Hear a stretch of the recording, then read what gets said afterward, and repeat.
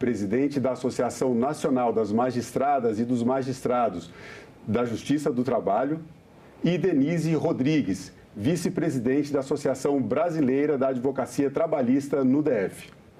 Denise e Luciano, obrigado pela presença de vocês no nosso programa. Sejam bem-vindas ao estúdio da TV Senado. Obrigada pelo convite, é um prazer estar aqui. Obrigada, Marcelo, é um prazer estar aqui falando sobre esse assunto. Bom, vamos começar contextualizando essa situação. Eu vou pedir para você, Luciano, explicar para a gente o que está acontecendo, o que significa essa decisão do Supremo Tribunal Federal de suspender tantos processos trabalhistas e quais as consequências que essa decisão pode ter. Essa suspensão, ela impacta em milhares de processos na Justiça do Trabalho, então há uma indefinição, porque a decisão é bastante ampla, ela fala não só da competência, como também do ônus da prova e da própria legalidade dessas contratações por meio de pessoa jurídica ou autônoma. Então, isso impacta realmente, só para se ter uma ideia, em 2024 foram mais de 280 mil processos na Justiça do Trabalho ajuizados só para discussão de vínculos de emprego. Então, nós temos aí uma gama muito grande de processos que foram impactados por essa decisão. Denise, há uma questão que está sendo colocada em relação a essa decisão, né, do Supremo Tribunal Federal, um ponto que talvez seja um ponto de consenso. Existe uma insegurança jurídica causada por esse número elevado de processos que a senhora Luciana colocou aqui para a gente agora? Existe alguma uniformidade no entendimento da Justiça sobre esses casos de pejotização, terceirizados, essas questões que estão sendo colocadas na decisão? Na sua opinião, há uma insegurança jurídica na situação como temos hoje no Brasil? Marcelo, na minha concepção, eu acho que essa insegurança jurídica é uma questão interpretativa, porque cada caso é um caso. De fato, você pode ter casos, questões que venham a caracterizar essa pejotização. Mas o que acontece na realidade, que se tem decisões reconhecendo a legalidade dessa pejotização, é a minoria. Por quê? Porque na maioria dos casos, o que acontece é que o trabalhador ele é contratado como PJ, como pessoa jurídica, mas na realidade o que acontece é exatamente a prática de um contrato de trabalho propriamente dito. Ou seja, o PJ ele vai trabalhar, vai ter pessoalidade, ou seja, só ele vai poder prestar o serviço. Será que ele vai poder mandar alguém substituí-lo, um outro profissional, caso ele tenha um problema de saúde? Essa é uma liberdade do autônomo, é uma liberdade da pessoa jurídica. Ele tem que bater ponto? Em muitos casos tem que bater ponto, tem o registro de ponto. A não eventualidade, ele é obrigado a estar na empresa todos os dias. E a subordinação, ele está subordinado às ordens daquele que o contratou. Não é que o autônomo ou o PJ não tenha norteamentos de trabalho. Por exemplo, eu vou citar no caso, quando um advogado é contratado como autônomo, ele ajusta toda a sua prestação de serviço, ou no local da empresa, ou no sindicato, que nós temos muitos advogados sindicais, e ele tem toda a liberdade. Se ele não puder fazer uma audiência, ele pode pedir para um colega fazer.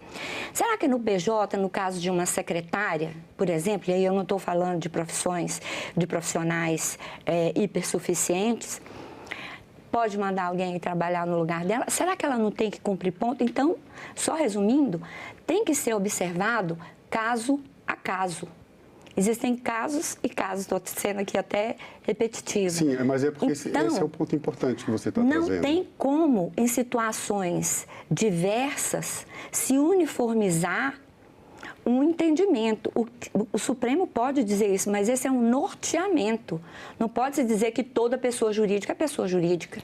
Esse ponto é importante porque daí você traz uma das questões que estão sendo suscitadas nessa decisão e que tem mexido aí com o mercado de trabalho, com a própria justiça trabalhista, na verdade, todos os operadores do direito do trabalho, né? Que é a questão das fraudes. Esse é um dos pontos que entram na questão do julgamento, né? senhora poderia explicar para a gente como é que isso está acontecendo? A Denise já deu aqui uma ideia inicial. A terceirização é permitida. O trabalho como pessoa jurídica também, o contratado como pessoa jurídica, isso também hoje é permitido pela legislação. Mas algumas empresas têm usado esses mecanismos, esses dispositivos do direito para mascarar relações de trabalho que, na verdade, deveriam ser regidas pela CLT. É competência da Justiça do Trabalho julgar essas questões, mesmo quando são contratos considerados, como diz a decisão do ministro, contratos civis e comerciais?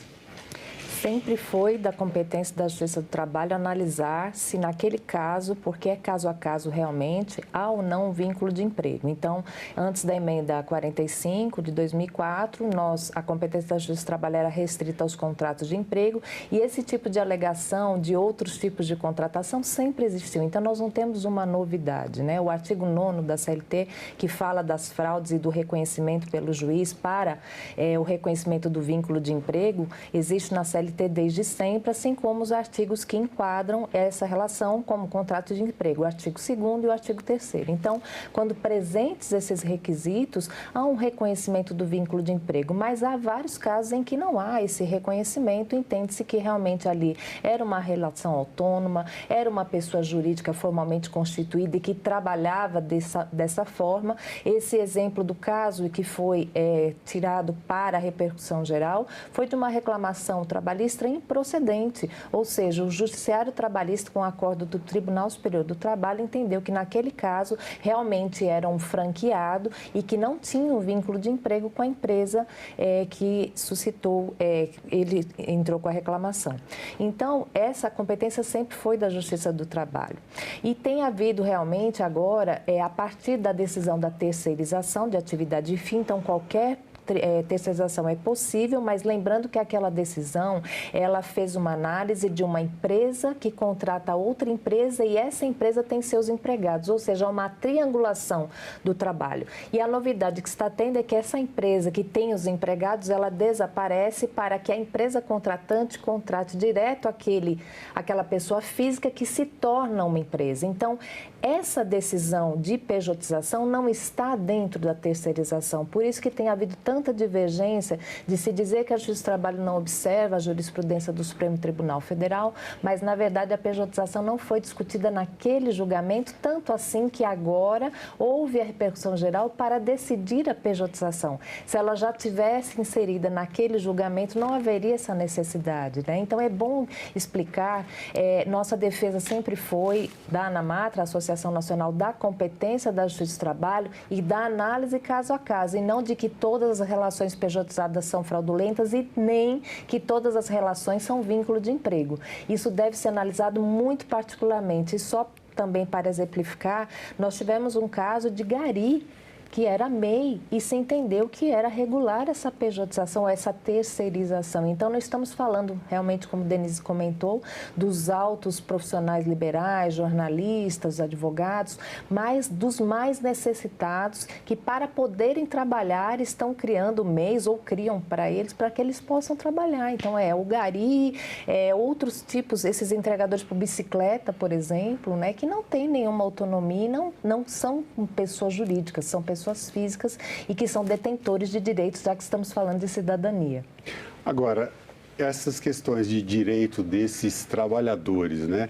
Hoje é muito comum ver trabalhadores, especialmente os trabalhadores plataformizados, reivindicando, né, ou preferindo essa possibilidade de trabalhar como microempreendedor individual, porque tem mais autonomia, mas muitas vezes são categorias que não têm o esclarecimento necessário para entender de que direitos, né, ou quais são os direitos dos quais eles estão abrindo mão.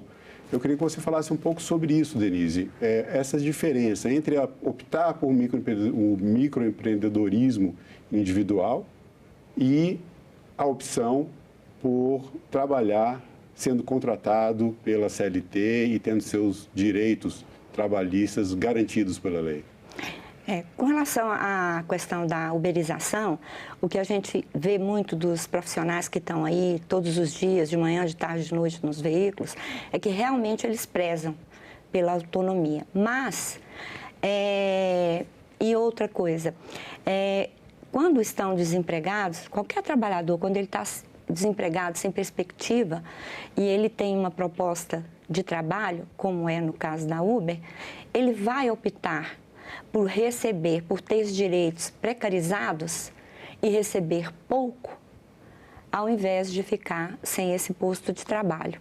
E, portanto, ele, no direito do trabalho, as partes não estão em igualdade de declarar suas vontades contratuais. Não é? Então, o que no caso na minha concepção, o que eu vislumbro nessas contratações da Uber? Há uma precarização, há uma aceitação por parte do trabalhador em aceitar as condições impostas, porque ele é a parte fraca da relação de trabalho e passa para esse trabalhador o risco da atividade econômica. Tudo bem, ele enquanto profissional autônomo, ele pode haver uma distribuição desse risco. Mas acontece que o que se observa na prática, na realidade, é que não há uma distribuição desse risco da atividade. Por quê? O combustível é por conta dele. A manutenção do veículo é por conta dele. Se ele adoecer, ele para. Ele deixa de ter, por exemplo, direitos previdenciários ou é possível trabalhar como autônomo? A não ser que ele pode trabalhar como autônomo. E alguns acabam não trabalhando porque aquela contribuição vai fazer falta no orçamento doméstico dele, para subsistência própria e familiar. Então, há aqueles que prezam sim pela autonomia, mas o que acontece é que não é só autonomia, eles também ficam insatisfeitos com essa precarização de direitos, com esse ônus que eles arcam sem qualquer ônus para a Uber. Por mais que ela diga que já pague observando isso, mas a gente sabe que a realidade não é essa. Luciana, falando em ônus agora, mas em outro sentido, um dos pontos da decisão, a senhora comentou também no começo da entrevista, é justamente essa questão do ônus da prova, né? A quem cabe hoje o ônus da prova para mostrar que houve fraude numa contratação de trabalho ou que há uma violação de direitos, seja por parte da empresa ou por parte do trabalhador, e qual é a perspectiva de um julgamento do STF, para quem vai ficar esse ônus? Vamos explicar para as pessoas do que a gente está falando, né? Nem todo mundo sabe, a gente está falando em ônus da prova, para vocês são, né, para as senhoras são operadoras do direito, é algo muito comum. Né? Mas do que a gente está falando? Atualmente, se há uma alegação do trabalhador que tem um vínculo de emprego, então, se a empresa alega que houve uma relação de trabalho e não vínculo de emprego, ela tem o ônus da prova, né? No entanto, se a empresa alegar que não tem qualquer relação com aquele trabalhador, ele deve provar. Estamos falando do reconhecimento do vínculo de emprego. Então, isso vai depender muito se há um contrato escrito ou não, né? O tipo da relação, por isso que eu disse que é muito caso a caso, porque há casos em que não há nenhum tipo de contrato outro, não é?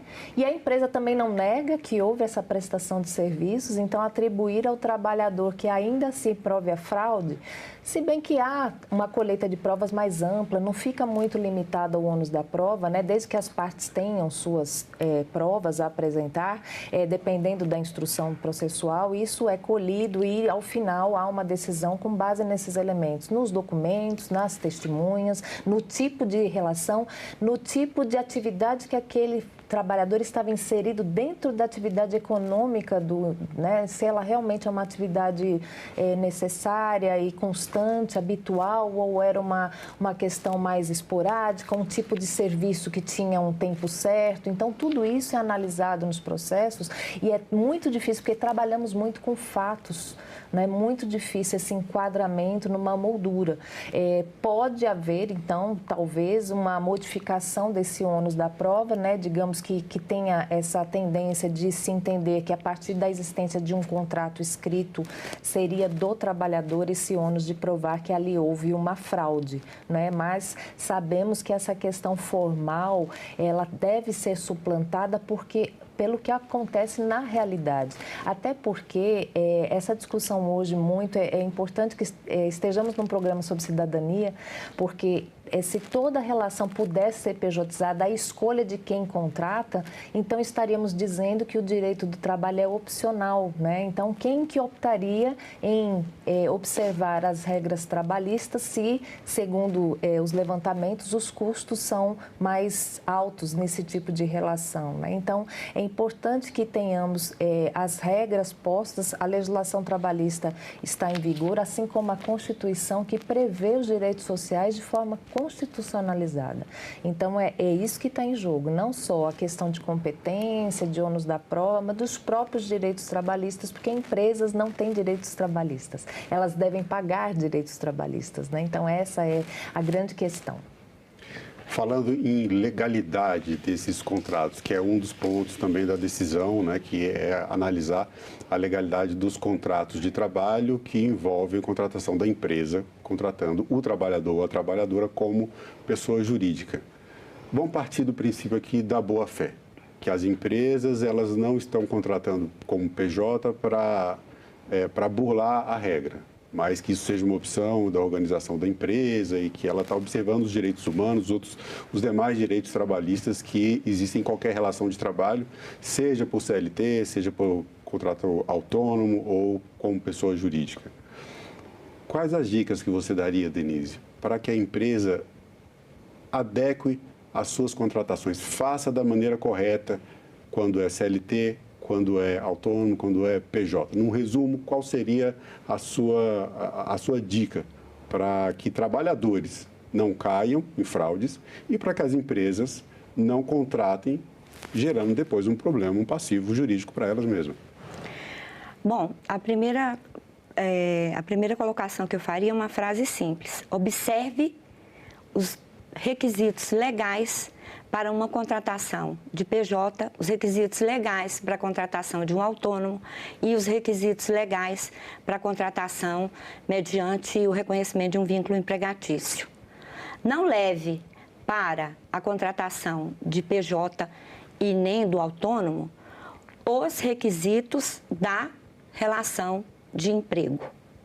Então, que observe também, que dê também ao trabalhador a condição, a faculdade de participar da elaboração do contrato de prestação de serviço, que permita que ele manifeste no contrato as suas condições de trabalho, se a empresa vai aceitar ou não, e esse é um ponto delicado, porque os contratos, as empresas que em geral contratam como PJ ou autônomo é um contrato de adesão, e a realidade desse contrato é que leva para essa coisa do vínculo empregatício. Então, se é PJ, observe as condições da contratação desse PJ, porque PJ tem liberdade, ele também tem autonomia, como eu te falei. Hoje eu não vou, né, um técnico de TI, vou falar aqui só de advogado, não irei, mas irei mandar alguém para executar o serviço hoje. Pode? Tem essa liberdade? Não é? E a mesma coisa, o autônomo, também ele tem essa liberdade. Então, eu acho que para as empresas terem a segurança de contratar dessa forma, tem que observar os requisitos legais para tanto. Luciana, as relações, né, de trabalho têm mudado nos últimos tempos por questões tecnológicas. A gente teve o teletrabalho com a pandemia, também houve uma grande movimentação no mercado de trabalho em virtude das mudanças que ocorreram nesse período, questões econômicas, novas formas de trabalho, como plataformizados e essas novas relações de trabalho que estão surgindo pelo mundo e aqui no país. O direito do trabalho tem conseguido acompanhar essas mudanças, a consolidação das leis trabalhistas, né? A CLT, acompanha também essas mudanças? Como é a sua visão em relação a essa nova realidade dentro desse contexto que estamos aqui conversando, com uma decisão como essa do Supremo Tribunal Federal, que poderá ter impactos futuros no mercado de trabalho? A CLT ela tem sido reformada ao longo do tempo, né? Então dizem que é da década de 40 de fato, mas ela teve várias reformas, inclusive a reforma trabalhista de 2017, que houve uma profunda alteração, né, da CLT. Então várias atualizações foram feitas, né, nas formas de trabalho, nos tipos de contratação, por exemplo, trabalho a tempo parcial, trabalho intermitente, várias figuras jurídicas que não existiam antes. Então justamente para tentar se adaptar, né, a um mercado de trabalho mais flexível, às relações de trabalho e também econômicas. Então, acho que há esse acompanhamento. Agora, a pandemia trouxe realmente um incremento das atividades das plataformas, né? Houve uma mudança muito profunda e muito necessária e urgente naquele momento, né? E nós vimos várias questões surgindo a partir daí, como, por exemplo, essa questão do meio ambiente de trabalho dos entregadores por plataforma, né? Inclusive, teve uma movimentação recente por questões também de segurança, de não haver uma garantia do pagamento das despesas, né? Então, algumas questões estão até em discussão também no parlamento, algumas questões têm que ficar mais claras para que haja essa segurança jurídica de quem trabalha, de quem contrata, né? E nós temos visto, assim, um número de acidentes do trabalho muito grande por essa questão de entregas, de remuneração por produtividade, né? Inclusive que é vedado por legislação federal a questão de pagar a produtividade por questão de tempo, porque os motociclistas ficam muito sujeitos a esses acidentes. Então, essas questões de meio ambiente de trabalho, de pagamento, de garantia, de não cancelamento das inscrições, né? Então, talvez essas questões mais pontuais desse segmento, né, que surgiu com tanta explosão a partir da pandemia, era necessário que fosse regulamentado, a fim de que não houvesse esses problemas todos, inclusive um abalo muito grande para a Previdência Social. No número de acidentes, as pessoas que, apesar de serem MEIs, que tem mais de 18 milhões de pessoas MEI, né, muitos não recolhem as contribuições e ficam completamente desassistidos de qualquer proteção social, não só de direitos trabalhistas, mas também de qualquer proteção social. E essa questão toda da pejotização, ela também preocupa, porque nós temos aí um abalo fiscal, previdenciário. A Receita Federal do Brasil tem estudos antigos já sobre a pejotização, não é uma questão nova, né?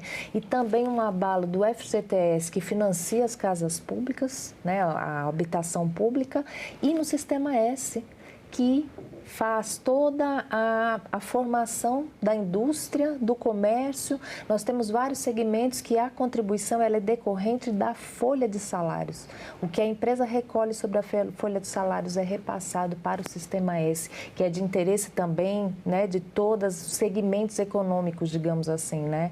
Então, nós temos aí uma grande questão, né, para a discussão com a sociedade. Não é um problema trabalhista de empresas, de empregados e de novas formas de contrato apenas, mas o que a sociedade, o que o país qual é a resposta que vai ser dada a partir dessa discussão em termos globais, né, de proteção, de assistência e questão econômica também, né, porque nós sabemos que quando certas empresas cumprem a legislação, ela fica numa posição inferior em termos de concorrência àquelas que não estão cumprindo a legislação.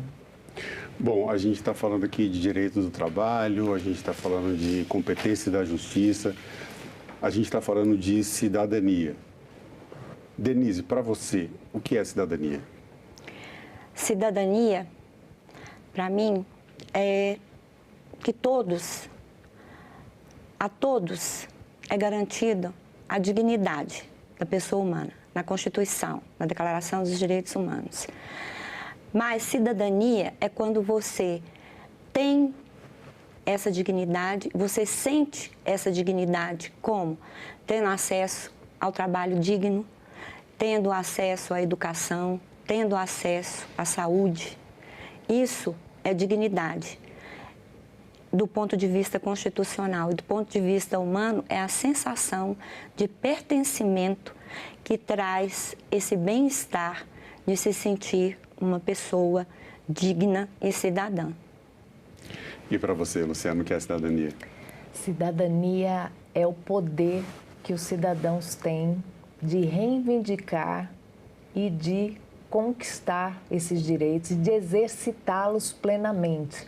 Então, eu penso que não podemos ter um exército de pessoas jurídicas que não têm como reivindicar e ter reconhecido esses direitos. As pessoas físicas, né, ela tem os seus direitos fundamentais previstos na Constituição e os direitos sociais constitucionalizados. É uma questão de cidadania prevista na Constituição. Bom, eu agradeço mais uma vez a presença de vocês duas em nosso programa. Obrigado pelo tempo de vocês e pelas informações. Foi um prazer e continuamos à disposição. Foi um prazer, estamos à disposição. Um prazer compartilhar esse momento aqui com você, com a doutora Luciana. Prazer, Denise. Muito obrigada. E a TV Senado fica de portas abertas também para recebê-las novamente. Muito obrigada. Obrigada. Eu agradeço também a você que acompanha a programação da TV Senado. Assine o canal da TV Senado no YouTube, ative as notificações e acompanhe toda a produção do Poder Legislativo diretamente da fonte. Na TV Senado, democracia é todo dia.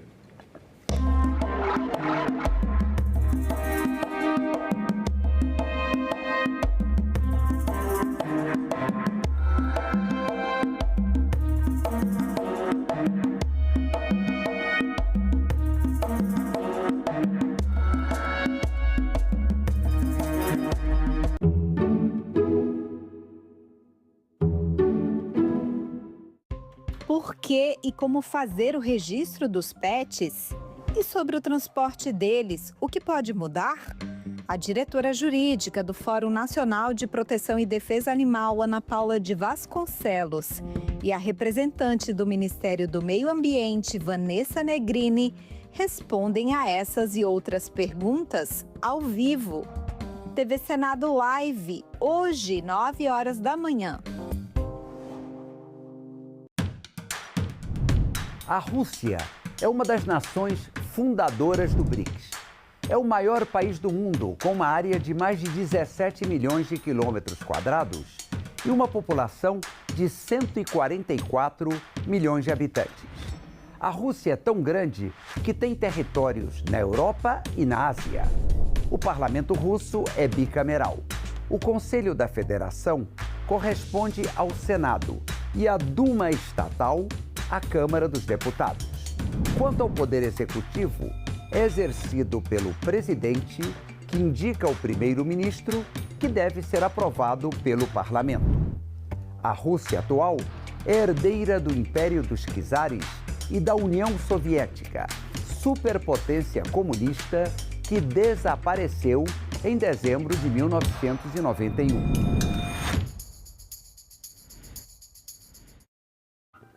Próxima estação, ao acordar, quedar na imensidão de pedra e... O sete cordas brasileiro, né? Ele é um instrumento que vem exatamente com esses componentes de samba, de chorinho. No meio da rua, na minha morada, madrugada escura. A minha vida inteira eu vi ele dali de baixo. E hoje eu vou ver ele ali em cima, ao meu lado.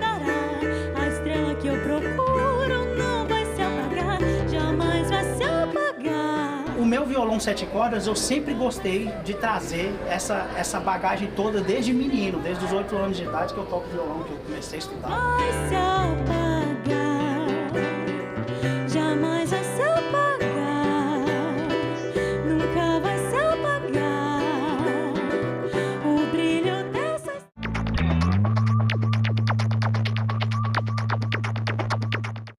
Em maio, as questões raciais de ontem e de hoje numa programação especial. Não há uma dimensão da questão social desse país que não passe por nós.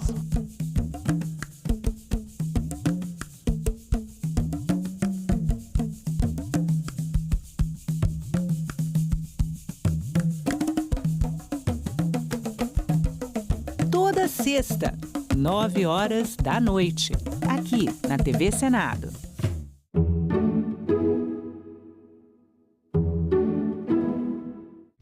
O programa a seguir é livre para todos os públicos.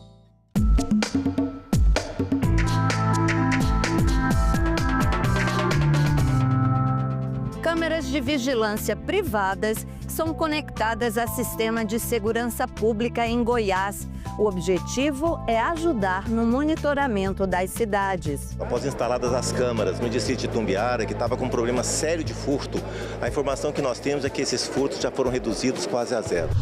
Pessoas com doenças raras têm dificuldade de manter tratamento de saúde quando completam 18 anos. A Assembleia do Paraná busca soluções. Os hospitais hoje, destinados a adulto, eles não têm um preparo para receber.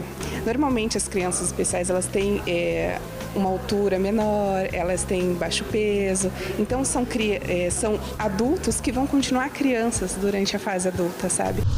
Câmara dos Deputados cobra agilidade na liberação de verbas para municípios atingidos pelas enchentes do Rio Grande do Sul.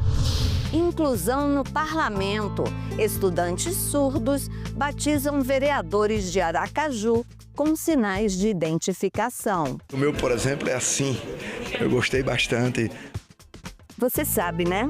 Que é daqui e de parlamentos como este que são tomadas decisões importantes para você, para o seu dia a dia. Que tal saber o que acontece nas outras casas de leis país afora?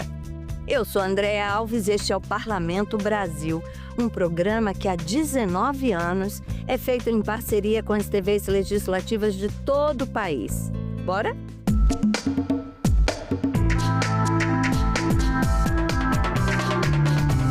Olha que bacana! Uma iniciativa promete revolucionar a segurança pública lá em Goiás. É o Conecta Goiás.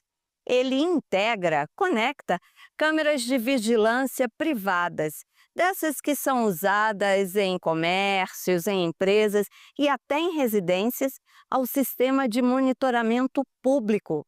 O objetivo é ampliar a área de cobertura.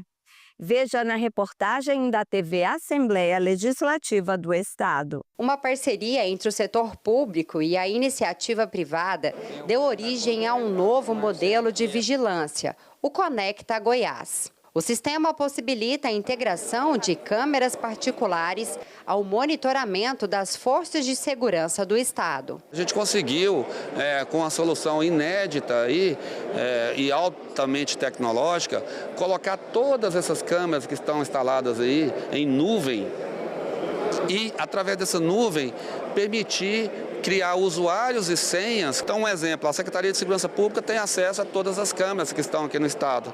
Já uma prefeitura pode ter acesso a só a região dela. Já o batalhão rural pode ter acesso às câmeras que estão nas fazendas. Na prática, equipamentos instalados em comércios, empresas e até em residências passam a transmitir imagens em tempo real para órgãos como a Polícia Militar, Polícia Civil e Secretaria de Segurança Pública. A tecnologia empregada é de ponta, com recursos de inteligência artificial e análise automatizada de dados. Essas imagens vão ficar à disposição da segurança pública. E a segurança pública vai ter a oportunidade de poder antecipar os fatos. Através de inteligência artificial que é embarcada nessas câmeras, ela faz leitura de placa, faz leitura facial, ela faz leitura de movimento suspeito. E com isso ela dá um alerta ao monitoramento da polícia, onde essas imagens chegam, e a polícia vai poder antecipar antes que o crime aconteça. O objetivo é transformar Goiás em referência no uso de soluções inteligentes para a segurança, não só no Brasil, mas também no mundo. Isso aqui só vem a corroborar para mais uma ação que a gente pode levar de exemplo para o Brasil. E nós estamos colhendo os frutos. Empresas do mundo todo, eu falo do mundo todo porque eu cheguei da China tem 6 dias, tem empresas da China que estão vindo também para o Brasil, escolhendo Goiás, também por conta da segurança pública. O Conecta Goiás já está em funcionamento em 3 distritos agroindustriais administrados pela Codego. O primeiro foi Senador Canedo, Itumbiara e o Daia, que é o nosso maior distrito. Só para termos uma ideia, logo de quase praticamente de imediato, após instaladas as câmaras no distrito de Itumbiara, que estava com um problema sério de furto, a informação que nós temos é que esses furtos já foram reduzidos quase a zero. Em Goiânia, câmeras com essa tecnologia também já estão instaladas e integradas ao sistema. As imagens são analisadas em tempo real por painéis inteligentes, como este, instalado no lançamento do Conecta Goiás na Assembleia Legislativa. Ainda de acordo com o presidente da FEComércio, qualquer empresa ou cidadão pode aderir ao sistema. Toda calçada, vamos assim dizer, toda porta de uma empresa, de um condomínio, de uma casa residencial que queira, porque o investimento é privado. Então, eu quero pôr na porta da minha casa, eu vou comprar o poste, pagar pela instalação e pago a manutenção para que aquelas imagens geradas entrem num banco de dados, em nuvem, que somente a segurança pública que vai ter acesso. Olha só que situação.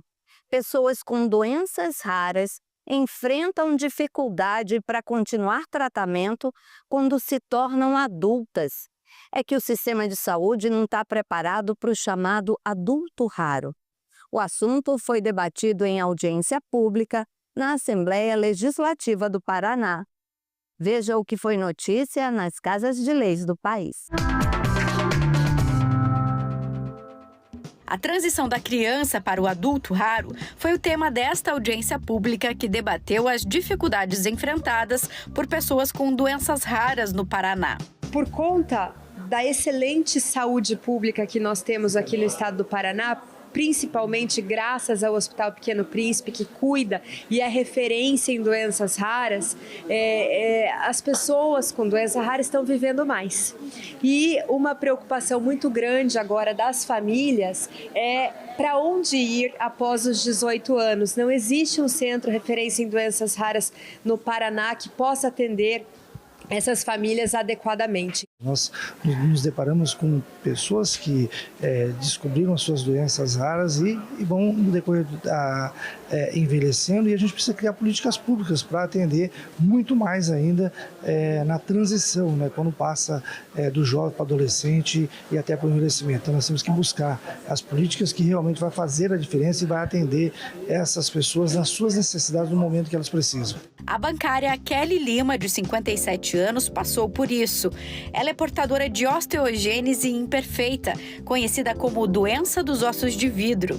Foi diagnosticada na infância, teve acompanhamento, mas encontrou dificuldades de atendimento quando chegou na fase adulta. Na fase adulta, você já está inserido no sistema do SUS, mas você tem dificuldade de acesso aos tratamentos. Aí você tem que retornar à unidade básica de saúde e começar toda a sua peregrinação novamente. E é isso que eu vim fazer aqui hoje. Eu vim trazer uma ideia da solução para a desburocratização e a facilidade desse acesso.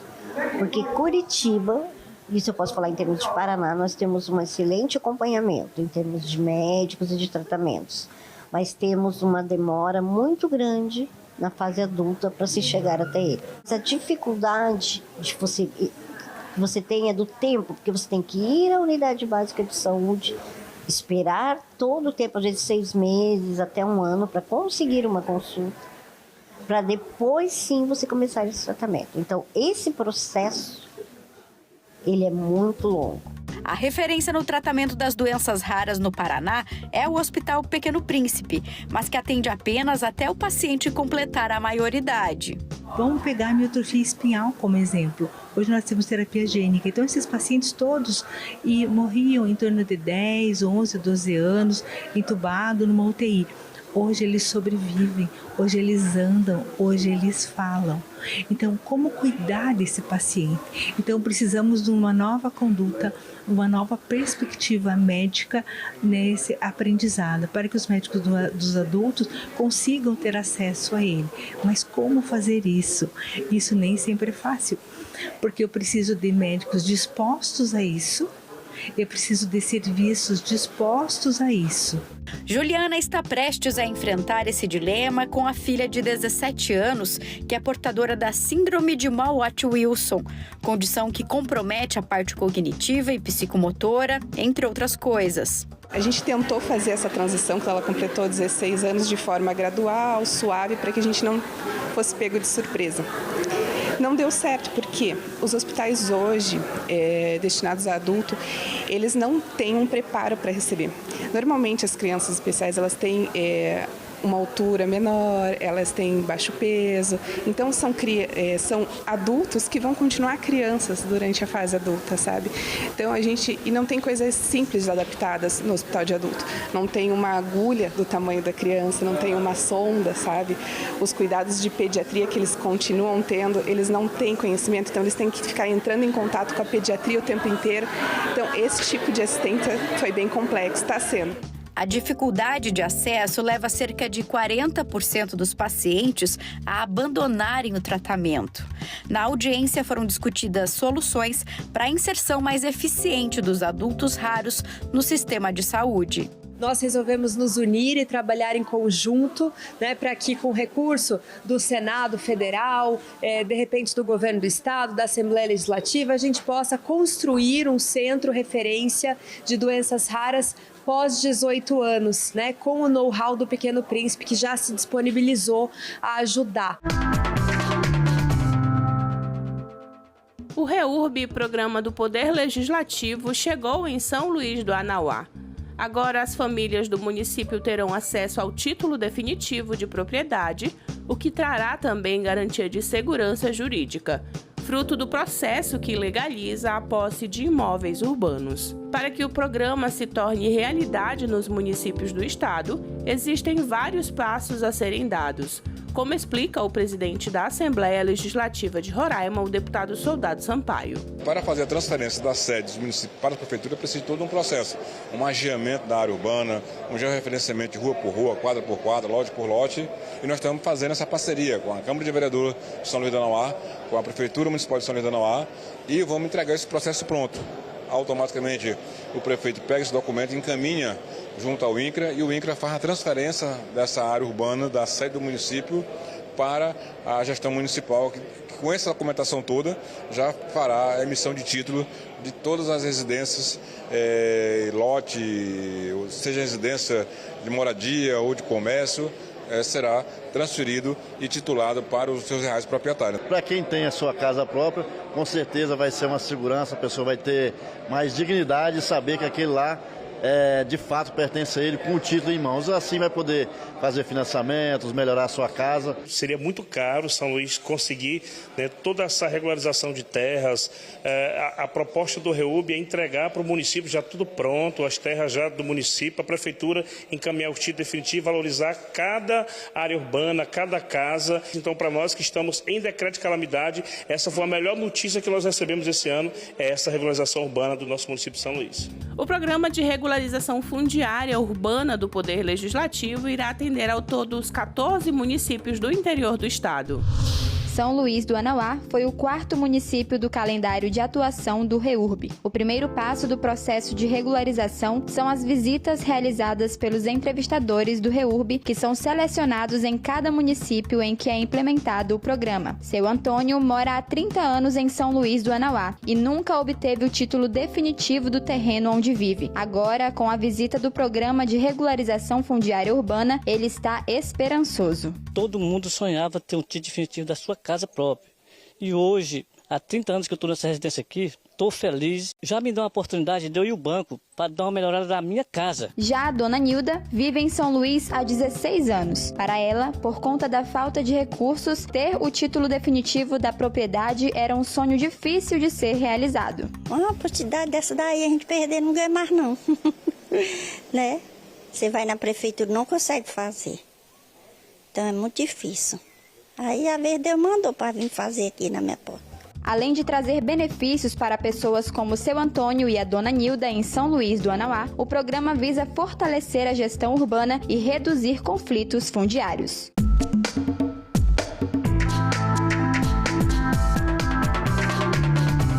Após um ano das enchentes no Rio Grande do Sul, deputados federais cobram mais agilidade e menos burocracia do governo federal na liberação de verbas para os municípios atingidos.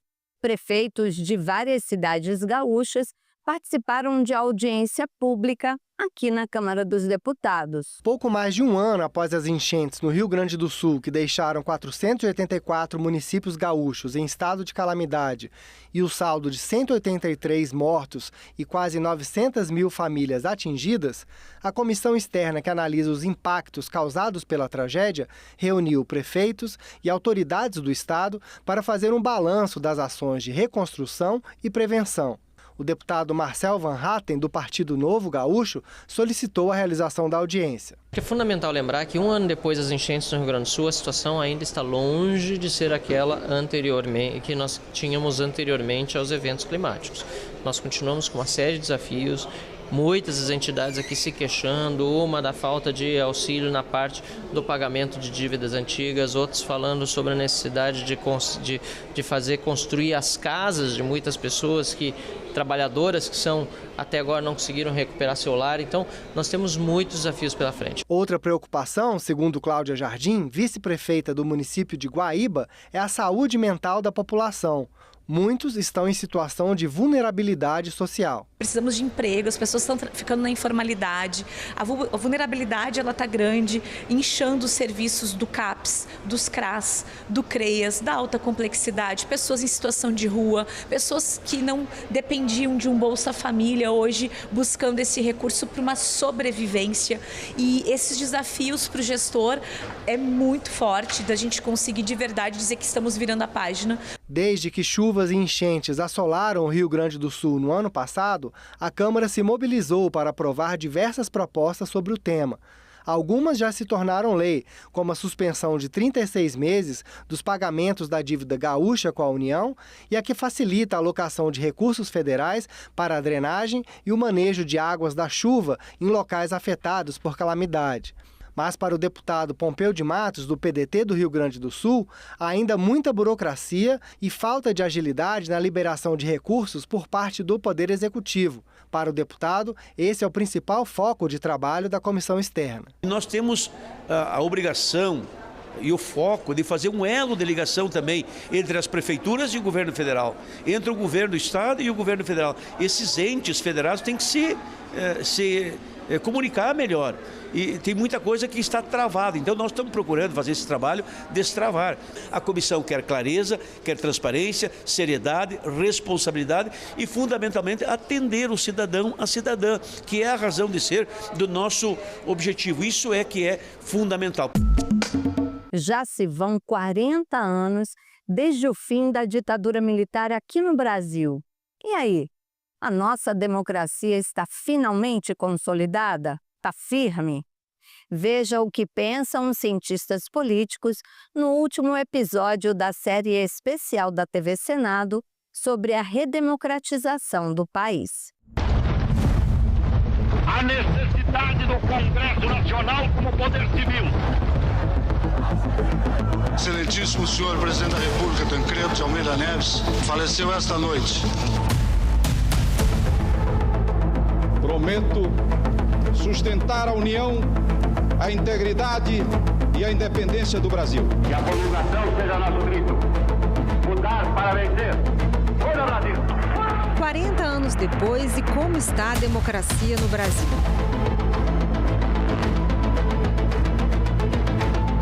Uma pesquisa realizada pelo Datafolha em dezembro de 2024 revelou que o apoio à democracia caiu de 79% para 69% e o percentual de pessoas que apoia a ditadura subiu de 5% para 8%. Na avaliação do cidadão comum, do eleitor médio, não está resolvendo as questões, não está botando comida na mesa. Você tem uma inflação crônica aí, a questão dos alimentos, um ambiente de insegurança, segurança pública global, atentado, terrorismo, política migratória. Tem uma série de problemas que parece para para as sociedades, no plural, que a democracia não tem instrumentos para resolver isso. Essa é culpa dos nossos decisores. Então, a gente, por vezes, vê desvio de recursos públicos, pessoas que não são punidas de forma adequada por má utilização de recursos públicos.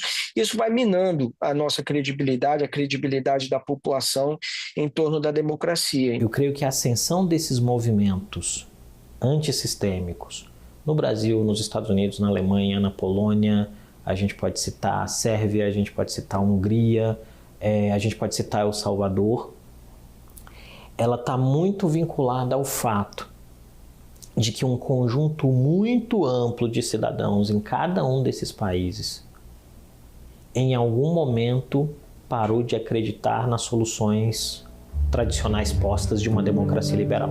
Apesar dessa queda no apoio à democracia, foram nessas 4 décadas de regime democrático que muitos direitos foram conquistados. A democracia devolveu ao cidadão a liberdade de ir e vir, a liberdade de expressão e de imprensa, a liberdade de associação e o direito de ser votado e de escolher os seus representantes. Mas e a democracia? Está consolidada? Apesar de uma jovem democracia, ela está bastante consolidada. Veja que nesse período de redemocratização, nunca houve, por exemplo, interrupção do processo eleitoral. A gente vê seguidamente o número de eleitores no país crescer. A gente, ao longo de todo esse período, a gente viu alternância de poder.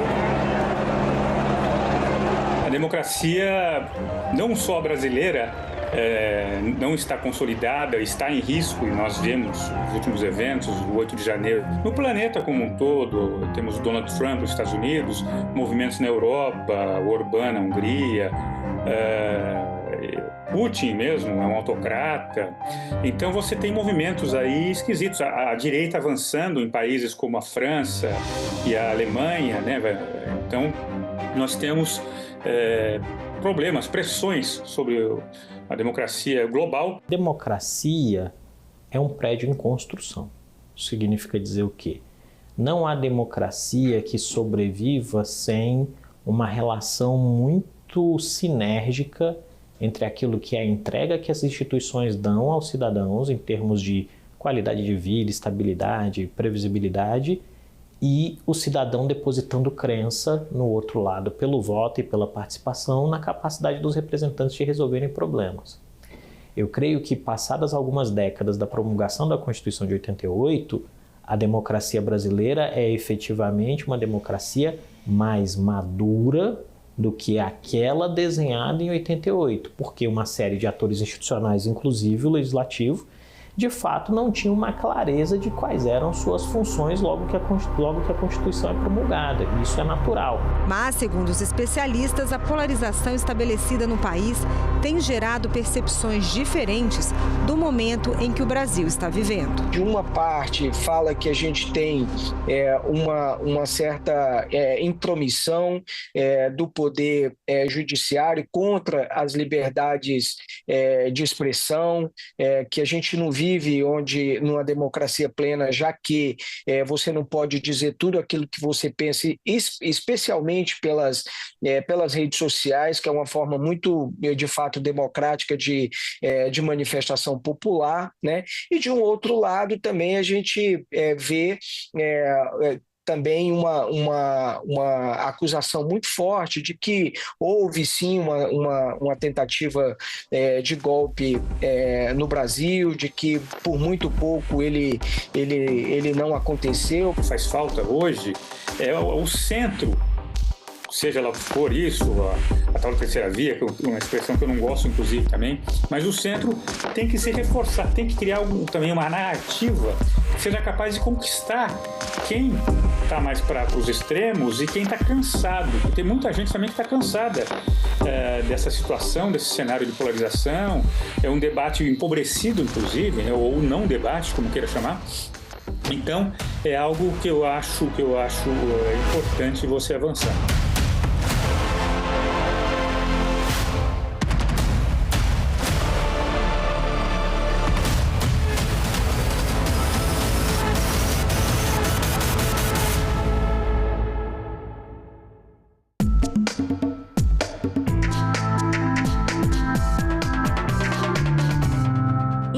inclusão no parlamento.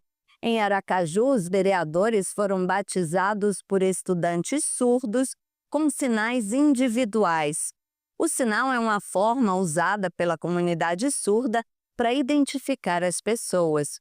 Os parlamentares gostaram, viu? A Câmara Municipal de Aracaju viveu um momento histórico com a visita do Instituto Pedagógico de Apoio à Educação dos Surdos de Sergipe, o IPAESE. O IPAESE, ele oferta na sua grade curricular a disciplina de Libras como uma disciplina obrigatória. E também é a única escola bilíngue aqui de Aracaju voltada para surdos. A iniciativa é inédita no Legislativo de Aracaju e reforça o respeito à cultura e à identidade da comunidade surda. Os sinais foram escolhidos com carinho, levando em conta as características de cada vereador. Vereador Pastor Diego. Desta forma, Ricardo Vasconcelos, esse é o sinal, presidente Ricardo Vasconcelos. Hoje nós oportunizamos que o IPAESE utilizasse a tribuna livre para falar um pouquinho das suas ações, da importância dessa instituição para a inclusão aqui no município de Aracaju. Eles ainda fizeram aqui um batismo, com todos os vereadores, colocando, passando para a gente o sinal que faria referência a cada um dos vereadores. O meu, por exemplo, é assim. Eu gostei bastante.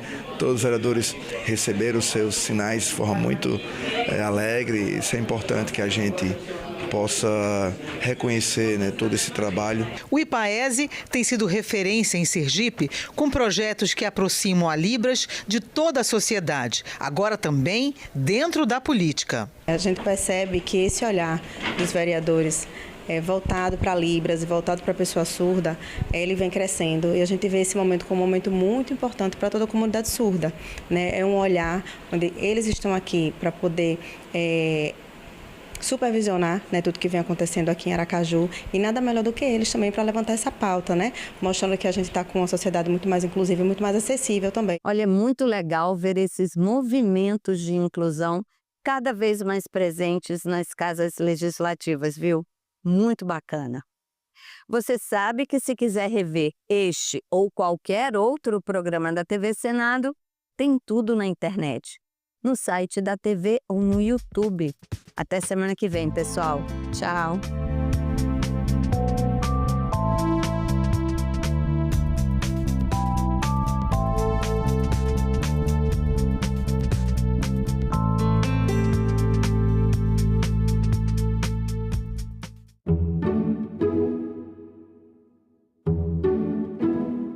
Um ano das enchentes no Rio Grande do Sul, o que se perdeu e o que foi reconstruído. Relembra a efervescência do Congresso Nacional durante a elaboração da Constituição. Indígenas e quilombolas já viviam na região de Brasília antes da construção. Histórias pouco conhecidas da capital. Tudo isso no Parlamento Brasil. Parlamento Brasil.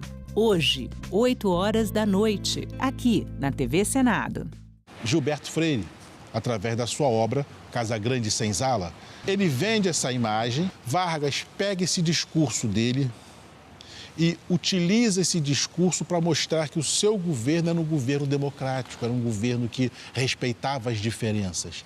Tanto que ele pega um prato tipicamente africano, a feijoada. Então ele compara o feijão ao negro, o arroz ao branco, a couve à mata e a laranja ao ouro. E diz, vejam, isso aqui é o Brasil. O Brasil vive essa miscigenação. Só que isto não é real. Posso andar livremente pelas ruas do país, diferente da sociedade americana, que teve os seus momentos em que negros andavam de um lado da calçada e brancos de outros. Por quê? Porque lá eles assumiram o seu racismo. Aqui nós fingimos que ele não existe.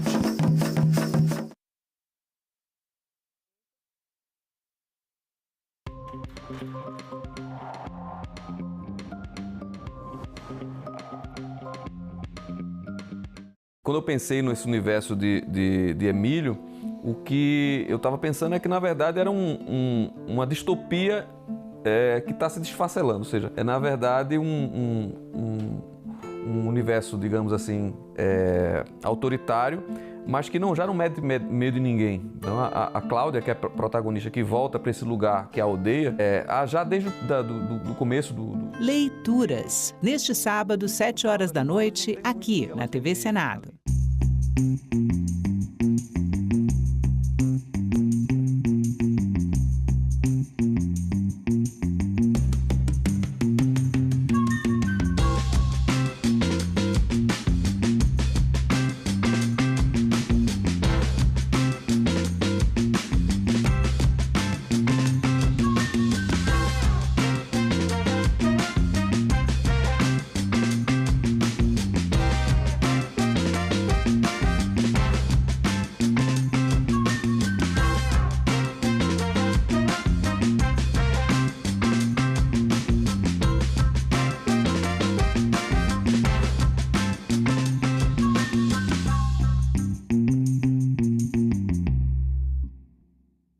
Meu nome é Lara Torres, eu nasci em 1985, sou empreendedora no mercado de vinhos.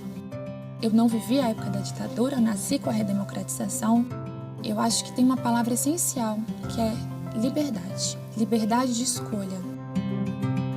Eu participava muito de jantares, onde eu percebia que as mulheres bebiam um vinho e o homem bebia outro tipo de vinho. Então eu comecei com um curso de vinhos somente para elas. O mercado de vinho ele tem mudado muito nesse sentido porque ele era um mercado muito masculino. Mas a gente tem visto cada vez mais muitas mulheres inseridas. Mulheres sommeliers, mulheres enólogas. A democracia para mim é o alicerce. É muito gratificante saber que de alguma forma eu estou colaborando para que as mulheres se tornem mais independentes. Meu nome é Lara e eu nasci com a democracia.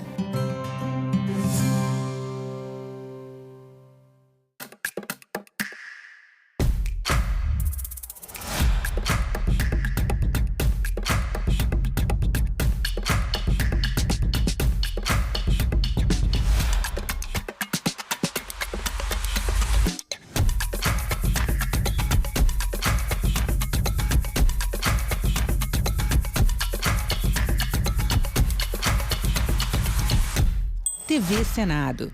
Democracia todo dia.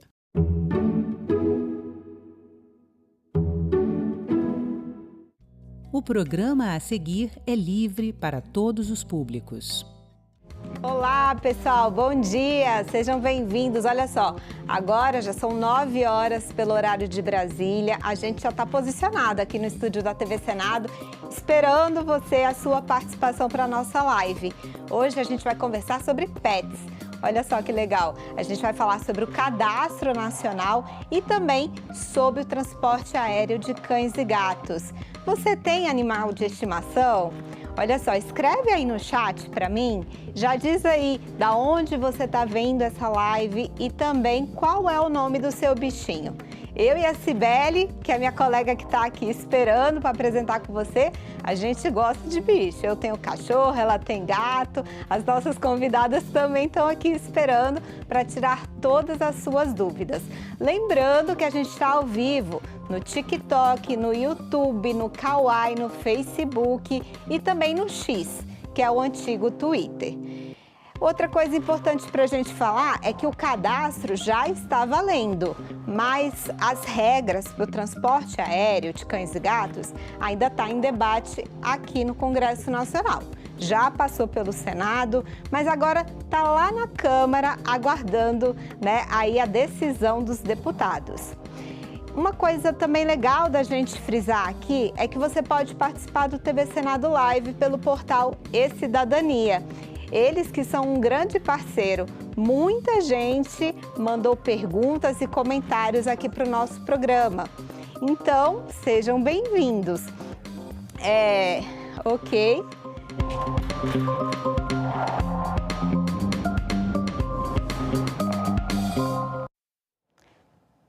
Bom dia! O Brasil é o terceiro país do mundo com maior número de animais de estimação. Isso, somando, são quase 150 a 160 milhões de pets. Isso representa mais de 3 vezes a quantidade de habitantes do estado de São Paulo. Já pensou? E hoje, nesta live, a gente vai falar sobre o Cadastro Nacional de Pets e também sobre o transporte aéreo. Quais são as regras que devem ser aprovadas em breve pelo Congresso? Nossas convidadas são Ana Paula de Vasconcelos, diretora jurídica do Fórum Nacional de Proteção e Defesa Animal, e Vanessa Negrini, que é diretora do Departamento de Proteção, Defesa e Direitos Animais do Ministério do Meio Ambiente. A minha colega Cibele Nunes já está ligada nas redes sociais e traz a sua participação. Bom, gente, sejam muito bem-vindas aqui à nossa live de hoje. E a gente já abre essa edição com uma dúvida que é da Marília, lá de São Paulo, e do Eduardo, do Rio Grande do Sul. Olha só, Vanessa, eles perguntam o seguinte: qual que é a finalidade do registro de animais de estimação e o que vai mudar, né? O que muda na prática com essa exigência? Bom dia, Sara. Bom dia, Cibele. Bom dia, doutora Ana Paula e todos os ouvintes da TV Senado. É muito bom estar aqui com vocês hoje, podendo conversar um pouquinho dessa, que não só é a minha paixão, mas eu acho que é paixão nacional, né? A família brasileira ama seus cães e gatos. Seus cães e gatos não são apenas animais, mas são membros da nossa família, uma família multiespécie. E é pensando nisso que o governo federal, ele criou o Simpatinhas, que é o sistema do Cadastro Nacional de Animais Domésticos, com o objetivo da gente iniciar um processo de estruturação de políticas públicas de proteção e bem-estar animal. E a gente sabe que é impossível a gente fazer políticas públicas sem dados. E hoje a gente tem poucos dados sobre a situação da proteção animal no Brasil. Com Simpatinhas, será possível a gente saber quantos cães, quantos gatos, onde eles estão concentrados, quem está castrado ou não, quem está microchipado ou não, as principais doenças, as causas de óbito. E dessa forma, será possível conjugar os esforços do governo federal, dos estados e dos municípios para melhor direcionamento desses esforços para políticas públicas para a proteção dos nossos animais.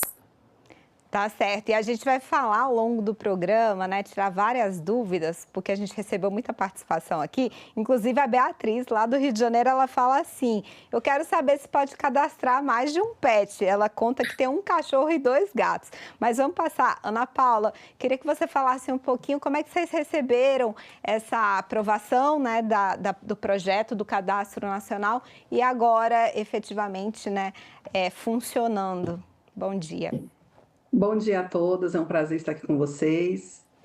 O registro PET, ele com certeza é um avanço para o direito dos animais, vem reafirmar esse cenário que a gente vive atualmente, que as famílias multiespécies estão cada vez mais presentes em todo o país, e é muito importante que a gente tenha essa visibilidade, né, do que são os animais nas famílias brasileiras, e principalmente esse avanço, como a Vanessa acabou de explicar, nas políticas públicas, porque através do registro PET, não só aqueles animais domiciliados serão beneficiados, como também os animais não domiciliados, porque a partir disso nós poderemos ter um panorama do que são os animais hoje que vivem em abrigos, animais que aguardam adoção, animais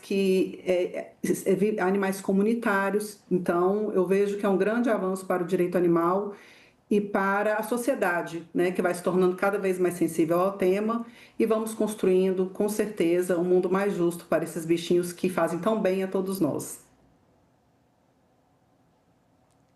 Sara, nós fizemos uma enquete essa semana, nós vamos começar mostrando se as pessoas têm ou não medo de transportar os pets no porão do avião. Muita gente, nós recebemos informações que muita gente tem viajado de avião com os animais, mas a maioria ainda tem medo, 76% tem medo do transporte no porão dos aviões. E aí a Fernanda do DF, ela pergunta o seguinte, Ana, como é que fica a questão dos cães de apoio emocional? Vou emendar também com a pergunta da Ana do Distrito federal que quer saber como que fica a situação dos animais com problema de saúde. Então, eu queria que você desse um panorama geral de como ficaram as regras do transporte aéreo para pets. Então, hoje nós não temos uma legislação que regulamente o tema. Em razão disso, nós tivemos uma decisão semana passada no STJ, em que o tribunal entendeu que as companhias aéreas não são obrigadas a transportar os animais na cabine, aqueles animais tidos como animais de suporte emocional. Isso será resolvido com a aprovação da Lei Joca na Câmara, né? Nós já tínhamos tido a aprovação dela na Câmara, houveram algumas alterações no Senado e agora ela volta para a Câmara, né, para poder ser votada novamente. Os principais pontos que eu vejo que agora as companhias terão a obrigatoriedade, né, de realizar os transportes. Hoje não há uma obrigatoriedade, hoje é um ato discricionário da companhia que ela pode ou não oferecer o serviço. O transporte dos animais poderá ser realizado tanto na cabine como nos porões, o que isso foi alterado, porque na Câmara era taxativo, né? Havia a obrigatoriedade do transporte ser realizado na cabine, e ficará a cargo da companhia aérea a avaliação se esse animal atende ou não às necessidades e as regras de segurança para serem transportados na cabine, como peso, tamanho e acondicionamento em caixa. Então, com a aprovação da legislação, nós teremos regras claras e, principalmente, a responsabilização direta das companhias aéreas, tanto na esfera civil como na esfera criminal, tá? As empresas também precisarão apresentar planos de contingência em casos de emergência. Haverá também a possibilidade de oferecimento de rastreamento desses animais. No projeto da Câmara original, era obrigatório esse rastreamento, o Senado flexibilizou, mas eu vejo que mesmo com as alterações, né, realizadas pelo Senado, que foram necessárias, né, para aprovação, os animais terão muito mais seguranças ao serem transportados. E as companhias aéreas terão um comprometimento muito maior com esse transporte de vidas. Então, essas outras regras ainda serão regulamentadas através de portaria da ANAC. Engraçado, Ana Paula, Cibele, Vanessa, viajei recentemente, tenho percebido o aumento, né, do transporte desses animaizinhos, assim, muita gente transportando mesmo no aeroporto. Mas a gente vai detalhar mais, porque as pessoas mandaram outras dúvidas, e é só importante lembrar, gente, que esse projeto, ele, como a Ana Paula falou, ele foi alterado aqui no Senado, né? A senadora Margarete Busetti foi a relatora, que eram vários projetos de senadores e tinha projeto de deputados também. Aí a senadora resolveu adotar um projeto que era lá da Câmara, fez várias mudanças e aí por isso esse texto teve que voltar lá para o Senado e a gente vai informar aí na tarja para vocês qual é o número, porque aí vocês podem ir lá buscar e se informar melhor. Mas voltando um pouquinho para o cadastro, que eu queria falar com a Vanessa. Vanessa, muita gente está perguntando se é obrigatório fazer esse cadastro, né? E como que é esse processo? Queria que você falasse um pouquinho mais, né? O que a gente deve, onde que a gente vai, que informação a gente deve fornecer? Precisa pagar? Porque muita gente ficou informando aí, né? Muita fake news falando que a gente ia ter que pagar. Então, eu queria que você falasse um pouco sobre isso. Olha, se fosse ter que pagar, eu ia morrer pobre pela quantidade de animais que eu tenho. Então, eu acho que a doutora Ana Paula está na mesma situação. Mas não, gente, é inteiramente gratuito o cadastro, não tem nenhuma taxa, não tem nenhum imposto vinculado. É muito importante as pessoas entenderem que no Brasil, qualquer criação de imposto é através de projeto de lei, tem que ser criado por lei. E olha, eu quero saber qual vai ser o deputado, qual vai ser o senador corajoso que vai ter coragem de apresentar uma lei dessa tão impopular, que iria prejudicar tantos os nossos bichinhos. Eu tenho certeza que ninguém tem qualquer pensamento nesse sentido. Então, é 100% gratuito, não tem taxação. Ele não é obrigatório, ele é voluntário, mas ele é muito importante e a gente está trabalhando na conscientização, na divulgação, na sensibilização das pessoas para que façam adesão desse sistema. Quanto mais pessoas estiverem registradas, melhor vai ser esse retrato que o governo vai ter da situação dos nossos animais e melhor direcionar os esforços dessas políticas. E é muito vantajoso, não só para o animal, que vai ter o seu registro, em caso de perda, em caso de abandono, a gente vai conseguir localizar os tutores, ter um processo de responsabilização, mas também, a partir do momento que você faz esse cadastro, você tem acesso a informações e serviços. Então, por exemplo, se tiver uma campanha de vacinação, né, os tutores registrados daquela região vão receber uma notificação do governo, vaga para castração, ou seja, você começa a ter acesso a muito mais serviços para a proteção dos seus animais. Então, assim, é voluntário, é gratuito. A microchipagem, né, também ela é voluntária, mas, inclusive, o governo federal, ele está incentivando. Inclusive, vamos iniciar mutirões de microchipagem gratuita em todo o país, né, em conjunto com os estados e municípios que fizerem adesão ao Simpatia. Tudo isso para a gente realmente incentivar e fazer com que as pessoas façam adesão. E estão vindo, a gente tem até alguns dados aqui de ontem, para vocês terem uma ideia, 622 mil carteirinhas já tinham sido registradas no Simpatinhas, né, de cães e gatos. E isso, né, em pouco mais aí de um mês de programa, e a gente sabe que ainda vai crescer muito esse número, e quanto mais pessoas chegarem, melhor vai ser esse retrato dessa política pública. Bom, lembrando, né, Vanessa, que a gente está fazendo esse programa 23 de maio, então esses já são dados do dia 22 de maio. Olha só, já tem muita gente, exatamente, né, que fez o cadastro. Vou passar para a Cibele, que tem mais participação, né, Cibele? Isso, mas antes a gente vai mostrar mais uma enquete. Nós perguntamos, Vanessa, para as pessoas se elas acham que o Simpatinhas vai ajudar a proteger os animais. E a maioria disse que sim, 62%. Apenas 38% disseram que não. E aí a gente tem uma pergunta do Eduardo, do Rio de Janeiro. Ele quer saber o seguinte: qual é a diferença do cadastro que foi criado para o trabalho que as ONGs de proteção animal já fazem? O Simpatinhas, ele é o primeiro registro nacional que tem esse objetivo de registrar os animais. Até então, isso não existia no Brasil. O trabalho que as ONGs fazem, muitas ONGs castram esses animais, até microchipam, mas essa microchipagem e esse registro não tinha uma base de dados nacional para você inserir os dados desse animal.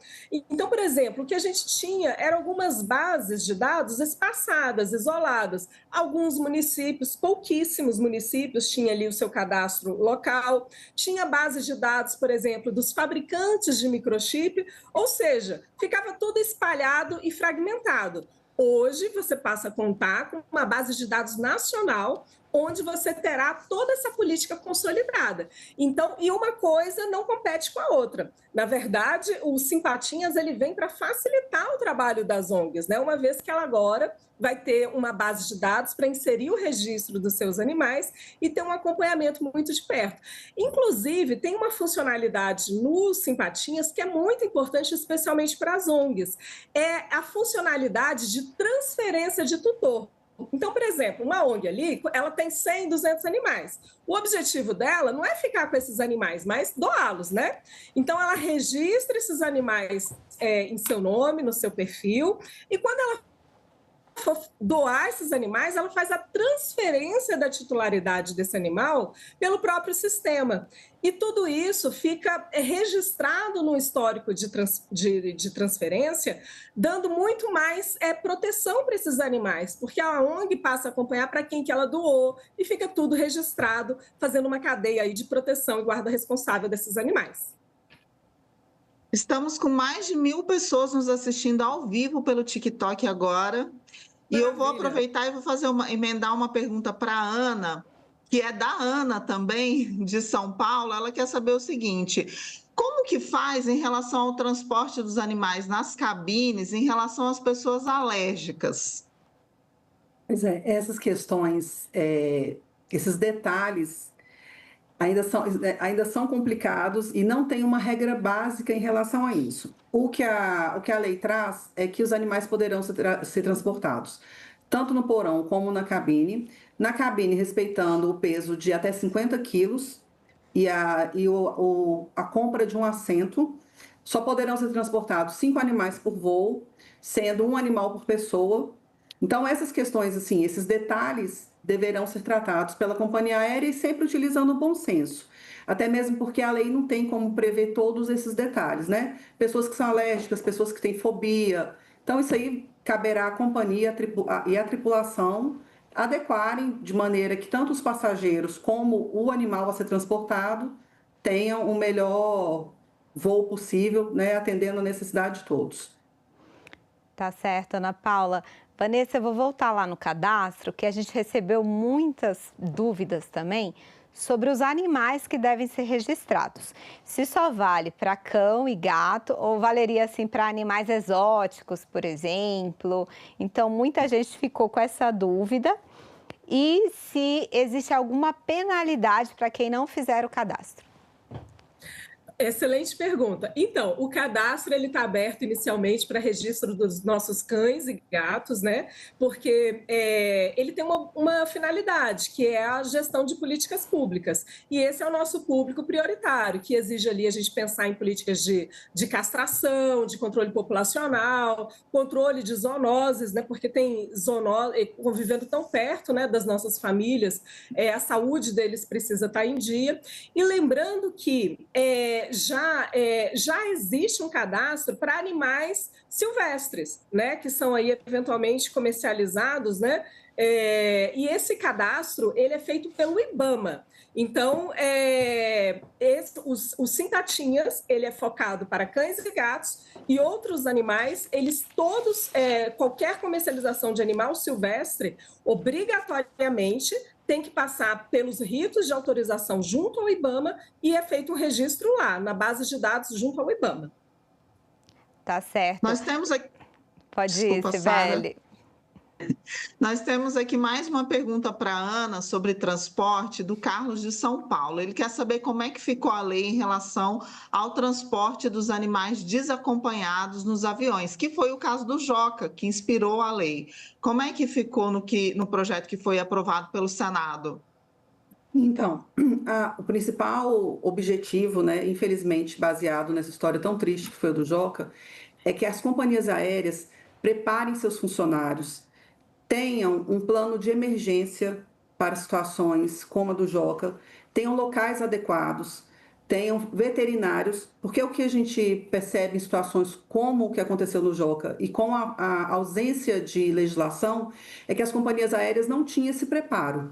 Então, agora, com uma exigência maior desse plano de contingência, do atendimento de regras de acompanhamento desses animais no momento em que eles estiverem aguardando o novo embarque ou aguardando alguma conexão, isso tudo trará uma segurança maior para que os animais não sofram e não venham a ter um fim tão trágico como o do Joca. Então, a principal mudança que eu vejo é o maior preparo, treinamento e responsabilização da companhia aérea, civil e criminal, para que esse tipo de situação não aconteça.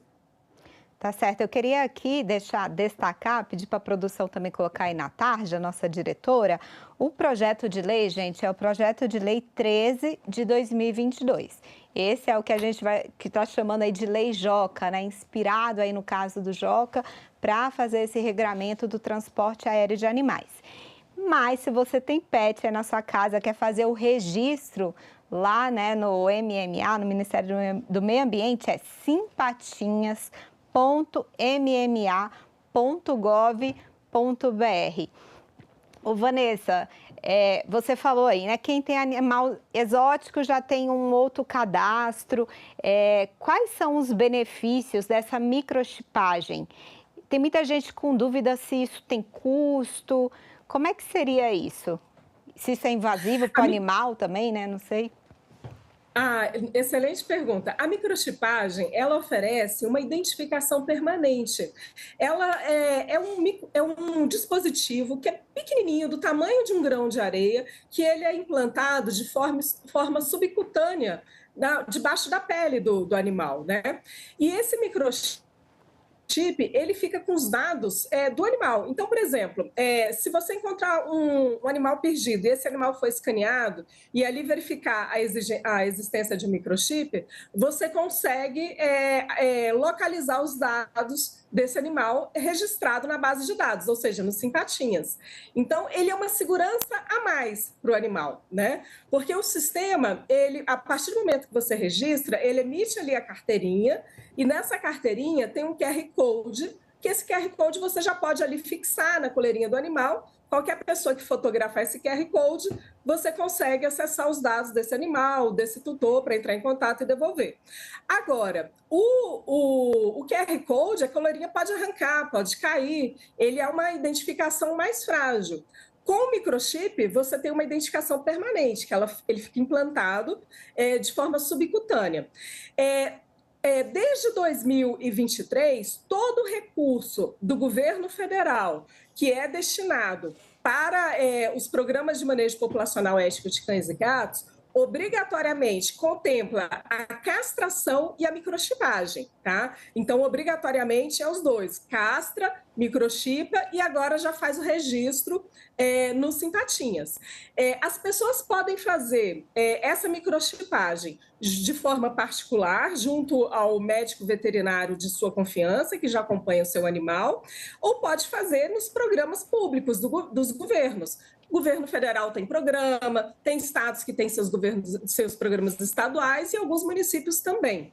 Da parte do governo federal, nós estaremos incentivando, porque a gente entende que é importante a microchipagem, embora ela não seja obrigatória. Inclusive, estaremos fazendo uma tomada de preço para que saia mais barato a adesão para os municípios, para que os municípios possam aí fazer suas compras públicas, né, de uma forma muito mais facilitada, fazendo adesão aí na ata do governo federal e saindo com um custo bastante reduzido. Ana Paula, eu queria falar aqui também sobre um outro assunto, porque a pauta PET está bem presente aqui no Congresso, né? Essa semana a gente teve a aprovação de um outro projeto que eu até fiquei assim meio curiosa, porque proíbe tatuagem e piercing em pets. Isso acontece, Ana Paula, de verdade? Infelizmente acontece. E apesar da legislação vigente, né, a 9.605 de 98, em artigo 32A, já proteger os animais em relação a isso, porque isso é considerado maus tratos, é interessante que tenha essa legislação específica para que situações como essa não sejam interpretadas, de repente, pela autoridade policial como não ocorrência de maus tratos. Então, é bem importante, mais esse avanço na pauta animal. É importante nós observarmos, que o Brasil é um dos países que tem a maior legislação na pauta animal do mundo, né? A nossa legislação ela é muito avançada e serve como exemplo no restante do mundo. E mais essa lei sendo aprovada para proteger os animais, para criminalizar uma conduta que é tão absurda que a gente acha que não acontece, mas infelizmente acontece. As pessoas querem tatuar um animal, querem colocar piercing no animal, sendo que isso vai causar um sofrimento enorme e que não faz qualquer sentido, né? Então é importante, mais esse avanço sim na pauta animal. Tá certo, gente. Muito obrigada pela presença de vocês. Bom, a gente está encerrando essa live aqui na TV, mas a gente continua nas redes sociais. Então é só se conectar, conecta a TV Senado aí, no YouTube e no TikTok. Até a próxima.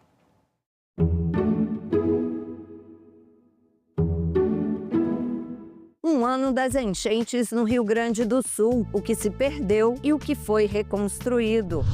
Relembra a efervescência do Congresso Nacional durante a elaboração da Constituição.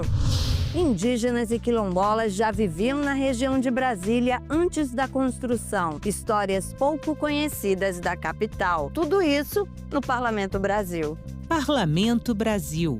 Hoje, 20h, aqui na TV Senado. A presidência do grupo BRICS é rotativa. Cada país ocupa essa função por um período de 1 ano. Em 2025, o presidente é o Brasil e por isso os líderes dessas nações se reúnem no Rio de Janeiro em julho. Representantes dos parlamentos dos países do BRICS têm antes, agora em junho, uma reunião em Brasília, aqui no Congresso Nacional. O 11º Fórum Parlamentar do BRICS inclui delegações de países parceiros, além dos membros efetivos. A importância da participação brasileira no BRICS não é apenas política e diplomática. Temos um intenso comércio com essas nações e o nosso produto mais exportado é a soja, seguida por petróleo, ferro e carne bovina.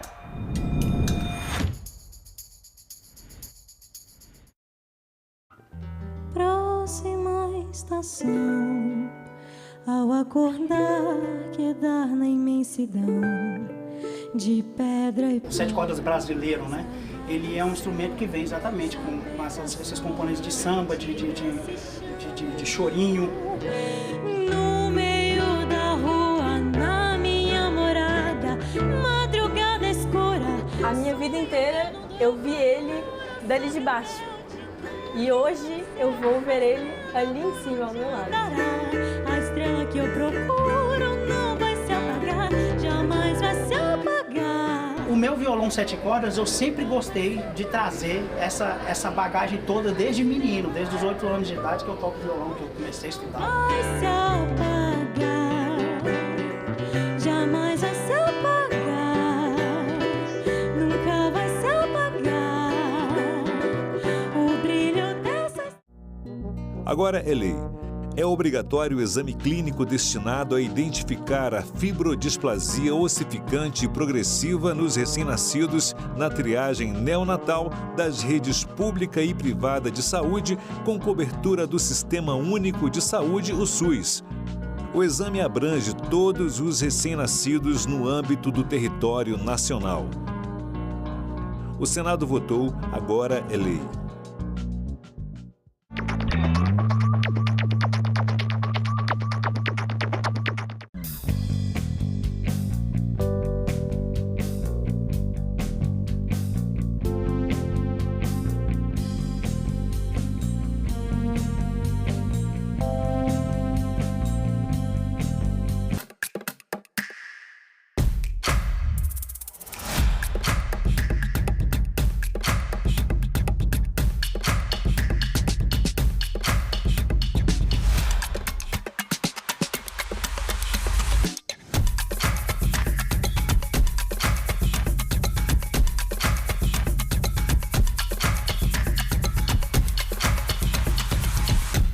TV Senado. Democracia todo dia.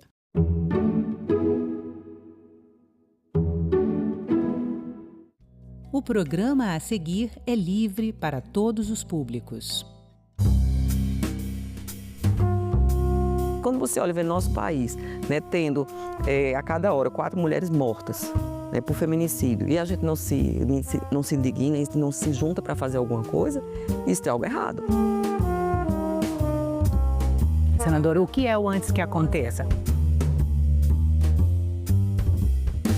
Se a gente não trabalhar a educação, a gente vai sempre enxugar o gelo de ter que cuidar da questão de prender, de fazer com que as mulheres sejam protegidas, do ciclo, ali naquela outra vertente.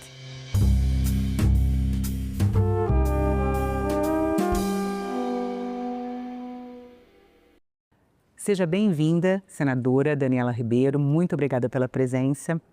A senhora foi eleita primeira secretária da mesa do Senado. É um cargo importante. Em 200 anos de história, essa é a primeira vez que uma mulher assume essa função. O que isso significa?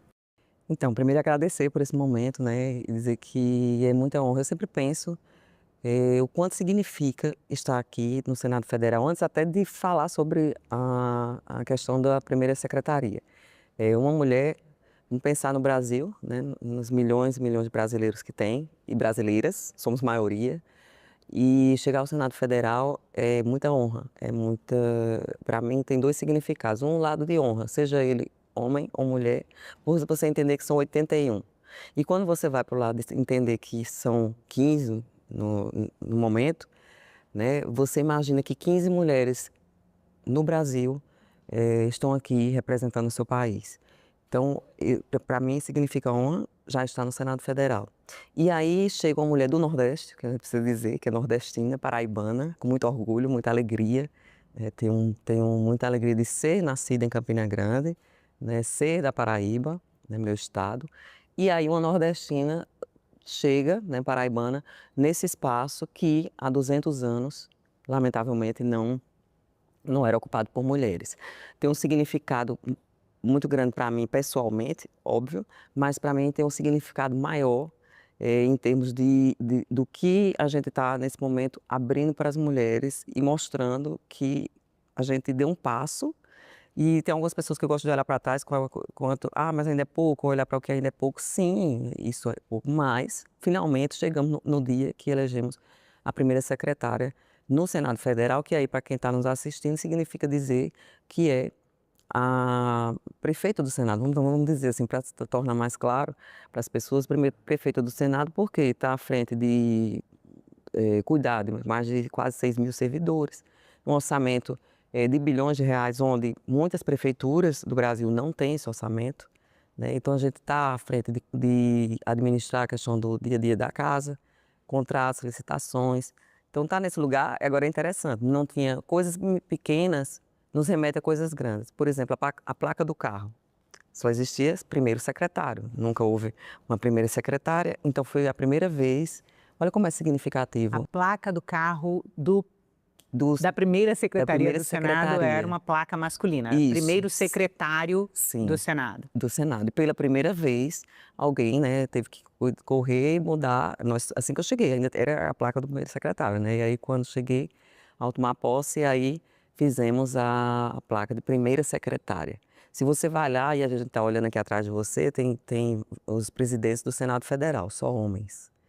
Então ainda vai chegar o dia que nós teremos uma mulher presidente do Senado Federal. Eu acredito firmemente nisso.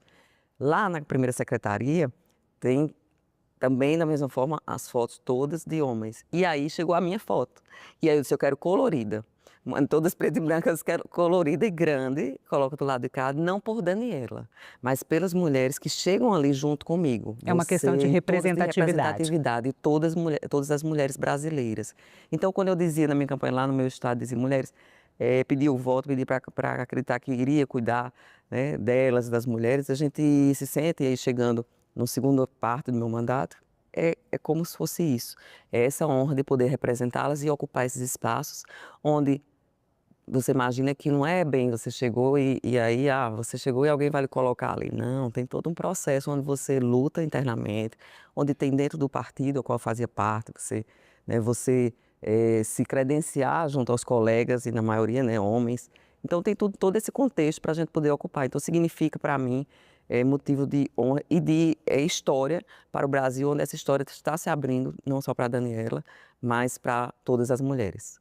E como a senhora pretende, a partir desse cargo, aumentar ou estimular a participação política e representatividade feminina na política? Então, eu sempre trabalhei muito, eu entrei na política em 2009, como vereadora, depois fui deputada estadual por 2 mandatos, e aí fui eleita senadora. E sempre houve, no meu entendimento, a necessidade de ajudar as mulheres, primeiro para que elas pudessem entender. Durante esse período nós tivemos a conquista, né, das vagas, a questão dos 30%, depois dos 30% com relação ao financiamento, né, dos 30% partidos, de vagas das candidaturas de todos os partidos são femininas. Femininas e 30%, e os 30% também, né, dos recursos de financiamento de campanha. Isso foi uma conquista mais tardia. Mas, antes disso, eu já trabalhava porque eu acho que educação e formação política é fundamental para que as mulheres possam se interessar. Porque, na verdade, na essência, nós somos um ser político, extremamente político. Nós, em casa, fazemos política o tempo inteiro, né? Nós, mulheres. Se é a creche do filho, a gente quem vai lá administrar no sentido de de ver se está tudo indo bem, se está sendo bem cuidado, se, né, se o ambiente é propício para nossos filhos, ou seja, quem vai reclamar somos nós, quem vai falar somos nós. Então, estou falando da creche, vamos para a educação, as escolas, vamos para o posto de saúde, né, as mulheres que estão ali, que vão no seu dia a dia, na sua maioria, ou levam seus filhos e levam seus maridos ou seus pais, é assim que funciona, porque nós cuidamos, isso é a realidade de todos, né, na nossa casa. E aí, nós fazemos essa política no dia a dia, se está faltando água, se tem o esgoto está passando na rua, se não está. Então, na gestão pública, no dia a dia, a mulher já faz parte. Aí eu vejo que também, obviamente, nas leis, a necessidade do legislativo dela também fazer parte. Então, você precisa de formação. E muitas gostam disso. A gente vê que existe uma distância muito grande ainda de quem deseja participar da política, mas não sabe como chegar, e quem efetivamente consegue chegar. É óbvio que você ter, como no meu caso eu tive, e tenho, e também com muito orgulho, porque isso não é desonra para ninguém, ser de uma família política, muito pelo contrário, porque é assim que acontece nas famílias de médicos, de advogados, engenheiros, né, jornalistas, quem convive no dia a dia com aquela profissão, médicos naquela profissão, você desperta uma vocação que já existe no seu filho, sua filha, ou vai para outra coisa, como é, por exemplo, na minha casa, somos 4 irmãos, né? E na política, meu irmão é deputado federal, deputado Aguinaldo Ribeiro, que foi o relator, inclusive, da reforma tributária, e eu decidi entrar na política, sou a 2ª filha, depois tem mais outro casal. Meus 2 irmãos, os outros, não estão na vida pública, eles preferem atuar em outras áreas. Então, isso é que tem que ter esse entendimento, ter essa facilidade, e aí, como eu estava falando, voltando, ter essa, vamos dizer, essa porta aberta por meu pai ser presidente do partido no estado da Paraíba, por eu ter convivido aqui em Brasília. Eu fui fazer um curso de Relações Internacionais, meus filhos eram pequenos, em 2003, na UNB, e aí eu fiquei aqui 1 ano, e fiquei morando na casa do meu pai. E aí, naquela oportunidade, eu dizia, pai, eu quero... Painho, né, como a gente chama, estou aqui, painho, eu preciso de um espaço lá na Câmara dos Deputados, porque eu quero aprender, quero ficar lá na Comissão de Relações Exteriores e quero falar com a época deputada Zulaê Cobra. Eu me lembro que meu pai disse assim, não, eu não peço nada a ninguém, peço emprego para filho nenhum, isso aí vocês sabem na vida, que graças a Deus ele sempre fez isso, cada um vá atrás da sua vida, né, de ser independente, porque eu não peço emprego para filho nenhum. E aí eu tive logo a dizer para ele, a primeira coisa, pai, nem se preocupar em que não é pedir emprego, eu quero que ela permita que eu fique lá no gabinete dela, lá com o pessoal que trabalha com ela, só para eu aprender, eu quero conhecer mais, eu quero aprender e fique na Comissão de Relações Exteriores. E assim foi. Eu vim para cá, meu pai, ele foi comigo lá, mal sabia ele que minhas intenções, né, políticas, obviamente, mas eu estava ali porque ele, no fundo ele não queria, por aquela proteção que a gente conversava antes em off, né, que existe de um pai nordestino, né, eu não levo a parte dele para o machismo, porque meu pai sempre foi, são 2 irmãs, foi criado, inclusive meu avô era muito, como diz assim, moderno, vamos dizer assim, porque meu avô, às vezes eu ia ter a época de patins, andar de patins, e aí existia aqueles vestidinhos para andar de patins, e meu pai dizia, esse vestido tá curto, e meu avô dizia, que é isso, de jeito nenhum, que não deixa a menina em paz, que não tá curto não. Então assim, eu estou falando aqui de uma geração que naturalmente seria normal, né, ser muito machista, mas que não. A questão dele era muito proteção por força da política ser um ambiente extremamente masculino, como existem vários e outros ambientes, e que ele tinha a sensação, e até hoje ele diz, que eu soube me proteger, porque era o que eu dizia, ele não se preocupe com isso, que era essa questão do assédio. Então ele se preocupava com assédio, na realidade. E aí eu entrei na política, e entrando na política, eu mostrei para ele, não precisa se preocupar, que eu cuido de mim, eu sei me cuidar, e fique tranquilo que eu farei a minha parte. Então, eu acho assim que na política a mulher ela tem que ter, ela necessita para que ela possa entrar, e aí eu faço, e o que depender de mim, eu sempre faço isso, ela precisa se sentir mais protegida, porque naturalmente, protegida não no sentido de ser privilegiada, mas no sentido de que nós somos naturalmente muito mais vítimas, e aí, sem dúvida alguma, pelos números mostram, de assédio, nós somos muito mais vítimas de todas as outras manifestações de discursos, né, de ódio e de misóginos. Nós somos as vítimas de tudo isso no dia a dia. Os homens não são. Os homens, inclusive, não precisam nem levantar muito a voz, porque a voz, naturalmente, já é mais grossa do que a nossa. Então, por isso tudo, é que eu acho que a participação da mulher na política e estar na política abrir portas significa dizer, dentro do partido que estou, poder fazer isso eu faço. Agora eu estou numa mudança partidária, né? Saí do PSD e agora estou em transição. Mas em todo partido que estive, que foram os dois, minha vida inteira foi progressistas e estive no PSD. Mas durante toda a minha vida fiz curso, preparei e levei curso de formação política para o meu estado, para Paraíba. Especificamente também bom falar sobre as mulheres sertanejas ali na região do Sertão Paraibano e que às vezes chegavam para mim perguntas, para nós, como no final de todo o evento, quando a gente falava de política, de tudo, porque se você deseja se filiar ao partido e tal, a gente fazia um chamamento para filiação do partido. E pasmem, perguntas como... mas se eu me filiar ao partido, eu vou ter problema com relação a pagamento? Eu vou ter que pagar isso? No futuro eu vou ter problema com questões de documentação? Enfim, várias perguntas que você observava o quanto realmente a gente precisa ir lá. Não é esperar que elas venham. Nós precisamos buscar essas mulheres que estão só precisando disso, de uma mão que diga venha. Senadora, a Câmara dos Deputados, eles têm um programa de combate à violência política de gênero, que é uma parceria com a primeira secretaria de lá. O Senado tem o Observatório da Mulher dedicado a combater a violência política de gênero também.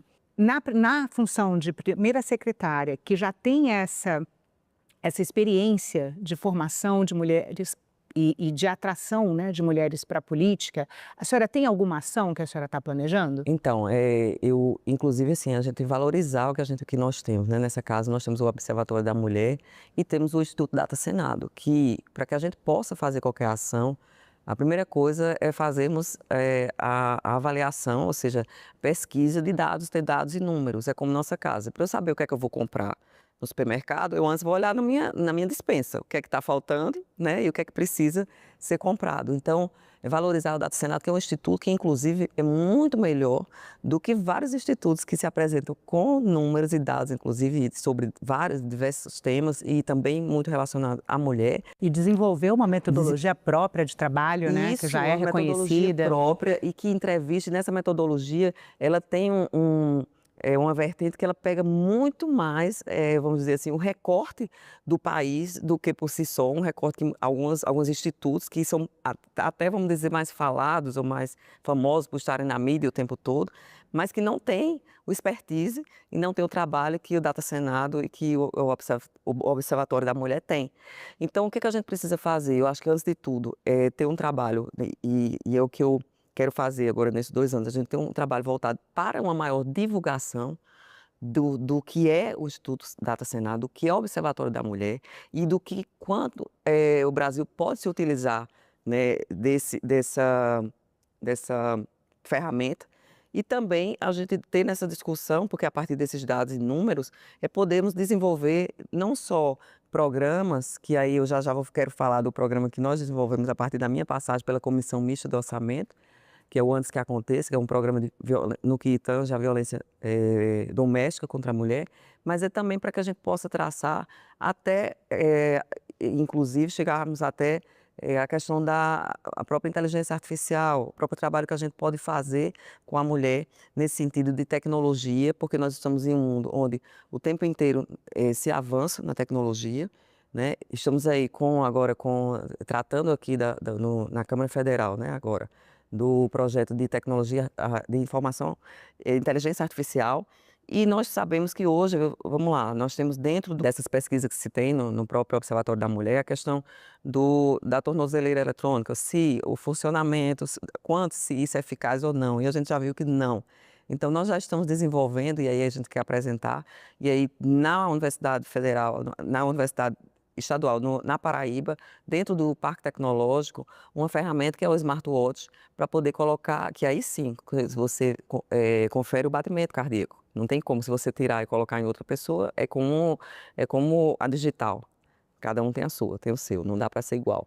Então, aí sim, você tem como cuidar do agressor e da mulher, porque os maiores problemas que nós temos hoje... A mulher hoje, recebeu um alerta de aproximação. Isso, de alerta de aproximação, porque 70% dos casos de feminicídio, as mulheres têm medida protetiva, mas, lamentavelmente, não funciona o sistema para protegê-las, né, junto a essa questão da medida protetiva. Então, o que eu quero aproveitar nesse momento de estar como secretário no Observatório, junto ao Observatório da Mulher, é aproveitar o que a gente tem. é o que nós temos, que é essa equipe maravilhosa, super competente, que faz um trabalho dedicado, eu preciso dizer, que é dedicado porque você vê nos olhos, o brilho nos olhos, assim como vejo em você de gostar do que faz, a gente vê a alegria é o brilho nos olhos. E o coração, né, e o comprometimento e a competência. Tem coisa melhor você juntar tudo isso e mulheres se unindo para que a gente possa trabalhar. Então, eu acho que a gente tem muito para dar e temos que aproveitar ter uma primeira mulher na secretaria para esses avanços, estarmos unidos todos, inclusive, dentro desse escopo que faz que tem a primeira secretaria, nesse guarda-chuva de tantas ações, a gente aproveitar para as mulheres terem vez. Eu quero que elas, como diz, me usem dentro desse contexto, elas possam me usar, porque foi assim, eu estou na Comissão de Orçamento, abrimos essa rubrica pela primeira vez no país para recurso para a violência contra a mulher, coisa que não tinha acontecido antes.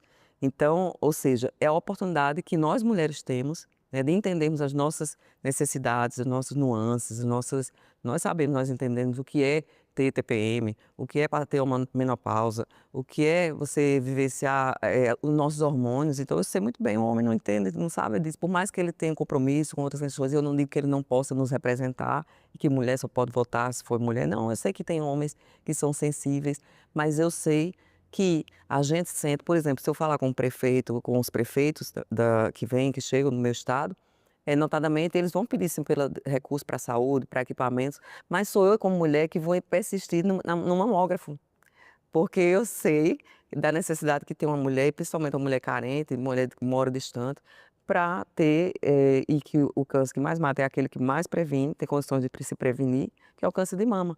Mas um homem vai ter essa sensibilidade? Mas não porque ele não queira ou porque ele é mau, não é isso, ele vai muito falar sobre ele. E aí também eu levo para o outro lado. A mulher, da mesma forma que a mulher tem toda a condição de estar no orçamento, de estar, né, discutindo outras questões que sejam de Estado, né, de governo, que sejam outras questões, que não seja só colocado em espaço que possa defender temas de mulheres e femininos. E como é essa experiência de mulher na comissão de orçamento, que é uma comissão majoritariamente masculina sempre? A primeira é interessante, porque a primeira reunião que eu olhei para a mesa, eu digo, Jesus, aqui precisamos, porque não tem microfone. Nós temos a voz fina, né? Eles têm a vantagem da voz mais grossa. Aí eu disse, gente, vamos começar. Acho que tinha uns 30 homens assim ao redor, né? Na mesa, uns 20, uns 25 homens assim. E eu na ponta da mesa. E aí eu falava, gente, vamos começar. Daqui a pouco. Aí disse, tem um apitozinho aí, tem uma sirenezinha aí, toca aí, uma campainha. Eu toquei, nada. Gente, eu me levantei, dei um tapa na mesa. Gente, eu preciso do silêncio de vocês para a gente começar. Então, assim, você tem que... A partir daí, todo mundo entendeu, porque às vezes, primeiro você precisa chegar, né, com os pés, fisicamente, para que as pessoas possam compreender um pouco de quem você é, da sua personalidade, da sua forma, e vão começar a entender que as mulheres podem discutir esse tema. Porque eu não fui a primeira mulher a assumir a comissão de orçamento. Mas eu tenho certeza que também foi difícil para elas, porque também é difícil para os homens serem, eu entendo também por conta que nós estamos em fase de transição de uma cultura, né?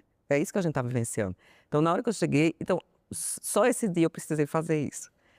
Foi de criança, vamos dizer como criança, que a gente educa e diz a primeira vez, você não pega no dedo da tomada, senão você vai se machucar. Aí a criança vai, aí quando vai novamente, você tem que avisar que ela vai levar uma surra. Então ela tem que levar uma palmadinha, eu sou a favor, então, uma palmadinha, sem espancamento, sem violência. Mas eu quero dizer que com educação também, porque o que eu fiz foi bater na mesa assim, porque aí todo mundo sentiu que eu estava falando realmente sério, mas com o sorriso, gente, eu preciso do silêncio de vocês para começar a reunião. E então, esse foi um primeiro momento. E aí nós vamos falar sobre orçamento. Você tem uma consultoria maravilhosa dentro do Senado Federal, todas as esferas. Tive a oportunidade de contar com essa consultoria, com a minha equipe também do gabinete.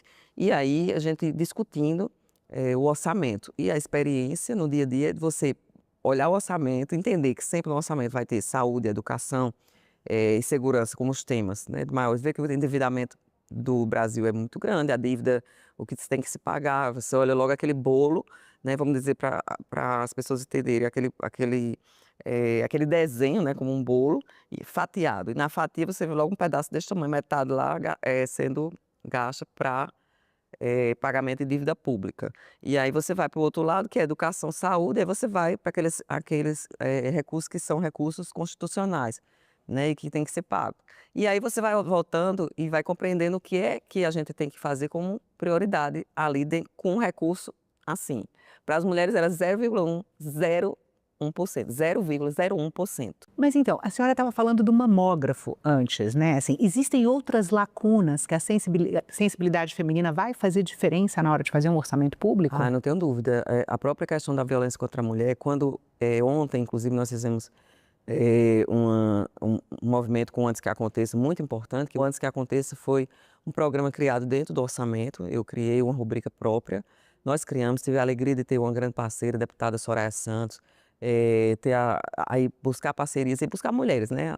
Como a conselheira do CNJ, doutora Renata Gil, a nossa ex-ministra do TSE, jurista Luciana Lócio, a professora Nádia Oliveira, de Campina Grande, da Paraíba, nos ajudando também com a parte técnica de conhecimento, e todos esses parceiros.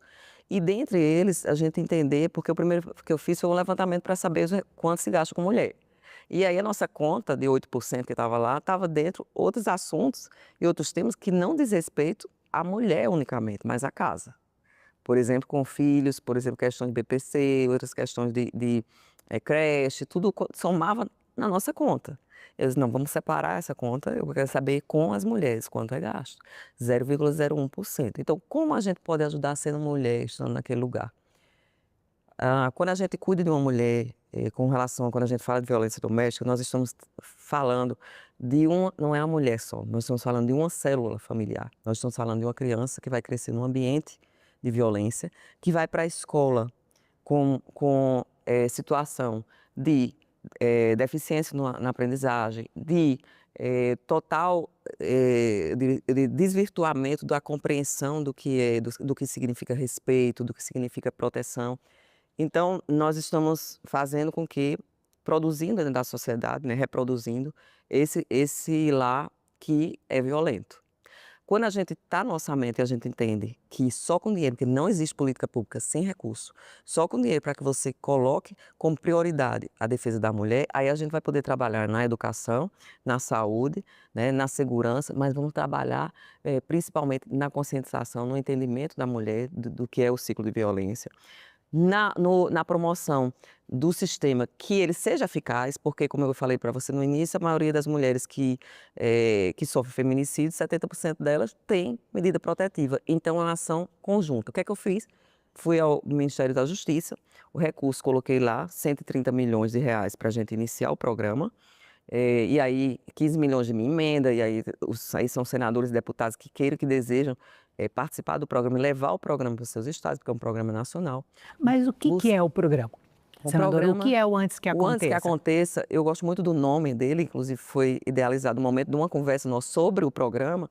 Ele, Antes que Aconteça, é uma prevenção, mas ele é um programa onde ele tem uma amplitude para a proteção da mulher, é mais uma prevenção da violência doméstica.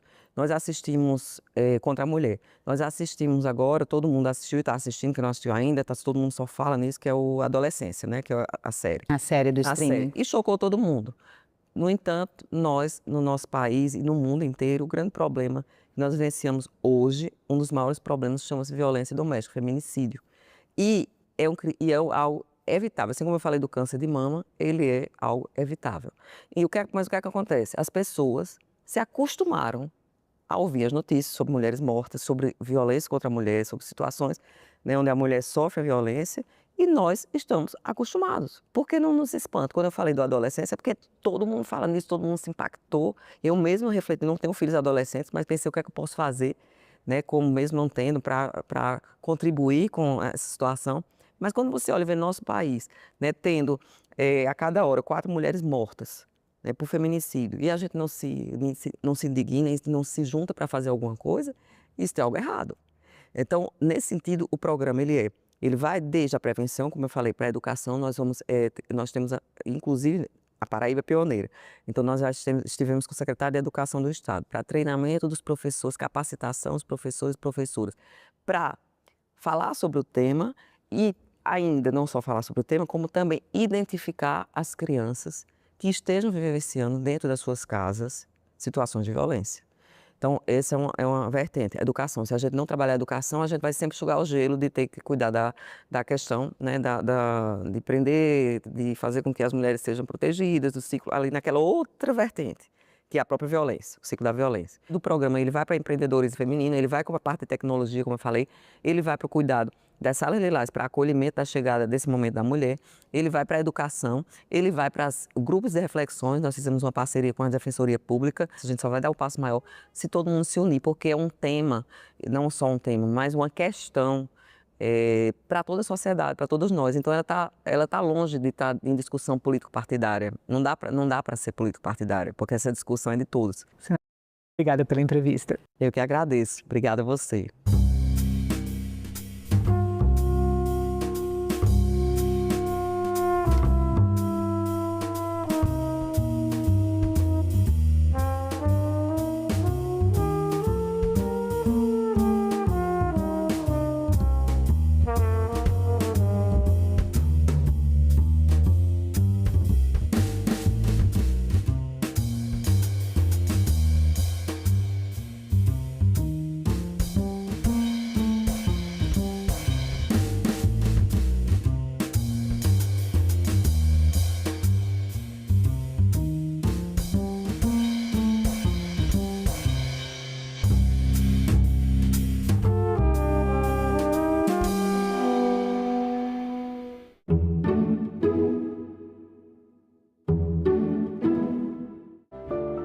Acordo de Paris completa 10 anos e vai ser discutido na COP do Brasil.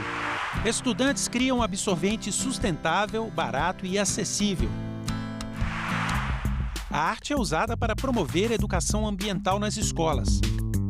E a história do homem que, sozinho, criou uma floresta no coração de São Paulo. Ecocenado, neste sábado, 9 horas da manhã, aqui na TV Senado.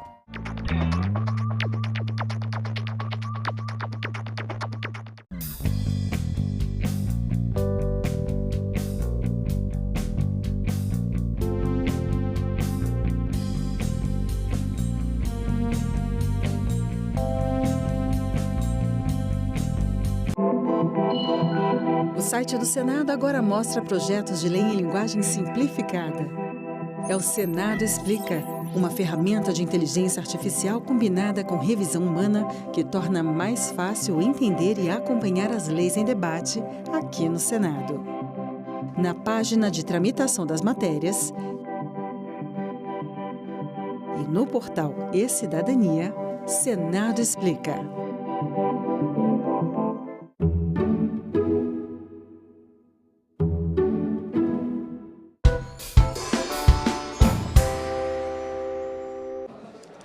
Havendo número regimental, declara aberta a 13ª reunião extraordinária da Comissão de Constituição e Justiça e Cidadania da 3ª Sessão Legislativa Ordinária da 57ª Legislatura. A presente reunião destina-se à realização da primeira audiência pública para instruir o projeto de lei complementar número 108 de 2024, que institui o Comitê Gestor do Imposto sobre Bens e Serviços. Dispõe sobre o processo administrativo tributário relativo ao lançamento de ofício do Imposto sobre Bens e Serviços, sobre a distribuição do produto da arrecadação do IBS aos entes federativos e sobre o Imposto sobre Transmissão, Causa-Mortes e Doação de quaisquer bens ou direitos, ITCMD. Altera as leis número 5172, de 25 de outubro de 1966, Código Tributário Nacional, 1079, de 10 de abril de 1950 e 14.113, de 25 de dezembro de 2020. As leis complementares número 63, de 11 de janeiro de 1990, 87, de 13 de setembro de 1996, 123, de 14 de dezembro de 2006 e 141, de 13 de janeiro de 2012. E o decreto número 70.235, de 6 de março de 1972. Conforme o plano de trabalho aprovado por esta comissão, Esta audiência pública abordará as infrações, as penalidades e os encargos moratórios do IBS, bem como as regras sobre o processo administrativo tributário desse imposto. Esta reunião será semipresencial, sendo permitida a participação remota das senhoras e dos senhores senadores e dos convidados, por sistema de videoconferência, para exposições e debate. Será realizada em caráter interativo, ou seja, com a possibilidade de participação popular. Dessa forma, os cidadãos que queiram encaminhar comentários ou perguntas podem fazê-lo por meio do portal E-Cidadania, no endereço www.senado.leg.br/e-cidadania, ou pelo telefone da ouvidoria 0800 061 2211. Convido inicialmente para compor a mesa o senhor Manuel Nazareno Procópio de Moura Júnior, diretor de programa da Secretaria Extraordinária da Reforma Tributária. O senhor Vicente Martins Prata Braga, presidente da Associação Nacional dos Procuradores dos Estados do Distrito Federal, ANAP. A senhora Ana Cláudia Borges de Oliveira, presidente da Associação dos Conselheiros Representantes dos Contribuintes no CARF, a CONCARF. A senhora Suzy Gomes Hoffmann, advogada e doutora em Direito Tributário. E a senhora Zabeta Macarini, diretora executiva do Grupo de Estudos Tributários Aplicados, GETAP.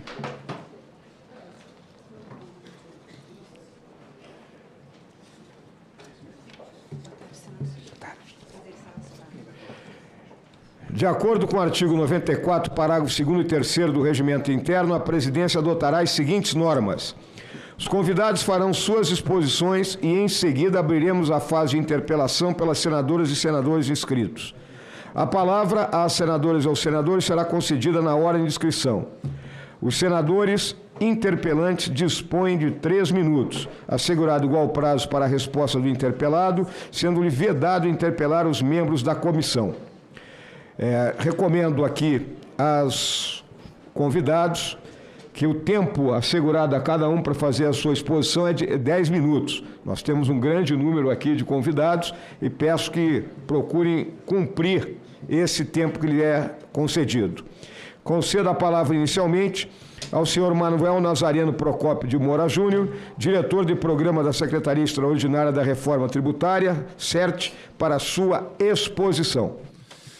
Muito obrigado, muito boa tarde. Meus cumprimentos ao senador Mourão, que preside essa audiência pública. Meu cumprimento também aos colegas e às colegas com os quais a gente tem o privilégio de compartilhar essa mesa.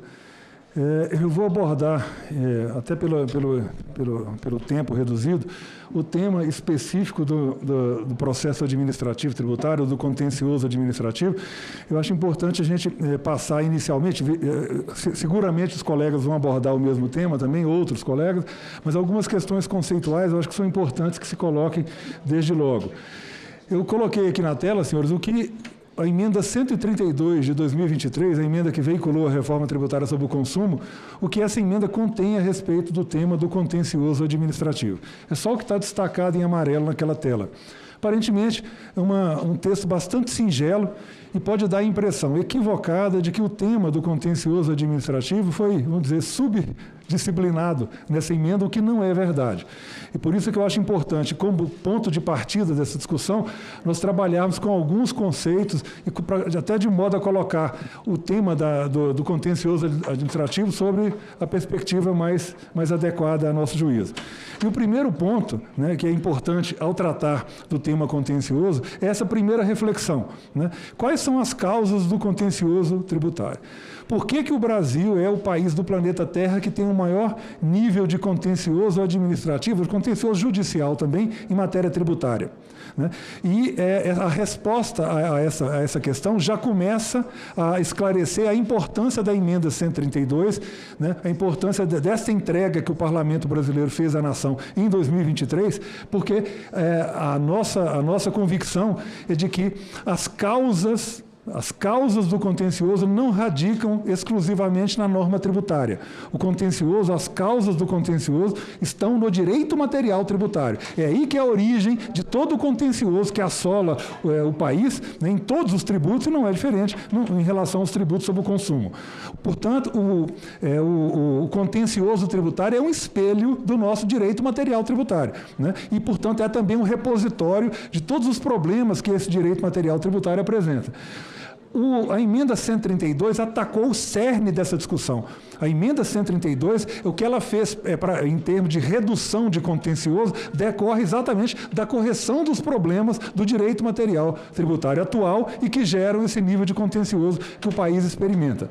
Eu trouxe aqui alguns exemplos. A regra da não cumulatividade plena, pessoal, nós vamos eliminar toda a discussão que inunda os órgãos julgadores, administrativos e judiciais em relação ao tema qual insumo que dá direito a crédito, qual insumo que não dá direito a crédito. Eu tive a oportunidade de presidir um órgão julgador administrativo de Minas Gerais, eu afirmo para os senhores que mais de 70% a 80% de tudo que é discutido lá diz respeito a esse flagelo, né, da discussão do qual insumo que dá direito a crédito, qual insumo que não dá direito a crédito, em matéria de CMS, que é o exemplo que eu estou me referindo. Mas não fica só nisso. A base ampla de incidência, né, nós vamos eliminar as discussões, conflitos de competência em CMS e ISS, por exemplo. Isso acaba. O contencioso originado deste problema é eliminado, ou foi eliminado a partir do advento da emenda 132. E aí vai vários outros exemplos, não há tempo hábil para que a gente explore um por um, né? Mas eu cito aqui o fim da guerra fiscal, que resulta do princípio de destino e da vedação à concessão de benefícios fiscais, a legislação em âmbito nacional. E aí, senador, eu acho importante ressaltar, tem até um estudo do Banco Interamericano de Desenvolvimento, que um dos achados desse estudo é que dentre os respondentes dessa pesquisa, e foram vários, advogados, servidores, enfim, um dos principais problemas dizem respeito exatamente à falta de uniformidade das normas tributárias. Isso gera muito problema, muito contencioso. Esse problema está sendo eliminado, porque teremos uma legislação nacionalmente uniforme, né? E, obviamente, a maior integração entre as administrações tributárias, que é típica desse modelo, também concorre, obviamente, para a redução do contencioso. Mas, obviamente, nós não estamos querendo aqui diminuir a importância da norma processual administrativa. Ela é importante, é fundamental, é importante que ela esteja alinhada às melhores práticas internacionais, inclusive, mas, e aí é importante já destacar algo que a nosso juízo não tem tido devido relevo, senador. O Brasil hoje tem uma quantidade enorme de normas processuais de regência do contencioso administrativo, diferentes. Todo município, todo estado, Distrito Federal e a União, todos os entes que dispõem de um órgão julgador administrativo têm a sua própria norma processual e nenhuma delas é idêntica uma com a outra. O Brasil passará a ter apenas duas, né? A norma processual de regência do IBS, a norma processual de regência da CBS. Nós saímos de centenas ou de milhares para duas. Senhores, isso é uma entrega enorme, é algo que o país perseguia há muito tempo e que o Parlamento brasileiro incluiu como mais uma das entregas nessa reforma tributária.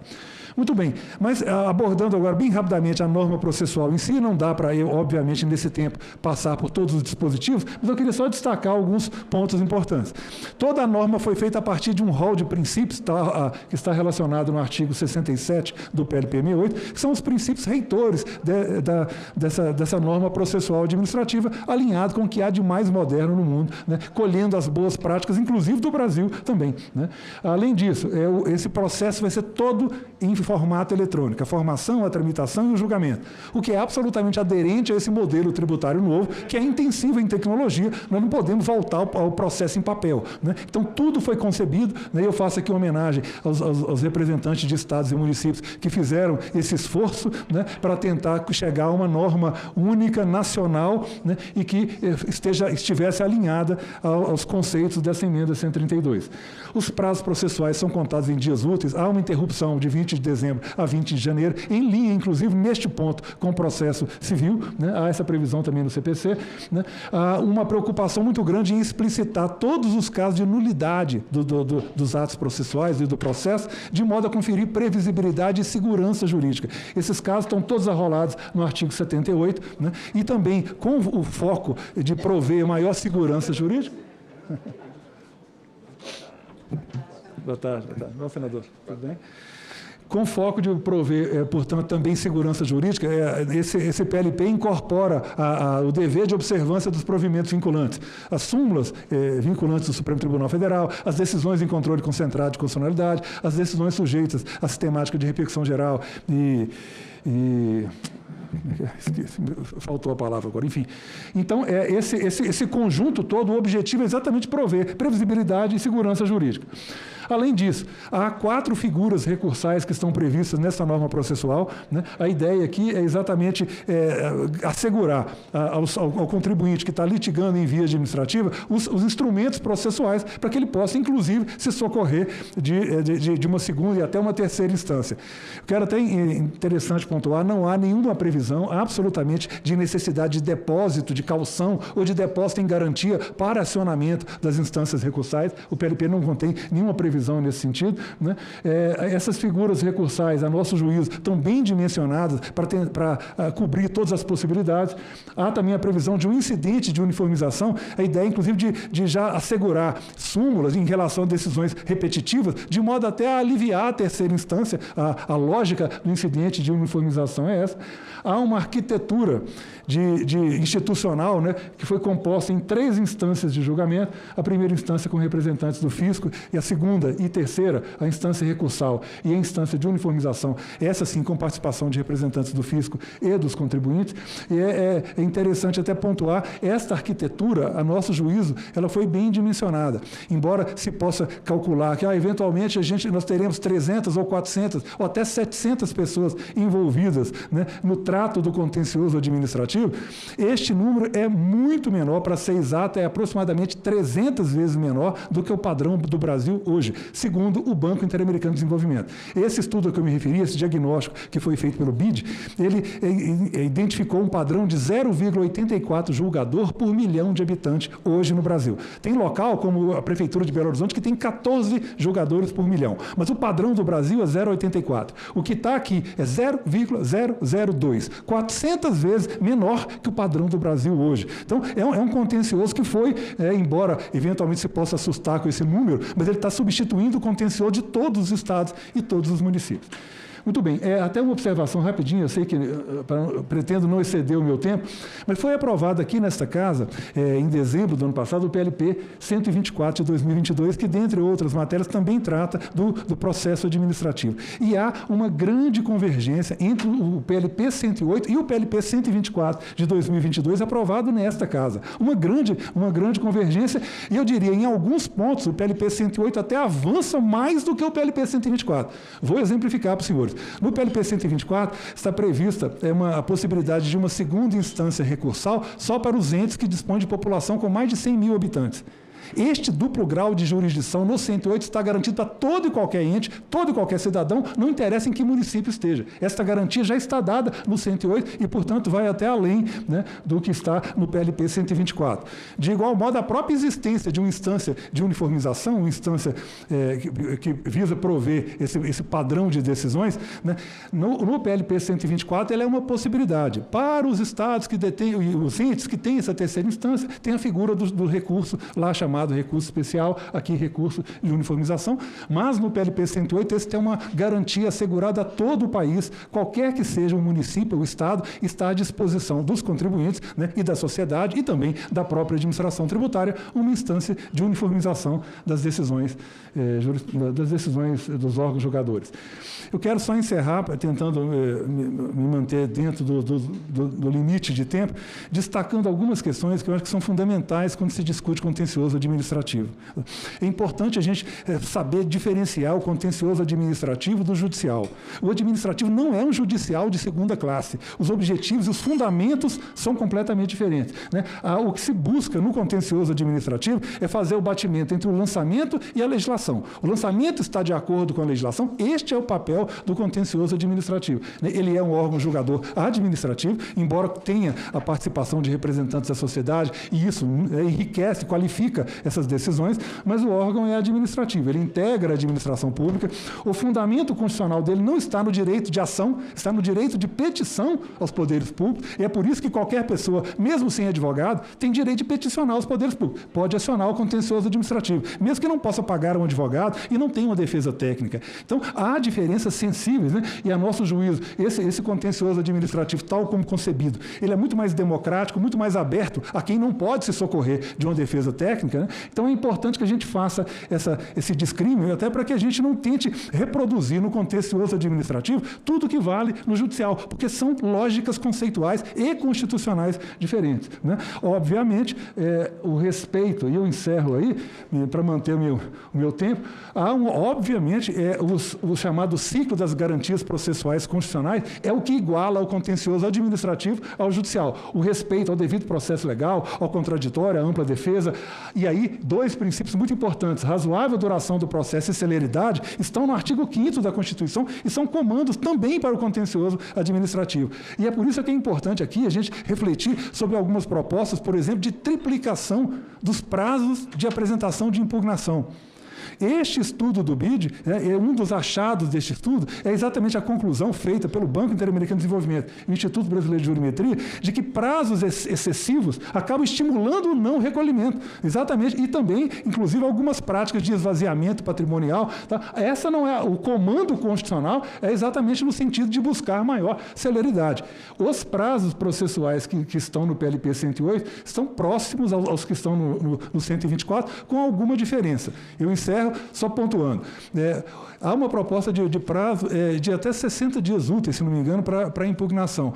Só para que os senhores tenham ideia, o cenário atual, também levantado pelo Banco Interamericano de Desenvolvimento, em todos os entes da Federação, Estados, Município e União, que foram pesquisados, esse prazo é de 30 dias corridos. No PLP está 20 dias úteis, que é aproximadamente correspondente aos 30 dias corridos. Então, em todos os entes do Brasil, desde sempre, 30 dias corridos, com exceção do município de Fortaleza, que são 15 dias corridos. Então, este PLP tentou, neste ponto, manter um padrão já incorporado, inclusive, ao costume nacional, né, mantendo, portanto, prazos próximos aos prazos que vigoram atualmente, vigoram já há muitos anos. De todo modo, é importante reafirmar a observância e o estrito cumprimento ao que a Constituição determina em matéria de processo administrativo, que são esses princípios que estão aí destacados, né, exatamente porque a compreensão do grupo que originalmente elaborou na época do PAT-RTC essa norma é exatamente a de que esse direito processual administrativo não é só mais um instrumento adjetivo, né, um instrumento serviente. Ele é garantia, ele é fundamento, ele é suporte do próprio direito material. É assim que ele foi concebido, né, e que, a nosso juízo, permeia o texto do PLP 108. Eu agradeço, senador Mourão. Peço desculpas se excedi alguns minutos, mas é que o tema é muito grande, por mais que a gente fale rápido, eventualmente passa um pouquinho. Muito obrigado. Presidente Mourão, pela ordem. Prossiga, senador Eduardo Braga. Eu, primeiramente, queria agradecer a Vossa Excelência por estar presidindo, em meu lugar, esta audiência pública. Em segundo lugar, eu quero cumprimentar todos os convidados, ao Manuel Moura Júnior, a doutora Suzy Gomes Hoffmann, a doutora Ana Cláudia de Oliveira, ao doutor Vicente Martins Braga, até meu xará, e a doutora Zabete Macarini, pela presença e pela participação nesta importante audiência pública. Quero dar uma satisfação a todos que nos assistem pelo cancelamento das duas audiências públicas anteriores, mas Eu passei 2 semanas num processo muito difícil do falecimento do meu pai. Agora, no último sábado, foi a missa de 7º dia do falecimento do meu pai e eu já estou aqui no Senado cumprindo as minhas funções. E, lamentavelmente, eu peço também escusas por não participar na audiência pública de hoje, presidindo e sendo competentemente substituído, e aqui eu quero agradecer ao senador Hamilton Mourão pelo carinho, pela atenção em poder me substituir, pelo fato de eu também ser líder do MDB no Senado, e nós estamos diante de uma matéria que está sendo tratada, talvez para ser votada no dia de amanhã no plenário, que é a que trata da questão de licenciamento ambiental neste país, que talvez seja um dos maiores gargalos que nós temos hoje neste país para que possamos destravar algumas obras extremamente importantes para a economia brasileira, para a geração de emprego, renda e desenvolvimento. Mas eu quero agradecer, e fiz questão de vir aqui agradecer aos convidados, toda a nossa equipe técnica está aqui acompanhando a audiência pública. Quero mais uma vez pedir desculpas pela minha ausência durante essas 2 semanas aqui no Senado e vim pessoalmente agradecer ao eminente senador, querido amigo, general Hamilton Mourão, pela presidência da comissão no dia de hoje, me colocando, inclusive, à disposição dos senhores convidados para posterior diálogo, se for o caso, em audiências no gabinete. Eu vou pedir licença, que eu vou ter que me ausentar, que eu tenho que ir para uma reunião com o ministro-chefe da Casa Civil para tratar dessa questão do licenciamento ambiental, mas agradecer e dizer que este é um projeto extremamente importante, que conclui uma reforma esperada por muitos anos no Brasil, e nós estamos, nesta fase, tratando exatamente da questão administrativa, como foi tratado pelo Dr. Manuel Júnior, e tratando também sobre a questão jurisdicional, que vai ser uma questão importante, a questão federativa, que nós vamos tratar também em audiências públicas subsequentes, e a questão do ITBI e do TCMD, que são 2 impostos importantes e que também fazem parte do PLP 108. Eu agradeço, senador Hamilton Mourão, muito obrigado pela sua disposição e participação nessa audiência pública. Pedindo mais uma vez escusas aos senhores convidados. Muito obrigado, senador Eduardo Braga. Muito me honra substituir Vossa Excelência, não sei se é a altura, mas vou tentar aqui dar o prosseguimento. Cumprimento o nosso deputado Luiz Carlos Rauli, um dos gigantes nessa luta por um novo sistema tributário do Brasil. Obrigado, senhor Manuel Nazareno Procópio de Moura Júnior, pela sua exposição, e eu passo a palavra ao senhor Vicente Martins Prata Braga, 10 minutos, alguma coisinha a mais, se for necessário, mas, por favor, seja objetivo, doutor Vicente. Por favor, com a palavra com você, o senhor. Obrigado, senador Mourão. Obrigado, senador Mourão, presidente em exercício dessa comissão tão importante aqui do Senado Federal. Senador Eduardo Braga, relator do PLP 108. Meus sentimentos pela partida do seu pai. Tenho certeza que Vossa Excelência vem cumprindo muito bem essa missão.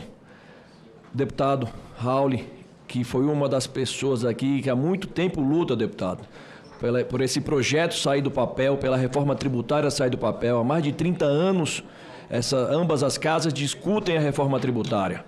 E nessa legislatura, esse Congresso Nacional está tendo uma oportunidade ímpar de inovar, de trazer uma reforma tributária que o país tanto precisa, uma reforma tributária justa, não apenas no âmbito da visão dos entes federados, mas também dos contribuintes, que são aqueles que realmente mais necessitam de uma legislação tributária mais enxuta, de uma reforma, de uma justiça fiscal mais distributiva, mais equânime, e que isso não fique apenas no consumo, que a gente possa avançar para os demais pontos, reforma tributária sobre a renda também, é muito importante, mas nesse momento a reforma tributária sobre o consumo podemos trazer aqui alguns pontos no que diz respeito ao Pacto Federativo, no que diz respeito à participação dos estados e dos municípios. Antes tínhamos tributos que tinham competência única, competência singular. Estados tinham o seu, IPVA, ICMS, ITCMD, a União tinha os seus, IPI, IRPJ, IRPF e vários outros, e o município tinha o seu. No que diz respeito ao consumo tinha o ISS. Agora não, a União vai passar, os seus tributos que incidiam sobre relações de consumo vai passar a ser único, unificado, com a criação do CBS, e teremos agora, no âmbito dos estados e municípios, a unificação de 2 tributos, agora que será o IBS. Mas será, como muito bem dito já na Câmara dos Deputados, quando tivemos a oportunidade de debater, será a criação do IVA dual, uma figura praticamente única no mundo. Podemos pegar algum exemplo no Canadá, mas nada perto da nossa realidade. A partir do momento que a gente fala de um tributo que vai ser da competência de 2 entes federados, nós teremos que discutir diversos assuntos. Como é que será a repartição da própria receita? Como é que será a repartição da competência para cobrar o tributo? A capacidade tributária em tal juízo? Conseguimos agora a criação do Comitê Gestor. Comitê Gestor que no primeiro passo dado, na sua primeira missão, que é a indicação dos seus representantes, já está entrando em conflito. Os estados indicaram os seus 27, juntamente com o Distrito Federal, e os municípios estão batendo cabeça sem conseguir indicar. Nós viemos num pacto cooperativo na federação. Os estados e os municípios querendo atuar juntos na criação de um tributo e na sua regulamentação, e depois na sua cobrança. Se na fase inicial já estamos tendo todo esse problema, o que imaginar mais na frente?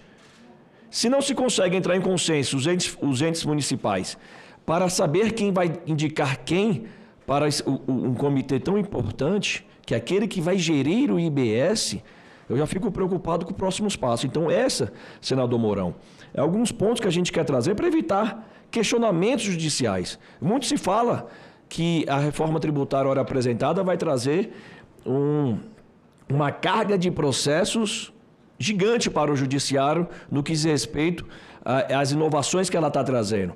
E essas audiências públicas são importantes para que a gente possa minimizar esses impactos no judiciário. Essas audiências públicas são importantes para que a gente possa debater a melhor reforma tributária, mas não apenas no campo de visão do contribuinte, mas também no campo de visão dos estados, naquilo que para o contribuinte não interessa, mas para os estados muito importa. Nós temos no artigo 132 da Constituição Federal que compete à advocacia pública estadual, no caso as procuradoras de Estado, fazer a devida representação judicial e consultoria jurídica do ente estatal.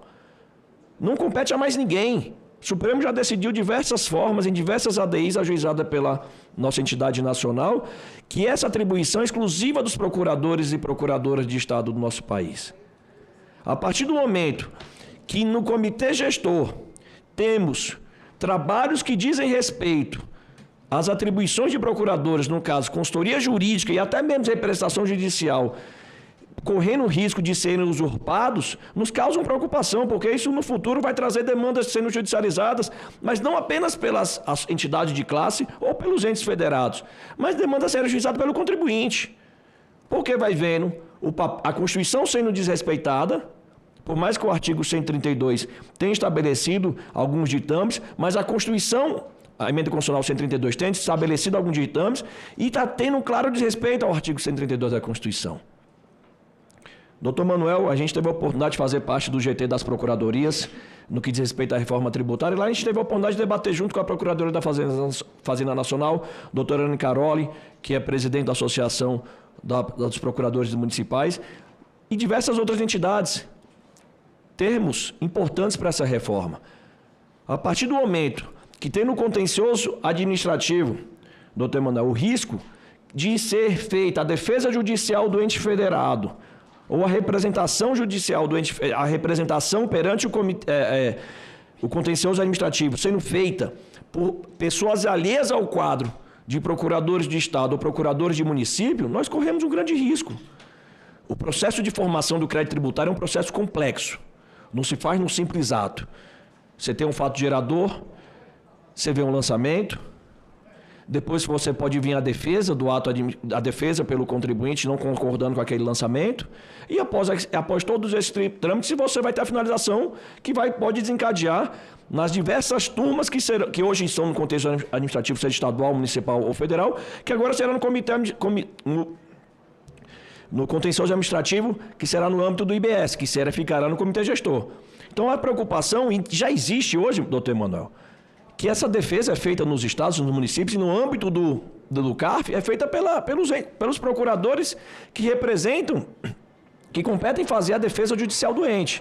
A partir do momento que essa representação judicial, essa representação administrativa puder ser feita por pessoas alheias ao quadro, você tem uma fragilização de todo o sistema de justiça, você tem uma fragilização do que diz respeito ao artigo 132 da Constituição, o 131 também, e essa é a preocupação que nós estamos trazendo. Apenas um ponto. Podemos falar também do Fórum de Uniformização de Jurisprudência Administrativa, com a melhor participação também da advocacia pública, que é aquela que deve fazer a interpretação judicial. A uniformização de jurisprudência ela deve ser feita de acordo com o que os tribunais vêm decidindo. Esse é tema novo, a gente não sabe o que vai ser decidido ainda, o que vai ser judicializado, aqueles pontos que são os nós que deverão ser desatados ao longo da criação de diversos comitês, fóruns e comissões que farão parte do comitê gestor. Mas a partir do momento que se permite a formação de precedentes administrativos em órgãos, em fóruns do comitê gestor, sem a participação daqueles que devem ter a responsabilidade de fazer a defesa judicial do ente, deve fazer a defesa do ente perante o Poder Judiciário, você acaba correndo o risco de ter interpretações que não condizem com a realidade, ou não serem as melhores interpretações jurídicas para aquele caso concreto. Então seriam esses pontos que a gente quer trazer, senador Mourão, para que a gente possa fazer esse bom debate. Nós temos projetos, temos artigos que a gente tem interesse em dialogar com o senador Eduardo Braga, tem interesse de dialogar com o Senado Federal para mostrar a importância dessa evolução, para evitar o que já está acontecendo, para evitar a judicialização exacerbada desses casos, desses pontos que a reforma tributária busca inovar. Então, são esses pontos que eu quero trazer a essa comissão, essa audiência pública, que a gente possa, assim, aprimorar e evoluir ainda mais o debate. A ANAP está sempre à disposição do Senado Federal, ainda mais no que diz respeito à reforma tributária, para que a gente possa, sim, entregar uma reforma tributária justa. Judicializada ela vai ser, não tenho dúvida disso em alguns pontos, porque ninguém vai conseguir fugir disso, mas que ela consiga ter a melhor participação de todos os integrantes do nosso Estado. Quando eu digo Estado, é no Estado no sentido amplo. Que a gente possa ter municípios, estados, União, contribuintes, todos de mão dadas, buscando construir a melhor reforma tributária para aqueles que mais precisam, que é a sociedade brasileira como um todo, que é o consumidor que está lá na ponta, que é o que sofre o impacto, e aquele que infelizmente não vê esse impacto retornar em forma de políticas públicas. Então esse é o nosso papel, de trazer a essa casa uma possibilidade de a gente melhorar o PLP, que já está tão bem desenhado, mas tem pontos que merecem ser evoluídos. Muito obrigado, senador Mourão. Agradeço ao doutor Vicente Martins Prata Braga e passo de imediato a palavra à doutora Ana Cláudia Borges de Oliveira, presidente da Associação dos Conselheiros Representantes dos Contribuintes no CARF e a CONCARF. A senhora tem até 10 minutos. Obrigado, senador Hamilton Mourão, deputado Raul. Obrigado a todo mundo que está aqui assistindo. Eu fico feliz de poder hoje estar sendo escutada aqui como uma voz do CARF. É um órgão muito importante dentro do nosso sistema tributário e pouco...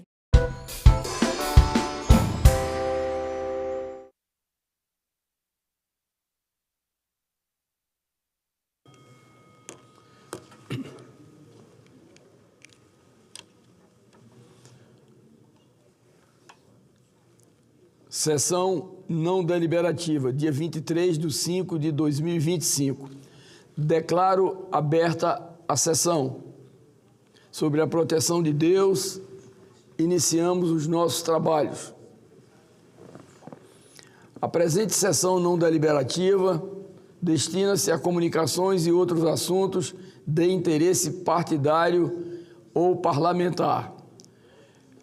Passamos à lista de oradores inscritos e, como primeiro orador inscrito, eu passo a palavra ao nobre senador Hamilton Mourão, do Republicanos do Rio Grande do Sul. Vossa Excelência dispõe de 20 minutos.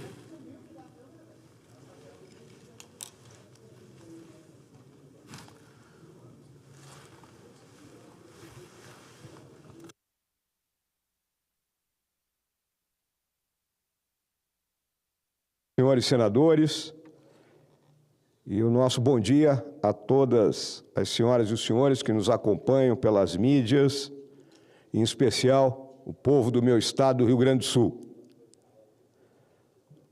Subo a essa tribuna hoje, presidente, para alertar sobre a difícil situação que o nosso país está enfrentando. O governo Lula III não acabou, mas de fato deixou de existir.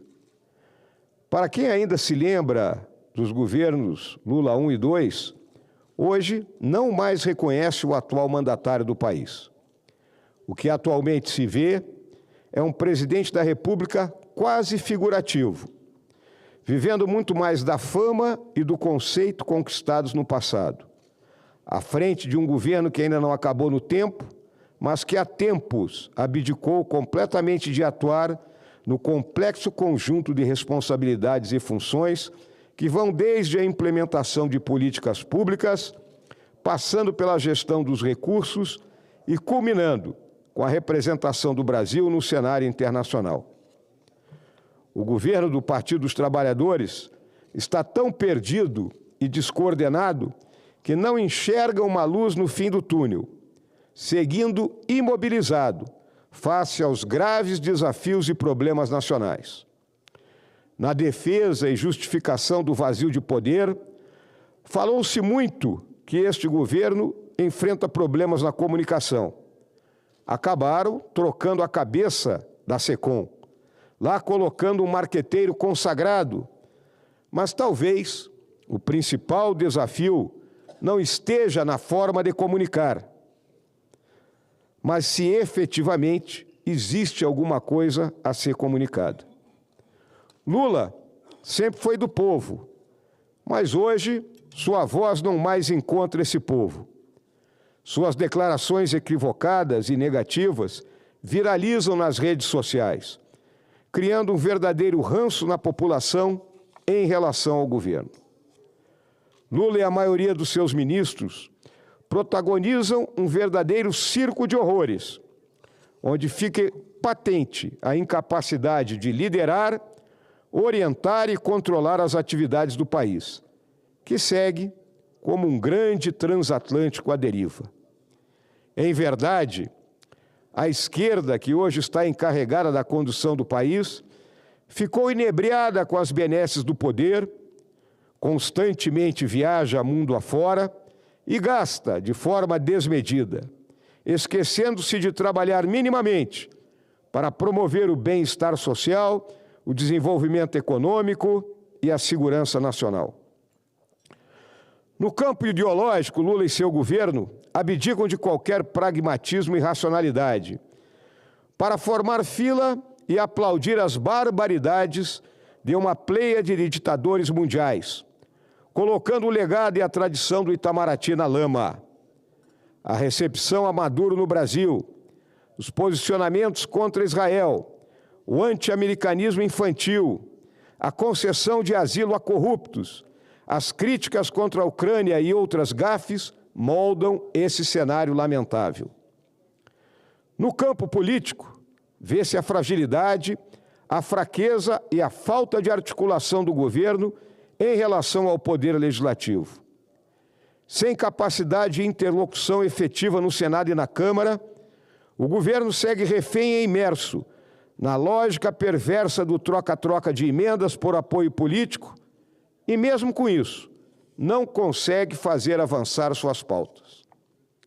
A corrupção, verdadeira chaga que denota o subdesenvolvimento de uma nação, voltou a transitar livremente no Brasil. O roubo dos aposentados do INSS guarda nos valores da fraude somas astronômicas. Mas, pasmem, o ministro demorou a cair e, em seu lugar, foi nomeada outra pessoa do mesmo ministério. Não há ninguém preso, há indícios de suborno e o governo não faz a mínima ideia de como vai pagar as pessoas lesadas. Por isso, não querem uma CPMI.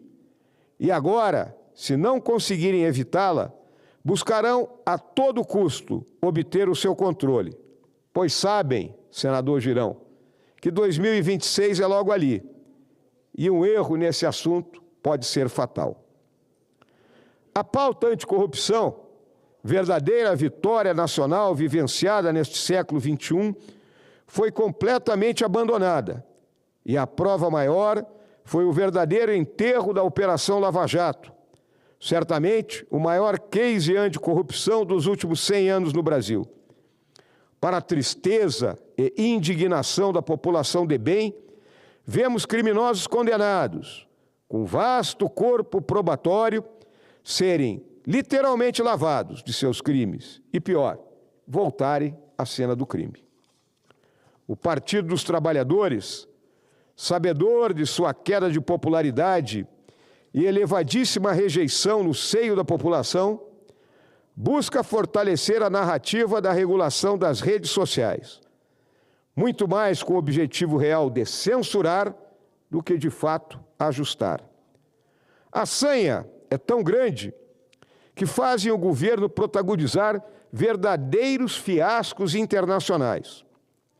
O recente escândalo da fala contra o TikTok e a favor da censura das plataformas digitais materializa a obsessão em reprimir e censurar. Mas o despautério não acaba aí. Temos ainda o lado tragicômico da disputa da autoria da gafe diplomática. Primeiro era a fala da primeira-dama, depois do presidente, e agora a primeira-dama reafirma que foi ela. E, em recente reunião da Comissão de Relações Exteriores, o nosso chanceler disse que nada disso aconteceu. Qual é a verdade nisso aí tudo? A gestão ambiental, que foi tão atacada no governo do presidente Bolsonaro, hoje prova que tudo pode piorar, e muito. Vemos as queimadas e o desmatamento avançarem a passos largos, atingindo índices históricos, e os gestores das instituições que tratam do assunto seguem tão mudos quanto seus antigos porta-vozes internacionais. Onde andam as Gretas e os DiCaprios da vida? A má gestão e a absoluta inépcia para gerir a economia são outras marcas registradas do atual governo. Na área econômica, a arrogância e a resistência da equipe petista em ouvir especialistas e economistas que recomendam correções de rumos são uma constante. Cegos seguem caminhando rumo ao precipício, misturando teimosia à velha crença fisiológica das esquerdas que não admitem que seus caminhos possam estar equivocados, mesmo que todos os sinais indiquem o contrário. Ontem, na apresentação do primeiro relatório bimestral de receitas e despesa, vimos a tentativa de bloqueio e contingenciamento de 31 bilhões, mas não para zerar.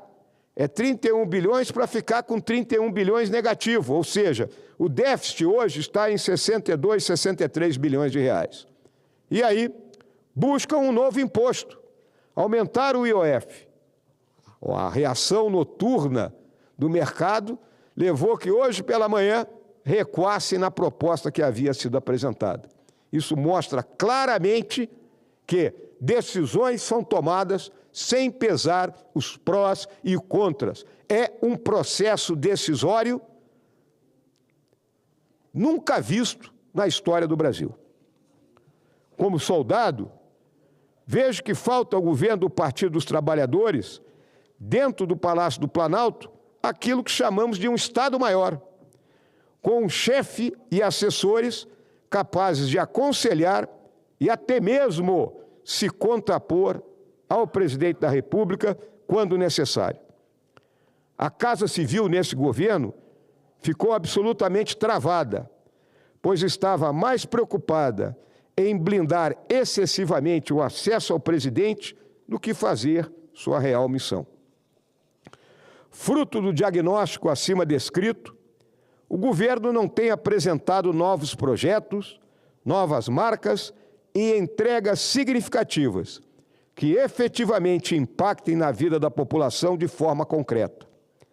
Pelo contrário, a percepção do povo é que o custo de vida aumentou e o governo não age para melhorar a situação. Como água que escorre de uma rachadura, esvai-se, pouco a pouco, o eleitorado que já acreditou no Partido dos Trabalhadores e em seu presidente. A narrativa do golpe impossível, criada com o apoio explícito de uma parcela do judiciário, que esqueceu que a balança é equilíbrio e não uma balança de açougueiro ladrão. Esqueceu que a espada é para dar força à decisão e não um chanfalho velho. Essa narrativa serve para gerar a grande cortina de fumaça com que buscam esconder a incompetência governamental. Mas lembremos, estamos falando da esquerda, que sempre admirou ditadores, visto agora a presença do nosso presidente com a pletora dos ditadores mundiais na cerimônia dos 80 anos do fim da Segunda Guerra Mundial, protagonizada pelo ditador Putin.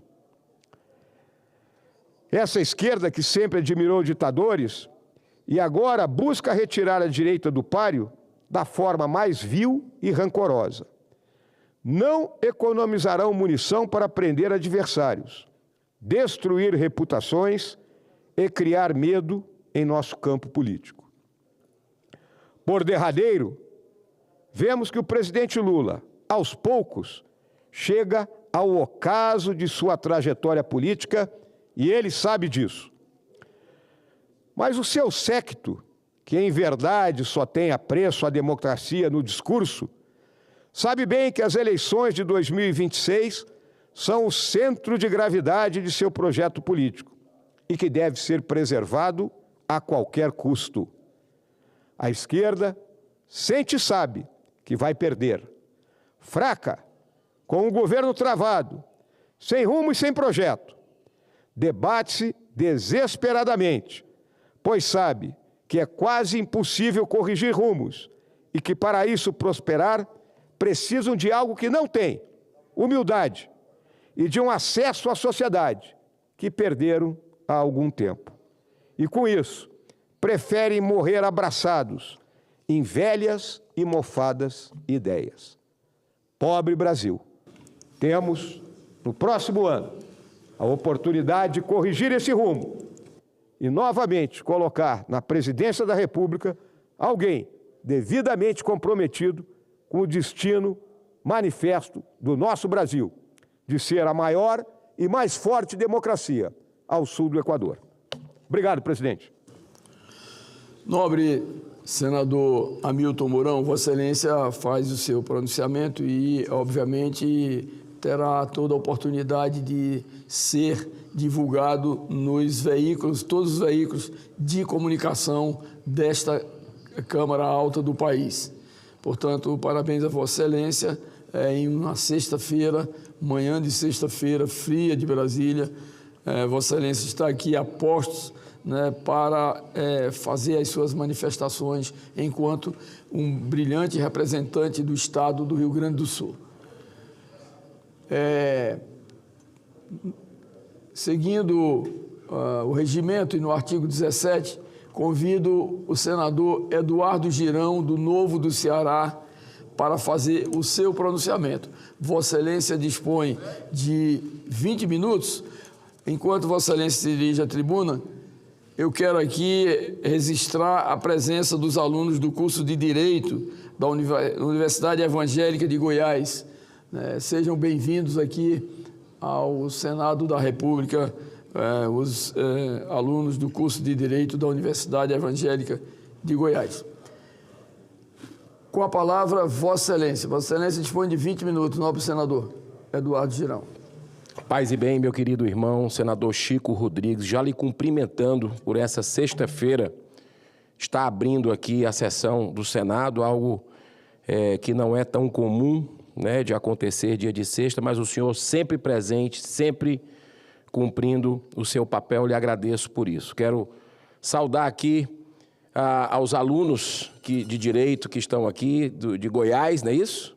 Sejam muito bem-vindos à casa, saudar as brasileiras e brasileiros que também estão nos ouvindo, nos assistindo de casa nesse momento, pelo trabalho da TV Senado, Rádio Senado, Agência Senado, os demais senadores que estão nos acompanhando dos gabinetes ou nos seus estados, mas eu tenho que parabenizar o senador Hamilton Mourão pelo discurso histórico que ele acaba de fazer nessa tribuna, né? Eu fico assim muito feliz porque eu acompanho sempre os discursos do senador Hamilton Mourão, o general, e ele está aqui há pouco tempo nessa casa, mas fez aqui um resumo, assim, um raio-x do que está acontecendo no Brasil, não apenas no governo federal, mas na justiça brasileira, né? Os sinais cruzados de nossa diplomacia. E parabéns, senador general Hamilton Mourão, pelo seu discurso.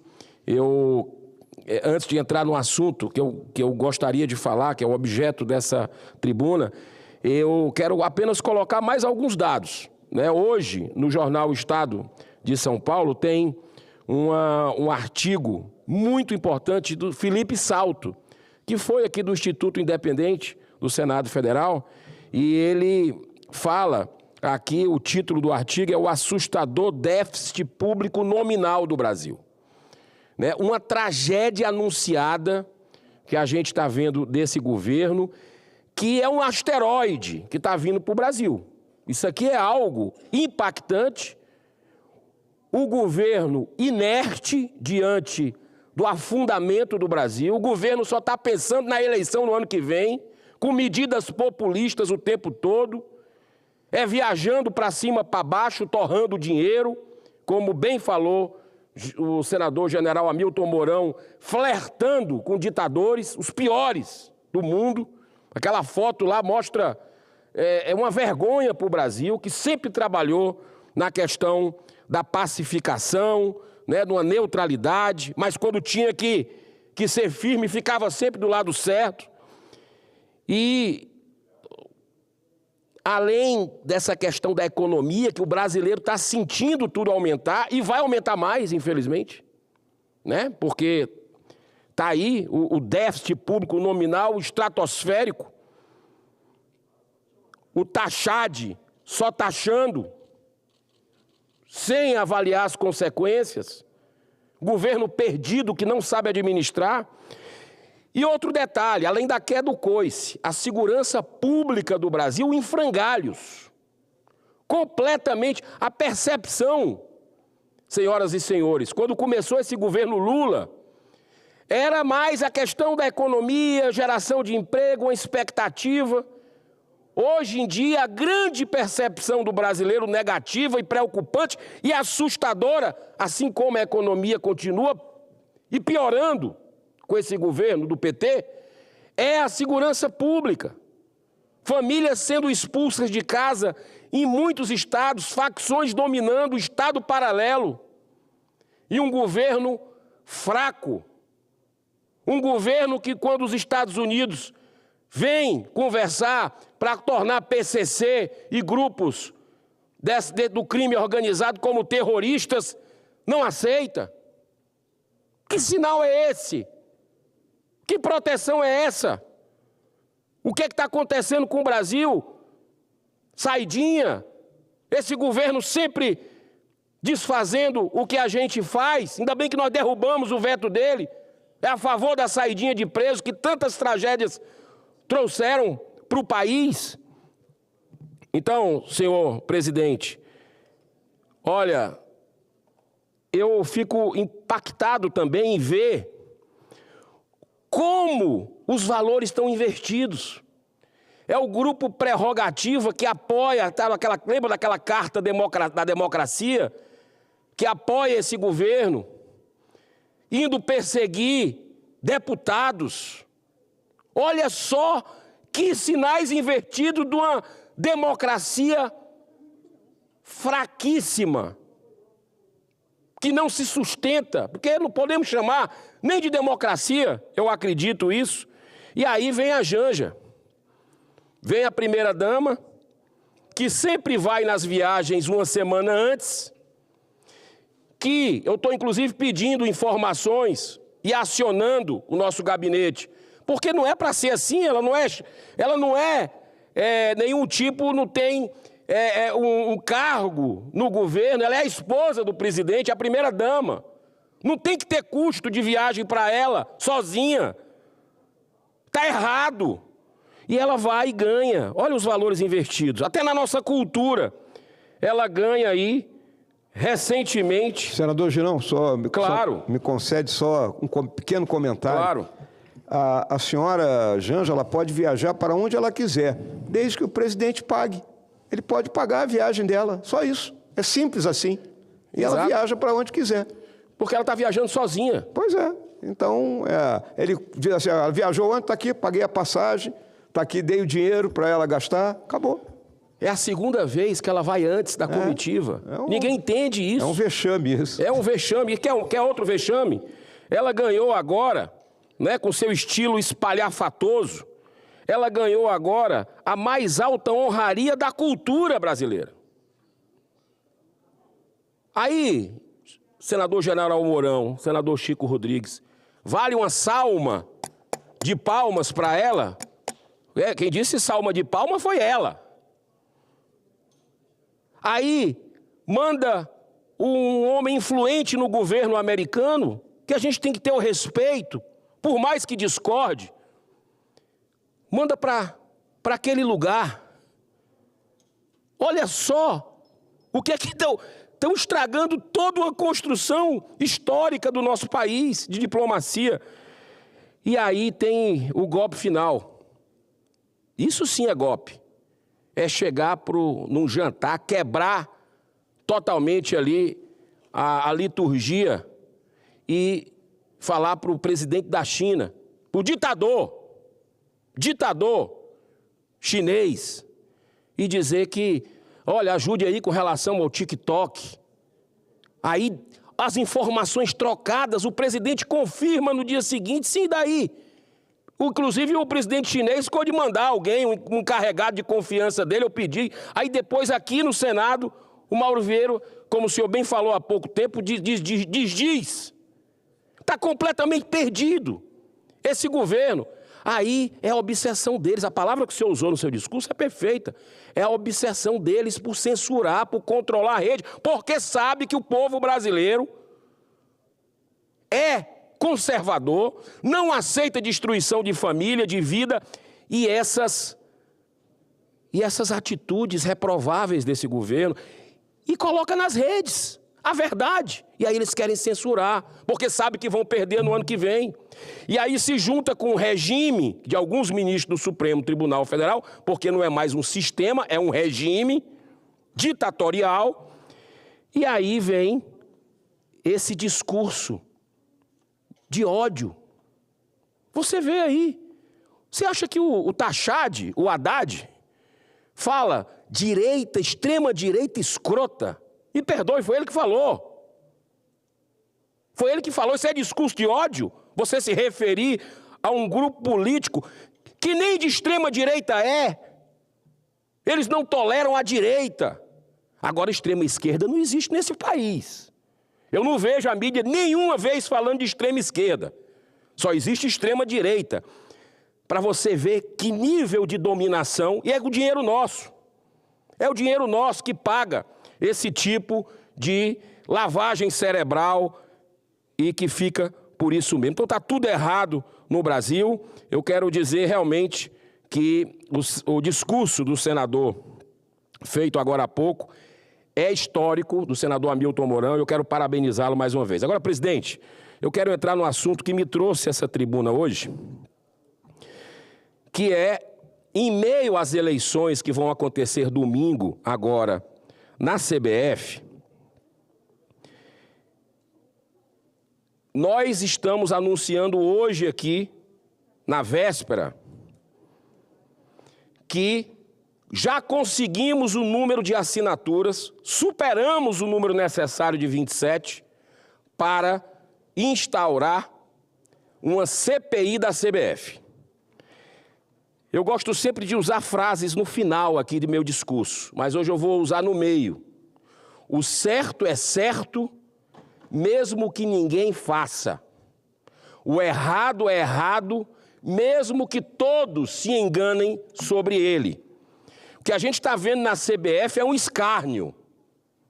E nós não podemos, não temos o direito, principalmente quem ama o futebol, de não reprovar as inúmeras denúncias sem nenhum tipo de explicação que estão acontecendo lá na CBF. E não é a troca de presidente que vai acontecer, que já está tudo certinho, tudo combinado, né? É aquela coisa de combina com os russos, vai lá, combina. Não, já está tudo combinado. Que vai trocar 6 por meia dúzia. O presidente Edinaldo saiu, inclusive nem já desistiu de recorrer nessa batalha judicial que tem o dedo do STF, como em tudo nesse país, desse tribunal que daqui a pouco até briga de trânsito vai se envolver, porque é insaciável com relação ao poder, a desmandar, a mandar, deixando esse país num caos institucional completo, numa insegurança jurídica sem precedentes, muito por omissão dessa casa, que não analisa impeachment, está aí 60 pedidos, eu estou entrando com mais um agora, de ministro do Supremo. Mas o que eu quero colocar, senhor presidente, é que a mídia brasileira, muito incomodada, uma parte dela que talvez, mesmo com os investimentos bilionários das bets, que tomaram conta da grande mídia, nunca houve tanto investimento, e aí como a CBF também é patrocinada por bets, fica tudo em casa. E jornalistas que ainda se rebelam com isso, alguns deles sendo afastados, porque criticam o presidente de CBF, o que está acontecendo na CBF, mas aqui nesse parlamento eu não vou me calar não, porque eu sou um amante do futebol, um amante do que é correto nesse país, e a gente precisa investigar com essa CPI que nós vamos dar entrada nos próximos dias. É isso que eu quero anunciar. Então, olha só o que diz aqui nesses dias, para a gente entender que é uma troca de 6 por meia dúzia. Vai continuar a CBF sem transparência. Vou anunciar também um projeto que vai dar transparência à CBF, que muda realmente a questão da forma dessa entidade, como ela é vista, percebida pelo governo. Precisamos ter uma atenção, porque é o patrimônio do futebol brasileiro, é a responsável pela seleção canarinha, que é a nossa identidade, uma das principais culturas do Brasil, as identidades culturais do Brasil. Então, veja aqui o que é que diz o Lauro Jardim. Schaud, que é o novo, que vai ser o virtual novo presidente, já tem votos para se eleger presidente da CBF. Aí coloca aqui, saiba a única condição que pode mudar esse quadro. Aí ele faz aqui um relato, né? E diz o seguinte: Schaud só não o será, segundo o consenso geral entre seus apoiadores graúdos, se surgir ao longo dessa semana, que está acabando hoje, alguma denúncia de teor explosivo, se passar razoavelmente ileso pelos próximos 6 dias, ou seja, estamos acabando esse período agora, ele assume a CBF. Agora, olha o que diz aqui. Os patrocinadores da candidatura de Schaud já o tinham escolhido há 2 semanas. Todos já tinham como certo que Edinaldo cairia. Schaud, de 41 anos, foi escolhido para ser vendido como uma renovação da CBF, uma cara nova. Aliás, nunca uma eleição da CBF foi tão articulada, sabe onde? Em Brasília. Toda a negociação passou por Gilmar Mendes. Está aqui matéria do Lauro Jardim, ou seja, é o Gilmar Mendes que vai continuar mandando no futebol brasileiro. É isso? É isso, brasileiros? Aí, isso aqui foi no dia 19. Agora, no dia 20, veio outra matéria, do Globo, Diogo Dantas. Samir Chalde e Reinaldo Bastos se aproximam e inibem movimento de clubes por abstenção na CBF. As federações que estão apoiando o Chalde, essa mudança toda, que são aqueles presidentes que receberam um aumento de 50 mil para mais de 200 mil reais semanas atrás, óbvio, estão apoiando, a maioria, né? E o sistema lá é completamente de peso, de voto, completamente equivocado, porque dá um peso às federações, aos clubes, que fazem realmente o esporte ser o protagonista do Brasil, né, com as SAFs e tudo, não tem um peso tão grande. Então diz aqui, Samir Chalde e Reinaldo Bastos se aproximam e inibem movimento de clubes por abstenção na CBF. Olha aqui o que é que diz. Pleito acontece no domingo com o médico, inclusive saíram talvez notícias explosivas, talvez não são tão explosivas nesse país de inversão de valores, que ele é suspeito, esse candidato à CBF, de fraudar documentos num hospital público. Essa matéria saiu em todo o país, mas talvez, como o Brasil hoje, os valores estão invertidos, quem voltou à presidência do país é alguém que foi condenado em 3 instâncias por corrupção, lavagem de dinheiro, tendo seu nome citado em centenas de delações premiadas. Aí, talvez, esse assunto não seja interessante. Mas olha aqui, pleito acontece no domingo com o médico como candidato único após o fim do prazo para as inscrições. Aí diz aqui a matéria.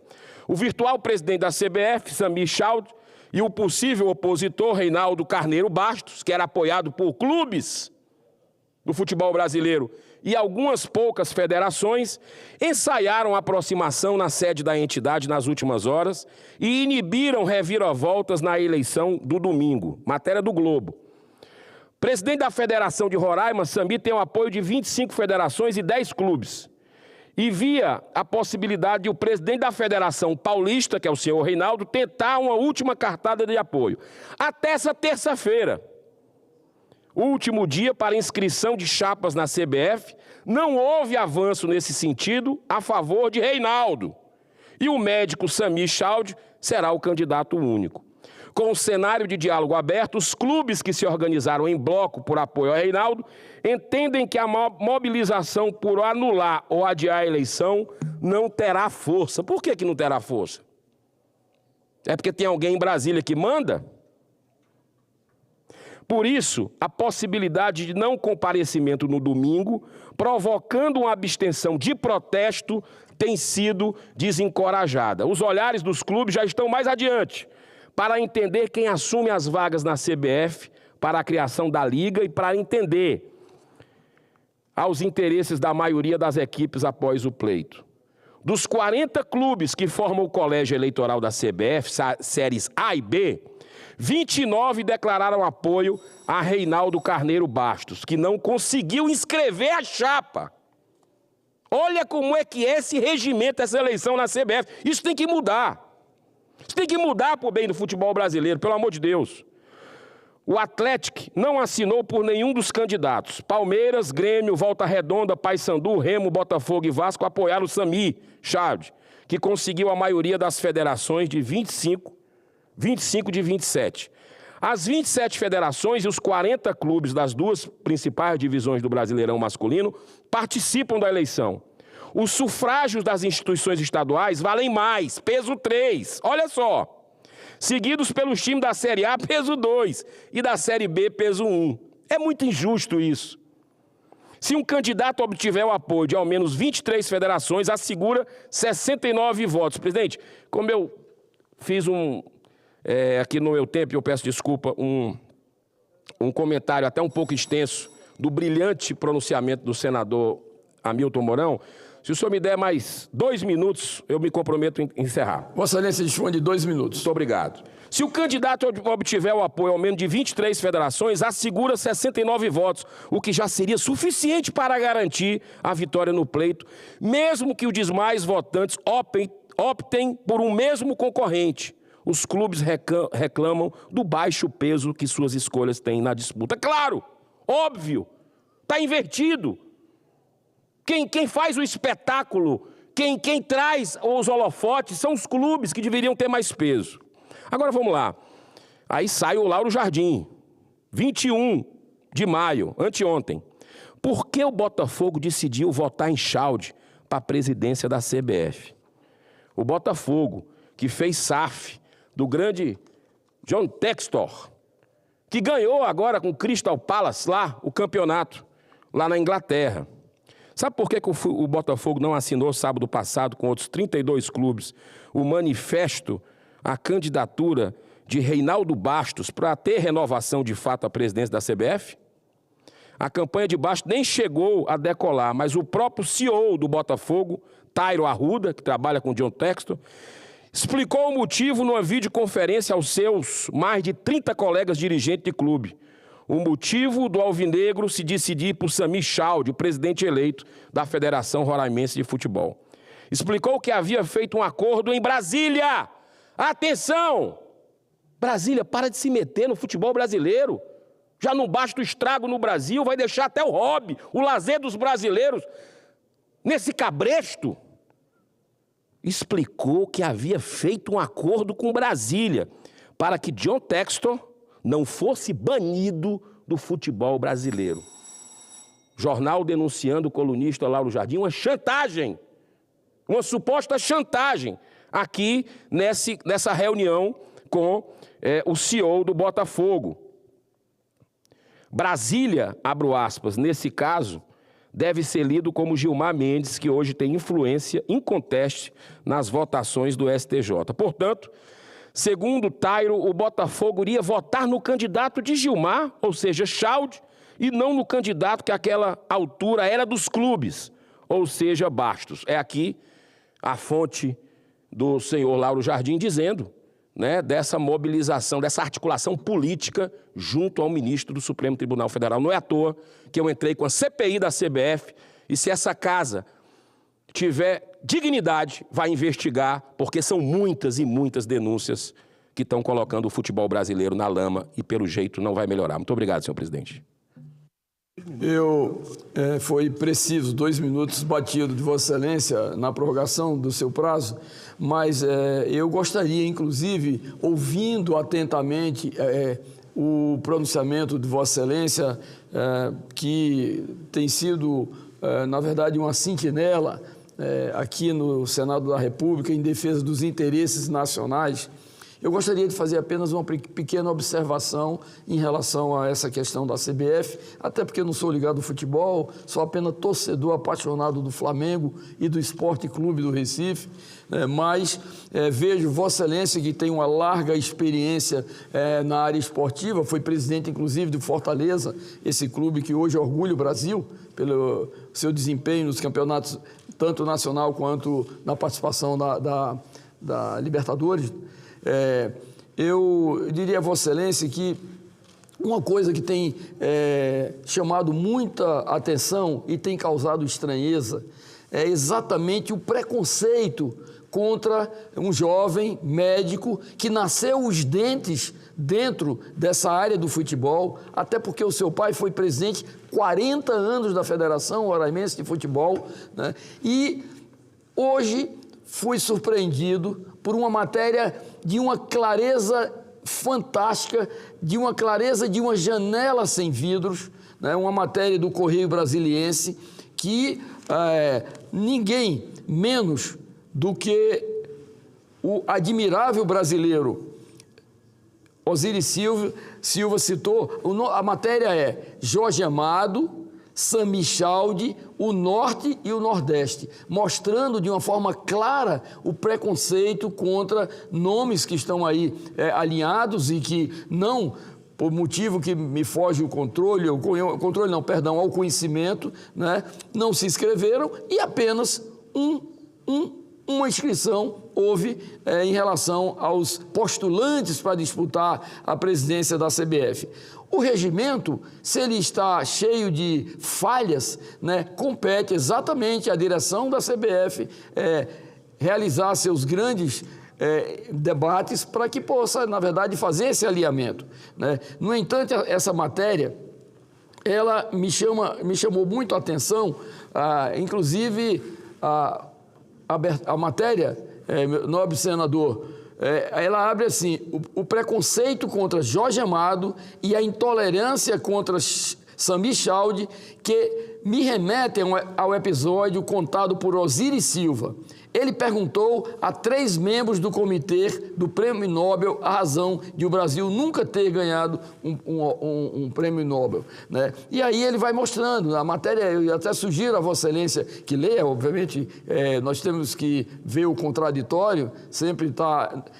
para que possamos emitir o nosso juízo de valor, e só a estranheza, né, o Reinaldo Carneiro Bastos, que é o presidente da Federação Paulista, poderosíssima Federação Paulista de Futebol, né, não sei os motivos pelos quais eles não se inscreveu, né, na disputa à presidência da CBF. E oxalá, né, esse jovem brasileiro, roraimense nato, possa... ao ser eleito no próximo domingo, dá realmente um choque de gestão na CBF, que já vem há muitos anos, que já vem há décadas, na verdade, devendo muitas explicações ao Brasil, principalmente na coordenação, no acompanhamento, na fiscalização, no controle, nos investimentos, na independência da CBF, para que nós possamos novamente voltarmos aos tempos gloriosos de Pelé, de Garrincha, de Gerson, de Tostão, de tantos jogadores, de Romário, nosso colega senador da República Romário, de dar ao Brasil essa alegria de ver mais uma estrela na camisa gloriosa da seleção brasileira. Era essa observação que eu gostaria de fazer, até porque, independente do Dr. Chamir Chaldi ser do meu estado, a gente vê nitidamente o preconceito que existe em relação ao Norte e o Nordeste, especialmente na área do futebol. Só para lhe cumprimentar, senhor presidente, eu acho muito bacana da democracia isso, né? A gente colocar as nossas opiniões, e eu respeito profundamente o senhor, que inclusive está com uma gravata bem com as cores do Brasil, né? Eu sei que o senhor ama esse país e eu não tenho a menor dúvida disso. Eu só queria colocar o seguinte: eu, no meu ponto de vista, respeito quem pensa diferente, mas já está errado um dirigente passar 40 anos à frente de uma federação. Não é só em Roraima, não. Em muitos lugares do Brasil é isso. É como se fosse ali uma dinastia familiar que vai passando de um para outro. Isso não pode ser bom. A alternância de poder é algo fundamental, novas ideias. Ele é jovem, realmente ele é jovem, 41 anos. Né? Quando ele nasceu, o pai já estava na Federação Roraimense, praticamente estava ali, né, entrando na Federação Roraimense. Mas será que não é um novo que já vem com a mentalidade dessas práticas sem transparência da CBF? Nós vamos ver. Ele já está eleito, né? Agora, o que eu quero dizer para o senhor é o seguinte, é que nós temos... Eu sou do Nordeste, como o senhor, nasceu em Pernambuco, foi eleito por Roraima, tem muitos cearenses lá em Roraima também, pernambucanos e de outros estados. Isso eu não vejo absolutamente como preconceito, né? Eu fui presidente do Fortaleza em 2017, né? Estive na CBF visitando então o presidente, e assim, a relação institucional. Não é uma questão de preconceito. Se essa jogada política fosse feita no Ceará, eu estaria contra, né? Porque eu acho que a CBF precisa abrir, precisa ter essa oxigenação. Eu, por exemplo, acredito que o Ronaldinho, aliás, o Ronaldo Fenômeno, que até esboçou ser candidato e foi travado, né? Foi encontrou um monte de dificuldade nas federações e chegou até aí conversar com Gilmar Mendes, que eu acho que deve ter dado até a pá de cal para ele não se candidatar. Eu estou querendo chamar ele na comissão de esporte para ouvir o que é que a gente pode fazer com a CBF. General Hamilton Mourão também, como o senhor, é um flamenguista. Eu acho que todos nós aqui temos o nosso time. São raros os brasileiros que não gostam de futebol. Agora, eu particularmente confesso para vocês, vou colocar a minha opinião. Essa vinda do Ancelotti para cá, que é um grande treinador mundial, mas eu acho que perde a identidade do Brasil. O Brasil tem técnico bom. Tem um técnico do Flamengo, grande técnico. Tem tantos outros que eu não vou nominar aqui, né? Até o meu... que você tem aqui no futebol, vários outros técnicos bons, não vamos nominar para não esquecer de nenhum. Mas eu acredito, senhor presidente, que nós temos essa vinda do estrangeiro para o futebol brasileiro, que chegou no momento com 5 milhões de salário, com mais não sei quantos milhões de se ganhar, se passar, se conseguir conquista. É um negócio tão fora da realidade, me parece que é uma cortina de fumaça para jogar aqui um pouco de... apagar esse incêndio, né? Uma cortina de fumaça mesmo, para apagar esse incêndio que está tendo da CBF. Mas o Senado, eu espero que cumpra seu papel, vou dar entrada nos próximos dias, que a gente possa investigar a CBF, que eu acho que se puxar uma coisa vai sair muita coisa, e nós precisamos passar o Brasil a limpo, inclusive o retrato do Brasil, que hoje, no meu modo de ver, é a CBF. Muito obrigado, senhor presidente, Deus te abençoe. Muito obrigado, nobre senador. Eu inclusive, achei muito proveitoso esse debate, esses esclarecimentos de Vossa Excelência e, inclusive, eu dizia aqui com o general Mourão, o senador general, sempre general Mourão, né, que foi o orgulho do Exército Brasileiro nos momentos difíceis da vida brasileira, ele sempre assumiu posição realmente de coerência e determinada em defesa dos interesses nacionais. E uma coisa eu quero que Vossa Excelência tenha absoluta consciência. Política é a convivência dos contrários, né? Pensamentos, avaliações, sentimentos, enfim, né? E a vinda do Carlos Lancelotti, parece salário de 5 milhões de reais. Eu, sinceramente, tem jogador aí que ganha 50 milhões de salário e às vezes fazem corpo mole, vivem uma vida desregrada, né? Apesar de tudo que a imprensa, né, prega, e eu não diria diretamente a imprensa, mas os grandes investidores em marketing, merchandising, enfim, né? E que não tem servido quase nada à seleção brasileira, né? Em relação ao Carlos Lancelotti, é um vencedor e a gente tem que aplaudir sim os vencedores. Mais uma esperança como último fio, último não, estou exagerando, mas como um fio condutor de esperança do Brasil na Copa de 2026. Oxalá ele traga, na verdade, na bagagem, esse conhecimento, essa autoridade e, acima de tudo, esse envolvimento com os jogadores que efetivamente passem a vestir a camisa do Brasil com amor, como faziam os nossos craques do passado, né? E, sinceramente, se tivesse uma votação para indicar o técnico da seleção brasileira, inquestionavelmente, o cidadão Chico Rodrigues, indicaria o Felipe Luiz. Jovem, talentoso, jogador, com história, equilibrado, com autoridade com o time. E olha que ele foi jogador do time e tem uma autoridade enorme sobre os jogadores, com disciplina. Enfim, seria a grande aposta nossa, estou falando eu. Felipe Luiz seria, no meu entendimento, nesse momento, esse oxigênio novo que a seleção brasileira precisaria de um brasileiro nato que traz na bagagem a experiência e, acima de tudo, o amor à camisa, como ele derramava o sangue pelas cores do Flamengo. Portanto, foi um debate muito interessante hoje, nessa manhã de sexta-feira, e Vossa Excelência sempre trazendo à baila assuntos que é do interesse nacional. Tenho certeza que milhares de brasileiros nos assistem nesse momento e estão vendo que a discussão aqui no Parlamento é um largo estuário de assuntos que interessa à população brasileira, né? E esse futebol não é diferente, né? Portanto, agradeço a Vossa Excelência o belo debate. Gostaria de convidar o senador Mourão para assumir a presidência desta sessão, ao tempo em que me dirijo à tribuna para fazer o meu pronunciamento também.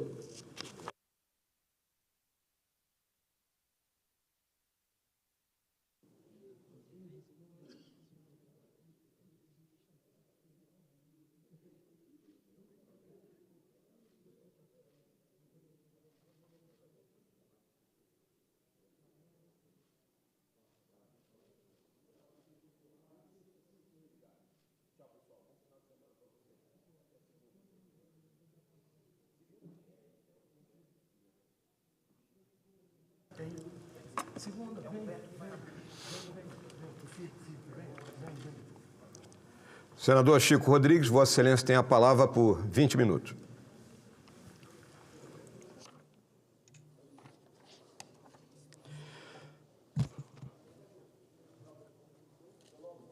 Caro presidente Hamilton Mourão, Vossa Excelência assumindo a presidência dos trabalhos, me dá a oportunidade de fazer o meu pronunciamento hoje.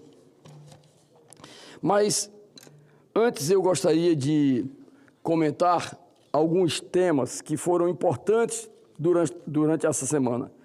Primeiro, as conquistas do PL 5066, que estabelece a partilha dos recursos para que possam as universidades, as academias, principalmente do Norte e Nordeste também, terem a oportunidade de receberem recursos para pesquisa em petróleo e gás. E o outro, o PL 2159, do Marco do Licenciamento Ambiental. O Marco do Licenciamento Ambiental, que, obviamente, vem flexibilizar sem descuidar do cuidado que nós devemos ter com as questões ambientais. Vejam, foi incompreendido em alguns momentos, ou talvez em vários momentos, né, o relatório da senadora Tereza Cristina, quando mostrava, na verdade, o porquê da necessidade de, nesses mais de 20 anos, se debatia esse marco do licenciamento ambiental, o marco regulatório. E aí eu quero citar apenas alguns tópicos que vêm exatamente de encontro, presidente, a esse interesse nacional. Eu estou falando aqui de forma incontestável. O que acontecia, o radicalismo dos ambientalistas, a demora, o prejuízo, os prejuízos imensuráveis que causaram, obviamente, ao nosso país. Vou dar o primeiro exemplo. A BR-319, que é o traço de união entre o Brasil do Norte, e leia-se Amazonas e Roraima, e o resto do Brasil. O Amazonas, né, Manaus, é a única capital do planeta Terra. Manaus, vou repetir, é a única capital do planeta Terra que não tem ligação rodoviária. Isso dificultando a vida de milhares de pessoas, de milhões de pessoas. A população do Amazonas chega a 4 milhões e meio de habitantes, a de Roraima chega a 750 mil habitantes, aí já se vão quase 5 milhões de habitantes, né, ou um pouco mais, que não têm acesso rodoviário ao Brasil. Ponto. Por quê? Pelo radicalismo dos ambientalistas em não conceder autorização para asfaltamento daquele trecho da BR-319, Manaus-Porto Velho. Na época da pandemia, o que se viu foram milhares de pessoas morrendo no estado do Amazonas, especialmente pela não chegada de oxigênio, porque não pode ser feito através de transporte aéreo e tinha que ser rodoviário. Nós recebemos primeiro esse oxigênio da Venezuela do que do Brasil. Então, essa questão da BR-319, questões puramente sobre a responsabilidade e o impedimento dos ambientalistas.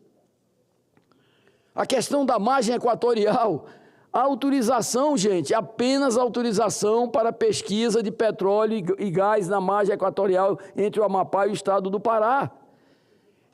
Então, são números incontestáveis. União de Tucuruí, no meu estado, a maior dificuldade, a maior polêmica que se arrastou por quase 15 anos um processo licitado, concluído exatamente pela passagem em uma reserva indígena com 125 quilômetros, os Vaimiris a Troaris, o que não impede em absolutamente nada a preservação ambiental e também os cuidados com as populações aborígenas, populações indígenas. Aquela população ali, depois, eles em si hoje estão muito satisfeitos, eles acompanham a construção, eles fiscalizam a construção, eles recebem royalty da construção do Leão de Tucuruí e, finalmente, no início de 2023, já agora no governo do presidente Lula, e iniciada e votada no governo do presidente Bolsonaro, foi que viabilizou a execução dessa obra, ou seja, é uma ação de Estado, não é só de governo. Mas os ambientalistas teimavam em também criar dificuldades, porque ia derrubar uma árvore, ou 2 árvores, ou 10 árvores, etc. Faz a reposição florestal. Mais de 5.000 obras paralisadas no Brasil. Mais de 5.000 obras. Hoje, dia 25, hoje, dia 23, estou adiantado já. Mais de 5.000 obras paradas em função das licenças ambientais. Mais de 3.500 projetos impedidos de continuar a sua elaboração, porque necessita também da concessão e a liberação da licença ambiental. 1,7 trilhões, vou repetir, é bom repetir sim, 1,7 trilhões de recursos em investimentos parados no Brasil. Vou repetir, terceira vez, 1,7 trilhões de reais paralisados por conta de licenças ambientais. Vou dar outro dado. A Ferrogrão, que liga Sinop, no Mato Grosso, o celeiro, o coração da produção de proteína no Brasil, ao porto de Miritituba, no Pará, com dificuldades imensuráveis de uma concessão naquele eixo da estrada para que os caminhões possam passar e levar a produção para a exportação para a Ásia, para a Europa, para outros países do mundo. Portanto, senhor presidente, essas pendências devem-se fundamentalmente ao radicalismo no licenciamento ambiental. E olha, eu gostaria de deixar bem claro para toda a população brasileira, eu sou engenheiro agrônomo, eu sou um dos defensores intransigentes do meio ambiente. Você pode explorar sem destruir, você pode fazer reposição florestal, você pode cuidar das áreas de proteção, você pode, na verdade, fazer investimentos que, paralelamente, mantenham a questão da sustentabilidade. Portanto, é importante que esse PL 2159 do licenciamento ambiental, aprovado, ele passe a vigorar, mas tenha absolutamente todos os cuidados ambientais devidos. Agora, o que você não pode, na verdade, é parar no tempo. Isso aí nós somos absolutamente contra.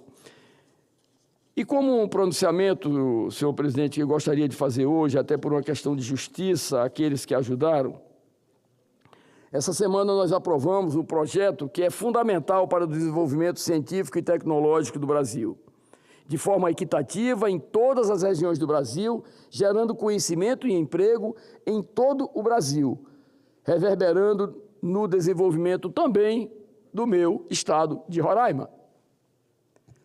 O acordo que apresentamos no plenário desta Casa contou com a participação de todos os senadores que são interessados na matéria.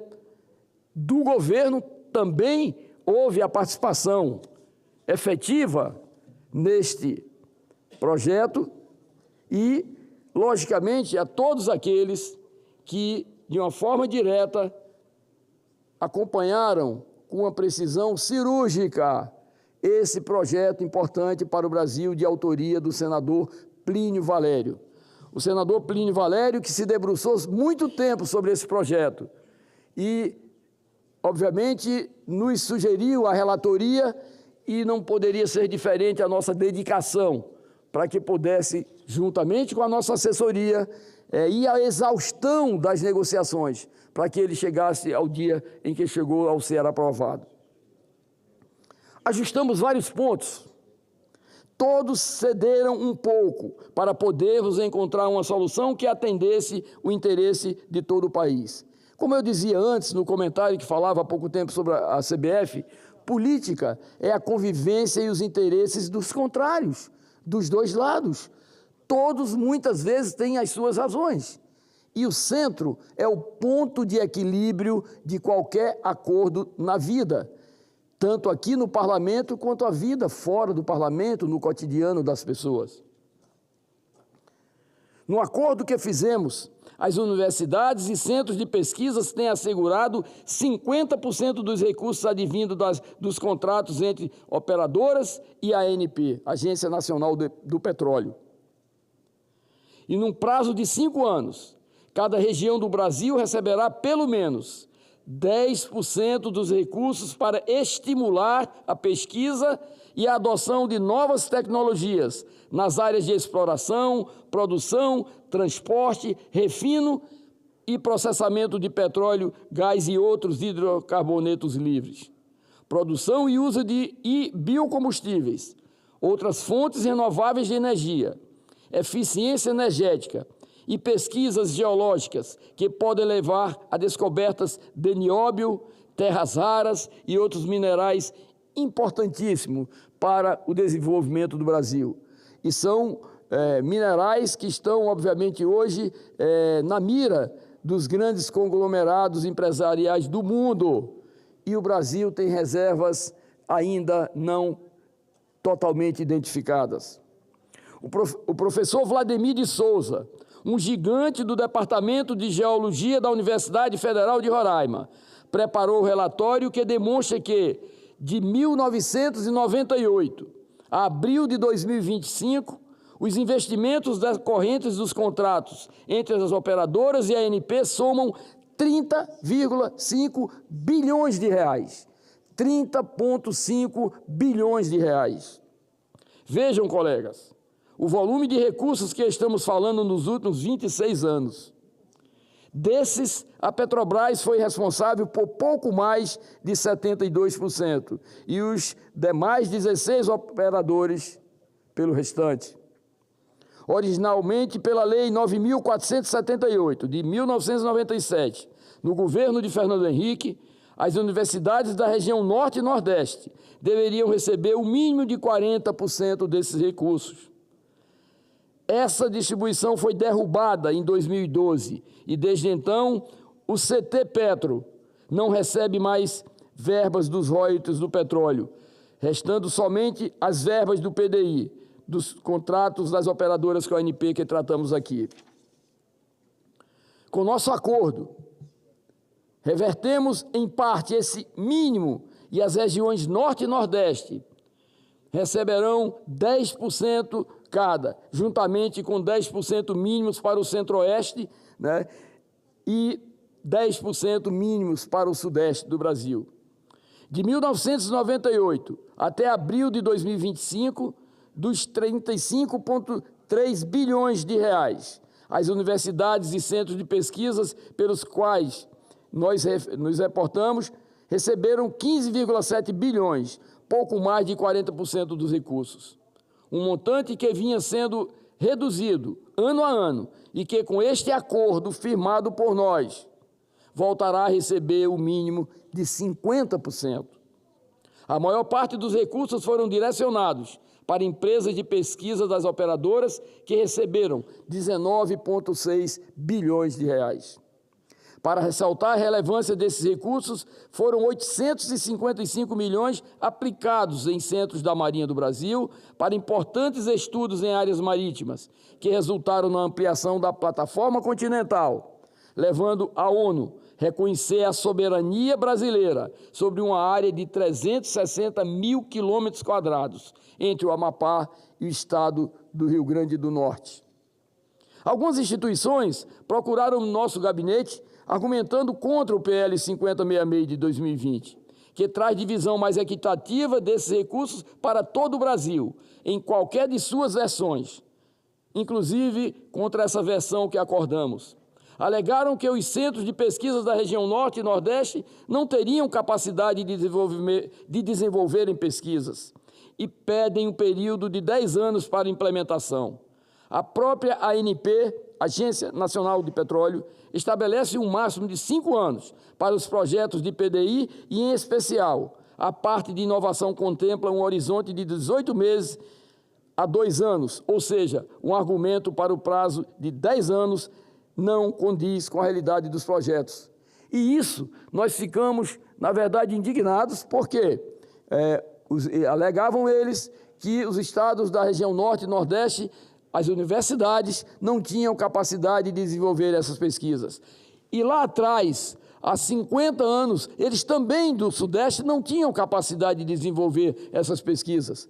E os investimentos começaram e foi desenvolvendo, e hoje é um exemplo na pesquisa, principalmente de águas profundas, no mundo, fruto também de recursos desta natureza. Portanto, sim, senhor, quando nós fizemos o acordo, foi para incluir os estados da região Norte e Nordeste, para que pudessem ter disponíveis recursos para aplicarem nessa pesquisa de petróleo e gás, que o nosso subsolo é riquíssimo. E os beneficiários, senador Hamilton Mourão, com certeza deverão também alcançar esses jovens que eu gostaria de mostrar, que visitam hoje o Senado. Quem sabe dali não sai algum geólogo, um grande pesquisador em petróleo e gás, enriquecendo, portanto, o patrimônio da população brasileira. Caros senadores e senadoras, em todo esse período, os centros de pesquisa do Norte receberam minguados 67 milhões de reais. E só uma empresa prestadora de serviço, a FMC Technology, recebeu 6,2 bilhões de reais.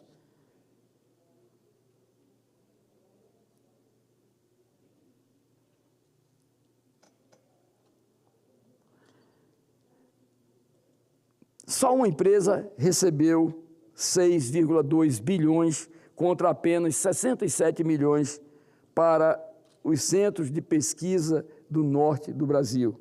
Mas nós corrigimos com esse projeto. Os senadores tiveram a consciência coletiva, o governo teve a capacidade de fazer esse filtro e de entender a dimensão dos estados do Nordeste e do Norte, que têm abundância de ocorrências minerais no seu subsolo.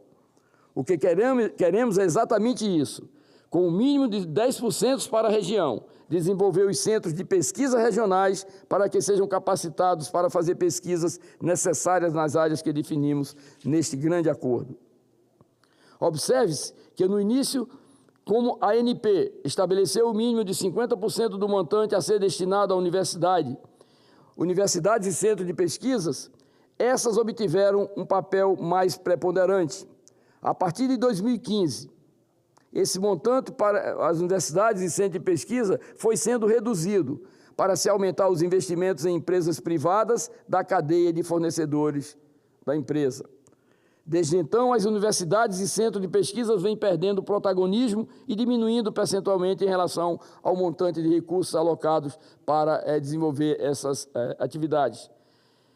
Garantindo 50% dos recursos para centros de pesquisa e universidades na forma do texto acordado neste Senado Federal, daremos forte apoio aos centros de pesquisa, inclusive para os centros de pesquisa das Forças Armadas Brasileiras, autorizadas na ANP para receberem recursos. O setor privado também levanta dúvidas sobre a fiscalização da utilização desses recursos pelos centros de pesquisa e as universidades. Eu pergunto, De que forma está sendo fiscalizado o uso dos 6,2 bilhões entregue à FMC? De que forma está sendo fiscalizado esses recursos, 6,2 bilhões de reais que está sendo executado pela FMC? No texto que o Senado Federal aprovou ontem, criamos espaço para que o Poder Executivo regulamente e crie mecanismos para dar transparência aos resultados obtidos com recursos investidos. Isto é um passo fundamental para dar maior transparência e permitir maior fiscalização do uso dos recursos, independente se estão sendo aplicados por universidades federais ou por empresas privadas. Queremos saber o que estamos obtendo com esse recurso da pesquisa, desenvolvimento e inovação, da P&D. Quero lembrar a todos que a Constituição Federal estabelece que o mar territorial, os recursos naturais, a plataforma continental e da zona econômica exclusiva e os recursos minerais do subsolo são bens da União e é com uma espécie de competência delegada que a ANP, Agência Nacional do Petróleo, obriga a aplicação desses recursos em pesquisa, desenvolvimento e inovação, em universidades e empresas privadas. O texto aprovado no PL 5066 de 2020, do qual eu fui o relator, que contou com o acordo de todas as partes, inclusive quem poderia virar as costas e concordou por entender a abrangência do projeto, foi a Petrobras. E aqui eu quero fazer um agradecimento especial ao governo, que participou ativamente de todas as etapas, e a todos os senadores que nos ajudaram a construir um texto melhor, na figura do senador Carlos Portinho. E vamos solicitar à Câmara dos Deputados um carinho especial por esse projeto de lei, que é um verdadeiro instrumento para investimentos e desenvolvimento do Brasil e para a sua soberania nacional.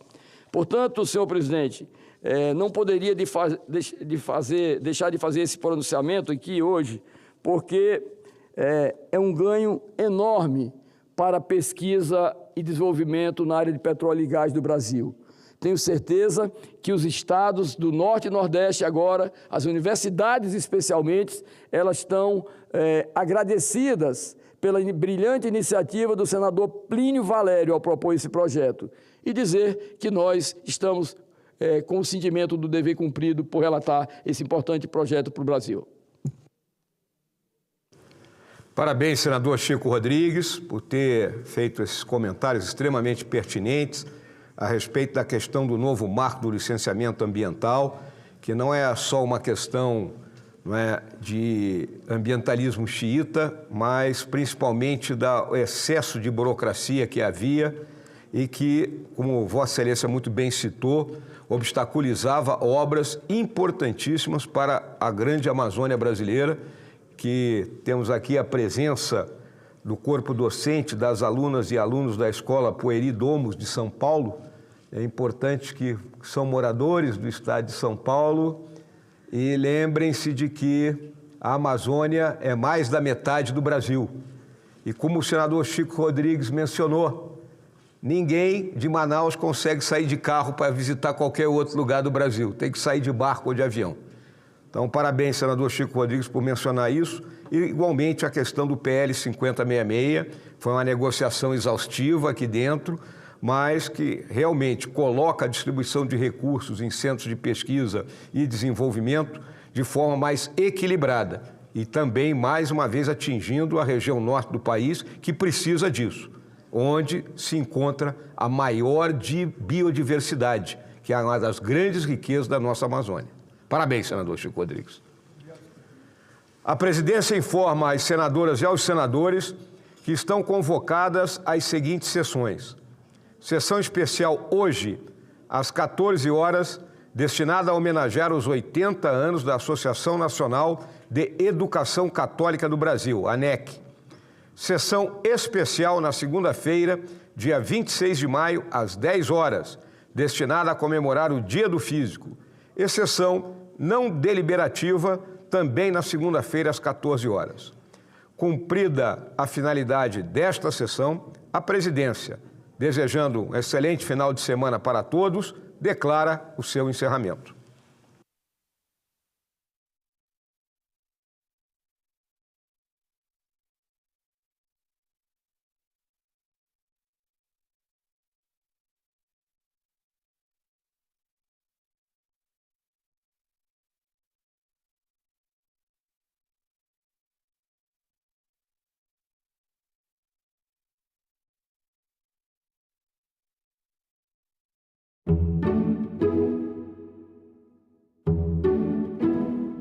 Um ano das enchentes no Rio Grande do Sul, o que se perdeu e o que foi reconstruído. Relembra a efervescência do Congresso Nacional durante a elaboração da Constituição. Indígenas e quilombolas já viviam na região de Brasília antes da construção. Histórias pouco conhecidas da capital. Tudo isso no Parlamento Brasil. Parlamento Brasil. Hoje, 8 horas da noite, aqui na TV Senado. A presidência do Grupo BRICS é rotativa. Cada país ocupa essa função por um período de 1 ano. Em 2025, o presidente é o Brasil e por isso os líderes dessas nações se reúnem no Rio de Janeiro em julho. Representantes dos parlamentos dos países do BRICS têm antes, agora em junho, uma reunião em Brasília, aqui no Congresso Nacional. O 11º Fórum Parlamentar do BRICS inclui delegações de países parceiros, além dos membros efetivos. A importância da participação brasileira no BRICS não é apenas política e diplomática. Temos um intenso comércio com essas nações e o nosso produto mais exportado é a soja, seguida por petróleo, ferro e carne bovina.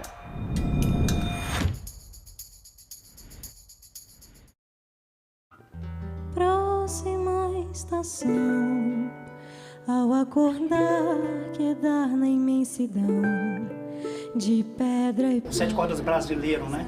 Ele é um instrumento que vem exatamente com esses componentes de samba, de chorinho. No meio da rua, na minha morada, madrugada escura.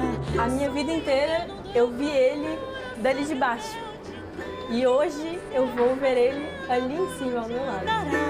A estrela que eu procuro não vai se apagar, jamais vai se apagar. O meu violão 7 cordas, eu sempre gostei de trazer essa bagagem toda desde menino, desde os 8 anos de idade que eu toco violão, que eu comecei a estudar. Vai se apagar, jamais vai se apagar, nunca vai se apagar o brilho dessa...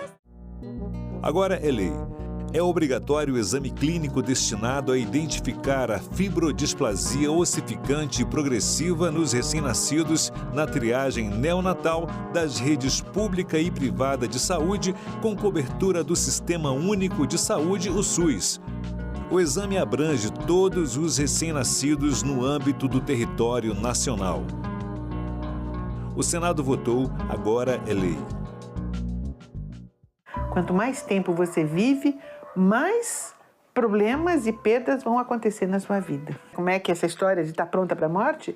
É porque você vai lidando com ela. Você tira do armário.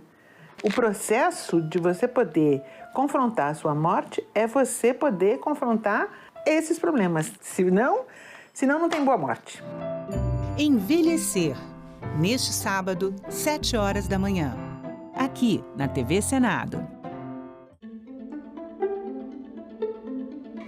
Vossa Senhoria é sócio da Preifral? Prefiro permanecer em silêncio. Essa é uma das empresas, presidente, que foi criada com CPF de pessoas falecidas, endereço inexistente ou existente que não tem nada a ver com a referência e que foi usada realmente para desviar aí milhões e milhões de... bilhões, aliás, porque a gente já percebeu aqui que dá quase 30 bilhões por mês a movimentação dessas plataformas irregulares, né? Ilegais, inclusive. Meu querido senador Rogério, o senhor Daniel, ele aparece como sócio dessa empresa Peach Blossom River Technology. E ele disse aqui que ele não conhece a senhora Adélia, que seria sua sócia. Quer dizer, isso já é um falso testemunho. Isso ele já está praticando um crime aqui. Então, eu espero que nós possamos continuar com essa oitiva, mas sempre levando em consideração que ele já está em flagrante aqui. Quem lhe orientou a estar nessa CPI? Os próprios advogados. Senhor presidente. O senhor recebeu, Pela ordem, senhor presidente. recebeu uma notificação na sua casa? Foi uma ligação. Pela ordem, senhor presidente. Pois não, minha querida relatora. Não vou pedir vênia aqui, mas senhor Daniel Pardim Tavares Lima, o senhor está preso. Seus advogados vão poder explicar num HC. Excelência, pela ordem, eu noto aqui que é um claro abuso. Senhor, impetre um HC, por favor. O senhor está preso.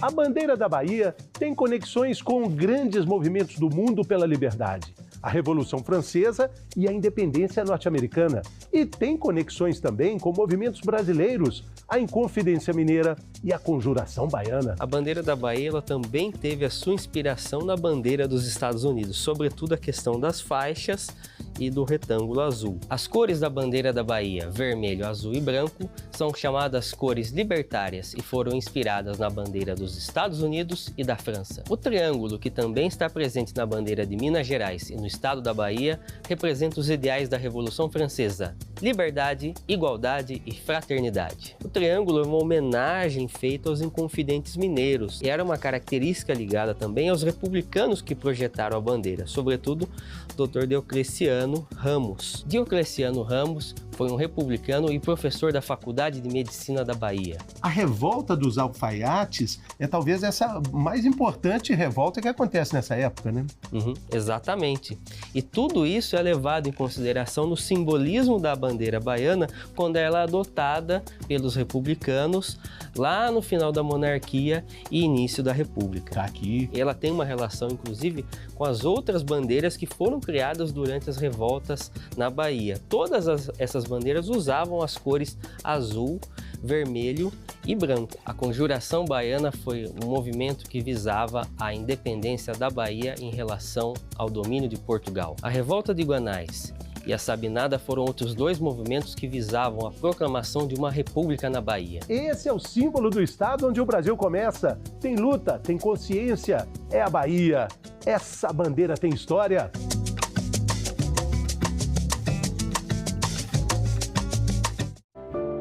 Acordo de Paris completa 10 anos e vai ser discutido na COP do Brasil. Estudantes criam absorvente sustentável, barato e acessível. A arte é usada para promover a educação ambiental nas escolas. E a história do homem que, sozinho, criou uma floresta no coração de São Paulo. Ecocenado, neste sábado, 9 horas da manhã, aqui na TV Senado.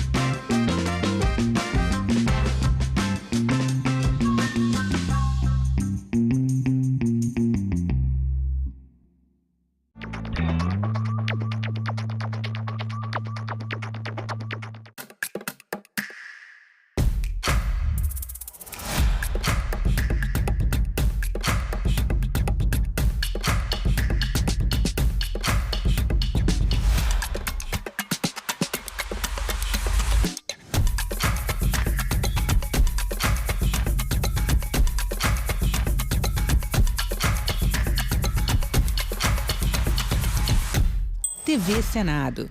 Democracia todo dia.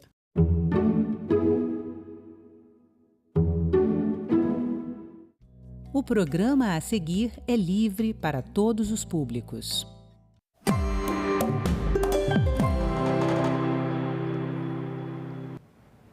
Olá, o assunto deste Agenda é contas públicas. Terminar o ano com as contas zeradas é o grande desafio que o governo federal se impôs para este ano. A Instituição Fiscal Independente do Senado acompanha mensalmente como andam arrecadações e despesas do governo e avalia que a meta de 2025 pode ser alcançada. Neste Agenda, eu recebo o diretor executivo, Marcos Pestana, para detalhar a análise da IFE. Marcos Pestana, muito obrigada pela sua presença aqui na Agenda Econômica. A gente estava conversando aqui um pouquinho antes e sim, o governo, vocês avaliam que o governo vai conseguir essa meta de zerar o déficit esse ano, mas o objetivo já é que fosse maior, né, que tivesse um superávit. O que significa isso? Zera esse ano e o ano que vem. Como é que continua essa história? Antônia, na verdade, eu passei a Semana Santa toda num processo profundo de reflexão e resulta disso um certo pessimismo, porque o país está profundamente doente, não tem consciência plena disso, não tem um diagnóstico coletivo muito preciso. E o receituário, a terapêutica, não está no horizonte. O calcanhar de Aquiles são as finanças públicas. É o grande drama que trava a economia brasileira, que evita que a gente tenha um crescimento como os países asiáticos, com a Índia, a China. Marcos, eu vou pedir então só para o nosso diretor colocar na tela os números básicos para a nossa audiência saber um pouco do que a gente está falando, né? A gente tem uma tabela de arrecadação que está, vamos, de receitas, né? Que é a arrecadação. Então, a previsão do governo é de uma arrecadação total de 5 trilhões e 880 bilhões. As despesas primárias líquidas, e eu queria que você explicasse um pouquinho cada uma dessas coisas, de 2,3 trilhões. Né, se tem uma arrecadação total de 5,88, por que a primária líquida é só de 2,3 trilhões, mas mesmo assim vocês avaliaram que essa receita ela está superestimada. Eu queria que você nos falasse um pouquinho sobre essas receitas. É importante para o nosso espectador, que nem sempre é um especialista em economia, claro, mas eu queria tranquilizar qualquer dona de casa, qualquer trabalhador, qualquer pessoa lida com orçamento familiar. E o orçamento público é muito parecido com o orçamento de uma família. Então, vamos lá. Por que a arrecadação total é muito acima das receitas primárias, que é o que efetivamente o presidente da República e o governo têm para governar? Porque ali estão as receitas financeiras. Ali está a rolagem da dívida. Os títulos que são lançados para rolar nossa dívida e o endividamento para pagar os juros. Então, descontar da parte financeira, indo só para as despesas e receitas operacionais, o presidente da República terá esse ano, a estimativa é cerca de 2 trilhões e 300 bilhões. Isso que ele tem para governar. Só que 6 despesas, previdência, folha de salários, benefício da prestação continuada, Bolsa Família, auxílio desemprego e abono salarial levam 80%. 80 em cada 100 reais são descontados, são despesas obrigatórias que com essas 6 vertentes do orçamento público. Depois vem despesas com sentenças judiciais, os precatórios, o fundo do Distrito Federal. Aí o custeio da máquina, água, luz, telefone, aluguel. Vamos colocar então também um pouquinho agora o quadro das despesas, para a gente ter aí os números, né? Que fica mais fácil à medida que você vai falando. A despesa é de 2,37 trilhões, 2 trilhões e 370 bilhões, não é isso? A despesa primária. Mas vocês avaliaram também que essa despesa está superestimada. O que eu queria ver é o seguinte, a receita para vocês está superestimada, mas a despesa também. Então, isso vai fazer com que tenha um equilíbrio no fim do ano, zerado? Não, Não, porque a superestimação das receitas é muito maior que o resultado, porque tem algumas despesas subestimadas, outras superestimadas. Então, colocando tudo na panela, no liquidificador, sobra para a IFE um déficit primário de quase 60 bilhões de reais. Com os descontos previstos, o governo vai cumprir a meta.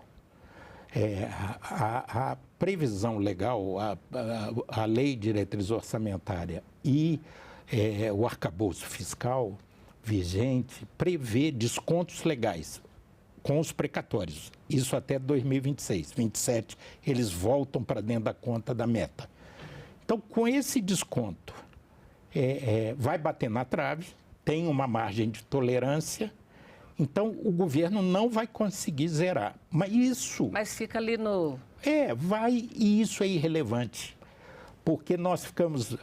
quando o orçamento foi aprovado, o próprio relator foi divulgado que o relatório, o orçamento aprovado aponta um superávit primário de 15 bilhões. A IFE acha que com os descontos legais vai dar uns 21.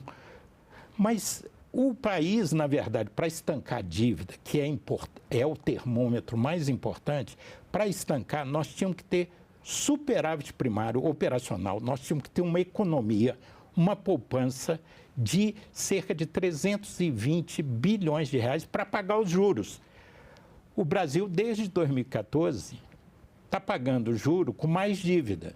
Está rolando a dívida, né? Não, além de rolar o principal, ele emite títulos para pagar juros. Então, é mais que rolar. Se endividar para pagar juro.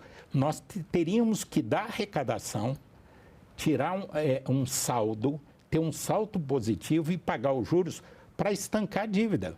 Porque a dívida é o principal indicador da saúde fiscal de um país. E é uma injustiça com as gerações futuras, com os nossos filhos, com os nossos netos. Porque nós estamos trocando consumo, despesa presente por dívida futura. Nós estamos deixando essa herança perversa para nossos filhos e netos. Onde é que está sendo feita essa dívida? Porque quando a gente fala nessa dívida do governo geral, ela pega o governo federal, ela pega os estados, os municípios, as empresas públicas ou de economia mista. Né? Onde é que está? Quem é que é o maior endividado, digamos assim? Isso oscila um pouco. O grande problema central é no governo federal. As prefeituras estavam produzindo superávit, começaram a inverter esse jogo. E os estados têm estados mais saudáveis e outros mais desequilibrados. Mas o que importa para a população é que esse caminho é insustentável. O governo não vai governar mais. Em 27, a Instituição Fiscal Independente prevê um grave estrangulamento das atividades públicas. E os próprios dados do governo enviados ao Congresso Nacional no projeto de lei de diretrizes orçamentárias para o ano que vem mostra esse estrangulamento. É a crônica da morte anunciada que a IFE tem já falado há 2 anos atrás, desde 2 anos atrás, que cada vez mais essas despesas obrigatórias vão comprimindo, espremendo a margem de manobra que o presidente da República tem para governar. O governo federal já andou sinalizando que em 2027 pode faltar dinheiro para governar. Como é que se resolve? Como é que a gente sai? Eu vou pedir o Ronaldo para trocar essa arte e colocar uma outra que a gente tem, que é exatamente a previsão de percentual do PIB, da dívida com relação ao PIB. Você está bastante focando nessa questão da dívida futura, e aí a gente tem esse crescimento. Tá? Então, a gente tem primeiro, vamos falar um pouquinho dos dados macroeconômicos. A gente fala das contas públicas, mas a gente tem que ver que, assim, para o cidadão do dia a dia, a inflação é uma coisa que é o que mais pesa no bolso, né? Quando a gente tem uma inflação, a gente já teve muito maior, né? Aí a gente tem o produto interno bruto, ou seja, a economia do país, uma previsão de crescimento para esse ano de 2%. e os juros com 15,25%. Aí agora eu vou pedir para o Ronaldo mudar para a dívida, porque os juros, a dívida, o governo paga com base nesses juros. Sim. Então, quando os juros estão altos, a dívida pública cresce. O que pode ser feito? Porque aí a gente tem a previsão de dívida. Eu peguei 2024, né, ano passado, 2025 e 2026, que é a previsão também, né, de vocês, e é mais ou menos também a previsão do governo, né? Juros é consequência, não é causa. Em função do desequilíbrio fiscal, vamos ver o que a realidade nos diz. Quando o governo, em 2014, 15, 16, se desorganizou completamente do ponto de vista fiscal, a taxa de juros teve que subir lá nas alturas. Quando foi feito o teto de gastos e houve uma âncora que as pessoas confiaram que o governo não ia gastar mais do que tem, os juros, a Selic, o Banco Central, o Copom, colocou no menor percentual da história da série da Selic. Então, é o seguinte, dívida, crescimento da dívida, responde, primeiro, depende, como você demonstrou antes, do próprio crescimento da economia, do PIB. Nós crescemos taxas muito razoáveis em 23 e 24, 3,2% e 3,4%, mas vai cair esse ano para 2%. Então, o tamanho da economia é uma das referências, porque é um percentual do PIB. Então, quanto menos cresce a economia, mais a dívida se agiganta. Segundo, resultados primários. Você precisa produzir, no jogo entre receitas e despesas, um saldo para pagar os juros. Senão, você tem que lançar mais dívida, mais títulos do governo para cobrir esse buraco dos juros. E a própria taxa de juros, que é consequência, ela varia. Quanto mais o devedor apresenta um risco de calote, de entrar num processo de default, de não pagar a dívida, mais os investidores que financiam. É assim na nossa vida pessoal e é no do governo também. Por isso que nós temos essa taxa de juros estratosférica. Então, a combinação disso tudo leva a essa trajetória explosiva que vai, futuramente, em 29, a gente prevê que ela vai bater em 90% e em 34% em 100%. Marcos, você falou do teto lá, que né, o mercado financeiro identificou que ali o governo não ia gastar mais e tal. O governo não gastava mais, mas também não governava. Os salários estavam estagnados, a Previdência estava estagnada, os benefícios estavam estagnados. Quer dizer, o país, a máquina pública meio que ficou paralisada, sem investimento público, sem esse gasto da máquina pública, porque o servidor público é um consumidor importante, né? No país como um todo. Eu estou falando aí de governo dos 3 níveis, né? Governo federal, governo estadual e governo municipal.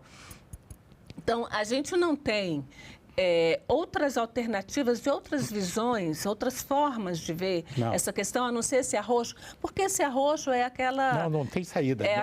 Mas como é que vivem outros países? Mágica. Como vivem outros países como os europeus, como os Estados Unidos, que não têm... Porque nós temos o orçamento mais rígido do mundo, não existe isso em parte nenhuma. Isso é que as instituições, a sociedade brasileira e a imprensa brasileira estão um tanto anestesiada. No teto de gastos nós estávamos melhor que hoje. A perspectiva era muito melhor e ia provocar um ganho de eficiência. E nós teríamos que mudar as regras do jogo. O próximo presidente da República, seja ele quem for, seja a reeleição do presidente Lula ou qualquer outro opositor ao presidente Lula, o próximo presidente, em 2027, tem um encontro marcado com uma profunda reforma estrutural das finanças públicas. Não há saída. O governo aí sim não vai governar, porque não tem mágica, não se planta dinheiro, não se coleta, não se colhe em árvore.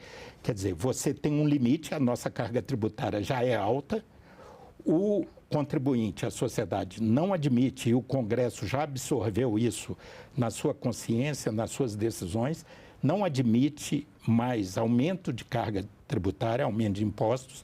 Portanto, prefeitos, governadores e presidentes da República vão ter que aprender a governar com isso que está aí, 33% do PIB.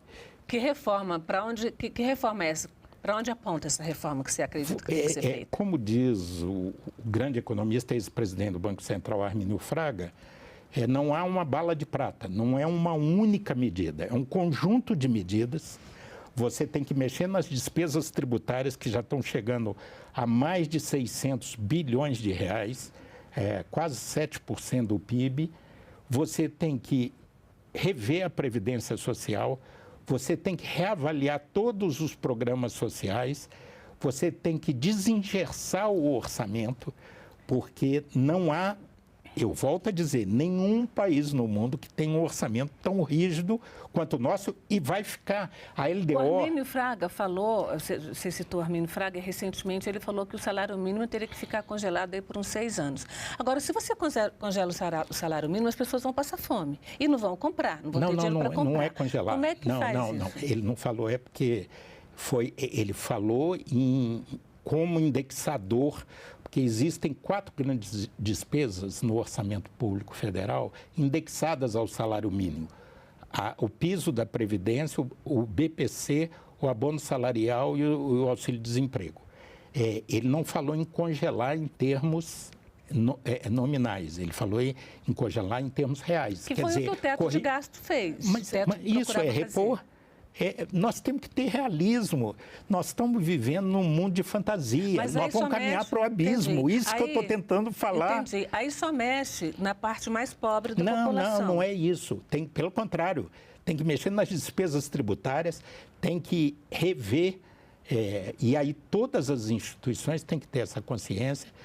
O governo acenou com isso agora numa mudança que é do imposto de renda, que não visa equilíbrio fiscal, visa justiça tributária, aliviar para os mais pobres e cobrar dos mais ricos, mas tem sempre essa coisa, não tem almoço grátis, não tem saída fácil, não se faz omelete sem quebrar os ovos, tem que ter coragem e diagnóstico. O país está doente, caminhando para o abismo, lentamente, não vai ser um infarto, é uma doença que não vai ser um AVC ou um infarto, é uma doença degenerativa, progressiva e lenta. E nós estamos caminhando e as pessoas parecem não ter consciência disso. Você perguntou quais as medidas tem que mexer nas despesas tributárias, que são uma série de renúncias fiscais feitas, tem que rever a Previdência, porque ela é injusta, ela é regressiva, ela tem iniquidades contra os mais pobres. Você tem que rever todo o orçamento público e ver as reais necessidades. Do jeito que está, já é ridículo o PAC para um país continental como o nosso. O PAC no orçamento desse ano, em aqueles 2 trilhões e 300, o PAC é só 60 bilhões. Isso é ridículo. Não tem ferrovia, não tem estrada, não tem aeroportos, não tem ciência e tecnologia, não tem presídio para a questão da segurança pública. O senhor falou na renúncia fiscal e naquela conversa que a gente teve antes, a renúncia fiscal, segundo dados da IFE, a renúncia é de 670 bilhões de reais. Agora, a renúncia fiscal entra aí, eu queria que você detalhasse um pouquinho mais o que é renúncia fiscal, e o governo tentou mexer em subsídios em 2024 e o Congresso não aprovou. Não, ele está mexendo agora no projeto do imposto de renda no Simples. Mas o que é isso para o nosso espectador entender? Antes daquela receita de 2.300 que apareceu ali no painel, você deixa de arrecadar uma série de coisas. O Simples Brasil, para pequenas e médias empresas, lucro presumido, Zona Franca de Manaus, a isenção da Previdência das entidades filantrópicas, o desconto da saúde e educação no imposto de renda, para quem tem saúde privada e educação privada, você tem incentivos ao agronegócio, uma série e elenco de incentivos. Então, você tem que são reavaliar. incentivos para o extrato superior, né, para os estratos Sim. mais altos da sociedade brasileira. E esses estratos, eles têm representação forte no Congresso. O senhor acredita que o Congresso vai ser parceiro de uma reforma eu dessas? acredito que a realidade vai se impor. Eu fui deputado há 8 anos. Eu sei exatamente a dificuldade como... E hoje o governo, nenhum governo, não quer dizer que é esse ou o anterior, nenhum governo tem maioria sólida e leal. O sistema político decisório brasileiro está extremamente, e essa discussão está nos jornais, um grande partido, que é um médio partido hoje, porque a fragmentação recusou um ministério, isso é inédito. Isso é um sintoma da crise do presidencialismo de coalizão, só que há uma coisa muito maior que vontades e ideologias, a realidade, a vida concreta, e ela vai se impor. E ela vai se impor, e aí essas reformas então teriam que ser a reforma fiscal que o senhor falou, uma nova reforma fiscal que o senhor falou, e uma reforma política também, e o que mais? Vamos reformar geral no país? Certamente, minha mãe dizia, quando a gente... fazia corpo mole para fazer... ela falava assim, vai fazer por bem ou por mal, né? Quer dizer, ou vai por bem ou vai por mal. Teve países que chegaram ao fundo do poço. A gente está vendo um ajuste selvagem na Argentina, que chegou no fundo do poço. Você tem economias que já degringolaram, como a venezuelana, há muito tempo.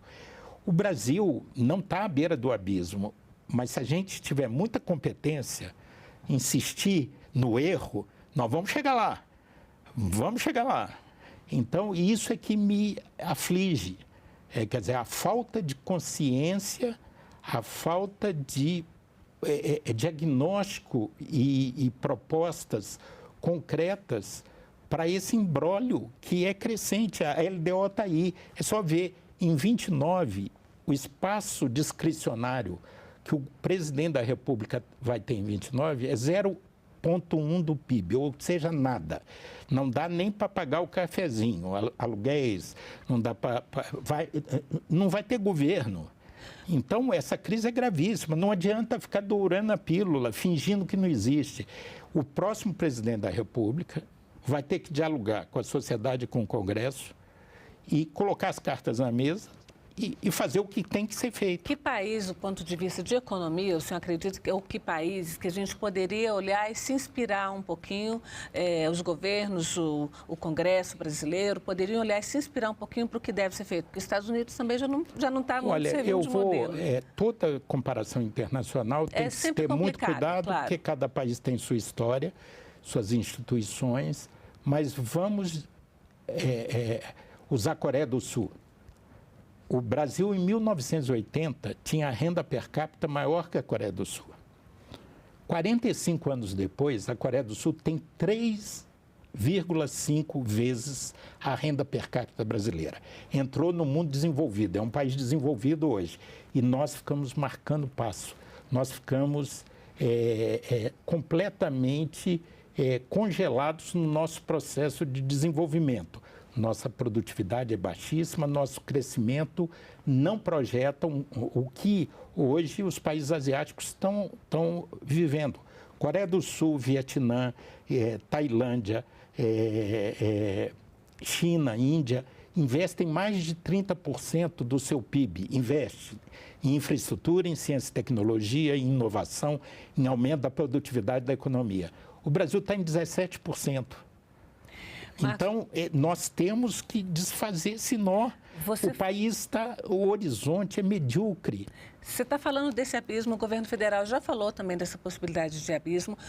Existe alguma saída possível para evitar esse abismo até 2027? Eu não creio. O que eu percebo é que o ministro Haddad e sua equipe já mais ou menos jogaram a toalha. É o seguinte, fizemos o que foi possível. Dá para manter o arcabouço de pé e cumprir as metas em 25 e 26. 27 é outra história. A IFE, no nosso relatório, não aponta tanta tranquilidade para cumprir a meta em 26. em 25 com a banda de tolerância, porque meta é meta, tolerância é tolerância. Mas considerando a tolerância dada pela legislação e os descontos previstos, cumpre a meta em 25, com algum esforço, que ainda tem um buraco ali a ser preenchido por aumento de receita ou corte de despesa, em 26, mas em 27 há um encontro inevitável com uma profunda reforma, senão nós vamos ser um país destinado a ter um crescimento medíocre, políticas públicas sem qualidade, investimento completamente descolado da necessidade social. É um quadro terrível, né, Marcos? Muito. Eu confesso que não estou propriamente otimista, mas assim a realidade acaba se impondo. É preciso que as lideranças da sociedade, as lideranças políticas, dialoguem e vejam a realidade. A gente vê o próprio Congresso, eu já fui parlamentar, mas a desoneração foi feita e mantida pelo Congresso Nacional contra a posição do governo e as compensações não vieram. As compensações previstas estão zeradas no orçamento desse ano. O imposto de renda, que está em votação, em apreciação na Câmara dos Deputados, tem que ter muito cuidado para não acontecer a gente renunciar a receitas, isentando quem ganha até R$5.000 por mês e as compensações não aparecerem. Então, o desequilíbrio, o buraco pode crescer ainda mais se não houver consciência, diagnóstico correto. Marcos Pestana, muito obrigada pela sua presença aqui na Agenda Econômica. Obrigado, sempre à disposição. E agradeço também a você que nos acompanhou até aqui. Este programa já está no site senado.leg.br/TV ou no canal da TV Senado no YouTube. Aproveite e se inscreva lá no canal, curta o programa e garanta o seu acesso à informação de qualidade. Até o próximo Agenda Econômica.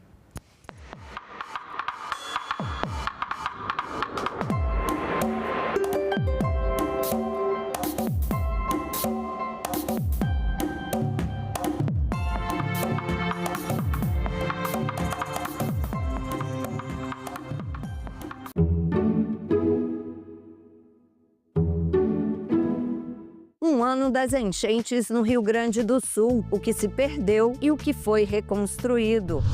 Relembra a efervescência do Congresso Nacional durante a elaboração da Constituição. Indígenas e quilombolas já viviam na região de Brasília antes da construção. Histórias pouco conhecidas da capital. Tudo isso no Parlamento Brasil. Parlamento Brasil. Hoje, 20h, aqui na TV Senado. No último ano, isso tem sido constante. Não é algo raro que acontece uma vez ou outra. É constante. Os relatos são constantes, assim, de maneira que a todo momento a gente se expõe. E aí envolve tudo. Separação, endividamento.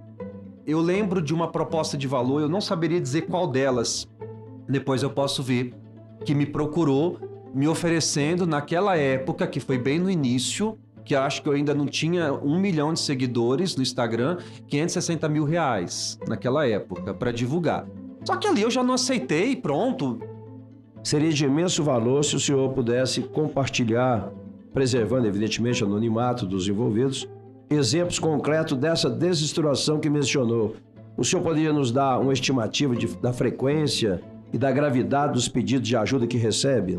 Todo dia, pessoas que nos procuram, meu marido, meu filho tá com jogo e não sei o quê.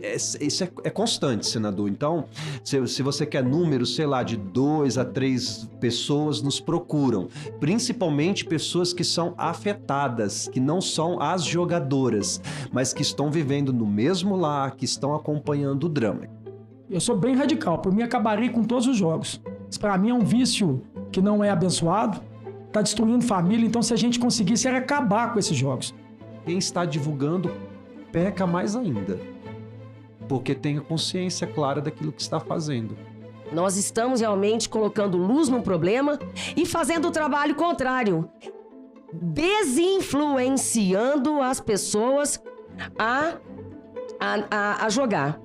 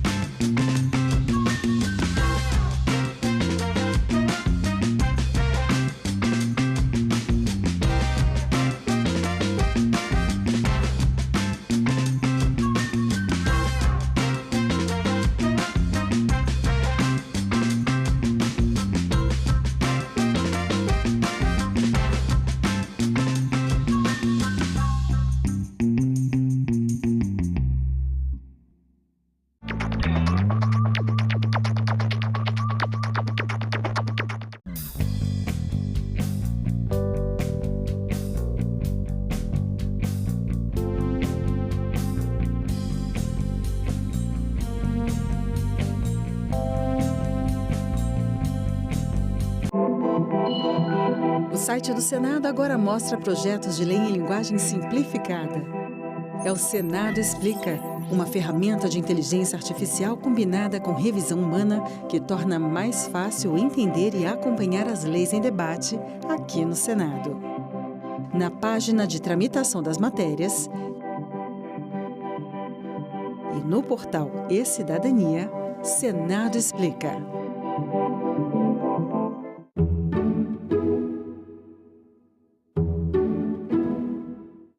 O programa a seguir é livre para todos os públicos.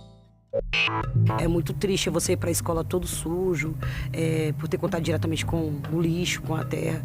Às vezes, assim, em relação a gripar, a tomar uma água que não é uma água que vem da CAESB, uma água que vem de poço, né, com um monte de fossas em volta. Tem muita criança aqui com verminose, a maioria das crianças da nossa escola, a maioria das crianças da nossa comunidade tem esse problema de saúde devido a essa falta de estrutura. Hantavirose está matando gente na nossa comunidade, dengue está matando na nossa comunidade, as crianças que adoecem realmente com pneumonia. Então é todo um processo doloroso para a nossa comunidade, para as crianças, para os idosos, para todo mundo.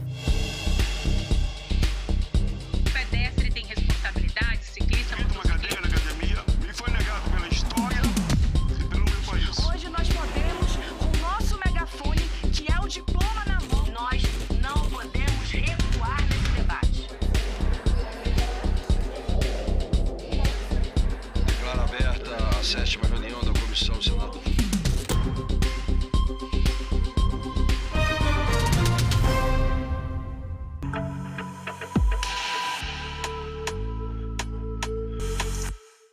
Esgoto tratado, água boa para beber, lixo reciclado, chuva sim, mas sem inundações. É por tudo isso que o saneamento básico caminha para virar um direito expresso na Constituição Federal. Quando falamos em saneamento básico, 4 eixos são determinantes: o abastecimento de água, o tratamento do esgoto, a gestão do lixo urbano e o escoamento das águas das chuvas.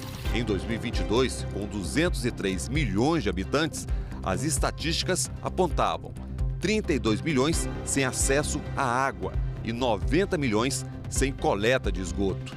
O Marco Legal do Saneamento Básico prevê a universalização da água e esgoto até 2033. O saneamento básico ele é um elemento essencial para a qualidade de vida das pessoas, pensando principalmente em 3 componentes: água tratada, chegando na casa das pessoas, coleta, destinação final de esgoto e recolhimento, coleta de lixo, resíduos sólidos são chamados.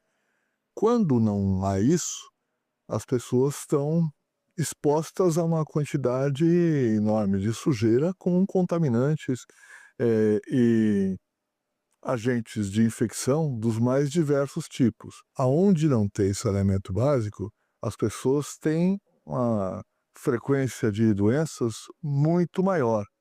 Isso afeta principalmente as pessoas mais frágeis, as crianças e os idosos. Essa falta de estrutura, ela atinge diretamente nossas famílias, os nossos filhos, em relação à doença, em relação ao sofrimento, à falta de água, né? Assim, quando chove, muitas casas aqui, elas inundam. Então, assim, constantemente a gente vive em sofrimento. Aqui as fossas, quando enche, transborda, fica vazando pela rua. E com isso, os mosquitos se proliferam, né? Coloca o ovo, mosquito da dengue, aparece, como ela já falou mesmo, muito escorpião, barata, e doenças também como leptospirose, doença de pele. É uma água que não pode ser consumida assim diretamente da torneira, tem que tratar para poder tomar. Às vezes quando eu tomo, eu sinto mal, eu sinto muita dor no estômago. Né? Eu sinto um desconforto muito grande no estômago quando eu tomo ela assim diretamente da torneira, que eu tenho essa mania, né? Mas é ferver mesmo, ou ferver ou comprar água mineral, é a única opção. A água aqui, às vezes, você abre ela, tá escumando. Você vai para a água, ela não é transparente. Ela é escura, às vezes, e fica tipo como se tivesse sabão na água, escumando. A primeira coisa que a gente se lembra quando pensa na falta de saneamento são as infecções que a gente chama do trato gastrointestinal, as gastroenterites, que podem ser por bactérias, podem ser por vírus, podem ser por parasitas também, que passam de uma pessoa para outra pela água contaminada, pelo esgoto, muitas vezes a céu aberto, às vezes contaminando todo o ambiente. Aqui não temos rede de esgoto, né? É fossa, né? Não temos rede de esgoto. Precisamos muito de uma rede de esgoto, né? Principalmente a rede de esgoto, porque dá muito pernilongo, né? Muito foco de dengue, porque tem muitas fossas que estouram e os moradores não conseguem limpar, não conseguem trazer um caminhão para fazer a limpeza, então a água fica escorrendo na rua e aí fica complicado, né? Aí prolifera mosquito, tudo isso, barata, escorpião, rato, tem demais rato, tem aparecido muito rato. Num conjunto grande do lixo, resíduos sólidos, eles servem de alimento e de abrigo para animais. Então, tanto pensando nesse lixo doméstico do dia a dia, como quando se pensa em entulho, em outro tipo de lixo, que às vezes cria um abrigo permanente, inclusive, onde podem, tanto num como no outro caso, podem procriar ratos, escorpiões, dependendo da localidade, podem se esconder cobras, aranhas, quer dizer, outros animais que representam um perigo para as pessoas. O churume, né, ele se espalha pela comunidade também, as águas, né, dos esgotos que estouram, né, em São Sebastião, como a gente é uma área de baixo, o esgoto do condomínio desce para a nossa comunidade, então assim, o chorume é levado para casa das crianças através do caminhar. Crianças que faltam aulas exatamente por causa de diarreia, principalmente a desnutrição, o desenvolvimento cognitivo afeta na vida escolar, na creche, desde a pré-escola, né, até o desenvolvimento seu cognitivo e a questão também de o desenvolvimento e o crescimento desse cidadão.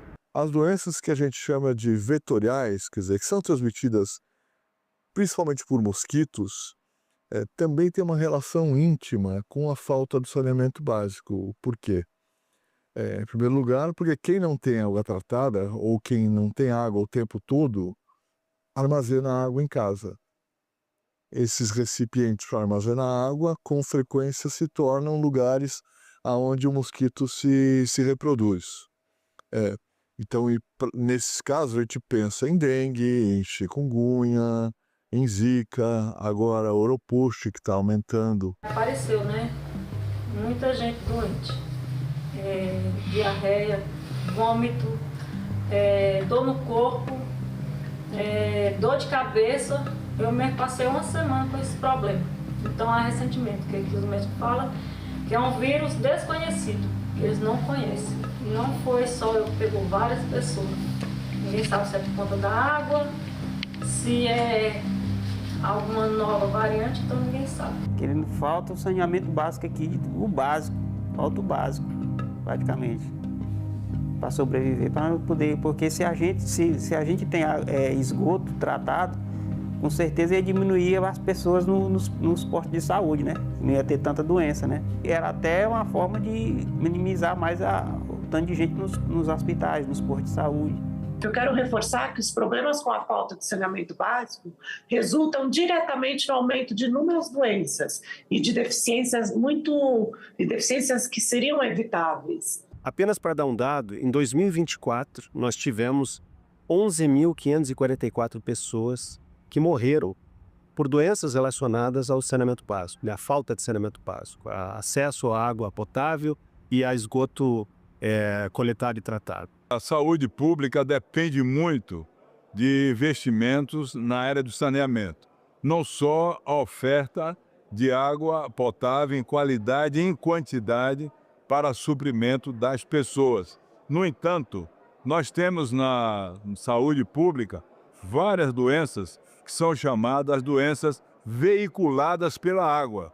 Há muitas viroses, contaminação por diversos patógenos que podem causar doenças graves. Portanto, fazer o saneamento, não permitir que se tenha o esgoto contaminando as residências, as casas, as ruas, os rios, sobretudo, é fundamental. Então, investir em saneamento é preservar também a saúde das pessoas. Quando a gente pensa na saúde pública, claro, além das condições de vida geral, das pessoas conseguirem ter um recurso mínimo para se alimentar, mas pensando nas ações que o Estado pode oferecer às pessoas, o saneamento e a vacinação provavelmente são aqueles dois que juntos são capazes de garantir uma vida mais saudável para as pessoas e uma sobrevida mais longa para as pessoas. Nós tivemos uma mudança legislativa em 2020 que introduziu novas metas para a universalização do saneamento. Até 2033, os governos terão de assegurar uma cobertura de 99% na prestação do serviço de abastecimento de água e 90% no serviço de esgotamento sanitário. O investimento em saneamento básico irá também contribuir para a redução do custo da saúde. Ele tem uma repercussão importante no orçamento da saúde pública. Estima-se que, a partir da universalização, nos próximos anos, nós tenhamos uma queda de aproximadamente 70% nas internações de doenças relacionadas ao saneamento básico, o que pode gerar uma economia de 50 milhões de reais anuais. Mas você pode imaginar a dificuldade de levar água, esgotamento, coleta de lixo e drenagem onde se mora em palafitas, onde se mora em terrenos não apropriados, onde se reside às margens de córregos, onde se reside em comunidades isoladas. Essas comunidades isoladas, ou agricultura, ela se expande. Então, primeiro ele se expande, depois o saneamento chegará até ele.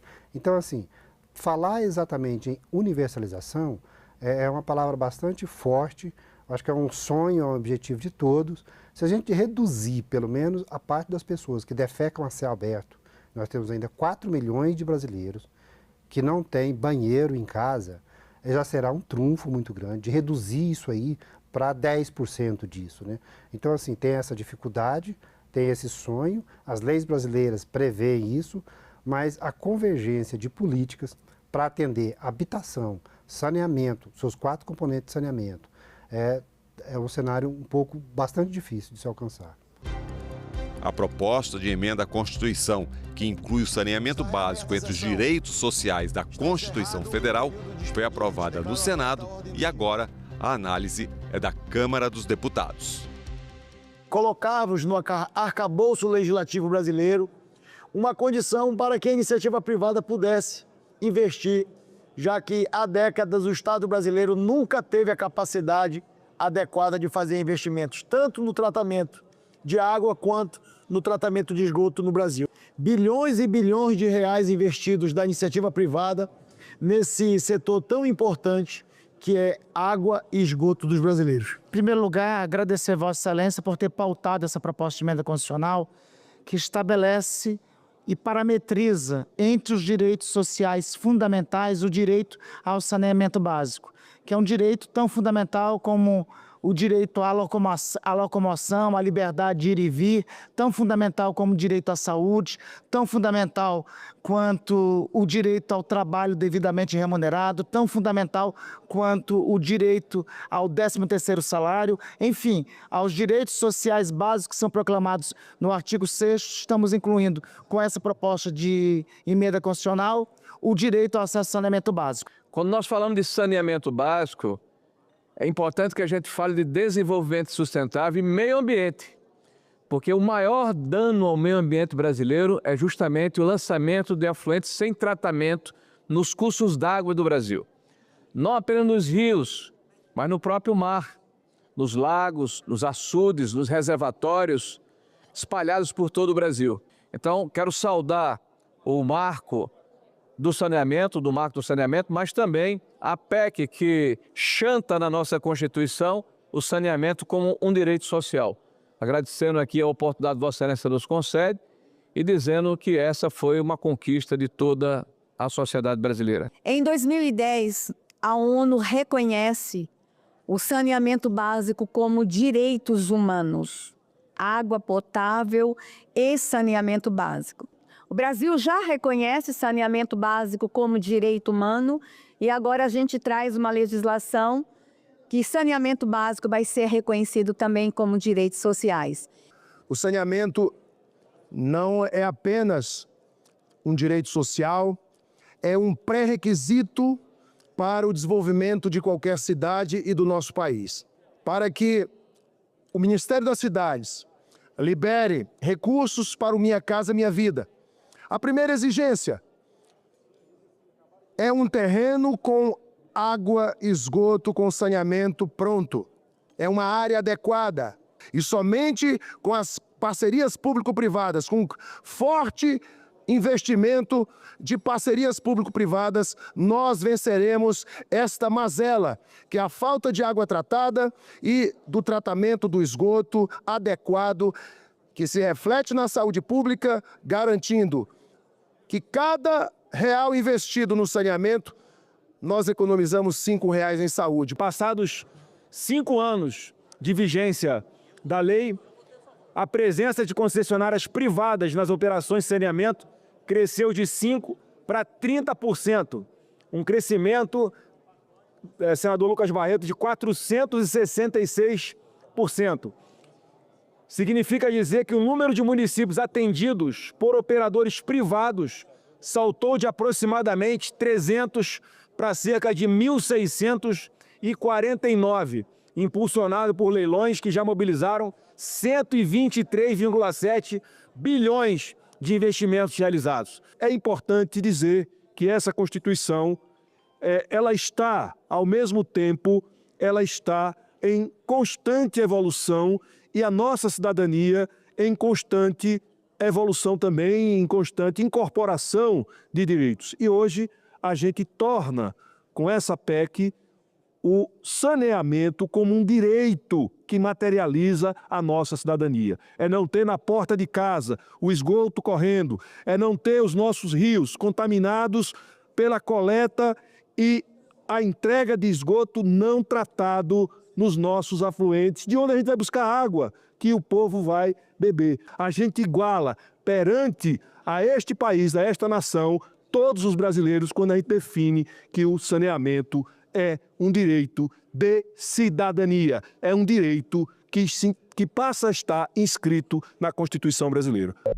Bom, a PEC aprovada que coloca o saneamento básico entre os direitos sociais, colocando como temos a educação, saúde, alimentação, ela é estratégica. Porque quando nós falamos que 43% somente da população tem acesso, é um número baixo. Mas quando a gente olha regionalmente e olha as regiões mais pobres e isoladas, comunidades indígenas, quilombolas, a região norte, nordeste, os números são piores ainda. Quando eu olho essa realidade das escolas públicas, muitas delas não têm saneamento. E essa inclusão ela permite um olhar diferenciado do ponto de vista orçamentário e integrado. Então, acho que é um avanço. A nossa expectativa é que ela logo seja aprovada na Câmara, que possa ser promulgado. Nós temos que trabalhar E aí, por isso, essa PEC é importante, que é universalizar e colocar na nossa Constituição a obrigatoriedade, que seja uma política de Estado e não uma política de governo. Então, por isso, essa PEC ela tem essa abrangência e essa profundidade de responsabilizar todos os gestores públicos de cuidar da vida de quem está aqui hoje e das nossas futuras gerações. Com a universalização do saneamento esperada para 2033, há a necessidade de investimentos de bilhões de reais. Daí a importância do capital privado. Tem se falado muito que o setor público não tem capacidade de investimento e que está com problemas fiscais, etc., etc., e que é necessário incorporar maior capital privado, maior investimento privado, mais empresas privadas. Isso está acontecendo no Brasil fortemente. Nós tivemos um investimento de 22 bilhões de reais no saneamento, somando investimentos públicos e privados no ano de 2022 e saltamos para 28,9, portanto quase 7 bilhões a mais no ano de 2023. O montante, a necessidade de recursos para a universalização do saneamento ela é de ordem tão grande, né, que você precisa conjugar investimentos públicos e privados. Ter ampliado a participação do setor privado nos serviços de abastecimento de água, coleta e tratamento de esgoto e coleta e tratamento de resíduos sólidos nas cidades. Este aumento vem pelo interesse privado em acessar um setor que tem margem de negócio, lucratividade, faturamento praticamente garantido. Então o setor privado está interessado em trabalhar com saneamento.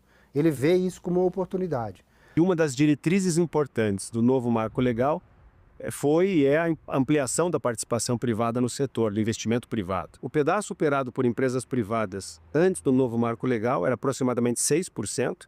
Nós já saltamos em 2024 para 30% de operação do setor por empresas privadas. E se os 26 leilões que estão programados para 2025 acontecerem, nós podemos chegar a 50% da operação do serviço de saneamento sendo prestado por empresas privadas. Nós temos programas de parcerias público-privadas sendo desenvolvidos pelas próprias companhias estaduais, que também estão, nesse momento, buscando no setor privado os investimentos necessários, ou parte desses investimentos, para que se possa perseguir o atingimento de metas de universalização. O setor privado hoje já responde por 30% da prestação de serviço de saneamento no país. Tiveram período recente concessões importantes, a exemplo, você teve a concessão do Estado do Rio de Janeiro, da SEDAI, você teve recentemente a concessão, a venda do controle acionário da Sabesp, né, Companhia de Saneamento do Estado de São Paulo, portanto, dois dos maiores estados em população e em economia do país. Tivemos também Alagoas, Amapá, teremos nos próximos dias o Pará fazendo o seu leilão de concessões, o Rio Grande do Sul avançou para modelos de concessão, e o Piauí e muitas outras cidades.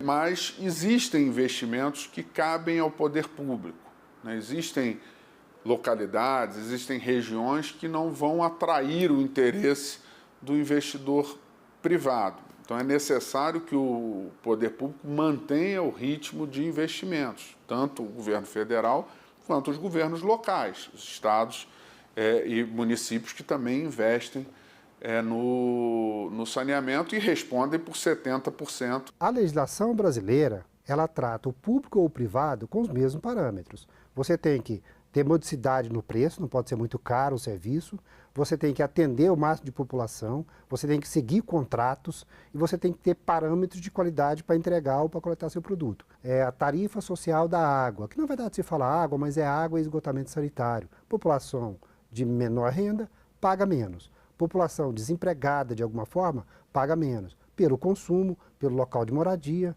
Então, isso tem que ser aperfeiçoado, tem que ter mais informação, mas está caminhando. Então, resumindo, eu acho que essa questão do Brasil é aperfeiçoar mesmo o saneamento, algumas coisas que precisam ser mais diretamente facilitadas para os municípios mais pobres. O que traz desafios também, né, de como levar esse serviço a favelas, a comunidades mais desfavorecidas, como você equilibra a questão da cobrança das tarifas, implanta tarifas sociais para permitir que aquele serviço chegue nessas comunidades, mas possa ter uma tarifa que cabe no orçamento daquelas famílias.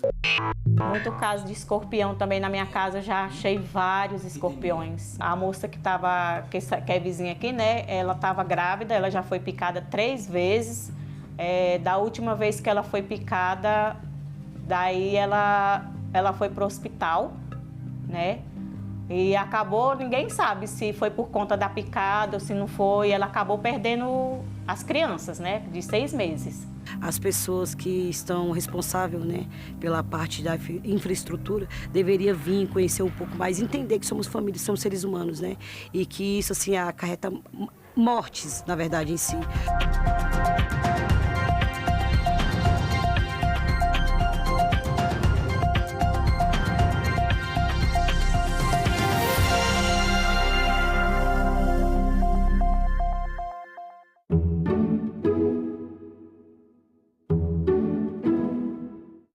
Por que e como fazer o registro dos pets?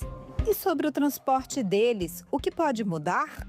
A diretora jurídica do Fórum Nacional de Proteção e Defesa Animal, Ana Paula de Vasconcelos, e a representante do Ministério do Meio Ambiente, Vanessa Negrini, respondem a essas e outras perguntas.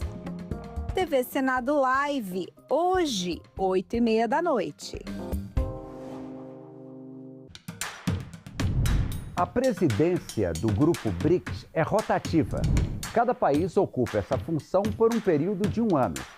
Em 2025, o presidente é o Brasil e por isso os líderes dessas nações se reúnem no Rio de Janeiro em julho. Representantes dos parlamentos dos países do BRICS têm antes, agora em junho, uma reunião em Brasília, aqui no Congresso Nacional. O 11º Fórum Parlamentar do BRICS inclui delegações de países parceiros, além dos membros efetivos.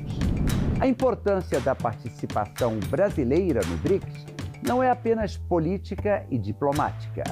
Temos um intenso comércio com essas nações e o nosso produto mais exportado é a soja, seguida por petróleo, ferro e carne bovina.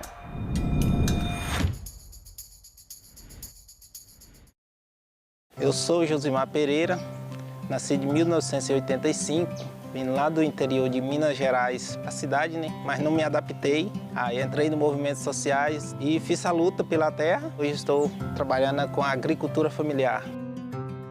O acesso à terra é um direito de todos. A intenção é que a pessoa consiga seu pedaço de terra, consiga ser contemplado, que hoje é através do chamamento público, que tira o sustento dali, da família. Por isso que a gente se diz agricultor familiar. Eu cheguei aqui sozinho, barraco 4x4, não tinha irrigação, não tinha água e de lá para cá eu tive que trabalhar e conseguir tudo, né? O mais importante da democracia é a gente ser livre para ir em busca do sonho e lutar e tocar adiante. Sou muito feliz vivendo da terra, a gente plantar, ter o próprio alimento e ainda tirar o sustento, isso é muito gratificante para a gente. Meu nome é Josimar e eu nasci com a democracia.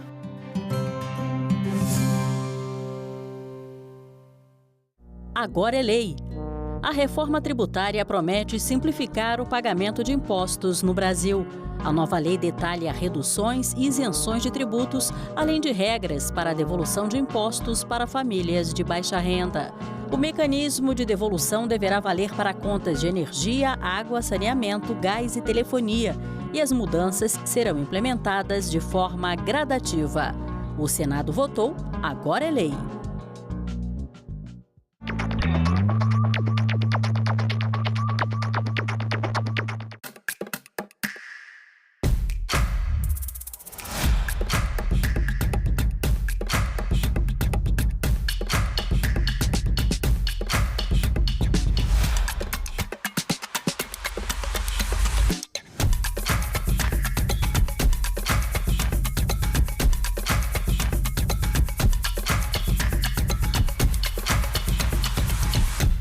TV Senado. Democracia todo dia.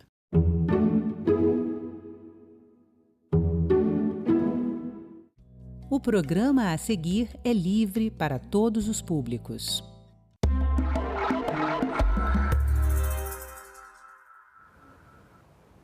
O Estatuto da Criança e do Adolescente estabelece que o Estado deve aplicar medidas para garantir a reintegração social dos jovens em conflito com a lei. O objetivo é que eles não cometam outros atos infracionais e que encontrem caminhos para superar as dificuldades do convívio social. No programa Cidadania, nós vamos falar da meditação como um instrumento para ajudar nessa ressocialização. A nossa convidada é a terapeuta integrativa Francisca Vale, que durante 6 anos conduziu um trabalho de meditação com jovens de uma unidade de internação que deu origem a um livro que daqui a pouco a gente vai mostrar e vai falar um pouquinho sobre ele. Francisca, obrigado por ter comparecido aqui ao Cidadania para nos ajudar a entender como é que a meditação ajuda esses jovens. Obrigada a você pelo convite. Eu queria começar perguntando o seguinte: como é que surgiu esse projeto? Quer dizer, você trabalha com meditação, a unidade de internação estava lá, como é que foi feito esse contato? Qual era a proposta quando essa ideia surgiu? Quando eu recebi o convite, era para ir dar amor na unidade. E eu logo aceitei, não tinha muita ideia de o que eu ia fazer. Mas eu já estava aberta para receber um trabalho voluntário, para fazer um novo trabalho voluntário. E quando eu cheguei até a unidade, fui olhando o que os outros voluntários faziam. E em algum momento eu tinha que me posicionar. Não, você vai fazer o quê? Você vai pegar uma turma quando? Né? Aí, conversando com os orientadores pedagógicos, eu falei, olha, o que eu sei fazer é meditar. E aí fizemos ali um pouco de meditação junto com essa coordenação. E a coordenação, isso é ótimo, a gente também quer. Pode fazer com os meninos. Então você não tinha, o convite não foi especificamente para meditação no primeiro momento? Não, foi para fazer um trabalho voluntário com os meninos. Porque, como você disse, o próprio estatuto, ele prevê que se façam atividades, né, e o diretor da unidade estava muito aberto para isso, façam atividades que deem oportunidade para os meninos, levem para os meninos novas perspectivas de vida. Bom, você trabalha com meditação em ambientes controlados, consultório, né? Quando você teve a ideia de trabalhar com meditação com aqueles meninos, como é que você encarou esse desafio? O que foi preciso adaptar para que a meditação pudesse ser feita ali mesmo, naquele ambiente? Então, eu não comecei meditando com eles. Inclusive, a gente chamava a oficina de aquietação. Então, conversava um pouco, ia observando os meninos. Depois eu pensei em incluir um pouco de exercícios de yoga, movimentos de yoga, porque como eles chegam muito agitados, eu pensei assim, eu não vou conseguir fazer esses meninos se sentarem e já começar a respirar de uma forma padrão, como a gente costuma orientar o exercício da meditação. E aí eu fui conversando com outras pessoas, né, outros especialistas, pares, né, sobre meditação e fomos desenvolvendo essa metodologia. Então a gente começava com os meninos nessa prática de respirar junto com alguns exercícios de yoga. Sou praticante de yoga há mais de 10 anos. E comecei aí, segundo passo era colocar uma música bem conhecida, tipo Tempo Rei, uma música bem conhecida deles, e pedia para eles ouvirem a música e fecharem os olhos. Até então, não falei nada de respirar. Depois, no terceiro momento, colocava uma outra música, já mais relaxante, e pedia para eles irem respirando, relaxarem os braços e as pernas, irem relaxando naquele ambiente, e eu ia contando uma história, o que a gente chama de meditação guiada, mas até então não falei a palavra meditação. Eu ia contando uma história para eles ali no máximo 10, 15 minutos. E alguns até dormiam, outros choravam. Eles iam entrando num processo próprio. A partir daquele terceiro momento, eles começavam a relaxar. Bom, você trabalhou numa unidade onde havia jovens, adolescentes que cometeram atos infracionais. Sim. Normalmente, jovens que muitas vezes vêm de ambientes desestruturados. Como é que eles, num primeiro momento, receberam essa proposta? Foi difícil trazer esses jovens para dentro do projeto? Na realidade, os jovens que estão lá dentro, eles querem um pouco de liberdade. A liberdade significa pelo menos sair da cela e ir para um outro lugar onde eles possam ficar juntos e não isolados. Então, já trazer para um outro ambiente já deixava eles mais, assim, leves. Claro que alguns a gente via pela fisionomia o quanto ele estava carregando. E aos poucos a gente foi conseguindo sentir, perceber cada garoto quando chegava na sala, como ele chegava. Um ria muito, um não deixava o outro se aquietar, quando um ficava quieto, o outro perturbava. E eu fui aprendendo ali no dia a dia com aqueles meninos. A gente também teve em ambiente semi-externo, né? Aqueles que estão indo só durante a noite dormir. Então, eles passam durante o dia lá, aí a gente fazia aquele momento com eles. Eles recebiam muito bem. E lá com as meninas, da mesma forma, as meninas ficam lá o tempo todo e elas ficam ali fechadas mesmo, porque na realidade já não é mais um período de esperar o julgamento, como por exemplo na unidade de São Sebastião. Eles ficam de 45 até 45 dias esperando o julgamento pelo ato que eles cometeram. Então eles ali têm uma expectativa de sair. Aliás, eles já sabem, né? Se vão ou não sair. Então eles, de certa forma, ficam mais tranquilos. Aí você vai para um ambiente onde a garota já sabe que ela vai ficar lá até 3 anos, então ela já está mais tensa. Você vai num ambiente onde o garoto já vai para a rua, né? Durante o dia e volta só para dormir, é outro ambiente. Então foi um aprendizado com eles mesmo, de como lido.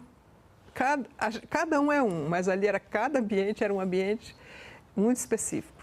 Bom, eu imagino que esses jovens e essas jovens vinham de ambientes sociais diferentes, de contextos diferentes, mas havia alguma semelhança entre eles? Normalmente, que tipo de jovem estava ali? Eu costumo dizer que o ambiente influencia muito as nossas reações. E esses jovens, eles vêm de um ambiente desde a infância, assim como nós também. Nós chegamos aqui por tudo que nos foi nutrido desde a infância. E esses jovens, era claro o quanto eles tinham sofrido naquela infância. E a adolescência, aquele momento da ruptura com os pais e ruptura com ele mesmo para ir para uma vida adulta, ela por si só já tem esse aspecto, né? Da rebeldia. E eles, naquele ambiente em que eles viviam, onde tem que garantir o seu, era um ambiente propício. Claro que sem crítica, sem julgamento ou crítica ao que eles fizeram, eles estão muito expostos. E que tipo de benefícios você achava antes de começar e agora, tendo vivido todo esse tempo lá, você acha que a meditação pode ter trazido para esses jovens nessa situação? Antes de começar, eu não achava nada. Na realidade, Mesmo porque nunca tinha feito. Nunca tinha feito. Agora, eu sabia os benefícios que a meditação fez em mim. Eu saí de um ambiente corporativo muito tenso, pressão alta e sobrepeso. Com a meditação, eu fui para um estado normal, como um ser humano normal na sua vida. Então, eu percebi que eu poderia levar isso, mas eu não tinha ideia do que poderia acontecer lá dentro, até porque eu não conhecia aquele ambiente. Então, ir até aquele ambiente foi uma experiência nova e também uma grande surpresa, porque eu via garoto que nunca sentou para meditar, sentar ali e quando eu dizia respira 3 vezes, na terceira vez eu percebia que todo o corpo, o semblante dele já estava sendo desmontado. Ah, mas isso é mágica? Não. Naquele instante, ele estando presente, ele consegue refletir melhor sobre o que ele fez e até refletir sobre o que ele pode fazer mais para frente. Então, ao longo desses 6 anos, eu vi muitos garotos passarem por lá e saírem com o desejo de praticar meditação lá fora. E eu tenho certeza que alguns estão fazendo isso. A meditação ali naquele momento ajudava esses jovens também a se abrirem mais, a se relacionarem de forma diferente ali dentro daquele ambiente, sim, da unidade? Sim, é uma excelente pergunta. Logo nos primeiros 3 meses foi observada pela coordenação, pelos agentes, coordenação pedagógica, até pela diretoria que ia na sala e sentava com a gente para ver redução de conflitos internos entre eles, melhora do sono, que é algo que é muito crítico lá dentro, porque ele está fora do ambiente dele, então melhorar o sono é fantástico. Melhorando o sono, reduz o conflito com os agentes. Por quê? Porque aí eles já não estão mais gritando o tempo todo por uma liberdade. Eles começam a entender que ali tem um tempo e que ele vai precisar cumprir aquele tempo. Então, a meditação, esse ensaio de meditação que a gente começou a fazer com eles, começou a trazer essa percepção de tempo. Eu estou aqui hoje. Amanhã ou daqui a pouco estarei em outro lugar, mas nesse instante estou aqui. Você teve a oportunidade, depois que se encerrou esse projeto, ou a etapa desse projeto, de ter notícia desses jovens, ou de alguns deles, de acompanhar, ou de ouvir dizer se algo mudou na vida deles fora da unidade? Durante o período, alguns jovens reincidem, né, na unidade, voltam. Mas a gente teve uma redução na reincidência gigantesca. E claro que eles não vão atribuir só a meditação, mas são muitas atividades que tem lá dentro. Tem a musicalização, tem o xadrez, tem a escola regular, tem o cinema, que é uma coisa fantástica que eles vivenciam. Mas quando eles saem de uma atividade para outra, eles vão começando a juntar uma vida que eles não viam lá fora. Nossa, mas tudo isso é possível. E esse ponto de reflexão vem da meditação. É interessante isso que você falou, né? Porque muitas vezes a gente tem a ideia de que na unidade de internação, os jovens são colocados ali, espera aquele tempo passar e depois voltam para a rua. E pelo que você está dizendo, principalmente nessa unidade da qual você participou, essas atividades de ressocialização acontecem de maneira bastante intensa, né? Muito. E nesse período que eu estive lá, foi a mesma diretoria durante 5 anos. Então, essa diretoria, ela dava muita atenção a isso. Primeiro que lá é a porta de entrada para o sistema. Eles vão para a unidade de São Sebastião, depois do julgamento, eles vão para outras unidades. Mas em todas as unidades é previsto, como eu te falei, eu fui guiar a meditação lá nos meninos que estão no semiaberto, quer dizer, eles não precisavam, já estão na rua. Mas a ideia não é essa, eu não preciso, é levar algo a mais. E dentro do próprio unidade, que é temporária, a gente fazia assim, vamos pegar os garotos de primeira passagem, porque o garoto de primeira passagem, ele está ali assustado, né? Mais assustado do que na rua, porque na rua ele supostamente tem um controle, ele dentro ele não sabe o que vai acontecer. E os garotos que vão ficar até 90 dias, que é o sanção. Por quê? Porque a gente trabalha aquele de primeira passagem e trabalha aquele que já tem um tempo a mais ali, para trazer para ele um movimento de que isso que eu fiz me leva para mais vida ou está me trazendo para um lugar que não quero estar? Né? Pois é, você ficou lá 6 anos. É um tempo longo. Um tempo longo, Nesse período você sentiu, tanto em você quanto nos jovens, alguma mudança no sentido de que ao final do período você já conhecia os caminhos de forma mais eficaz para fazer diferença na vida daqueles jovens? Sim, eu vou dizer que quando eu cheguei lá eu já meditava há uns 5 anos.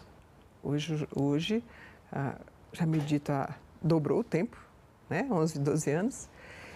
E teve muita mudança em mim como ser humano, de perceber que ali não são marginais, tem que, né? Essa percepção. Tudo tem um motivo e um objetivo. Aqueles garotos ali fizeram algo, claro, prejudicou a sociedade, mas o quanto eles também estão sofrendo por aquilo. Então, benefício, sim, aprendi muito e eu considero que muitos deles ali aprenderam bastante. Aprenderam principalmente a se enxergar. E muitas vezes eu perguntava, agora, depois disso, por que você fez o que você fez? Não ficava criticando nem querendo especular o que eles fizeram. E muitos diziam, se eu tivesse ouvido a minha mãe, se eu tivesse dado mais, se eu isso, se eu aquilo. Então, eles sabiam que tinha um outro caminho lá atrás, só que aquele caminho não oferecia tantas vantagens como supostamente aquele caminho que levou ele lá para dentro. E você falou, né, que eles se referem à família. Você acha que o trabalho que foi feito com esses jovens ali dentro da unidade de internação, ele teve reflexo também nas suas famílias? Eu quero crer que sim. Não posso afirmar, porque não foi um trabalho de ir lá fora e trabalhar com a família, né? Mas eu quero crer que sim, quando alguns voltam. Um garoto esteve lá com 13 anos, depois ele volta com 16. E eu olhava, nossa, você cresceu. Ele, professora, e sabe que eu lembrei muito de você lá fora. Então, assim, eu acredito que, de alguma forma, aquilo que foi passado ali dentro trouxe algo para ele.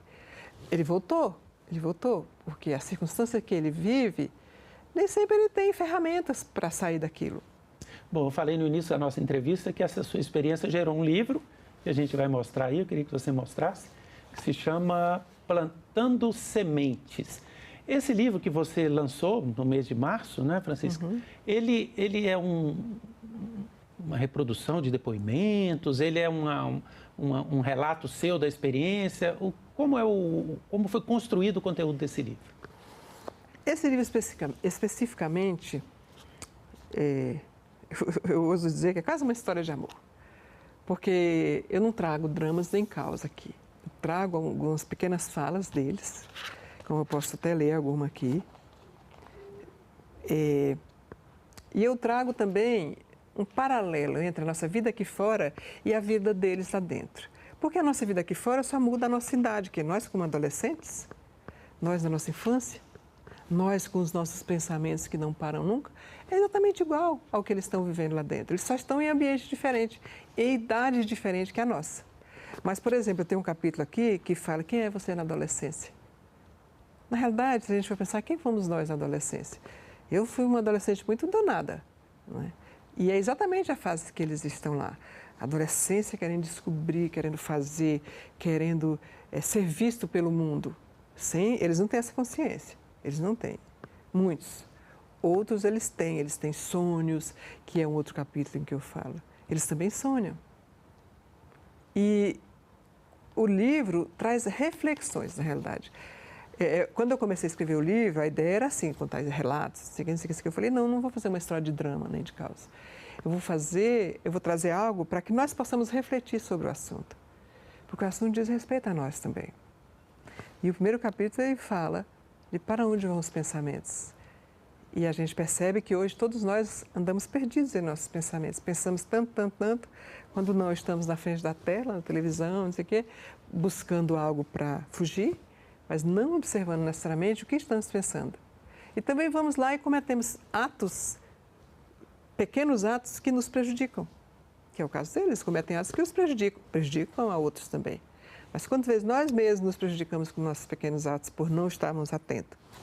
Enquanto você acha aí, você falou que queria ler um trecho, né? Não sei se você conseguir sem óculos, como sem eu não óculos, consigo. Foi isso que eu esqueci, mas tudo bem. Eu queria só, enquanto você acha aí, lembrar para quem está nos assistindo, né, que o Estatuto da Criança e do Adolescente, ele trata o adolescente, a criança infratora, como alguém que precisa ser ressocializado, como alguém que precisa ter uma segunda oportunidade. Daí a necessidade de que nessas unidades de internação, eles sejam impactados por uma série de atividades, né? Tenham acesso a uma série de atividades que possa gerar algum tipo de transformação. E é disso que nós estamos falando, né? Como é que, nesse caso, a meditação pode gerar algum tipo de transformação, né, Francisca? Muito sempre que a gente terminava um exercício, fazia algumas perguntas, né? E, por exemplo, aqui que eu abri em que nós fomos falar da infância. E aí a fala do jovem nem gosto de lembrar da minha infância. Sofri tanto na infância que não tem nada de bom para lembrar. Então... forte isso, né? Porque não tem nada de bom para lembrar da infância. E aí? Como é que ele segue para a vida? Como é que ele vai se tornar um homem, no caso do homem? Então, é complicado. E esses jovens, eles vinham de estratos sociais semelhantes? Sim. Ou havia também jovens de classe média alta? Ou normalmente eram jovens que vinham das camadas menos favorecidas da sociedade? Camadas menos favorecidas, 99% negros. Ou seja, aí também a gente está vendo um corte. Um corte, né? Que é o corte da nossa sociedade, em relação aos negros, né? Sim, um corte. E eu observava, e tanto quando tinha um garoto branco e às vezes cabelo loiro, eles logo apelidavam, eles logo faziam bullying, né? Porque era raro ter um... Era raro. Até que branco, sim, mas cabelo louro, liso e louro e olhos claros, raro. E aí eu pegava isso e eu trabalhava com isso. Assim, no fato de que somos todos iguais. Apenas a cor da pele, o cabelo, né? Bom, você ficou lá 6 anos, eu imagino que acabou a sua participação nesse projeto lá, mas continuou? Isso gerou um processo contínuo ali naquela unidade? Então, o projeto foi encerrado agora, no início do ano, essa primeira etapa. A gente já está trabalhando com pessoas para dar continuidade ao projeto, porque é de todo interesse da unidade, né? É que os ciclos da vida vão levando a gente para outros caminhos, né? E eu senti que vamos treinar outras pessoas, vou colocar outras pessoas à frente.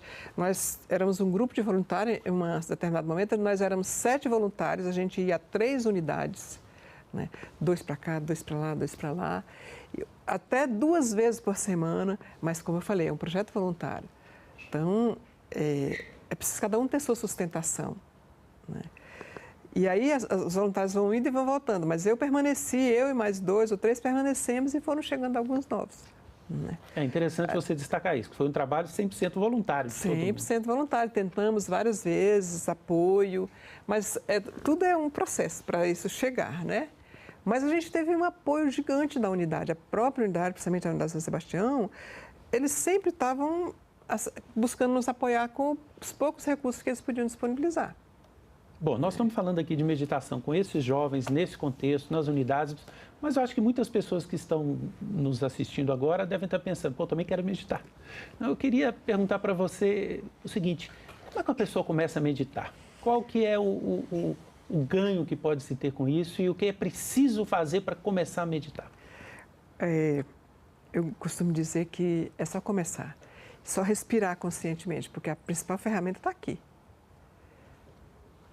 Que era uma brincadeira que eu fazia com os meninos. Ei, está todo mundo respirando? Né? E eles, claro, professor, se a gente estivesse respirando, a gente tinha morrido. Eu falei, pois é, mas presta atenção, você está respirando mesmo? Aí começava aquela respiração curtinha, né? Depois que percebeu, pode ir mais longe. Nossa, eu fiquei quase 1 minuto respirando. Então, é isso. É uma ferramenta disponível para nós todos. Meditar tem técnica? Tem. Muitas técnicas, muitos nomes. Mas a ferramenta está aqui. Respirar fundo, sentar, se acomodar. Em vez de se deixar levar pelaquela situação extrema, não, para e respira. E pensa na sua respiração, controla pensa, a sua escuta respiração. Não é para controlar, é para aprender a perceber como é que ela está fluindo. Porque você pode observar que muitas vezes a gente respira curtinho, quando no momento aflito, então a gente não respira, parece que a cabeça trava. Então, aquela respirada, né? Antes de falar algo, a situação difícil, situação crítica. Tem momento certo para meditar? Tem posição certa? Não tem. Tem orientações. Mas você pode meditar deitado. Começa na cama, na hora que você deita no final do dia? Faz suas respirações e sente seu corpo, relaxa, sente cada parte do corpo ali na cama. Mas isso não é meditar. Então, meditar é voltar para o centro. Meu centro, meu eixo, é o momento em que eu tenho plena, não era controle, a sensação de que eu estou aqui presente, eu só estou aqui, deitado na minha cama, antes de dormir, e aí você dorme. Agora, tem muitas técnicas, você pode ficar 1 minuto, 1 hora, 10 horas, sentado em cima da montanha, você pode fazer o que você quiser. Agora, começa agora. Começa agora, diante de qualquer situação. Trânsito. Respira, só respira. Não fica preocupado que não anda, que não sei o quê. Só respira que de repente o trânsito anda. Nessa correria do dia a dia, a meditação pode ser uma forma de nos ajudar a ficar mais leves para vencer todas as dificuldades que a vida impõe? Sim. Eu costumo dizer que se eu tivesse aprendido a meditar quando os meus filhos eram pequenos, acho que eu teria brigado menos com ele, teria sido uma mãe menos brava, porque está no trânsito, sossega, não sei o quê. Você fica trazendo tudo que está lá fora para dentro de você e jogando em quem está dentro de você. Que é o que eu vejo com os meninos também. Muitos deles dizem assim, se eu tivesse respirado antes, eu não tinha feito o que eu fiz. Francisca, obrigado pela sua entrevista. Muito obrigada a você. Agradecemos também a você que nos acompanhou. Essa entrevista e todos os outros programas da TV Senado estão disponíveis lá no nosso site, senado.leg.br/tv, e também no nosso canal no YouTube. Você pode se inscrever e receber todos os conteúdos da TV Senado, porque aqui democracia é todo dia. Até o próximo programa Cidadania.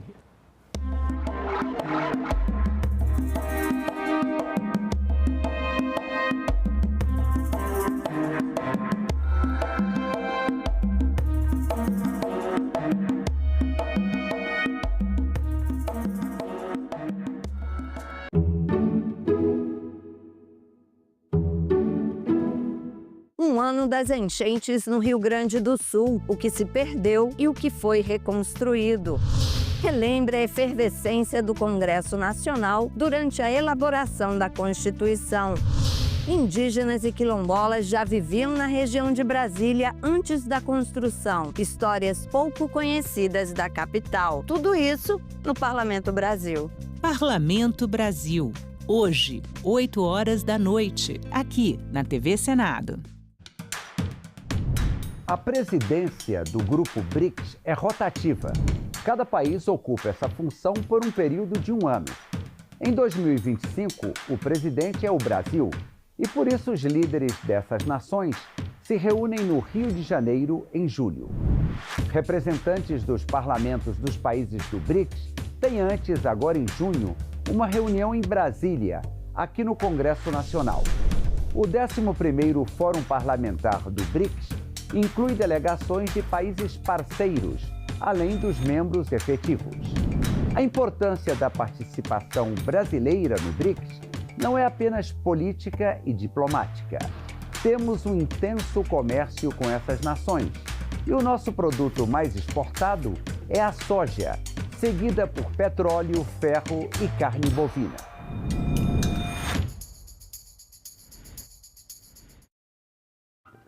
Próxima estação, ao acordar, quedar na imensidão de pedra e... O 7 cordas brasileiro, né?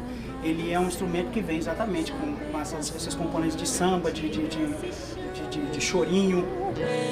No meio da rua, na minha morada, madrugada escura. A minha vida inteira eu vi ele dali de baixo. E hoje eu vou ver ele ali em cima, ao meu lado. A estrela que eu procuro não vai se apagar, jamais vai se apagar. O meu violão 7 cordas, eu sempre gostei de trazer essa bagagem toda desde menino, desde os 8 anos de idade que eu toco violão, que eu comecei a estudar. Vai se apagar, jamais vai se apagar, nunca vai se apagar o brilho dessa... Agora é lei. É obrigatório o exame clínico destinado a identificar a fibrodisplasia ossificante progressiva nos recém-nascidos na triagem neonatal das redes pública e privada de saúde com cobertura do Sistema Único de Saúde, o SUS. O exame abrange todos os recém-nascidos no âmbito do território nacional. O Senado votou, agora é lei.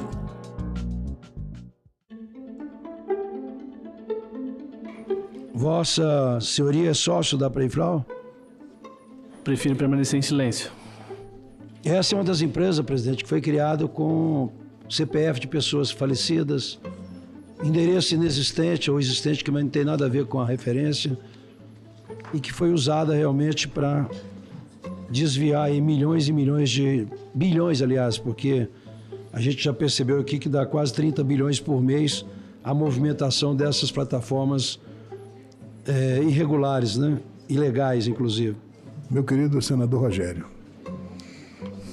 o senhor Daniel, ele aparece como sócio dessa empresa Peach Blossom River Technology. E ele disse aqui que ele não conhece a senhora Adele, que seria sua sócia.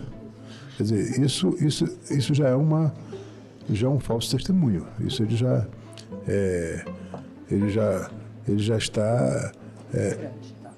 já está praticando um crime aqui.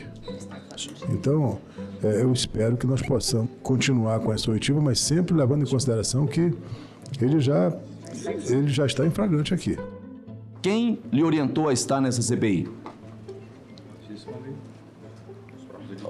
Os próprios advogados.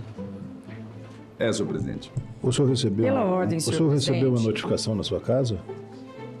Foi uma ligação. Pela ordem, senhor presidente. Pois não, minha querida relatora. Não vou pedir vênia aqui, mas senhor Daniel Pardim Tavares Lima, o senhor está preso.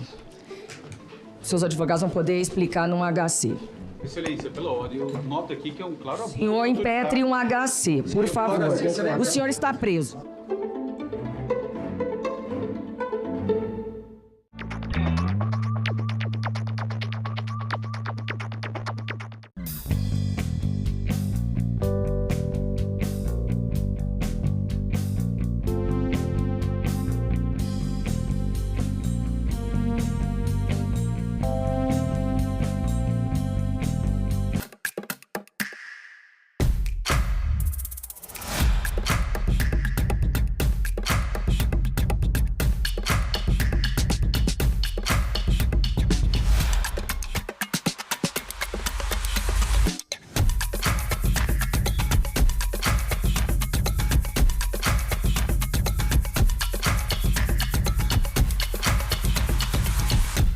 TV Senado. Democracia todo dia.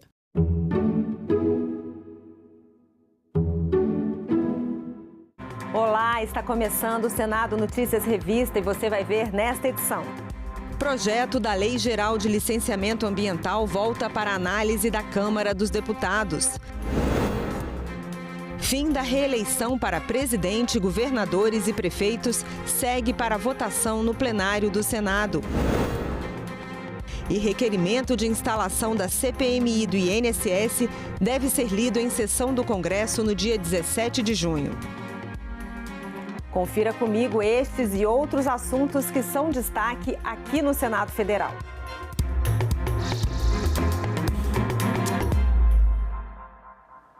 O projeto de maior repercussão aprovado pelo Senado nesta semana é o da Lei Geral do Licenciamento Ambiental. Foram 4 anos de tramitação no Senado e agora, por causa das mudanças feitas pelos senadores, o texto volta para exame da Câmara dos Deputados. Vamos conhecer melhor essa proposta. O licenciamento ambiental é necessário para a construção, ampliação ou entrada em operação de qualquer empreendimento que utilize recursos naturais ou possa causar impacto ao meio ambiente. Entre eles estão estradas, portos, aeroportos, indústrias, usinas hidrelétricas e até postos de gasolina. O projeto aprovado simplifica as muitas normas ambientais brasileiras. Existem hoje, acreditem, senadoras e senadores, mais de 27 mil normas ambientais. 27 mil normas ambientais. Essa realidade disfuncional pode ser medida em números. Em 2022, o então Ministério de Infraestrutura listou 5.053 obras paradas em razão de problemas no licenciamento ambiental. Eram rodovias, ferrovias, hidrovias, linhas de transmissão, minerodutos, gasodutos, cabos ópticos. Em 2021, tínhamos 52 hidrelétricas interrompidas pelo mesmo motivo e 10 foram simplesmente abandonadas. O projeto foi aprovado nas comissões de Meio Ambiente e de Agricultura com o mesmo relatório, elaborado em conjunto pelos senadores Tereza Cristina e Confúcio Moura. Mas toda a discussão e negociação da matéria não atingiu o consenso. Um dos problemas apontados foi a licença por adesão e compromisso, feita pelo próprio empreendedor para projetos de médio potencial poluidor.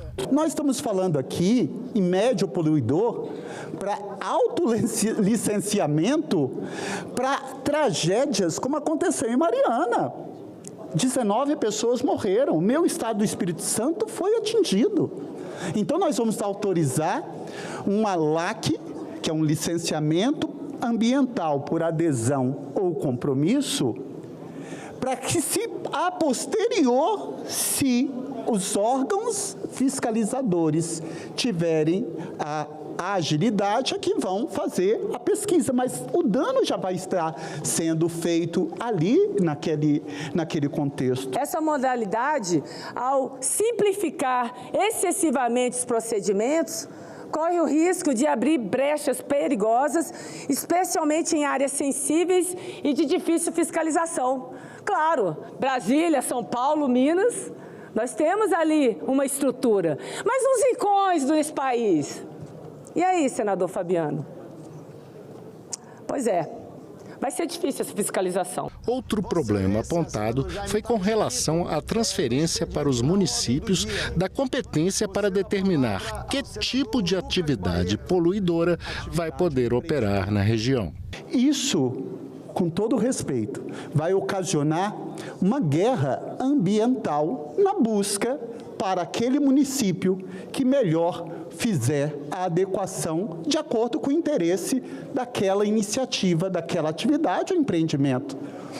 Um determinado empreendimento no município, se ali o executivo ele tiver maior cautela com a proteção ambiental, ele não vai aderir e vai para outro. Pode abrir espaço, sim, para uma guerra ambiental entre estados e municípios.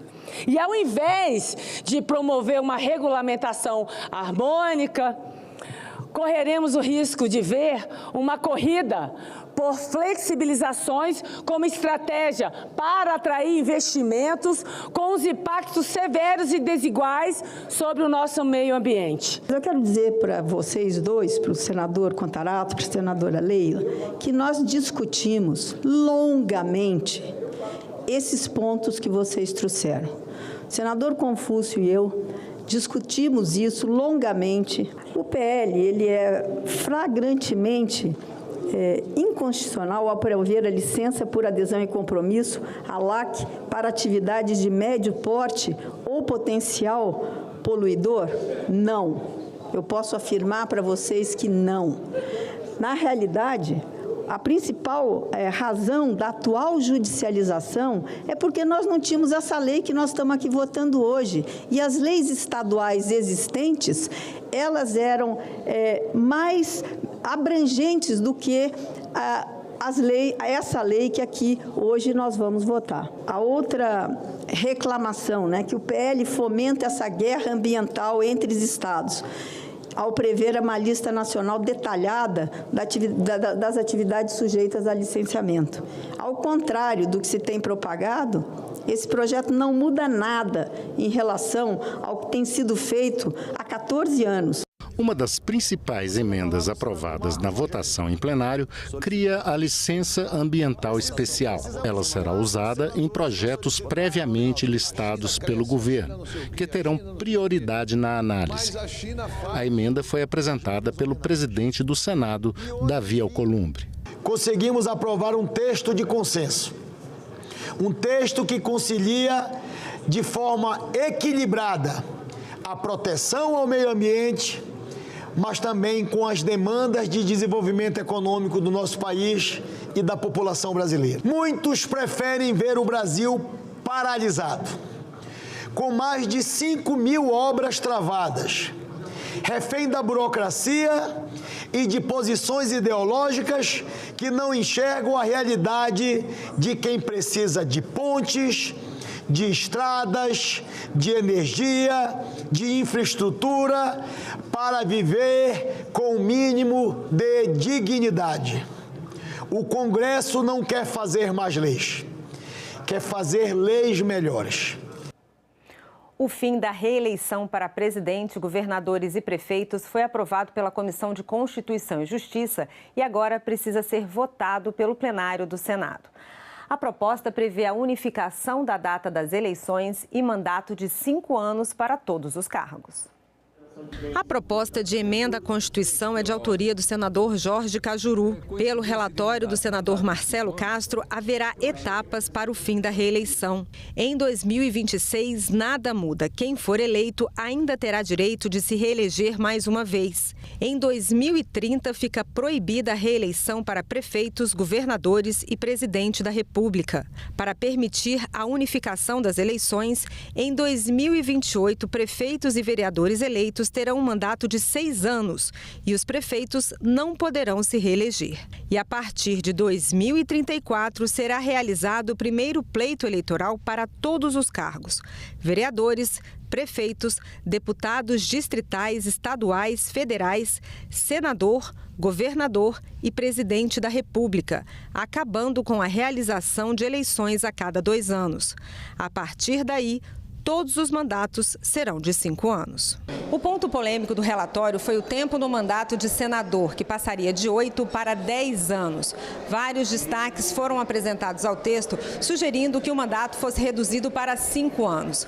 Por acordo, o relator da matéria, senador Marcelo Castro, mudou o texto e igualou o mandato de senador aos demais cargos. Dessa forma, as eleições no Senado serão unificadas. A partir de 2034, a cada 5 anos, serão eleitos 3 senadores. Esse momento é um momento para a gente celebrar.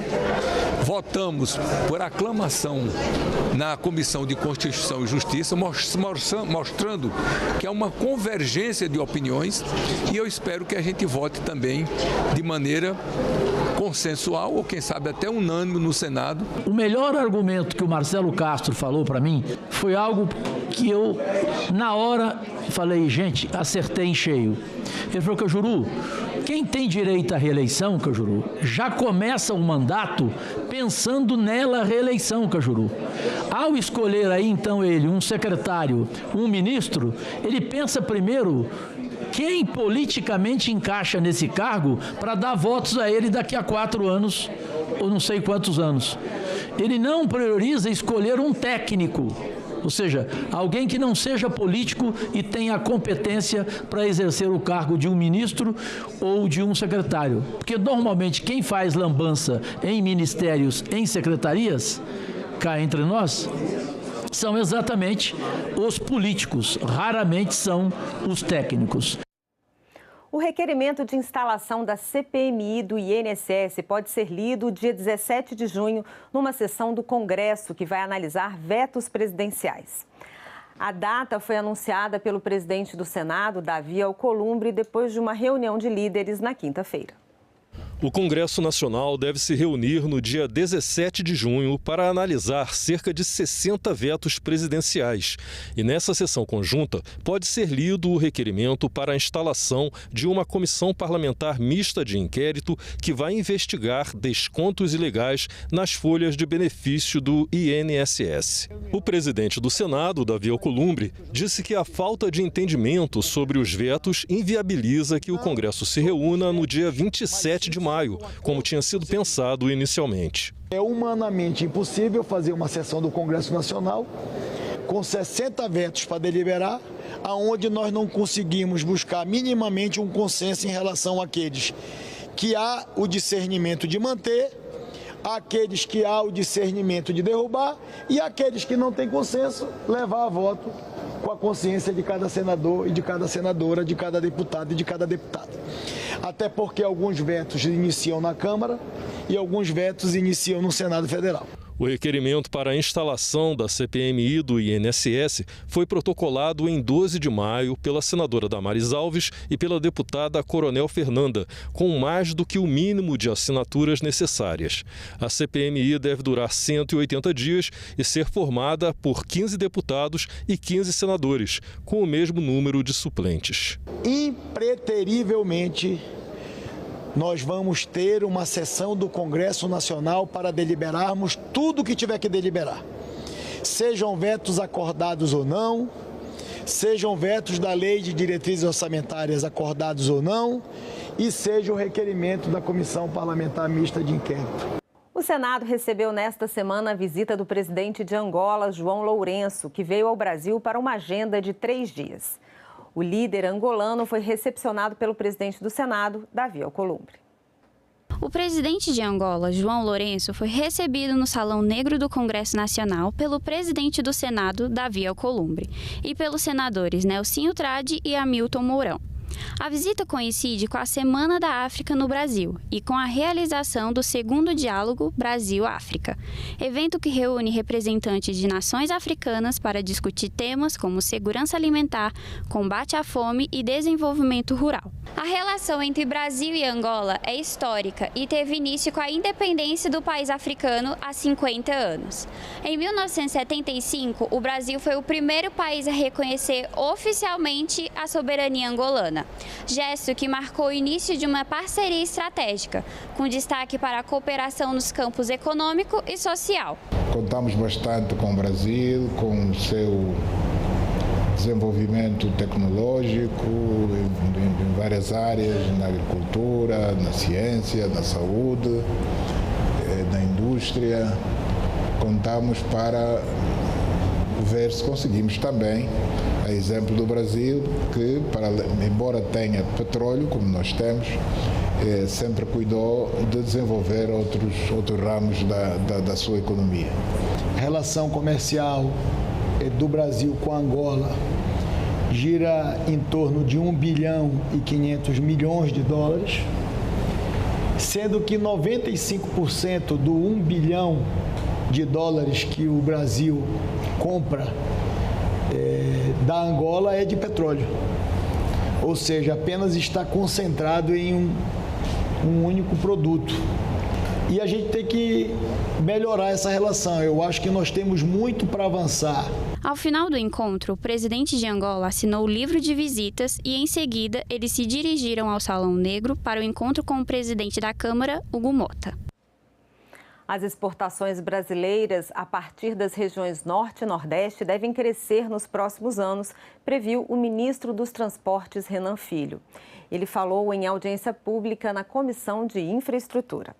Em 2017, 26% das exportações brasileiras foram feitas a partir de portos do chamado Arco Norte, que engloba a região Norte e parte da região Nordeste. No ano passado, esse número alcançou 38% das exportações. Num caminho que vai, em breve, 50% das exportações desse país sairão pelo Arco Norte. Isso é uma coisa muito nova. Poucos portos no mundo têm o crescimento que tem o sistema portuário brasileiro. Por exemplo, o porto de Itaqui, no Maranhão, há 40 anos atrás, senador Marcelo Castro, senador Fernando Farias, ele não existia. Ele era um pequeno porto, numa região sem produção, ou uma ideia de porto. Hoje ele é um dos portos mais produtivos do planeta. A nossa produção, ela também está migrando. Ela está migrando à produção. Então, assim, o centro geográfico da produção da agricultura brasileira, há 40 anos atrás, 50 anos atrás, ele estava no sul do país, entre o Paraná, São Paulo, Rio Grande do Sul, por ali. Hoje ele está no centro do Brasil. Então, você imagine, senador Plínio, se você desloca a produção, o que significa deslocar a própria infraestrutura? O ministro destacou que a PEC da transição, que substituiu o teto de gastos no orçamento federal, destravou os investimentos, sendo causa direta de aumento do produto interno bruto brasileiro. Só os investimentos em infraestrutura vão colocar por ano 0,3% no PIB, com certeza, já contratado, mas podendo chegar a 0,5% do crescimento do PIB. Então, assim, vejam os senhores aqui. Se a gente investir esse volume de investimento crescente, a infraestrutura nacional vai botar 0,5% de crescimento de PIB por ano. Eu fico muito feliz com essa audiência. Eu tenho certeza que a mídia vai divulgar esses dados, mostrar os excelentes resultados até agora obtidos, uma melhoria da qualidade das rodovias brasileiras, o impulso sobre as ferrovias, que era um problema, um marasmo histórico no Brasil, que não acontecia nada de ferrovia no Brasil, e agora está acontecendo. O aumento na concessão de rodovias também foi destacado pelo ministro. Ele comparou o número atual de concessões com o do governo anterior e comemorou os recursos investidos pela iniciativa privada. No primeiro ano do governo do presidente Lula, nós fizemos 2 leilões, porque a gente também não tinha os projetos. No segundo, fizemos 7. Nesse ano, vamos fazer 15. E a ideia do ano que vem é fazer 20. Com isso, o Brasil vai ter um novo momento, uma virada de chave. Depois desse conjunto de leilões, nós vamos viver um outro modelo no Brasil, com muito mais investimento privado, que aí eu convido os senhores a olhar a magnitude do investimento privado vis-à-vis ao investimento público. 23 até maio de 25, nós realizamos 12 concessões. 13 mil na história, até 22 quilômetros concedidos. 6.100 em 2 anos. Agora, a previsão até 25, atingir 48 concessões com 25 mil quilômetros concedidos à iniciativa privada, com potencial de levantar 475 bilhões de reais para o investimento na infraestrutura rodoviária. A parceria público-privado, acho que as PPPs foi uma opção, né, que o Brasil adotou para fazer frente à escassez de recursos públicos, né, no enfrentamento de pontos de estrangulamento na infraestrutura nacional. O Brasil sabe o que fazer da porteira para dentro, Jaime Campos.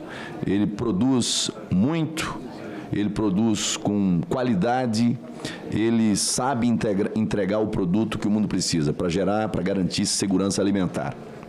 O desafio do Brasil é da porteira para fora. O chanceler Mauro Vieira disse que o Brasil não pediu à China o envio de um representante ao país para discutir o TikTok, mas que o presidente Lula defendeu na visita àquele país a regulação das redes sociais. Vieira contou aos senadores que no jantar com os chineses o presidente pediu ajuda à primeira-dama Janja. O ministro fez um balanço das ações do ministério em audiência na Comissão de Relações Exteriores.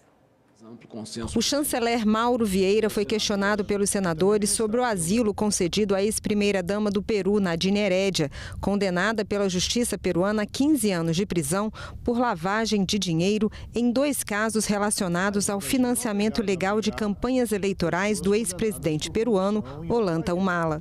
Não existe nenhuma discussão, ao que me consta, que aquelas condenações, de alguma maneira, seriam motivadas politicamente.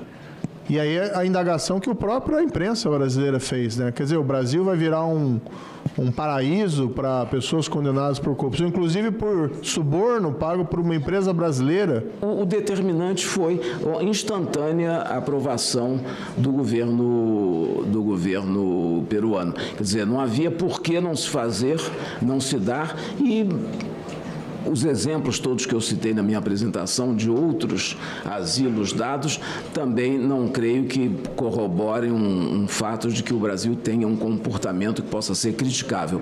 Nós tivemos sempre o comportamento de acordo com a convenção que se chama Convenção de Caracas de 1954 e dentro de todos os padrões estabelecidos pela convenção. A audiência com Mauro Vieira tratou ainda da retirada de opositores de Maduro da embaixada argentina em Caracas, que está sob custódia brasileira. A operação foi feita pelos Estados Unidos sem aviso prévio ao Itamaraty. O Brasil tentou negociar um salvo-conduto com a Venezuela para garantir a saída segura dos opositores, mas não teve sucesso. Os 4 asilados na Venezuela foram resgatados pelos Estados Unidos. Qual foi a participação do Brasil neste episódio? No dia 6 de maio, os 4 que estavam saíram. Não sabemos como saíram. Eu acho também que o governo venezuelano não sabe como. Agora, eu devo dizer que a informação que temos é que eles se encontram nos Estados Unidos. Estão nos Estados Unidos, de alguma forma saíram e de alguma forma chegaram. Mas não houve nenhum esclarecimento até o momento por nenhum país do que aconteceu. Sobre o episódio envolvendo uma fala da primeira-dama brasileira na China sobre a rede social TikTok, o chanceler Mauro Vieira disse que estava presente e que a fala teria sido feita pelo presidente Lula no sentido de responsabilizar as plataformas por crimes praticados no meio digital. Eu estava presente e foi uma menção que o presidente Lula fez e que ele só, inclusive, pediu ao auxílio na hora, a primeira-dama, o fato específico, que foi dito o seguinte, que não é possível que se deixe que em plataformas digitais que haja divulgação de temas de pornografia, de pedofilia e dos famosos desafios que correm nas redes digitais e que levaram à morte uma criança de 8 anos há pouco tempo em Brasília. Tem que haver algum tipo de controle, não se pode deixar. Afinal de contas, as plataformas que veiculam isso têm que ter um tipo de responsabilidade. Veiculação de pornografia, veiculação de conteúdos, né, que podem levar esses lamentáveis episódios nas redes, já é algo proibido no Brasil. Por que a gente tem que chamar ou convidar uma autoridade chinesa, né, ou indagar, pedir algum apoio para comparecer, né, vir ao Brasil para fazer esse tipo de controle? Não houve convite para nenhuma autoridade chinesa vir. Isso não há. Então, esse ponto é muito simples de responder. O chanceler Mauro Vieira disse aos senadores que a política tarifária adotada pelo governo de Donald Trump pode ajudar a acelerar o acordo comercial entre o Mercosul e a União Europeia. E disse ainda que o Itamaraty tem acompanhado de perto a situação dos brasileiros que vivem nos Estados Unidos após a nova política de deportações do governo americano. Um dos maiores influenciadores digitais do Brasil, Carlinhos Maia, vai ser convocado para depor na CPI das Bets. Os senadores suspeitam que ele estaria recebendo um percentual sobre as perdas dos apostadores. Carlinhos Maia é o nome artístico de Luiz Carlos Ferreira dos Santos. Alagoano de 33 anos, ator, comediante e empresário, Carlinhos se tornou influenciador digital e atualmente tem mais de 35 milhões de seguidores nas redes sociais. Ele é um dos nomes mais populares da internet brasileira. A convocação do influencer foi aprovada na quarta-feira. O pedido partiu da relatora da comissão, senadora Soraya Tronic. O objetivo é esclarecer a participação de Maia em campanhas de divulgação de casas de apostas online. Segundo o requerimento, o influenciador teria recebido até 40 milhões de reais por ano para promover as bets. A publicidade que ele faz também seria direcionada especialmente para pessoas em situação de vulnerabilidade. A CPI também investiga a suspeita que Maia estaria recebendo o chamado cachê da desgraça alheia, um percentual calculado sobre as perdas dos apostadores. A convocação quer apurar a responsabilidade dos influenciadores na divulgação de conteúdos que podem violar a legislação e induzir a comportamentos financeiros prejudiciais. O depoimento de Carlinhos Maia deve contribuir para a proposta de regulamentação da atuação de influenciadores no setor de apostas. E de 3 a 5 de junho, o Congresso Nacional vai receber o 11º Fórum Parlamentar do BRICS. A cooperação global em saúde com o uso da inteligência artificial na medicina é um dos temas prioritários da presidência brasileira do BRICS. Uma das prioridades do Brasil no BRICS é aprofundar a cooperação na área da saúde, principalmente em relação ao combate de doenças que prevalecem em países mais pobres. É o caso das doenças tropicais negligenciadas, como malária, dengue e doença de Chagas. O consultor do Senado, Guilherme Del Negro, falou sobre o assunto. Há várias doenças que elas afetam desproporcionalmente países do sul global, então é interessante cooperação. A gente teve agora a experiência da pandemia, então, por exemplo, temas de compartilhamento de vacinas, compartilhamento também de tecnologias para que os países tenham condições eles mesmos de obter insumos e fabricar esses produtos. Também é algo que tem sido discutido no contexto agora do Fórum Parlamentar dos BRICS. O analista internacional João Coser constatou uma dificuldade dos países que compõem o BRICS implementarem uma igualdade no acesso à saúde. Nós estamos falando de países vastos e com regiões rurais ou periféricas que podem sofrer com acesso à saúde dentro deles. Além do mais, nós também temos que falar aqui sobre a capacidade e infraestrutura. Os hospitais, equipamentos que muitas vezes não são suficientes ou são antiquados para o tratamento da população. E assim, temos alguns países que hoje ainda estão em guerra ou que já passaram por guerras recentemente, o que piora ainda mais essa infraestrutura. O potencial transformador da inteligência artificial na área da medicina também é um tema prioritário da presidência brasileira do BRICS. Nós poderíamos trazer a IA para poder gerir uma situação de emergência, como foi a do Covid-19. Além do mais, a IA ela ainda pode vir para poder personalização de tratamento. Nós já tivemos experimentos aqui no Brasil de diversos inteligências artificiais que faziam análise de imagens, análise de exames, antecipando os trabalhos dos médicos. E este foi o Senado Notícias Revista. Você pode rever as reportagens desta edição na nossa página na internet, senado.leg.br/tv. Muito obrigada pela sua companhia e continue sintonizado aqui na TV Senado.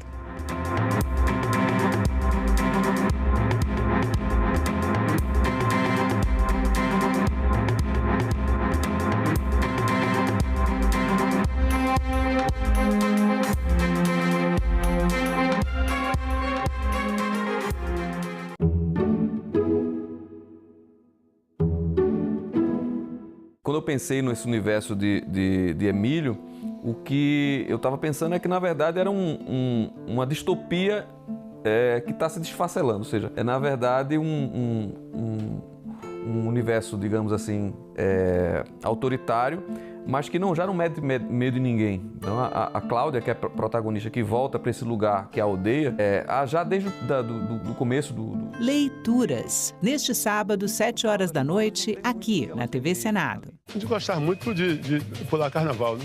A gente começou a observar também que esses blocos só saíam brancos, né? Por que a gente não faz um bloco só de negro, só de negão? Aí no outro dia nós começamos a correria para criar o bloco, né? E deu uma repercussão muito grande, né? Até por conta que na época da ditadura você sumia, né? Às vezes ia preso, a polícia da Rafim, que tudo era coisa de comunista. Quando ele começou a fazer carnaval com educação. E sempre utilizamos a música como elemento transformador, assim, uma música de empoderamento, de resgate da autoestima. Então, tudo que nós sempre ouvimos de negativo em relação ao negro, a gente mandar de volta de forma positiva, né? Foi só em 2003 que a história e a cultura afro-brasileira se tornaram matéria obrigatória no ensino fundamental e médio, com a aprovação da Lei 10.639.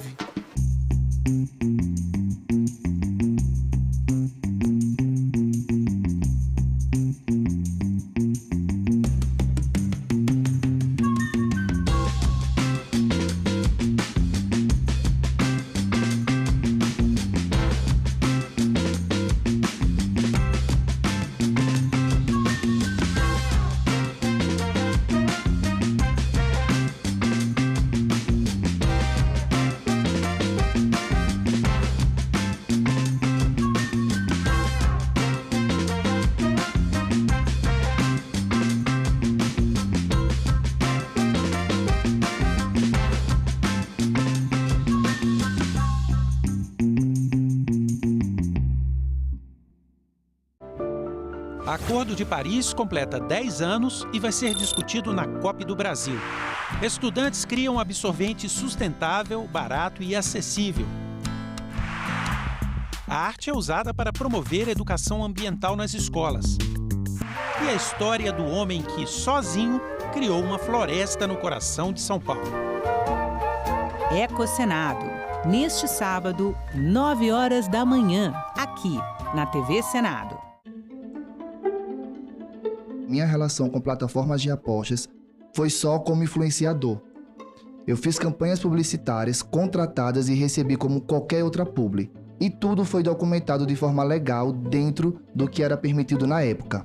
Em abril de 2025, o senhor confessou formalmente a sua participação nos crimes de associação criminosa, falsidade ideológica, no contexto da promoção do jogo do Tigrinho. Eu me reservo no direito de ficar calado. Eu tinha um contrato com a Blazer de um valor fixo.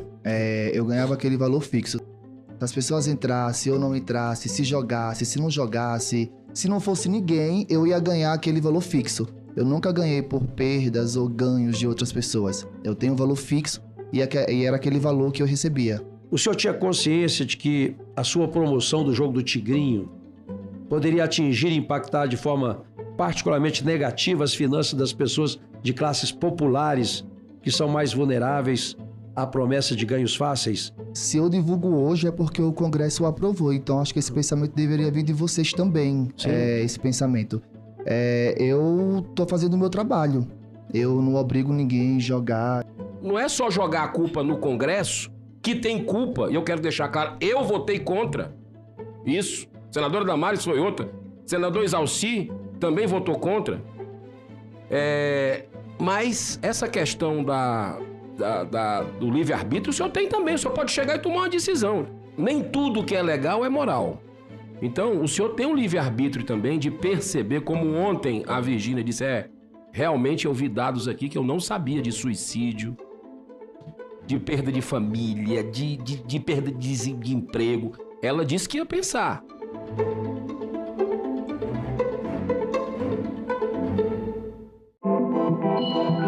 O site do Senado agora mostra projetos de lei em linguagem simplificada.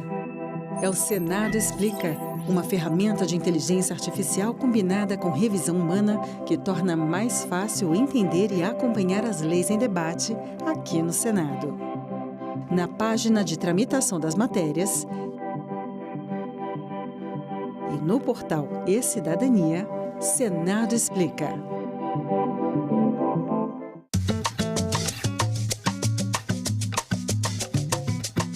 A bandeira da Bahia tem conexões com grandes movimentos do mundo pela liberdade, a Revolução Francesa e a independência norte-americana. E tem conexões também com movimentos brasileiros, a Inconfidência Mineira e a Conjuração Baiana. A bandeira da Bahia ela também teve a sua inspiração na bandeira dos Estados Unidos, sobretudo a questão das faixas e do retângulo azul. As cores da bandeira da Bahia, vermelho, azul e branco, são chamadas cores libertárias e foram inspiradas na bandeira dos Estados Unidos e da França. O triângulo, que também está presente na bandeira de Minas Gerais e no estado da Bahia, representa os ideais da Revolução Francesa: liberdade, igualdade e fraternidade. O triângulo é uma homenagem feita aos inconfidentes mineiros e era uma característica ligada também aos republicanos que projetaram a bandeira, sobretudo Dr. Diocleciano Ramos. Diocleciano Ramos foi um republicano e professor da Faculdade de Medicina da Bahia. A revolta dos alfaiates é talvez essa mais importante revolta que acontece nessa época, né? Exatamente. E tudo isso é levado em consideração no simbolismo da bandeira baiana quando ela é adotada pelos republicanos lá no final da monarquia e início da república. Tá aqui. Ela tem uma relação, inclusive, com as outras bandeiras que foram criadas durante as revoltas na Bahia. Todas essas bandeiras usavam as cores azul, vermelho e branco. A Conjuração Baiana foi um movimento que visava a independência da Bahia em relação ao domínio de Portugal. A Revolta de Guanais e a Sabinada foram outros dois movimentos que visavam a proclamação de uma república na Bahia. Esse é o símbolo do estado onde o Brasil começa. Tem luta, tem consciência, é a Bahia. Essa bandeira tem história.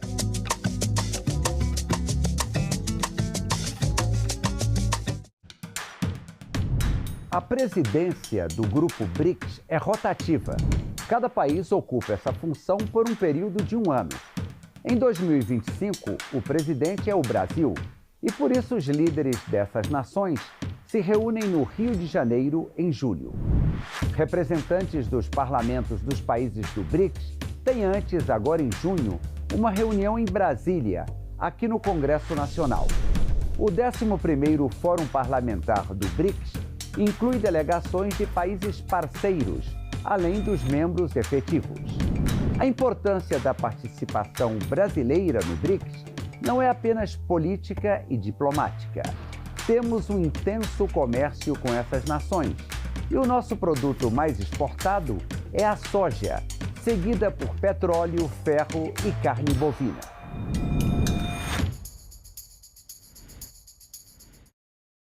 Vai votar? Passou no concurso público? Vai tirar o passaporte? Então você precisa ter o título de eleitor. Ainda não tem o seu? Calma, vem comigo no passo a passo. Você vai acessar o site do TSE. Depois vai clicar na aba Autoatendimento Eleitoral. Na sequência, em Título Eleitoral. E no final, tire seu título eleitoral. Nessa próxima etapa, muita atenção. Você vai preencher com seus dados, enviar os documentos pedidos, escolher o local de votação e informar endereço e telefone para contato. Prontinho. Depois, você recebe o número de protocolo para acompanhar a solicitação.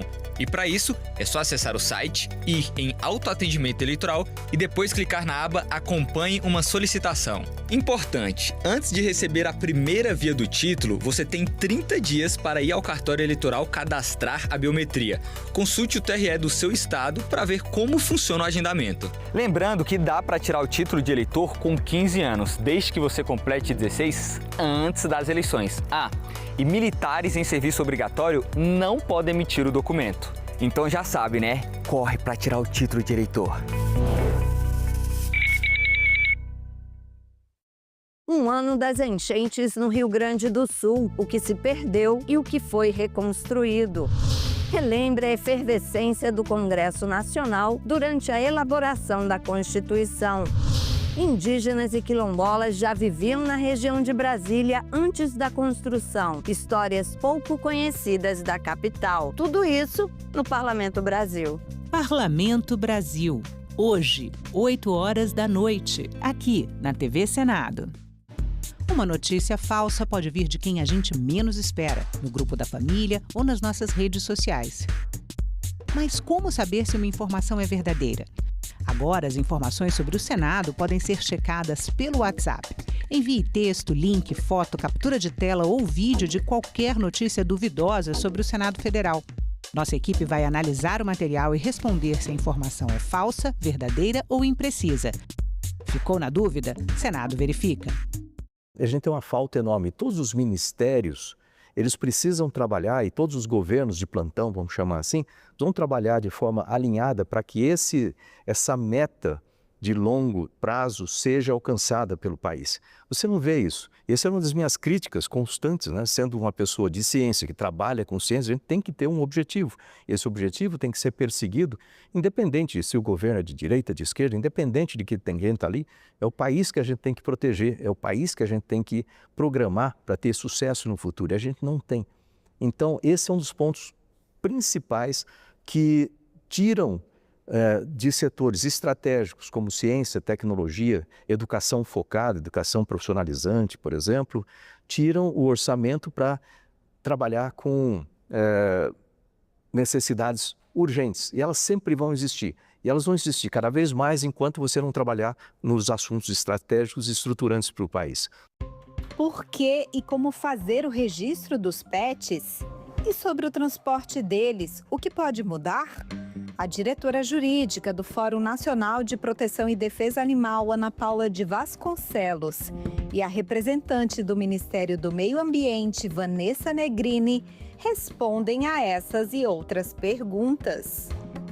TV Senado Live, hoje, 8h30 da noite. A gente também fala tupi. O nome do estado do Maranhão vem do tupi e é formado por dois termos, mar mais Inhã. Mar é uma variação de Embará, Bará, que vem de Pará e significa mar ou Rio Grande. A outra parte da palavra é Inhã, que quer dizer correnteza. Então Maranhão virou Maranhão, que tem na origem o significado de mar grande ou mar que corre. A gente...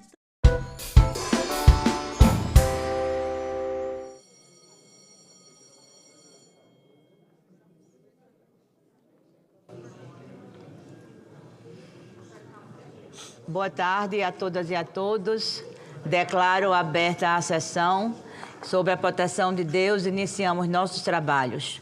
A presente sessão especial foi convocada em atendimento ao requerimento número 137 de 2025, de autoria desta presidência e de outros senadores, aprovado pelo plenário do Senado Federal.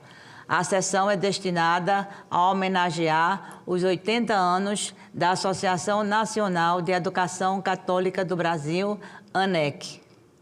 Já está aqui a mesa da sessão especial. Ao meu lado, o senador Isalci Lucas.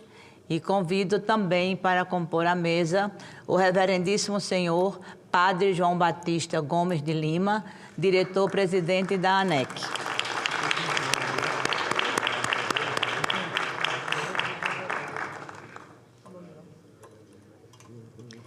Convido também o reverendíssimo senhor Padre Sérgio Eduardo Mariucci, presidente do Conselho Superior da ANEC. Boa tarde.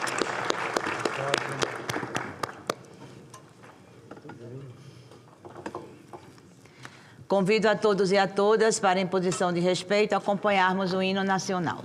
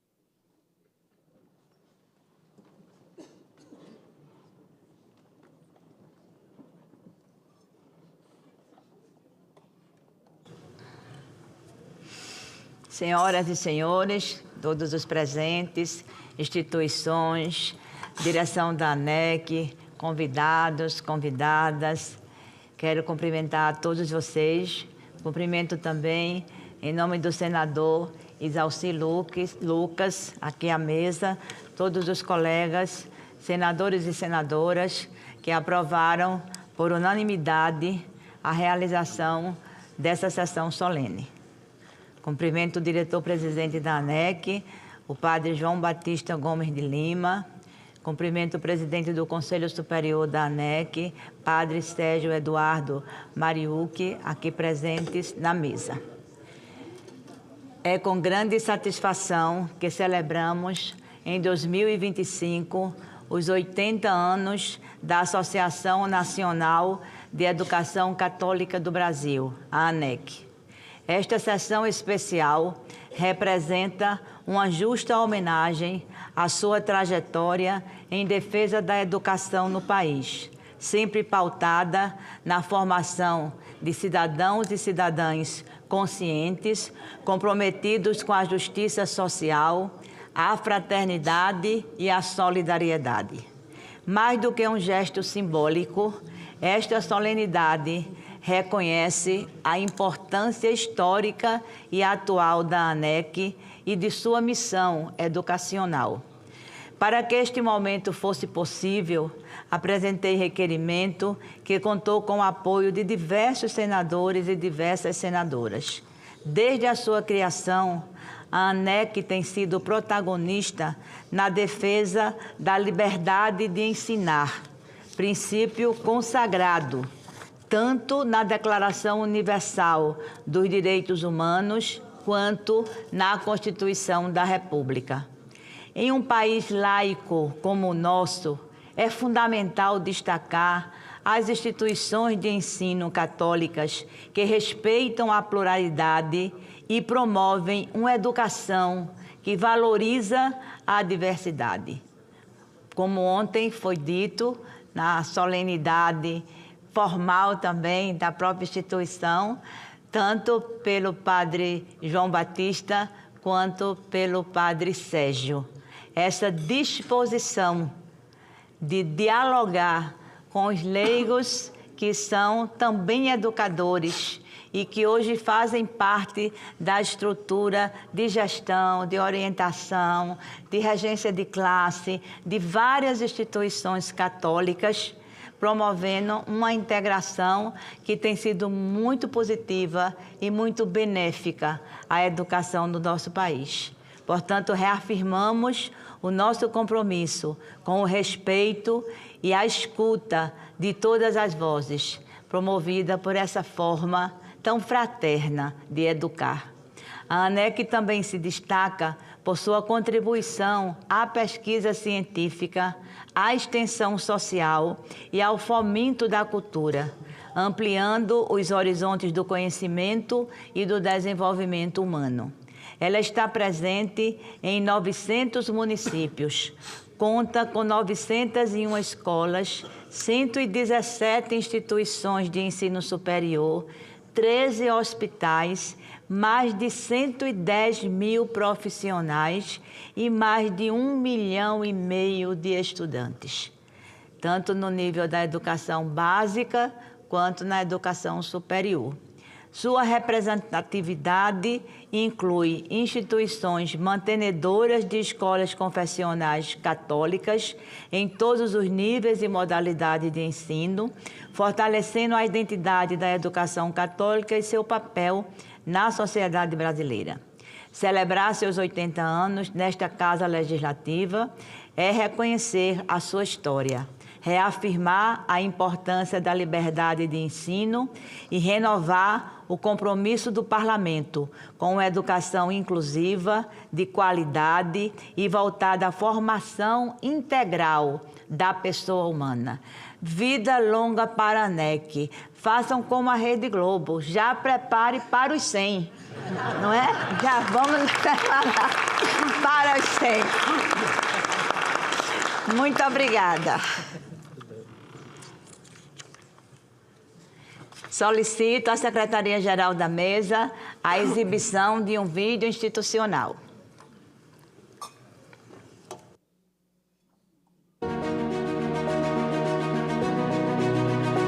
Educar é um ato de esperança. Há 80 anos, a educação católica no Brasil decidiu caminhar unida, com fé, compromisso e visão de futuro. Uma história que não apenas se conta, mas se vive. Uma missão que se renova todos os dias, nos corredores, nas salas de aula, nas comunidades e nos corações. Nossa história é feita de união. 3 associações uniram forças, saberes e missões. Assim, nascia a ANEC, com uma tradição que inspira e experiência que transforma. Inspirada pela mensagem do Evangelho, a ANEC articula, congrega e representa mais de 2.000 instituições educacionais católicas em todo o país. Escolas, universidades, obras sociais, hospitais universitários e congregações. Conectamos pessoas, comunidades e saberes. Dialogamos com a Igreja, o Estado e a sociedade civil. Participamos de conselhos, fóruns, frentes parlamentares e espaços que pensam o presente e o futuro da educação brasileira. Promovemos formação contínua, conhecimento, encontros e reencontros. Com diálogo, escuta e ação, atuamos com firmeza em defesa da educação de qualidade social, da identidade confessional, da justiça e da dignidade humana. Somos rede, somos missão, somos presença viva da Igreja da Educação. Estamos prontos para o que vem. 80 anos são um novo chamado. Seguir com coragem, construindo uma educação que transforma, que inclui, que evangeliza. ANEC, 80 anos potencializando a educação católica e transformando vidas por meio da educação.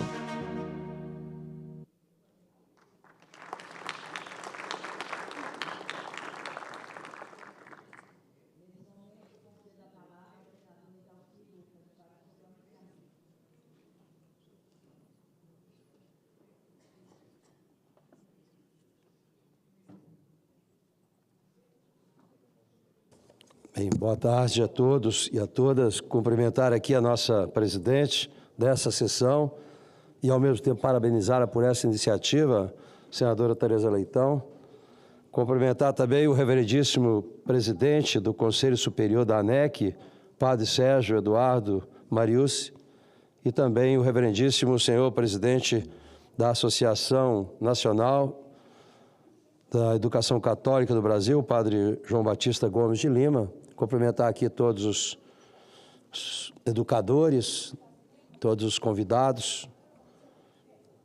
Bem, falar da ANEC, né, para mim é um motivo de muita alegria. Eu que acompanhei durante muitos anos e acompanho ainda a situação da educação no Brasil, principalmente da educação privada.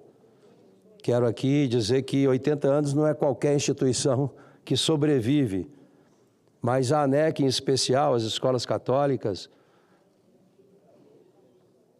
passou por momentos difíceis no Brasil. Eu me lembro aqui, padre João Batista, do Adib Salomão, que era um advogado de São Paulo, que conhecia muito sobre filantropia, porque no Brasil as pessoas não sabem diferenciar o que é escola filantrópica, o que é escola sem fins lucrativos, o que é escola com fins lucrativos, qual é o papel dessas escolas para o país e para o cidadão. E a gente sempre teve muitas dificuldades. Todo momento, os governos tentando tirar a filantropia. E olha que as entidades filantrópicas, na sua grande maioria, as pessoas dão a vida toda, dedicam a vida toda para isso. Não é? Muitas vezes sem remuneração nenhuma, não é? Fazem com o coração tudo isso. Então a gente deve muito às escolas católicas do país. O Estado é laico, mas a população é cristã. E a gente precisa sempre ressaltar isso, né? Nós passamos não só essa questão de falta de entendimento e querendo caçar a filantropia, como também agora, recentemente, a coisa continua ainda com essa discriminação. Tivemos dificuldades agora na reforma tributária, né, para você realmente resolver essa questão tributária. Eu, coincidentemente, de 94 até 98, eu fui presidente do sindicato aqui no DF das escolas particulares, do Sinep, que naquela época congregava muitas, 60%, quase 70% das escolas eram escolas católicas, eram escolas cristãs. E a gente veio perdendo isso. E o resultado está aí. Se você analisar hoje a educação brasileira, não é? Os jovens, a gente perdeu muito os valores, os princípios. As escolas não trabalham isso. Vocês é que fazem essa diferença. E a gente sabe as consequências disso. Hoje as pessoas não têm mais... Pessoas estão matando por causa de R$10, por causa de um celular, brigando com o professor, dando facada em professor dentro de sala de aula, abusando do professor. É triste ver uma situação como essa. E eu me lembro, 94 a 98, quando fui presidente, muitos diretores de escola foram ameaçados de ser presos. Alguns foram presos aqui em Brasília, inclusive, por questão de preço. Até aquela época, antes do Plano Real, quem definia a mensalidade e o aumento salarial era o governo. Momentos como a SUNAB, depois Conselho de Educação, Ministério da Justiça, depois Ministério da Fazenda, onde a gente não tinha liberdade sequer de desenvolver o trabalho nosso na época, né? Depois veio o Plano Real, e que deu a liberdade de definição de preço. Mas sequer as escolas sabiam como calcular esse preço, esse custo, né? Eu andei esse Brasil todo fazendo palestra com a planilha que a gente fez para ensinar as escolas a fazer a planilha de custo e de preço, né? E por diversas vezes depois ainda apareceu as negociações com os pais. Isso foi um desastre, né? Porque é óbvio que todo mundo quer o preço menor, mas as pessoas esquecem, né, que para você ter uma educação de qualidade, você tem que remunerar bem os professores, os profissionais da educação, você tem que ter realmente laboratório, investimento, e as pessoas acham que não. E aí o governo coloca as escolas para negociar com o pai preço. Mesmo, então, não é fácil. Vocês realmente são heróis de terem conseguido chegar nos 80 anos aí. Lógico que a gente tem muito caminho ainda, muita estrada, né, para a gente caminhar, muitos obstáculos, mas a gente deve muito a vocês. Realmente o Brasil tem que agradecer muito, porque ai de nós, sociedade, se não fosse as escolas católicas, as escolas cristãs, o terceiro setor, inclusive na área social.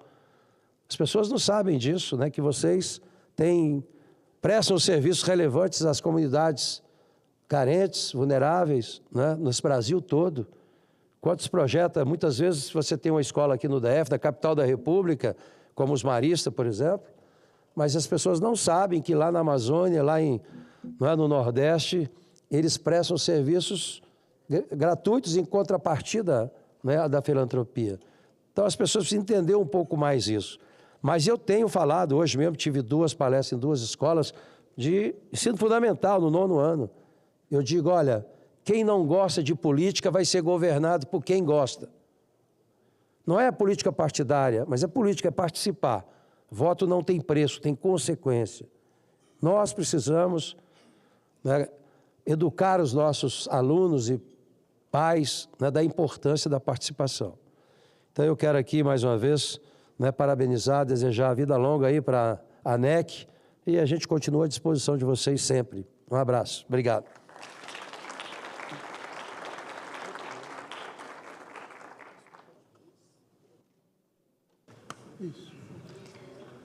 Antes de passar a palavra para os nossos representantes aqui na mesa, eu vou fazer a leitura de algumas presenças que estão acompanhando a nossa solenidade.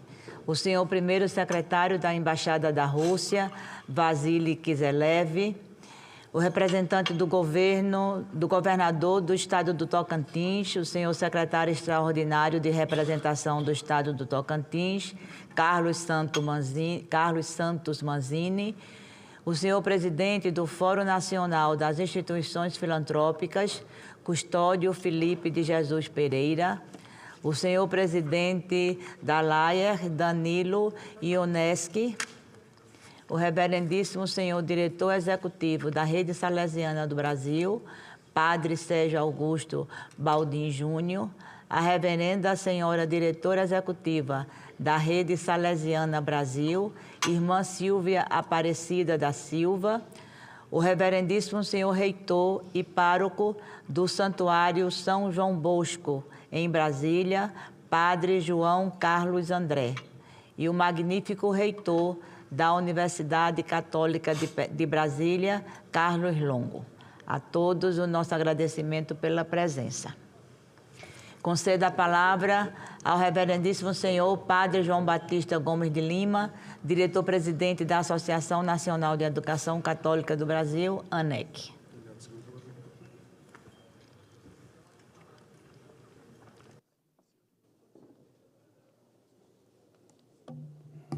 Boa tarde a todos. Gostaria de cumprimentar a mesa, a excelentíssima senadora Tereza Leitão, e agradecer pela propositura desta sessão solene para reconhecer e também homenagear o trabalho feito pela ANEC.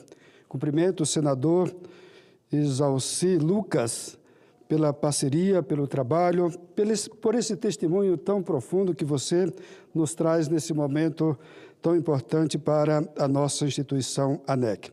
Cumprimentar também o reverendíssimo senhor presidente do Conselho Superior da Associação Nacional de Educação Católica do Brasil, meu amigo, colega de trabalho, de parceria, pessoa que me inspira também pela sua fala, pela sua sabedoria nos nossos dia a dia, Padre Sérgio Eduardo Mariucci, reitor da Universidade Católica da Unicinos. Boa tarde a todos, gostaria de cumprimentar todos vocês, diretores da ANEC, Conselho Superior, reitores, os nossos colaboradores, enfim, os nossos parceiros, amigos presentes aqui, que fazem essa caminhada comigo e com a ANEC, e que eu sou muito grato por tudo isso que vocês reconhecem e têm o trabalho dessa caminhada sinodal e caminhada que a gente faz junto. Mas, senadora, eu gostaria de pedir licença para falar do papel e da importância que tem a educação na sociedade e na vida das pessoas. A educação, as escolas, as universidades, a igreja, e isso eu tiro, senadora, pela minha trajetória de vida. Hoje eu sou reitor de uma instituição lá em São Paulo, fui reitor também numa outra instituição de ensino no estado do Espírito Santo, presidente do Sindicato das Escolas Particulares no estado do Espírito Santo, atualmente sou presidente da ANEC, presidente da subregional da ODUCAL, que é a instituição que coordena todas as universidades católicas da América Latina e no Caribe, e também participo de outras atividades ainda sociais. E falo isso não para me engrandecer, mas falo isso justamente para reconhecer o papel da educação na vida das pessoas. Quando eu olho para a minha história de vida, um jovem nascido no interior do Ceará, numa cidade rural, aliás, num ambiente rural, numa cidade pequena, que certamente não tem nem no mapa, chegar a esse nível de trabalho, de liderança, é justamente a necessidade de reconhecer profundamente o que a educação, o que a igreja pode fazer na vida das pessoas. Então, eu aqui, além de celebrar este momento de homenagem, eu quero também reconhecer a grandeza, senador Exalci e senadora Tereza Leitão. O nosso papel de não deixar as pessoas sem educação, sem o acesso ao conhecimento, porque isso é que vai transformar a nossa sociedade. Mas gostaria só de registrar esse ponto que eu acho de extrema importância e também passar aqui ao meu discurso que está aqui preparado e que eu gostaria de ler um pouco aqui toda a trajetória da ANEC, porque esse é o momento de homenagear essa instituição de 80 anos de trabalho e de compromisso com a sociedade. Excelentíssimos senhores e senhoras, deputados e deputadas, autoridades aqui presentes, estimados representantes das instituições educacionais associadas à ANEC e parceiros que também fazem a caminhada conosco. Senhoras e senhores, é com gratidão e responsabilidade que, em nome da Associação Nacional de Educação Católica do Brasil, ANEC, venho a esta Casa Legislativa para participar desta sessão solene em homenagem aos 80 anos da nossa instituição. Este momento tem grande significado para todos nós. Ele representa o reconhecimento por parte da senadora ou do Senado Federal de uma trajetória marcada por compromisso com a educação de qualidade social, com os valores humanos e cristãos, com o desenvolvimento integral do ser humano.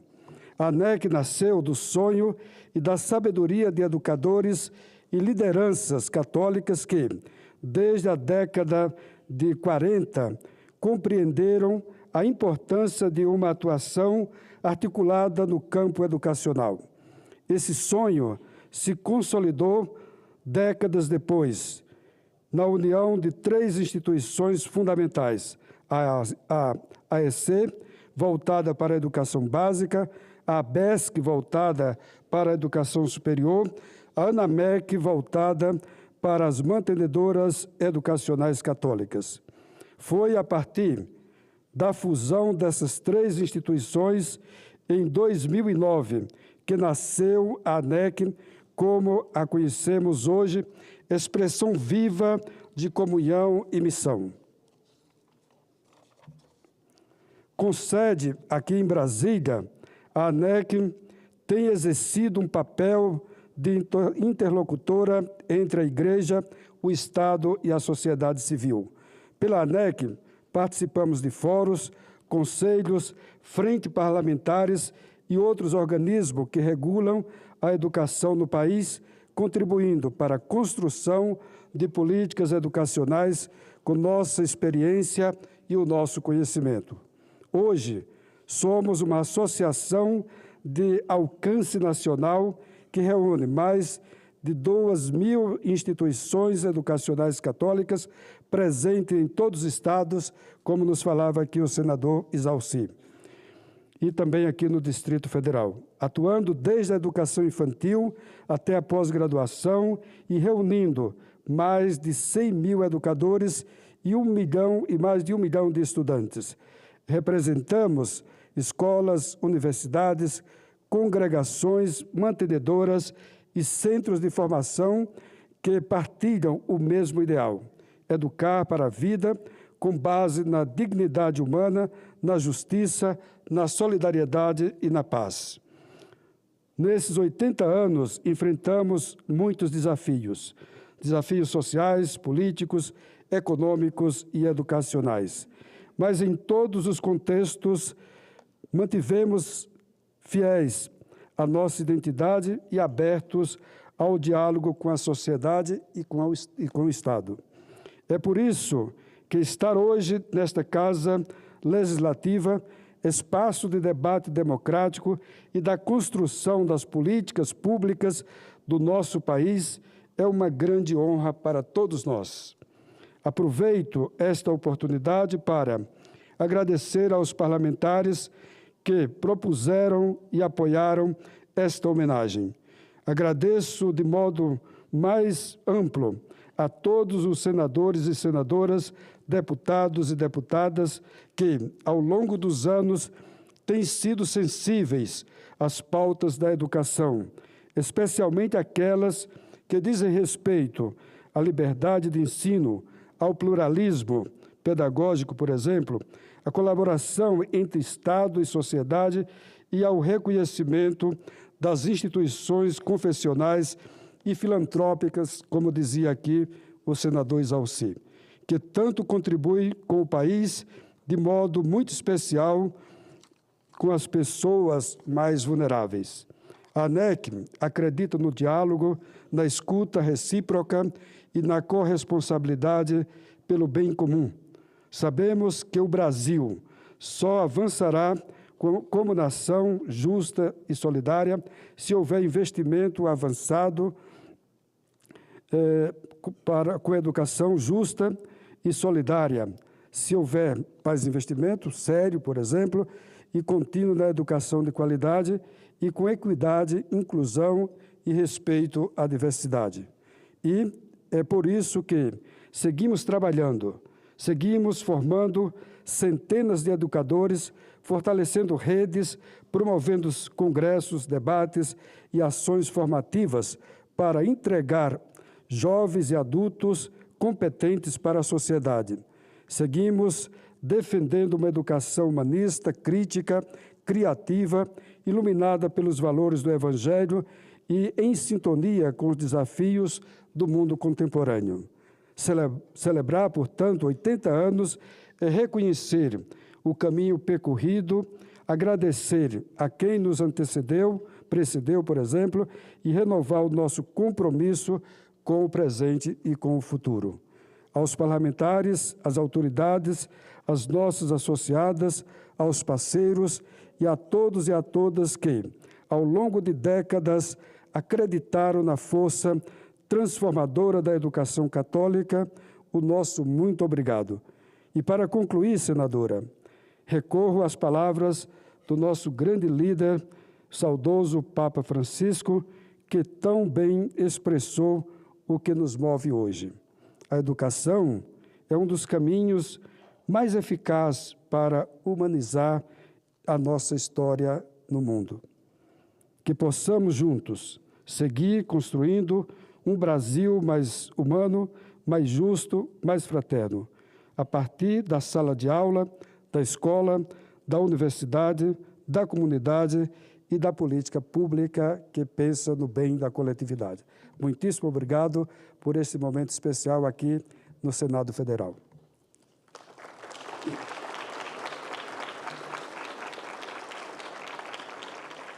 Obrigado.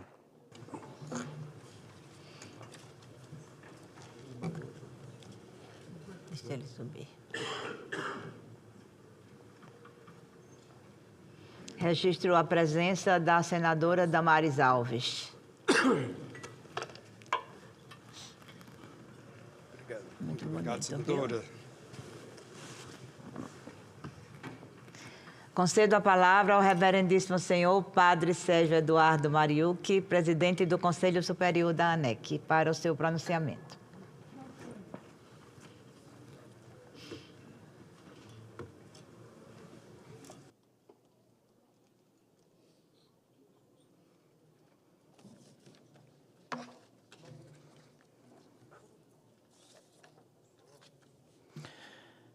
Senhora Presidente e requerente dessa sessão, senadora Tereza Leitão e excelentíssimo senhor senador Exalci Lucas, vos agradeço em vossos nomes, agradeço também, cumprimento as demais autoridades aqui presentes, sem antes também mencionar a gratidão e reconhecimento ao presidente da ANEC, o meu querido colega, amigo, Padre João Batista, e também parabenizando por todo o belo trabalho que o senhor e a equipe aqui de Brasília fazem por todas as outras equipes da ANEC em todos os estados. Aqui estando nesta casa tão importante para a nossa República, devo também, na condição de presidente do Conselho Superior da ANEC, fazer menção de honrosa gratidão ao o saudoso senador Darcy Ribeiro, que tanto fez pela educação no Brasil, e também a ANEC como Educação Católica no Brasil, respeitosa memória de Anísio Teixeira, outro grande educador que, ao seu tempo, encontrou um contraponto muito duro, às vezes, do próprio pensamento da educação católica, mas que, décadas depois, sobretudo na construção da LDB de 96, os propósitos de Anísio Teixeira estavam plenamente convergentes com aquilo que a própria educação católica também lutava e pedia. Senhoras e senhores, a celebração dos 80 anos da Associação Nacional de Educação Católica remonta a uma história de séculos antes da fundação da AEC, a Associação da Educação Católica, uma das entidades originárias da ANEC. Remonta à própria participação da educação católica na construção do nosso país. Em toda a nossa história, sempre visamos contribuir, por meio da educação, com um projeto de país em que a soberania seja garantida pela grandeza de seu povo, grandeza essa não dimensionada somente em valores tangíveis, mas, sobretudo, em valores que não perecem e que contribuem para a realização integral da pessoa em sua família e comunidade.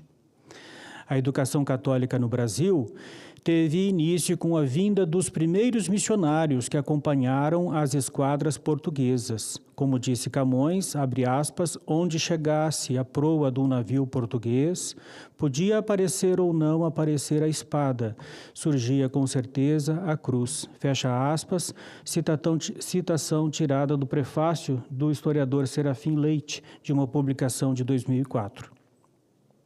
Foi nesse influxo civilizatório que a educação católica inaugurou o próprio sistema educacional do nosso país. Os primeiros missionários jesuítas buscaram, antes de ensinar, aprender com os primeiros habitantes deste país e seus respectivos idiomas. Em 1773, data da expulsão dos jesuítas do Brasil, havia 3 grandes colégios e 17 escolas populares espalhadas para além da faixa litorânea. Essas escolas populares eram também chamadas de escolas Beabá. Foram responsáveis pela estruturação do idioma Nyangat, que foi a língua mais falada no Brasil até a chegada da família real. O empreendimento missionário jesuítico no Brasil teve nas reduções o seu ápice de realização. Próximo ano, 2026, celebraremos no Rio Grande do Sul os 400 anos da fundação da Missão de São Nicolau, primeira das 7 reduções, também chamadas de 7 povos das missões. O projeto das missões deixou o legado da erudição do povo missioneiro nas raízes da cultura gaúcha. A violência estatal da época não fora capaz de destruir a herança daquela civilização em que a educação era o esteio da autonomia econômica que eles gozavam.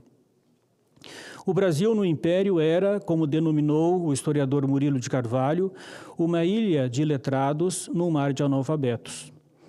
Durante o período do Império, entre 1827 a 1899, houve a abertura de 19 estabelecimentos de ensino católico em vários dos estados brasileiros. Destaque para o Colégio de Caraça, Minas Gerais, como o mais relevante do tempo do Império. Era dirigido pelos padres lazaristas, que também deram imensa contribuição na formação do clero. Mas é importante dizer que nesta época havia um estudante para cada 10 mil habitantes. Na cidade de Pelotas e no Rio de Janeiro, as Irmãs do Puríssimo Coração de Jesus fundaram uma escola em 1849 e foram os primeiros colégios dirigidos por freiras no Brasil. Em 1854, as Irmãs Vicentinas fundaram em Botafogo um colégio, no Rio de Janeiro, e também as Vicentinas, em 1857, fundaram um colégio em Olinda. Depois em Fortaleza, em 1865. E as Irmãs de São José de Chambéry, em 1859, assumiram a direção de um colégio somente para meninas em Itu. Os salesianos chegaram no Brasil em 1883 e, nesse mesmo ano, fundaram um colégio em Niterói. Depois, em 1885, deram início à primeira escola profissionalizante do Brasil, em São Paulo. Os salesianos inauguraram um campo ainda não atendido pela Igreja, a oferta de educação aos jovens de famílias economicamente pobres. No início da República, até o ano de 1930, o número de escolas católicas saltou para 226.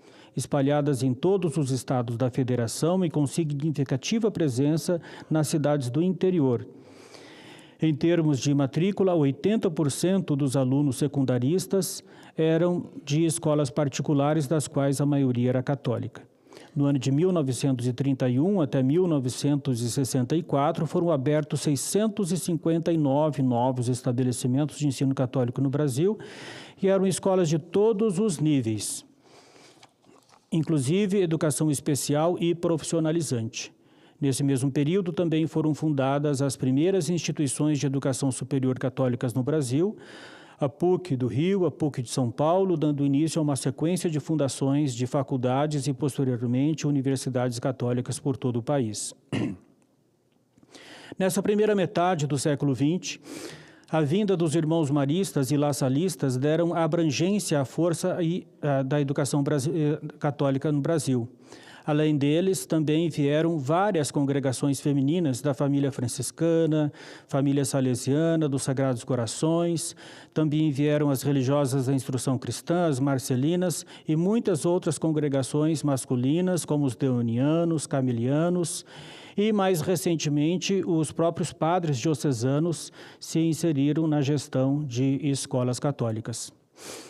A vida religiosa, entretanto, contribuiu significativamente com a Igreja e a educação brasileira.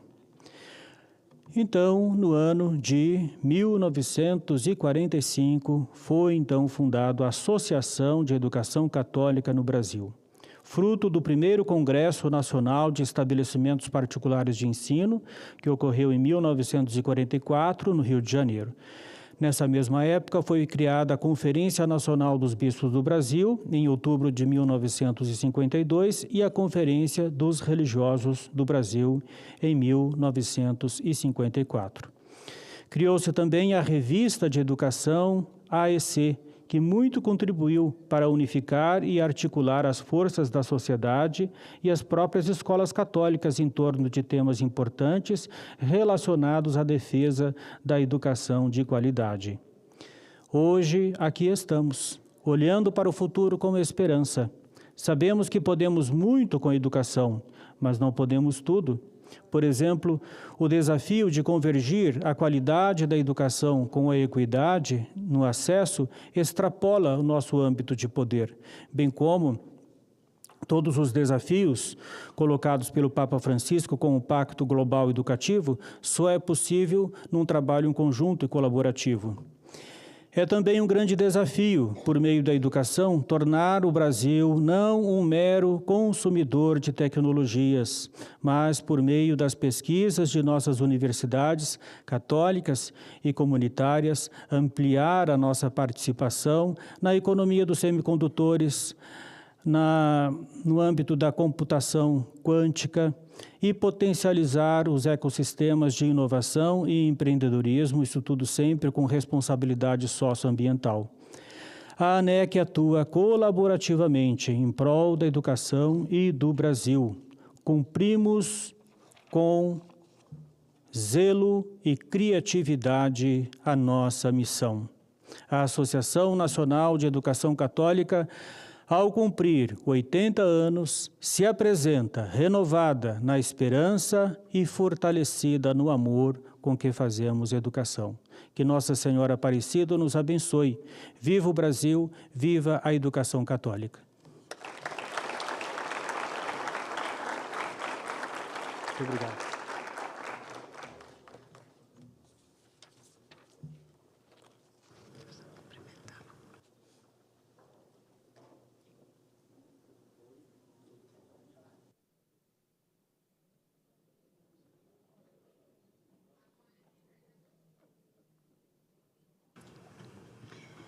Complementando os registros de presença, eu quero destacar a representação do Ministério dos Direitos Humanos e da Cidadania, através da senhora Coordenadora Geral de Educação em Direitos Humanos e Meio Ambiente, Ivana Santana Torres, como também a senhora Conselheira do Conselho Nacional de Educação, senhora Elizabeth Guedes. Cumprida a finalidade desta sessão especial do Senado Federal, agradeço a todas as personalidades, instituições que nos honraram com sua participação, a senadora Damares Alves, o senador Isalci Lucas, e declaro encerrada essa sessão.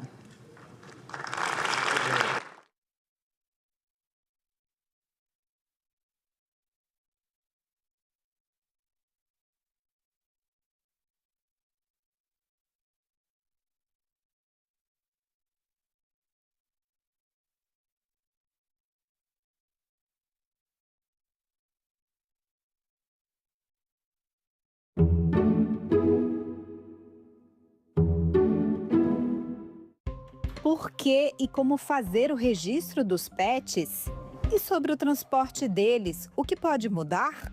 A diretora jurídica do Fórum Nacional de Proteção e Defesa Animal, Ana Paula de Vasconcelos, e a representante do Ministério do Meio Ambiente, Vanessa Negrini, respondem a essas e outras perguntas.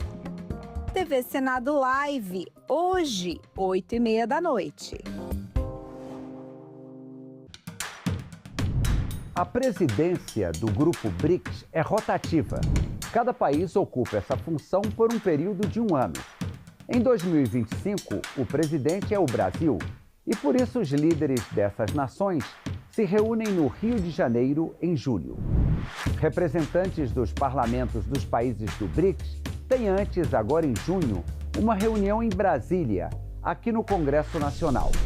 O 11º Fórum Parlamentar do BRICS inclui delegações de países parceiros, além dos membros efetivos. A importância da participação brasileira no BRICS não é apenas política e diplomática. Temos um intenso comércio com essas nações e o nosso produto mais exportado é a soja, seguida por petróleo, ferro e carne bovina.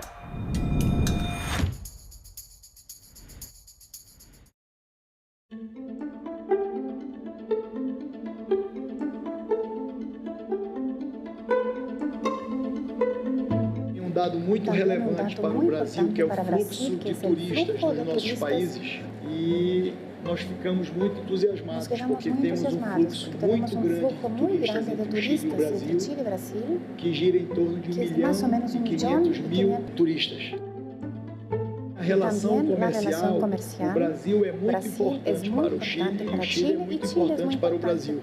Os acordos bilaterais que foram assinados com o presidente Lula, com o governo federal, em especial na área de defesa e segurança, são uma agenda de Vossa Excelência enquanto presidente do Chile e nossa também do governo brasileiro com o parlamento.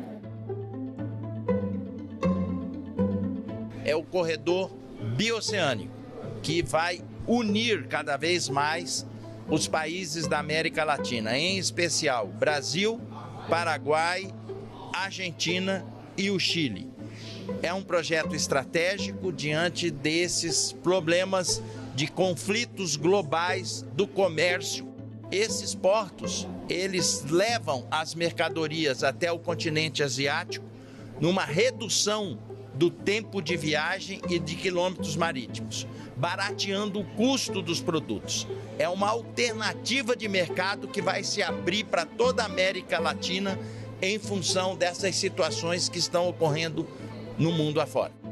Para nós, o Brasil é um sócio estratégico. E isto é muito importante, não só para o Chile e o Brasil, mas também para o Paraguai e a Argentina e para qualquer país que queira chegar rapidamente ao Pacífico.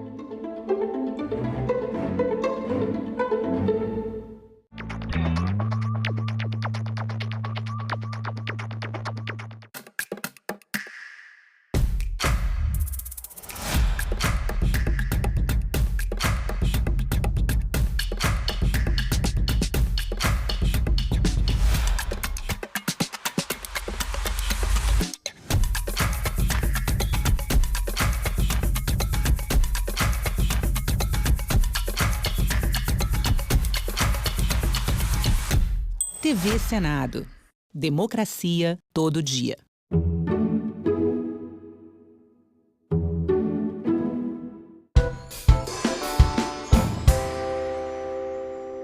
Declaro aberta a 11ª reunião da Comissão de Ciência, Tecnologia, Inovação e Informática do Senado Federal, da 3ª Sessão Legislativa Ordinária da 57ª Legislatura. A presente reunião se destina à realização de audiência pública para instruir o PL 3018-2024, que, abre aspas, dispõe sobre a regulamentação dos data centers de inteligência artificial, fecha aspas, em cumprimento aos requerimentos número 12 e 13 de 2025 desta comissão, ambos de autoria do senador Vanderlan Cardoso. Senador Vanderlan, passo a presidência da comissão a Vossa Excelência para a condução dessa audiência pública. Como dizem os americanos, good luck. Senador Mourão, muito obrigado. Eu vou lá na CCJ que eu tenho que votar lá. Tá bom? Mas volta. Tá bom. Senador, vamos lá, o senhor vai colocar naquela página. Pode ler do jeitinho que tá aqui. Informa os convidados. Só essa caneta é a minha, quando eu levar aqui. Achar que... Informa. Essa aqui fica por isso, porque ela entrou sem aquele requerimento aprovado. Então, o senhor encontra esse caminho.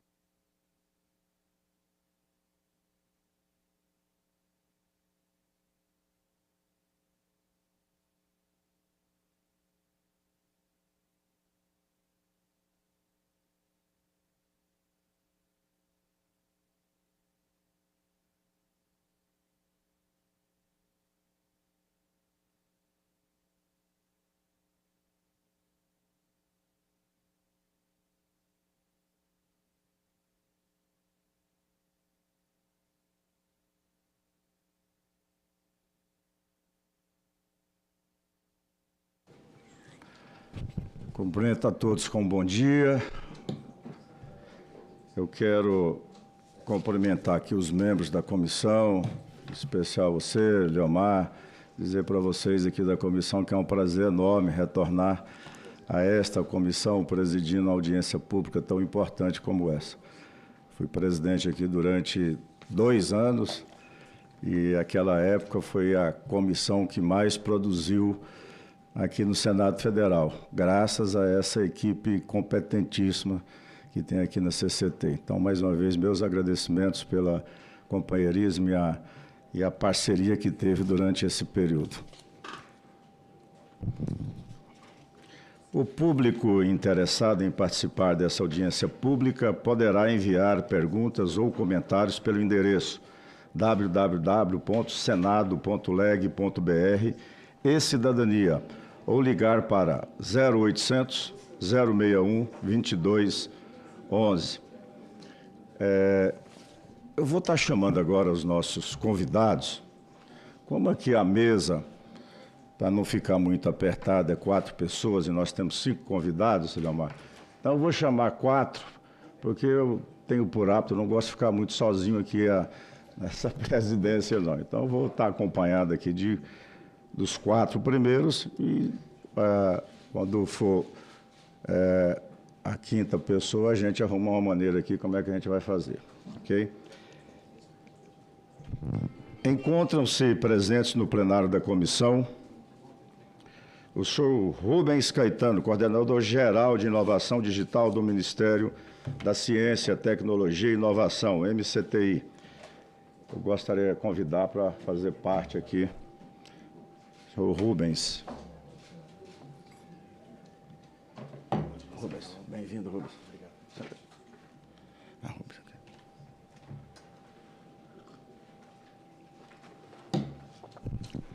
Miriam Wimmer, diretora da Autoridade Nacional de Proteção de Dados, ANPD.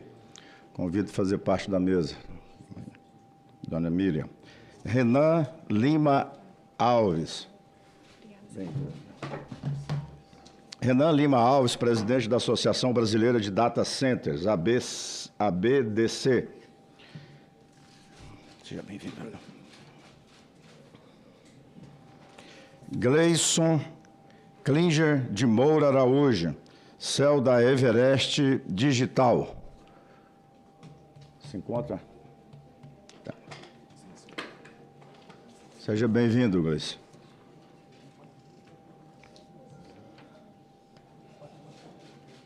A Cristiane, como não vai tomar assento agora, quando for anunciar, aí eu só anuncio o nome dela. Isso, tá. O público interessado. Isso. Tranquilo.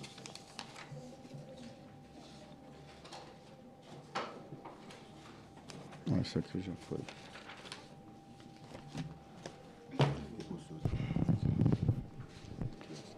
Não, já fez. Isso aqui eu já li. Isso aqui tá ok. Seja bem-vindo.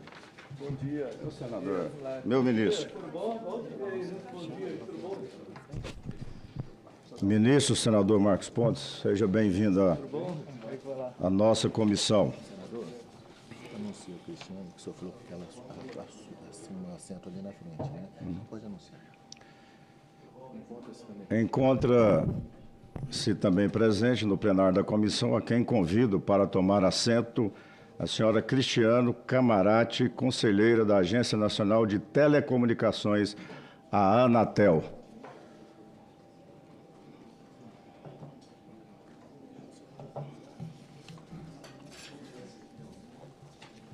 Leomar, 10 minutos. Isso, aí o senhor fala, vou cuidar da cada convidado, e aí o senhor já pode passar a palavra para o...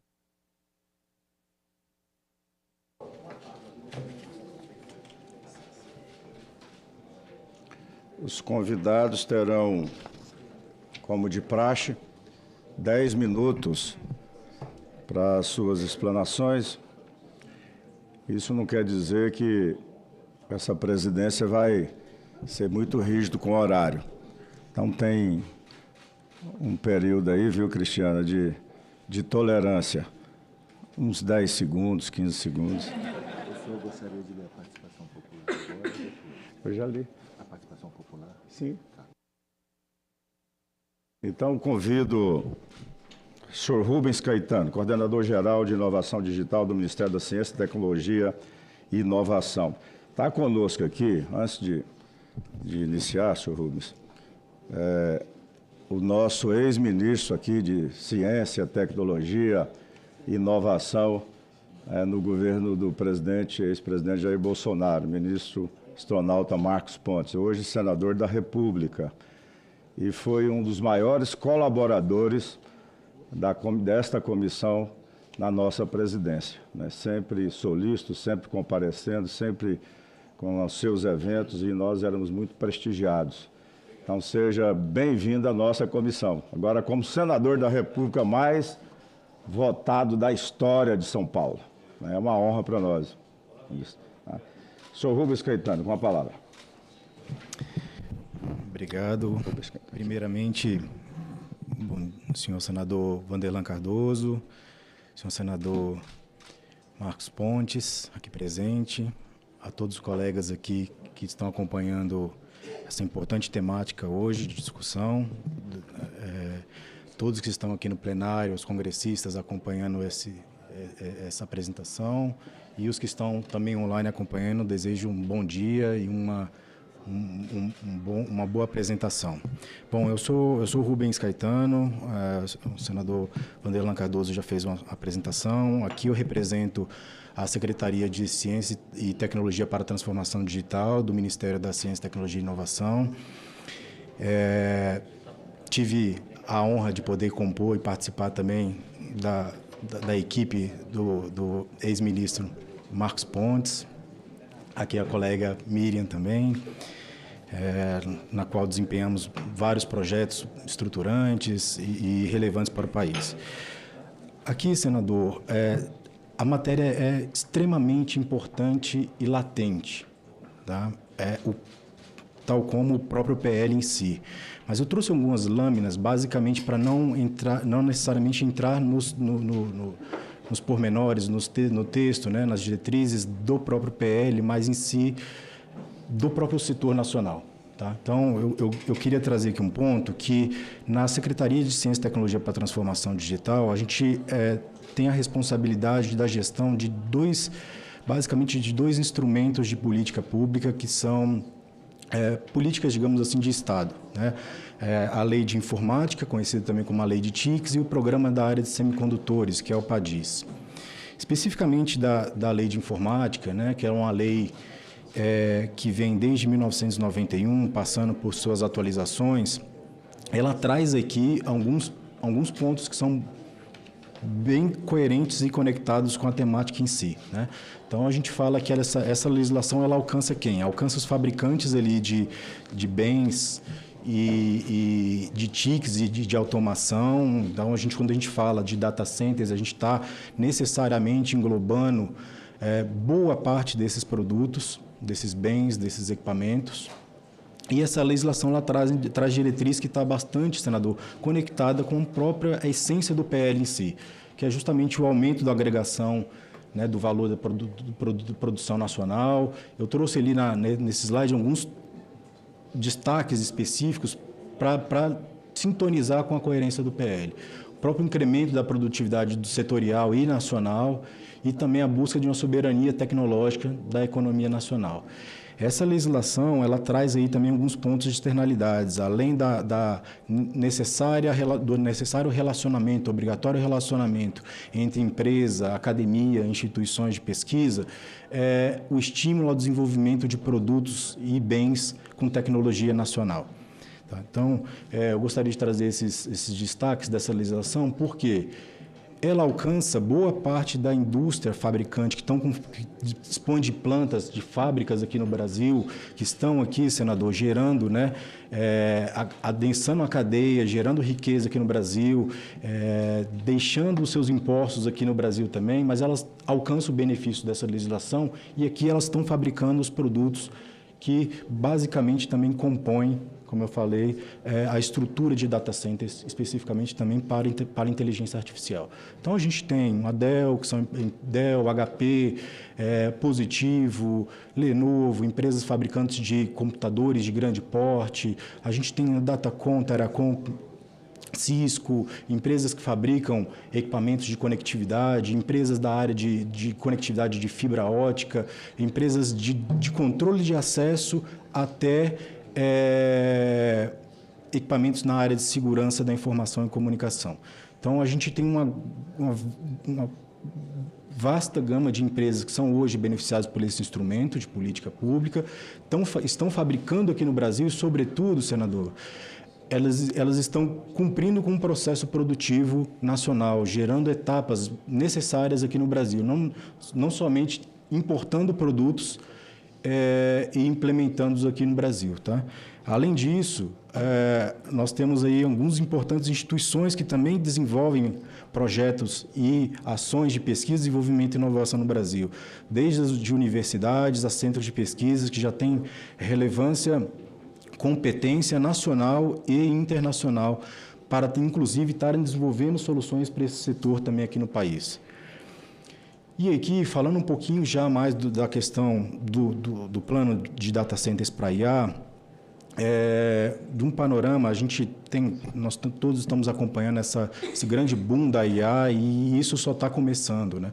Ela está em um processo de expansão e tem uma previsão de crescimento ainda com as próximas gerações da própria inteligência artificial. Hoje a gente está falando de inteligência artificial generativa, né? Que a gente tem os GPTs, as soluções que estão aí agora sendo utilizadas e melhoradas a todo momento. Mas ainda tem os próximos saltos dela, né? Então a gente está falando de uma inteligência artificial geral e mais para frente ainda uma superinteligência artificial.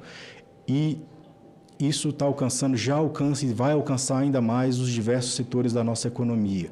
Vai impactar significativamente esses setores. A forma como eles atuam, a produtividade desses setores vão ser afetados pelo uso de inteligência artificial. E ainda no contexto não só de um panorama, mas aí trazendo um panorama mais no sentido de oportunidade, a gente observa que o Brasil está muito bem posicionado nesse setor por conta de todas as suas características, quer seja por uma característica de neutralidade geopolítica, né? Nós não estamos num âmbito em polos, como a gente está vendo hoje, um âmbito de discussão de quem está à frente, quem vai tomar a frente, quem vai induzir as decisões e as pesquisas e desenvolvimento em inteligência artificial, e nós estamos no sentido de que temos condições de cooperar e desenvolver com com todos os países as nossas soluções de inteligência artificial. A matriz energética limpa é um fator importantíssimo para data centers. Hoje, cada vez mais, o consumo, a gente está vendo que essa evolução da inteligência artificial ela carrega consigo uma necessidade latente de alto poder computacional e com isso também um alto consumo energético. O Brasil ele está muito bem, em detrimento de outros países mundo afora, Nós estamos muito bem posicionados no que diz respeito a esse sentido. Claro, numa segunda edição dessa audiência, né, senador, a gente vai ter outros membros do Ministério de Minas e Energia, do Ministério da Indústria, que vão poder trazer um pouco mais de dados específicos sobre essas questões de consumo energético. Mas o Brasil tem oportunidades latentes sobre essa questão. E aí, falando sobre alguns aspectos, objetivos especificamente, né? O que o plano, que está sendo também, não só na questão do próprio PL, está muito aderente em algumas ações, as ações que também estão acontecendo no campo do Executivo, né, no Ministério, liderado pelo Ministério da Indústria, Comércio e Serviços, a discussão sobre um próprio plano para os data centers, né? Que está visando justamente garantir essa infraestrutura essencial para o desenvolvimento da IA nacional, reduzir essa dependência externa, né, de importação de equipamentos e de soluções tecnológicas e de serviços externos, promover o uso do desenvolvimento de uma IA no país. Outro importante ponto é fomentar, através de uma derivação, o próprio setor de energias, de geração de energia limpa, adensar a cadeia produtiva de data centers sustentáveis. Eu vou dar um destaque um pouco desse quinto objetivo, reduzir custos de infraestrutura digital de firmas. Aqui tem um ponto importantíssimo, que a gente, no Ministério da Ciência e Tecnologia, a gente estava acompanhando algumas startups do setor, e o relato delas, senhoras e senhores, é que elas, na sua grande maioria, elas estão usando recursos computacionais do exterior porque não têm disponibilidade e não têm acesso um custo razoável para desenvolver suas soluções aqui no Brasil.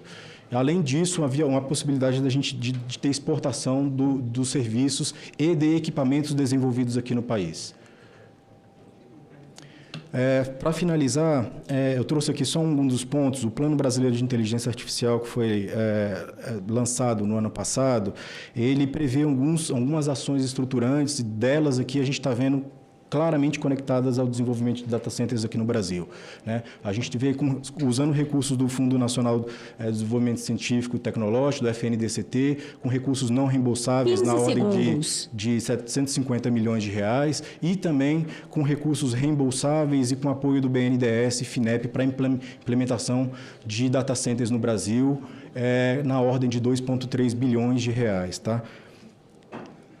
De uma maneira geral, era isso que eu gostaria de trazer, alguns pontos importantes, sobretudo de que nós temos uma base industrial, senador, e também, senhoras e senhores, aqui no Brasil instaladas, que nós precisamos olhar com certo cuidado em uma base industrial que tem competência e capacidade para desenvolver soluções para data centers aqui no Brasil. Obrigado e um bom dia a todos. Obrigado, Rubens. Eu vi que no final você correu muito, nós não somos tão rigorosos com o tempo não, viu, Rubens? Eu quero, antes de passar aqui a diretora, a Miriam Wiener, eu quero fazer um agradecimento aqui ao presidente dessa comissão, senador Flávio Arnes, por ter me designado relator dessa matéria importante. Aliás, senador Marcos Pontes, acredito que esse seja um dos projetos de maior importância hoje, não menosprezando os outros projetos, todos eles são importantes, mas esse projeto é um dos mais importantes hoje em discussão na República. Então, é muito importante. Eu, como relator, por isso que eu pedi as audiências públicas, é nessas audiências públicas que nós, senadores, senadoras, podemos aprender um pouco mais, entender um pouco mais do setor. Ontem eu tive uma reunião já com a liderança do governo para entender o posicionamento do governo, para ver o que é a intenção do governo com relação a esse projeto. Então, o governo quer que o projeto ande, o governo está se dispondo a tirar todos os impostos já de importação, senador Marcos Pontes, todos, hoje é em torno de, segundo o que me passaram, de 60%, que é um absurdo, né? E eu tive olhando aqui, no resumo que foi nos passado ontem, e aqui confirmado pelo Rubens, nós representamos ainda 1,4% de tudo que, do que se tem hoje no globo, no mundo inteiro, só 1,4%, com tudo isso que nós temos aqui dito pelo Rubens, né? A questão ambiental, a energia, O Nordeste está sobrando energia. Pouco tempo atrás era importador de energia. Hoje tem energia sobrando, ao ponto de ter que desligar algumas eólicas, que isso aí gera insegurança jurídica, insegurança para os investidores. E outro ponto importante que eu vejo hoje no país são a quantidade de leilões que está sendo feito. Bom, se o governo não tem dinheiro para fazer os investimentos, mas tem investidores interessados em aplicar no nosso país, então os leilões estão em ritmos acelerados. E aí eu posso citar algumas linhas de transmissão, os linhões, que é o governo federal que tem que fazer esse investimento, ou a iniciativa privada em parceria. Então, vários leilões já estão marcados para que sejam feitos.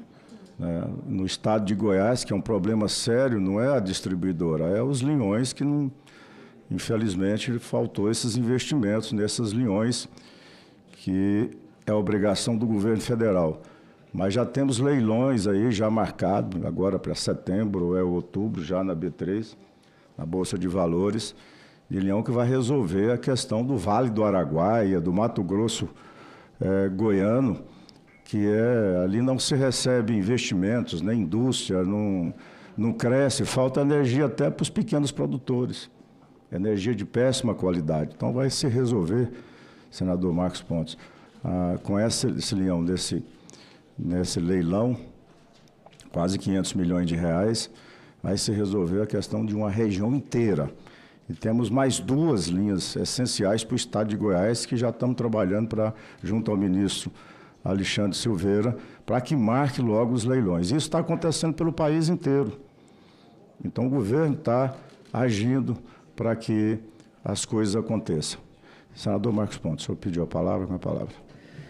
Obrigado, presidente. Bom dia a todos. Sempre um prazer revê-los aqui, isso é muito importante. É um tema, como o senador Vanderlan citou, um tema de grande importância no mundo, né, e para o país como um todo, porque a gente precisa do desenvolvimento do país através da ciência e tecnologia, que é a forma mais sólida de crescer o país.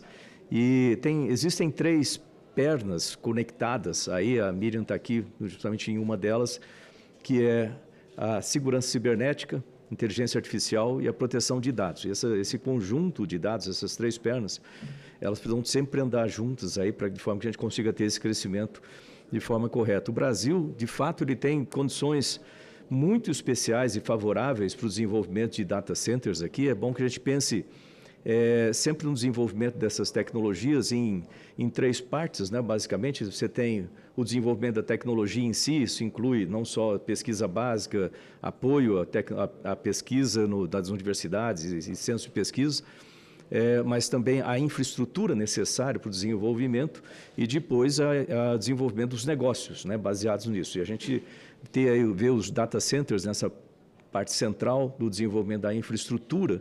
Então, nós temos as condições em termos de energia, o problema que a gente tem sempre em energia, como o senador Vanderlan citou, é a questão de transmissão e distribuição de energia. Então, se você consegue utilizar a energia próximo, você reduz esses custos e num país do tamanho do nosso, você ajuda também o desenvolvimento local, né? E a gente precisa desses desenvolvimentos locais baseados em tecnologia. O Nordeste ele tem uma vantagem muito grande nisso, principalmente a região ali do Ceará, né? Principalmente pela facilidade que tem da produção de energia renovável, inclusive, e também a conexão ali por Fortaleza, conexão de fibra ótica, os cabos submarinos que chegam ali. Então, a transmissão de dados é importante. Uma parte que não foi citada, mas é importante a gente ter em mente, que a RNP pode ajudar e muito nisso, é a distribuição desses dados ao longo do país. Um estabelecimento de uma rede, por exemplo, uma rede de data centers e uma rede de supercomputadores que possa transitar toda essa informação. Pontos importantes aqui também com relação à lei das TICs, né, que é essencial, né, isso aí produz muito recurso para pesquisa e desenvolvimento no país, assim como a lei do bem, que está estagnada, ela está parada, inclusive está lá na CAI, se eu não me engano, né, está ali com o Exalci. A gente precisa tocar em frente essa lei do bem que ela produz quase 30 bilhões para o país, para pesquisa e desenvolvimento. Isso tem que ir para frente. Ela tem melhorias muito intensas e boas feitas aí com essa revisão. O marco legal das startups é outro que precisa andar junto, né, para que as empresas de inteligência artificial que utilizam esses bancos e desenvolvem aqui no Brasil também a utilização desses dados é importante demais. A FINEP, a colocação de recursos da FINEP para desenvolvimento de startups e no setor, e aí vem a questão da minha briga eterna desde o tempo do Ministério, que é o financiamento da ciência e tecnologia. O nosso Fundo Nacional de Desenvolvimento Científico e Tecnológico, volta e meia, ele entra em risco, né? Então, eu coloquei uma PEC, está aí, estou precisando de assinaturas, inclusive dos senadores, está chegando para completar, que é uma PEC que proíbe o contingenciamento na Constituição, ou seja, para realmente tirar qualquer possibilidade de se contingenciar isso, porque esse é o desenvolvimento do país como um todo. Então, é importante isso aí. A gente vê muitas vezes cortes acontecendo no setor estratégico, ou seja, é um tiro no pé do país cada vez que você faz um corte em ciência e tecnologia. Os riscos que a gente tem, apesar que a gente tem uma boa vantagem aqui em relação aos data centers, alguns riscos estratégicos eles aparecem. O primeiro deles é a própria evolução da inteligência artificial, que talvez passe a ser menos dependente. Eu trabalho com inteligência artificial desde 1996, ou seja, eu acompanho o desenvolvimento da tecnologia e atualmente a gente tem uma inteligência artificial baseada num supercomputador conectado a um banco de dados enorme e acessado via celular ou APIs, né? Sistema de conexão, vamos dizer assim. Agora, num futuro não muito distante, nós vamos ter inteligências artificiais independentes, sem a necessidade dessa conexão num banco de dados grande, que, lógico, vão ser úteis ainda como um repositório de dados, né, e utilização normal, assim, local, não praticamente com inteligência artificial depois. Mas o Brasil ter essa capacidade é muito bom, embora exista esse risco. Outro risco que existe é o marco de inteligência artificial. A gente passou por aqui, não ficou adequado ainda, ele ainda tem muitas falhas, está lá na Câmara dos Deputados, mas ele não favorece da maneira como deveria ainda o fomento e a utilização da inteligência artificial no Brasil. Fomenta a pesquisa, então isso aí precisa ser ajustado lá na Câmara. Infelizmente eu não consegui fazer isso aqui, eu não era o relator, eu era o vice-presidente da comissão, mas não tinha como fazer. Então a gente precisa acertar na Câmara, porque isso aí é uma influência enorme. E outra é a questão de recursos humanos, formação de recursos humanos no Brasil. A gente precisa investir muito em formação profissionalizante para o setor. É só parar por aqui, que tem bastante coisa, mas eu vou acompanhando aqui, eu vou comentando, se me permitir, presidente, eu vou comentando algumas das coisas. Obrigado. Interessante, senador Marcos, porque essas tecnologias, quando chegam, para quem é leigo, fica um pouco receoso, né? A inteligência artificial, logo no início, a gente assustou, como nós assustamos também quando começou a se falar internet, chegar a internet e tudo. Eu que tenho um pouquinho mais passou dos 60, a gente fica preocupado, né? Eu lembro que há uns anos atrás, bastante tempo atrás, chegou um jovem lá na minha empresa falando de um projeto inovador, assinatura digital, né? E eu dizia, meu Deus do céu, esse negócio aí não dá certo, né? Eu vou assinar um negócio aqui que isso deve ter, sei lá, inclusive eu convidei o proprietário da empresa para estar aqui hoje, a Solute, que é o Vinícius. Quantos anos faz isso, Vinícius? 17 anos. Né? E hoje, senador, eu tenho orgulho de dizer que eu fui, acho que um dos primeiros clientes a acreditar nele, o pai dele, muito simpático, que foram lá na nossa empresa, na Cicoapó, 17 anos atrás. E agora fui visitar o novo empreendimento dele, esses dias atrás, né? Data centers, armazenamento, um negócio de quase 600 funcionários, né, Vinícius? Só em Goiás, né? E hoje é uma das grandes empresas do país nessa área de data centers. E agora nós estamos aqui discutindo, depois de 17 anos, né, data centers, regulamentação de data centers com inteligência artificial. Né? Então, obrigado pela presença, Vinícius. Quero destacar aqui também, registrar a presença aqui do Sebastião Leite, mais conhecido como Juruna, né? E o Odilson Abadio Rezende, da cidade de Quirinópolis, que está nos prestigiando aqui nessa audiência pública. Miriam, Winnie, agora com a palavra. Miriam. Muito obrigada, senador Vanderlan. Queria cumprimentá-lo, agradecer o convite para a audiência, também cumprimentar o meu ex-chefe, senador, ministro, astronauta Marcos Pontes, e dizer que é uma grande satisfação poder colaborar com esse debate. Eu queria, bem rapidamente, mencionar que eu faço parte da Autoridade Nacional de Proteção de Dados, a ANPD. A ANPD é uma autarquia especial, natureza jurídica semelhante à de uma agência reguladora, vinculada ao Ministério da Justiça, e nós temos a missão de zelar pela implementação da Lei Geral de Proteção de Dados, uma legislação que entrou em vigor em 2020, e zelar pelo direito fundamental à proteção de dados. Então, temos uma atuação bastante transversal, a lei incide sobre todos os setores econômicos, e também sobre quase todos os campos do setor público, de modo que a nossa participação aqui me parece muito importante, estamos muito satisfeitos de poder colaborar.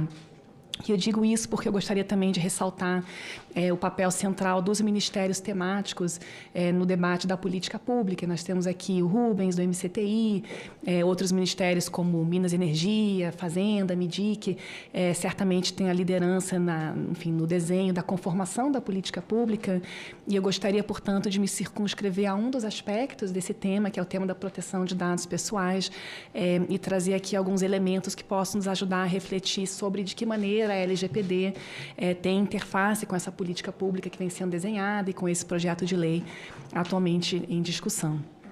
Então, queria começar, Excelência, reforçando o que o senhor falou, que o ministro Marcos Pontes mencionou quanto à importância do tema, as oportunidades que uma legislação e uma política pública nesse campo podem nos trazer, especialmente no que elas possam contribuir para a segurança jurídica, para a promoção de investimentos que sejam favoráveis ao nosso país.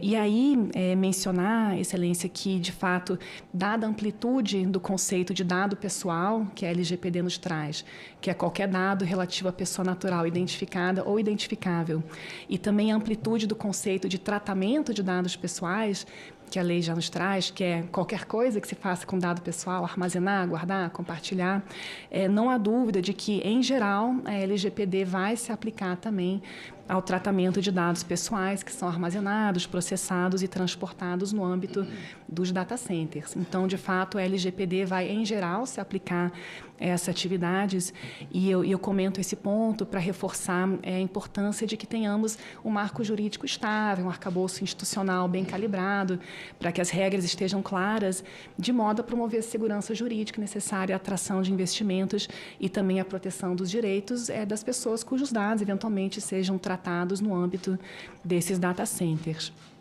Nesse contexto, Excelência, eu queria mencionar a grande importância de busca pela harmonização de linguagem e de conceitos à luz do marco jurídico que nós já temos hoje, né? Então, a LGPD já nos traz uma série de regras, uma série de conceitos, uma série de parâmetros que já são observados hoje, que já precisam ser levados em consideração. E eu começaria dizendo que o projeto de lei que nos motiva hoje anda muito bem ao reforçar a incidência da LGPD, né? Então, é importante dizer, a LGPD vai se aplicar sim, e o projeto de lei também anda bem, a meu ver, ao reforçar a necessidade de observância dos parâmetros que já estão previstos na legislação específica, né? Então, a designação de um encarregado, regras de interoperabilidade, portabilidade, observância de parâmetros técnicos, administrativos, de segurança, tudo isso eu acho que é importante, de fato, reforçar, tendo em vista que existe já uma legislação que trata do assunto e um órgão da administração pública, uma entidade, né, mais corretamente, responsável por zelar por essas regras. E, nesse sentido, senador, eu mencionaria que talvez um cuidado que deveríamos tomar à medida que esse projeto de lei avança nas discussões talvez evitar introduzir termos ou regras que possam ser incompatíveis com a legislação já existente, o que poderia gerar uma insegurança jurídica, uma dúvida, né, sobre qual conceito deve ser aplicado. Então, eu salientaria assim, a importância e a disposição que a ANPD tem em contribuir para evitar redundâncias, evitar incompatibilidades, tanto substantivas como também terminológicas com relação à Lei Geral de Proteção de Dados. E, se o senhor me permite, apenas um exemplo, né, a título de ilustração, eu vejo que o projeto de lei, por exemplo, tem uma grande preocupação com os dados sensíveis, né, inclusive com propostas de emendas do senador Mourão, que esteve aqui mais cedo. E aqui eu comento que o termo dados sensíveis tem uma acepção específica na LGPD que não me parece ser exatamente essa que está aqui no projeto de lei, né? Então, na LGPD, o dado pessoal sensível é aquele que pode promover discriminação relativa à raça, etnia, filiação política, por exemplo. E me parece que quando se fala em dados sensíveis aqui, tem uma preocupação com dados financeiros, dados estratégicos de governo. Então, eu comento apenas como um exemplo de um cuidado que nós podemos tomar, e a ANPD está à disposição para ajudar a contribuir, né, para evitar que haja inconsistências que possam, no médio prazo, gerar insegurança jurídica e dúvidas, né, quanto às regras previstas.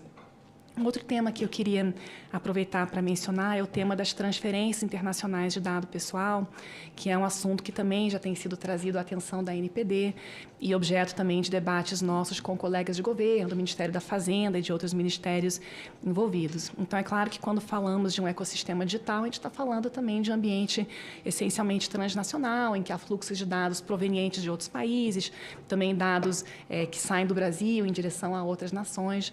E quando a gente olha para a Lei Geral de Proteção de Dados, verifica-se que existe um regramento sobre as formas em que esses dados podem ser transferidos e também uma especificação das circunstâncias em que a legislação nacional vai se aplicar, inclusive de dados provenientes do exterior. E esse é um tema que, de fato, inicialmente suscitou muitas dúvidas, e eu queria comentar que já em 2022 a ANPD começou a tratar do tema com o objetivo de estabelecer um regulamento sobre transferências internacionais de dados pessoais. Esse foi um processo que começou em 2022, com uma chamada para contribuições, para comentários.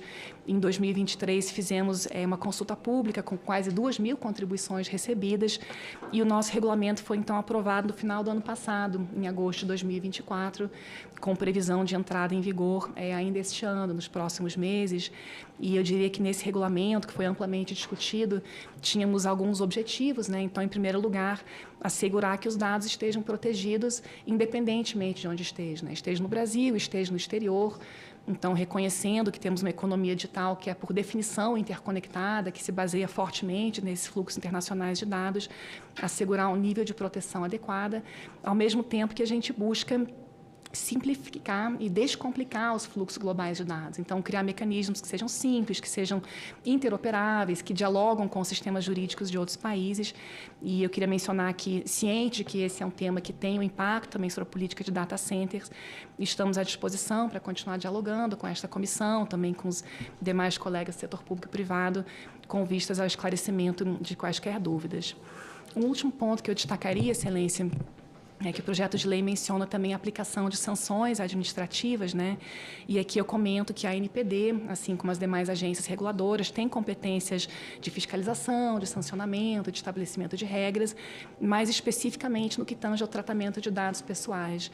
E aí, dada a amplitude do tema, né, o caráter multidimensional dessa temática, uma sugestão é que talvez seja importante esclarecer um pouco melhor essa questão das sanções administrativas para evitar possíveis conflitos de competência, enfim, dúvidas sobre qual ator vai agir em determinados casos concretos.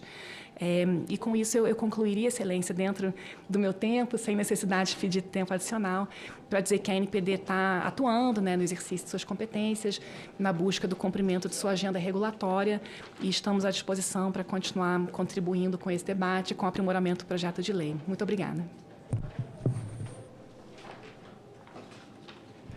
Miriam, obrigado, foi esclarecedora. Você falou dentro do tempo, mas esclareceu muita coisa. Uma das coisas que me chamou a atenção do que você falou é sobre a segurança jurídica, né? E é uma preocupação desse Senado Federal, em especial dessa comissão, dos projetos, nós termos aí essa segurança jurídica. Lógico que nem tudo a gente consegue, às vezes, cercar, porque sempre tem uma maneira de burlar, né? Mas um dos problemas que nós temos aqui no nosso país, e somos já conhecidos lá fora, é de não cumprirmos muito os nossos contratos, né? Muitas coisas é aprovada de uma maneira e depois, com a canetada, vem e muda tudo. Os investimentos acontecem em cima de um diálogo, em cima de uma negociação. Isso inclui estados, municípios e a própria União, né? E nós temos que acabar com isso para o nosso país ele ser conhecido como um país que honra e cumpre os contratos. Então, por isso que essas audiências públicas, elas são muito importantes, esses debates. E é muito importante também nós termos aqui pessoas da área, entendidos, né? Você vem aqui, você explica, você fala seu ponto de vista, analisando o projeto.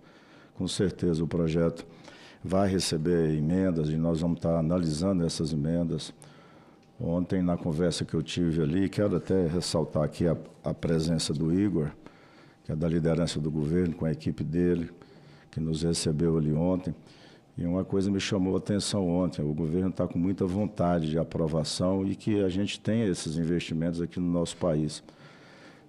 Mais de um interesse em ter, ministro Marcos Pontes, uma porcentagem desses investimentos para pesquisa, a tecnologia, né? Foi até mencionado um valor que eu tenho certeza que não vai aqui no Senado e nem na Câmara vão se opor, de 2%, para nós termos seguros investimentos. Nós passamos aí durante o mandato de Vossa Excelência como ministro, né, uma dificuldade muito grande, né? O orçamento para pesquisa, para desenvolvimento no nosso país aí nos últimos anos, né, foi deixado um pouco de lado, né? Então, obrigado pela sua participação. Eu chamo agora o Renan Lima Alves. O Renan ele é presidente da Associação Brasileira de Data Centers. Só esclarecendo àqueles que estão nos assistindo, os nossos senadores e senadoras que estão aí também nos seus gabinetes, atendendo, nos vendo, esse tema será debatido e discutido aqui em 2 reuniões, em 2 audiências públicas.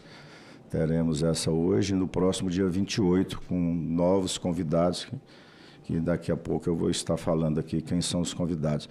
Ministro, senador. Só um comentário muito breve e importante com relação à fala da Miriam, que esse fato acontece com todo tipo de legislação que trata de temas transversais.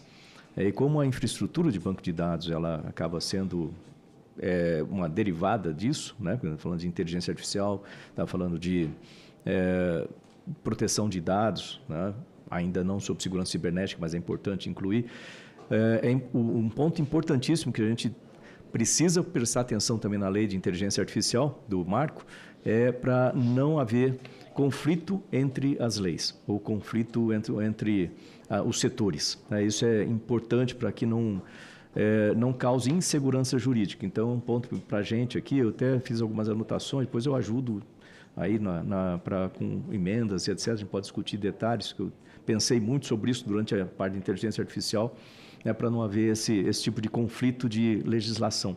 Isso aí dá uma insegurança que justamente vai no sentido oposto que a gente quer, trazer as empresas para cá com segurança de operar, né? Obrigado. Obrigado, senhor Renan, com a palavra. Muito obrigado pelo convite. Bom dia a todos, bom dia, senador Vanderlan. Uma honra poder participar aqui e ser convidado. Bom dia, senador Marcos Pontes e a todos aqui. Eu sou Renan, estou presidente da Associação Brasileira de Data Centers desde setembro do ano passado. E para mim é uma grande honra poder estar aqui esclarecendo, e eu fico feliz que a gente está tendo a primeira audiência sobre data centers, que é um assunto extremamente relevante da nossa economia. E justamente, tanto com o Rubens e a Miriam falaram, o senador Marcos Pontes e o próprio senador Vanderlan, eles estão corroborando justamente com tudo que nós estamos pensando e almejando para a indústria. Aqui nós temos diversas oportunidades no mercado de data center, e isso é uma questão importante, que quando a gente fala de data centers, existem a maior quantidade de variedade de data centers, dos pequenos, médios, grandes, e eles representam realmente um desenvolvimento da nossa economia de forma muito grande. Tive a honra de conhecer o início da Everest, junto com a Salute também. A gente conversou bastante, como executivo, que também sou, no passado, aqui eu preparei uma apresentação mais para a gente, antes de entrar na questão do PL, a gente entender um pouco mais e desmistificar o que é data center, o que não é, e como é que essa indústria funciona e por que a gente está falando de data center nesse momento, que por mais que temos pessoas aqui que são, como o ministro Marcos Pontes, o senador Marcos Pontes, extremamente conhecedor do assunto, eu acho que nunca a gente perde falar sobre isso. E apresentar também a associação. A associação ela é uma entidade sem fins lucrativos, que ela pega toda a cadeia produtiva de data center, desde os operadores de data centers, fornecedores, fabricantes e prestadores de serviços, construtoras.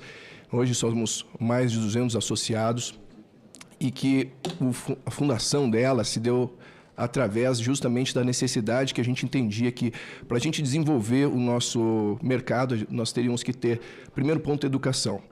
Não tinha uma categorização de data center em qualquer engenharia, e assim não existe, para a questão de formação profissional, e é uma indústria de alta renda per capita. Então, a primeira questão que tiveram era educações corporativas pela experiência de cada profissional. E os fundadores e os associados doaram seus conhecimentos ao longo das suas carreiras para a associação, fazendo formação de diversos cursos, onde a gente faz cursos profissionalizantes, desde os temas de infraestrutura elétrica, ar-condicionado, conectividade e assim por diante, para que a gente consiga capacitar os profissionais dessa indústria e assim corroborar com o fomento do mercado. A questão, fazemos parcerias com o Senai, por exemplo, e formamos treinadores para conseguir divulgar esse conhecimento. A parte de networking em trocas também é extremamente importante, né, para toda a indústria. As melhores práticas também, os guias de melhores práticas, elas sempre são baseadas em Canadá, Estados Unidos, Europa, e nós temos uma peculiaridade geográfica e de língua que também é muito difícil a parte de adoção tecnológica. Então, nós fazemos essa tradução de normas, incluindo elas na NBR e ajudando também a fomentar todos os tipos de investimentos, principalmente os menores, porque quando a gente fala dos grandes investimentos, eles não têm problema de acesso à informação, mas quando a gente fala, né, com todo o potencial do Brasil, esse é um entrave. E assim como relações governamentais, que elas são extremamente importantes. Eu ressalto aqui um ponto extremamente importante, que é o hub de data centers mais importante do mundo, fica na Virgínia, em Ashburn, e existe uma pesquisa recente deles que, se não fosse pelos incentivos fiscais que lá tem, 90% dos data centers não estariam lá. Então, 90% dos data centers que estão no maior hub de data center do mundo só estão lá por causa dos incentivos à indústria naquele lugar. Então, entrando mais na questão... Aqui a gente já comentou um pouco, vocês entenderem, sobre a concentração dos associados da BDC. Em questão de tempo, eu vou focar isso, podem ficar o material depois para pessoas olharem e entender um pouco da distribuição dos data centers. Hoje, realmente, a grande parte dos data centers estão localizados no Sudeste. E isso porque ali começou a nuvem, e depois eu vou entrar no ponto, mas a gente tem agora um movimento de descentralização muito grande. Eu não diria que é descentralização, mas é a combinação de data centers de pequeno, médio e grande porte, que eles vão trazendo valor agregado para toda a nação.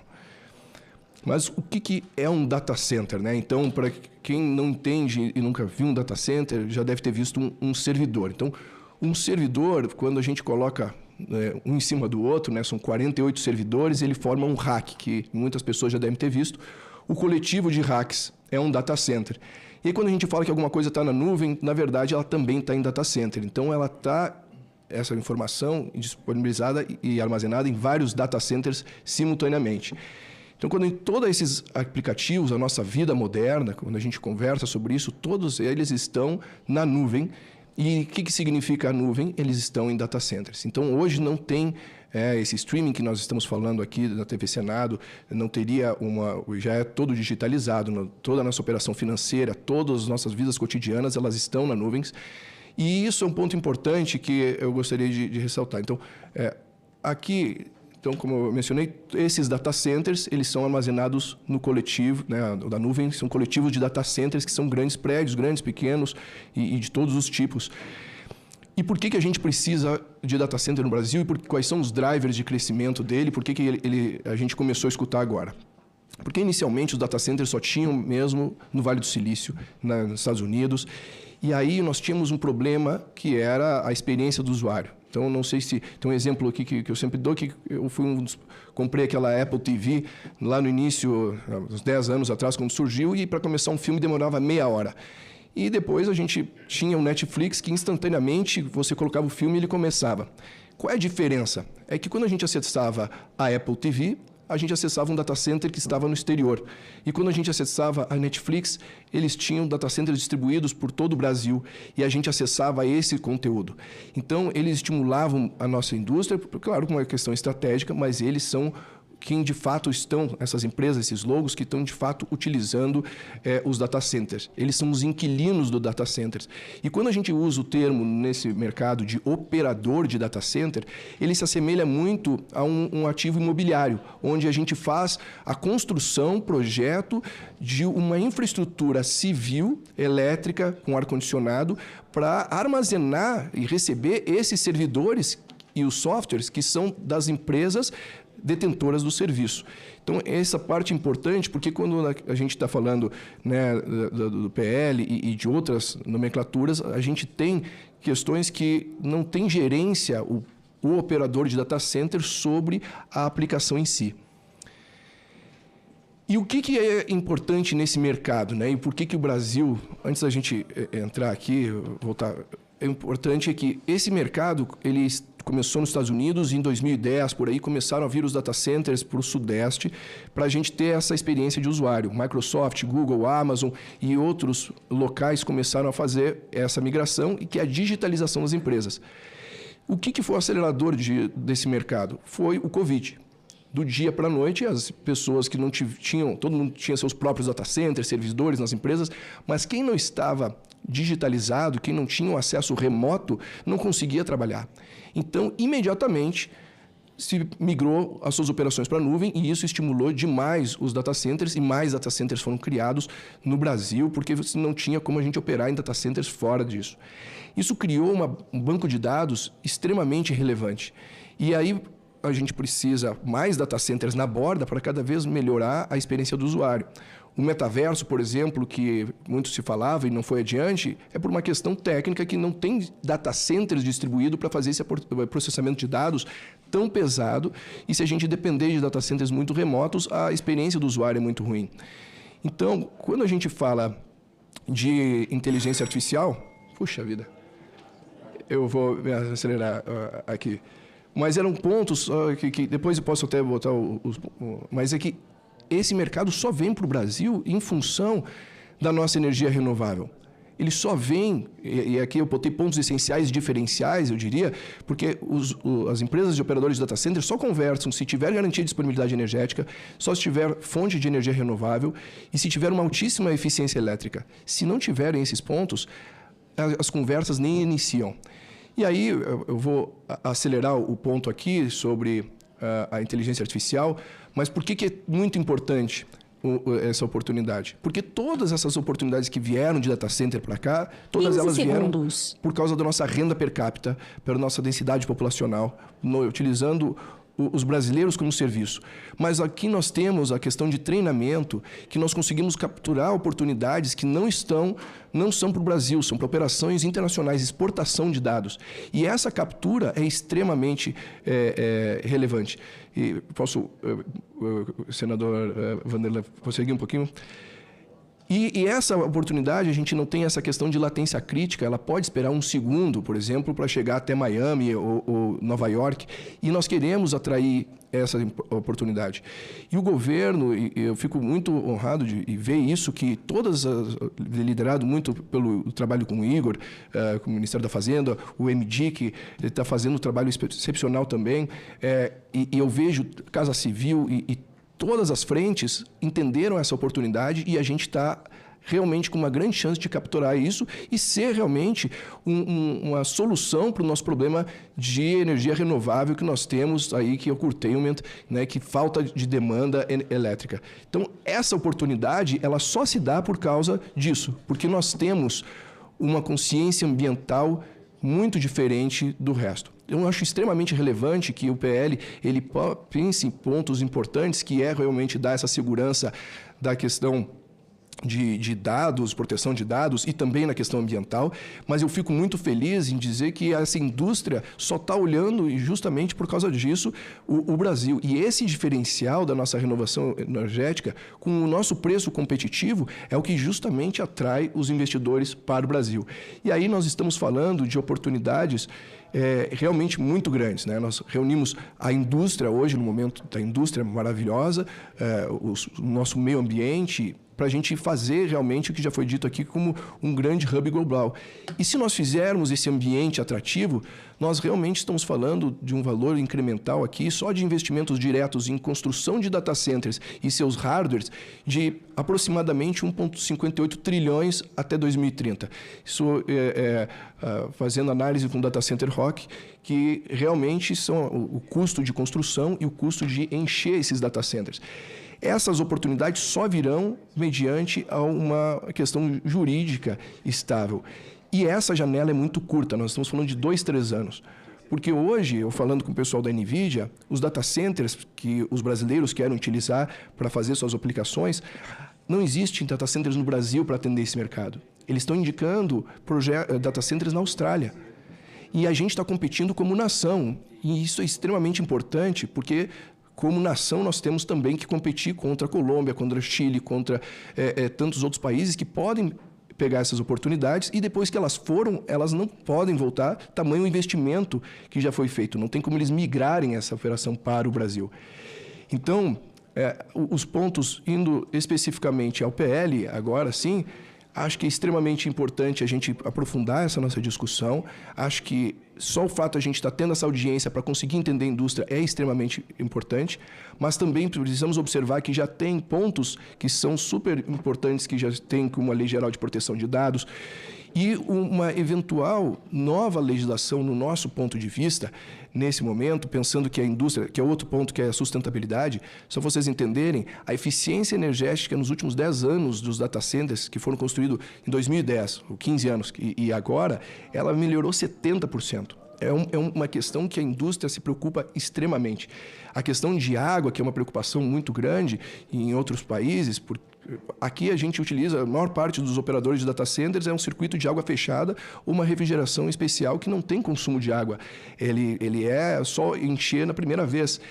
Então, esse ponto que o governo está desenvolvendo agora, com uma medida provisória que deve sair, é muito esperada pela indústria, e todo esse avanço que nós estamos fazendo, o ponto que a gente traz aqui também de reflexão é que isso precisa realmente ser estudado e avançado, mas potencialmente nós precisamos entender que até que as regras do jogo sejam definidas, nós podemos sim afastar o investimento, porque em que o prazo realmente são 2, 3 anos que a gente tem essa janela.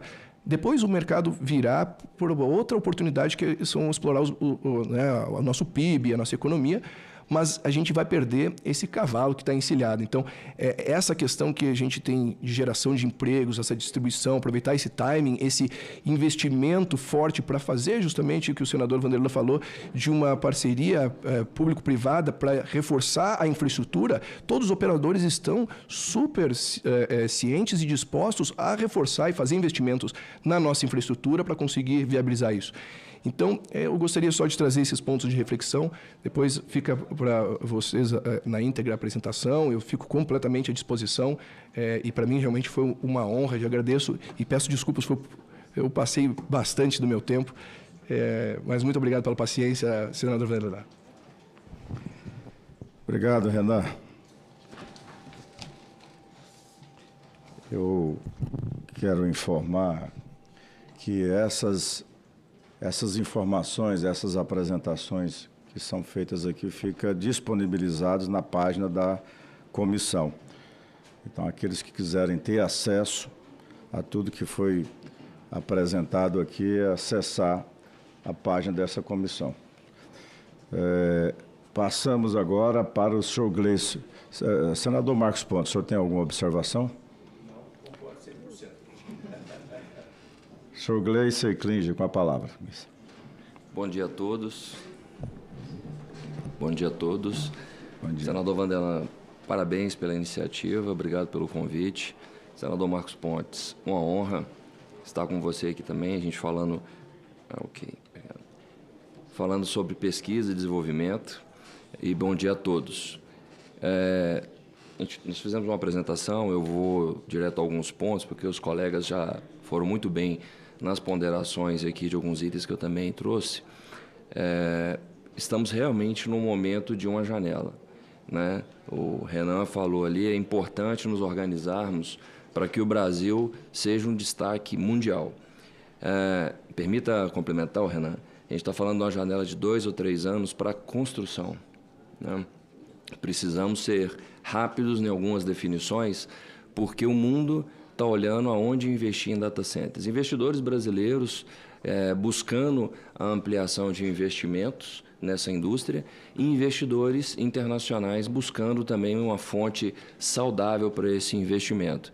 O Brasil, por essa janela, vem se destacando não só pelas nossas condições climáticas, de energia, mas também de toda a condição que o mundo tem se colocado com relação a guerras e o quanto a gente é estável para isso. A Europa está muito preocupada com seus dados, com o que tem acontecido, tanto de alimentação de energia quanto guerras, o quanto grandes empresas podem perder os seus dados que estão lá e perder a sua história.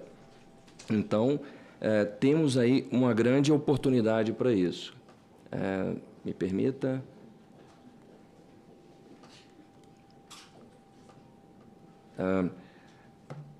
Aqui a gente fala um pouco sobre esse polo de crescimento de data center no Brasil, se nós conseguimos organizar para fazer esse trabalho. E aí, data center, ele está muito linkado com o desenvolvimento. Novas tecnologias precisam de data center. O senador Marcos Pontes falou sobre inteligência artificial aqui. Inteligência artificial não funciona se não tiver um data center estruturado que possa rodar isso. Então, isso é muito importante. Sabemos que a inteligência artificial veio para ficar e ela vai mudar saúde, negócios, e isso vai consumir muito data center.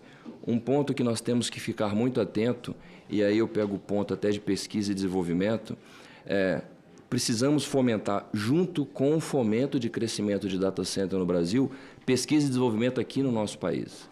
Se esse investimento vier de fora, não tem problema, perfeito, mas que também deixe um legado de pesquisa e desenvolvimento, próximo a universidades, a instituições de ensino, senão seremos uma colônia digital. Se só colocarmos e não pensarmos em acoplar junto com isso o desenvolvimento, tive a felicidade aqui, o senador Vanderlan, você falando sobre a Solute, há 17 anos atrás, se atrevendo a falar de certificação digital e transformar a certificação no nosso país. Isso foi muito baseado em pesquisa, desenvolvimento e inovação, aqui no nosso país. Próximo de universidades, temos grandes pesquisadores aqui, e isso é importante que a gente continue fomentando agora, junto com essa parte de data center.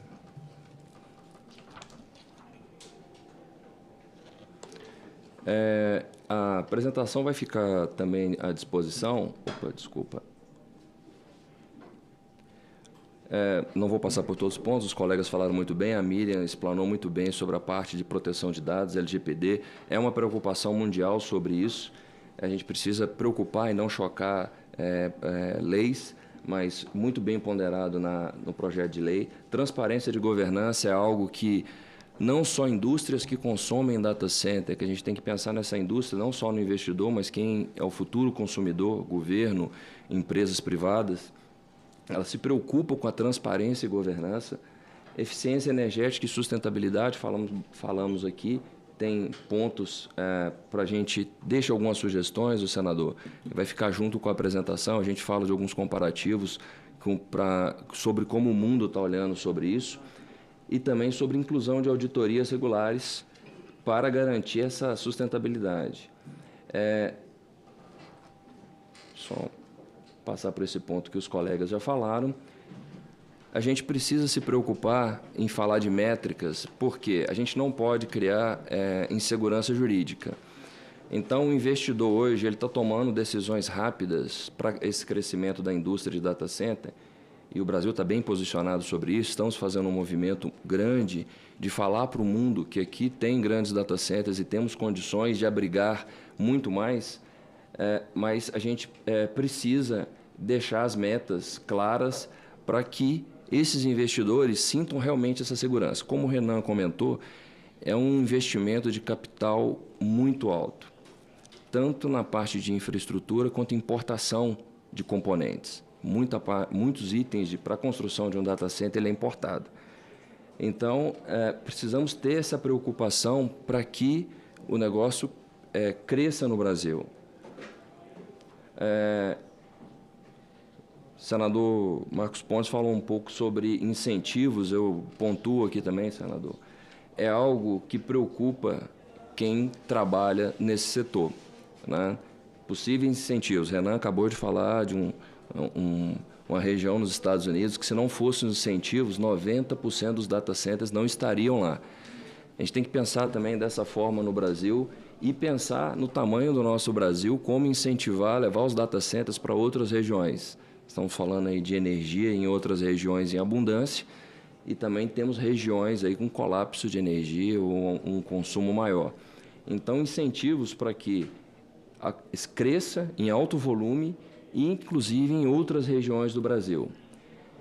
Eu trago alguns exemplos aqui, como esses incentivos, exemplos que aconteceram no mundo. A União Europeia, ela combinou regulações ambientais rigorosas com incentivos fiscais e acessos a fundos verdes. Isso gerou um crescimento de 12% na indústria de data center de 2020 a 2023, né? Impulsionado por exigências ambientais combinadas com estímulos financeiros. Nos Estados Unidos, também tiveram leis de incentivo com crescimento de 15% na indústria de data center de 2021 a 2024. Em Singapura, também, nessa linha de incentivo baseado em melhorias em sustentabilidade, comprovações de sustentabilidade, foram investidos mais de 5 bilhões de 2021 a 2024 no crescimento da indústria de data center. Virando um dos principais hubs digitais da Ásia, tendo empresas como as Big Techs se hospedando. Na mão contrária, nós tivemos a China altamente restritiva e reguladora, mas sem incentivos. Ela caiu de um crescimento de 12% para 6% na indústria de data center.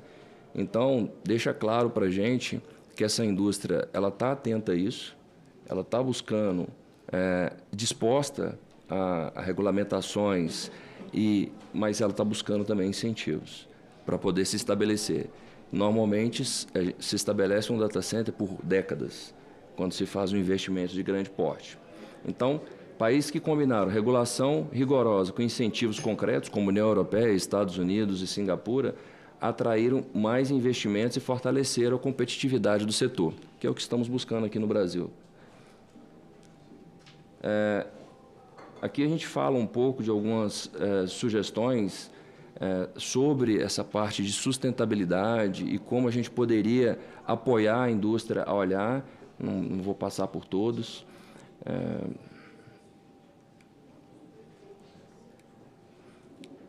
Aqui também, na parte de sustentabilidade, a gente traz alguns números, senador, como sugestão, mas eu não vou ficar preso aqui a esses números, vai ficar para a consulta de todos. Nós somos uma indústria que instalamos um data center em Goiás. Sabemos da dificuldade de subir essa robustez de uma infraestrutura responsável. Hoje nós colocamos em Goiás um data center que tem certificações respeitadas internacionalmente. Por que disso? Porque é importante para grandes empresas, como, por exemplo, estão listadas na Bolsa, empresas que estão buscando inovação, empresas que estão querendo empenhar desenvolvimento em inteligência artificial, que esses selos concretizem o valor do investimento e que aquilo é seguro. Então, parabéns aí pela iniciativa. Entendo que o Brasil está no caminho certo, mas precisa se organizar para dizer, não só internamente para o investidor que quer muito bem de pulsar essa indústria de data center, mas também dizer para o mundo, estava comentando com a Mira agora há pouco, como o mundo ainda não conhece bem a LGPD. Então, a gente está bem respaldado pela LGPD quando fala da proteção de dados, mas muitos países ainda têm dúvida de como o Brasil está se posicionando com isso. Então, um projeto como esse são muito enriquecedor para o nosso país e a gente precisa, na sequência, dizer para o mundo o quanto a gente buscou estar preparado para que essa indústria cresça saudável aqui. Fico à disposição também para contribuir com demais passos. Quem quiser conhecer o projeto e entender como foi a implementação e como foi toda a jornada de implementação de um data center, eu, Renan, a gente está envolvido em vários projetos, estamos à disposição. Obrigado, Gleison Klinger, de Moura Araújo, que é CEO da Everest Digital. Eu quero aqui só destacar que esse projeto, o PL 3018, ele é de 2024, é de autoria do senador Stevenson Valentim. Senador Marcos Pontes, algum comentário? Exatamente. O senhor concorda com... Concordo. Né? E isso é um ponto muito positivo, viu, Gleison? O senador Marcos Pontes, que eu entendi da área, se ele está concordando, não pode ter certeza que o projeto do senador Stevenson Valentim é um projeto muito bom, né? Eu gostaria, presidente, só dito isso, uma das questões que nós sempre temos é a questão de energia, e para uma situação dessa, esse tipo de sistema ele precisa de muita energia, como a gente sabe. A gente falou do Nordeste, mas falou das dificuldades de transmissão. Só um passo à frente, olhando à frente no setor de energia, as possibilidades que nós temos, e que justamente a maior dificuldade está na transmissão e distribuição. Nós temos aí uma luta aqui no Brasil para conseguir estabelecer ou implementar o hidrogênio como energia, uma fonte de energia aqui no Brasil. Então, o pessoal fala muito de hidrogênio verde, mas aí você precisa, obviamente, de fontes verdes para a produção desse hidrogênio, com hidrólise, seja lá o que for, e que dificulta e coloca uma vantagem para o Nordeste também. Mas o hidrogênio de baixo carbono, ele tem uma possibilidade muito grande de se espalhar pelo Brasil como uma fonte de energia baseada também numa pegada pequena de carbono, como o etanol. E nós já temos protótipo aqui no Brasil, na USP, em São Paulo, na Poli, para conversão de etanol para hidrogênio. Por que eu estou falando isso aqui? Porque se a gente conseguir estabelecer, como foi falado, Goiás, dificuldades de transmissão de energia, mas tem uma capacidade muito grande de produção, se estabelecer conversores para hidrogênio, de etanol para hidrogênio nesses locais, em escala, eles podem ser no futuro aí uma boa alternativa para que nós possamos estabelecer negócios locais.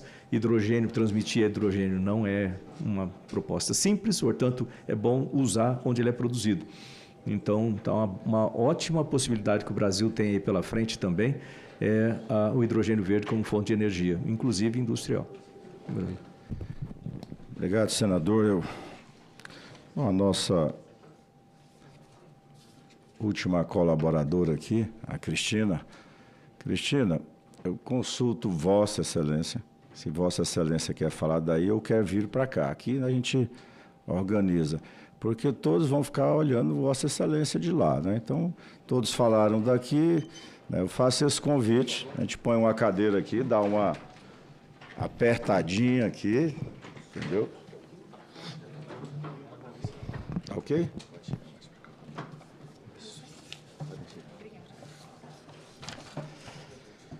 Então, a Cristiana Camarati, ela é conselheira da Agência Nacional de Telecomunicações, a nossa Anatel.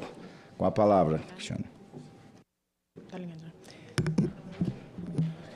Excelentíssimo senador Vanderlan, excelentíssimo senador Marcos Pontes, muito bom dia.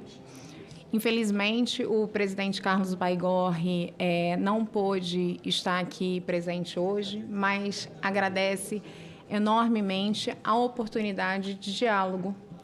E a essa oportunidade eu me somo e cumprimento a todos os meus colegas de mesa, os presentes e os que nos acompanham remotamente. Bom, como foi falado aqui, já de forma bastante extensa, os data centers são pontos de convergência,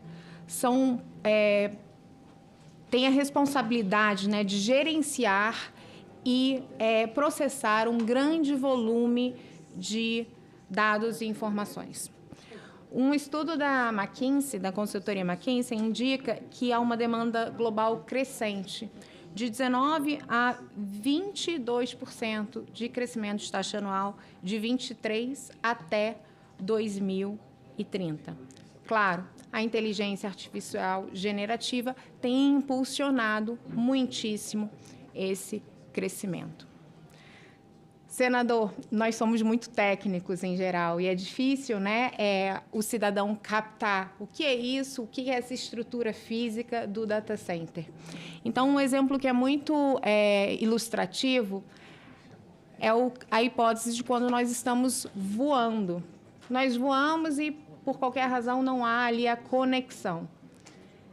Se nós não nos conectamos naquele momento, o nosso celular não se conecta, é porque, na verdade, nós não estamos nos conectando a um data center.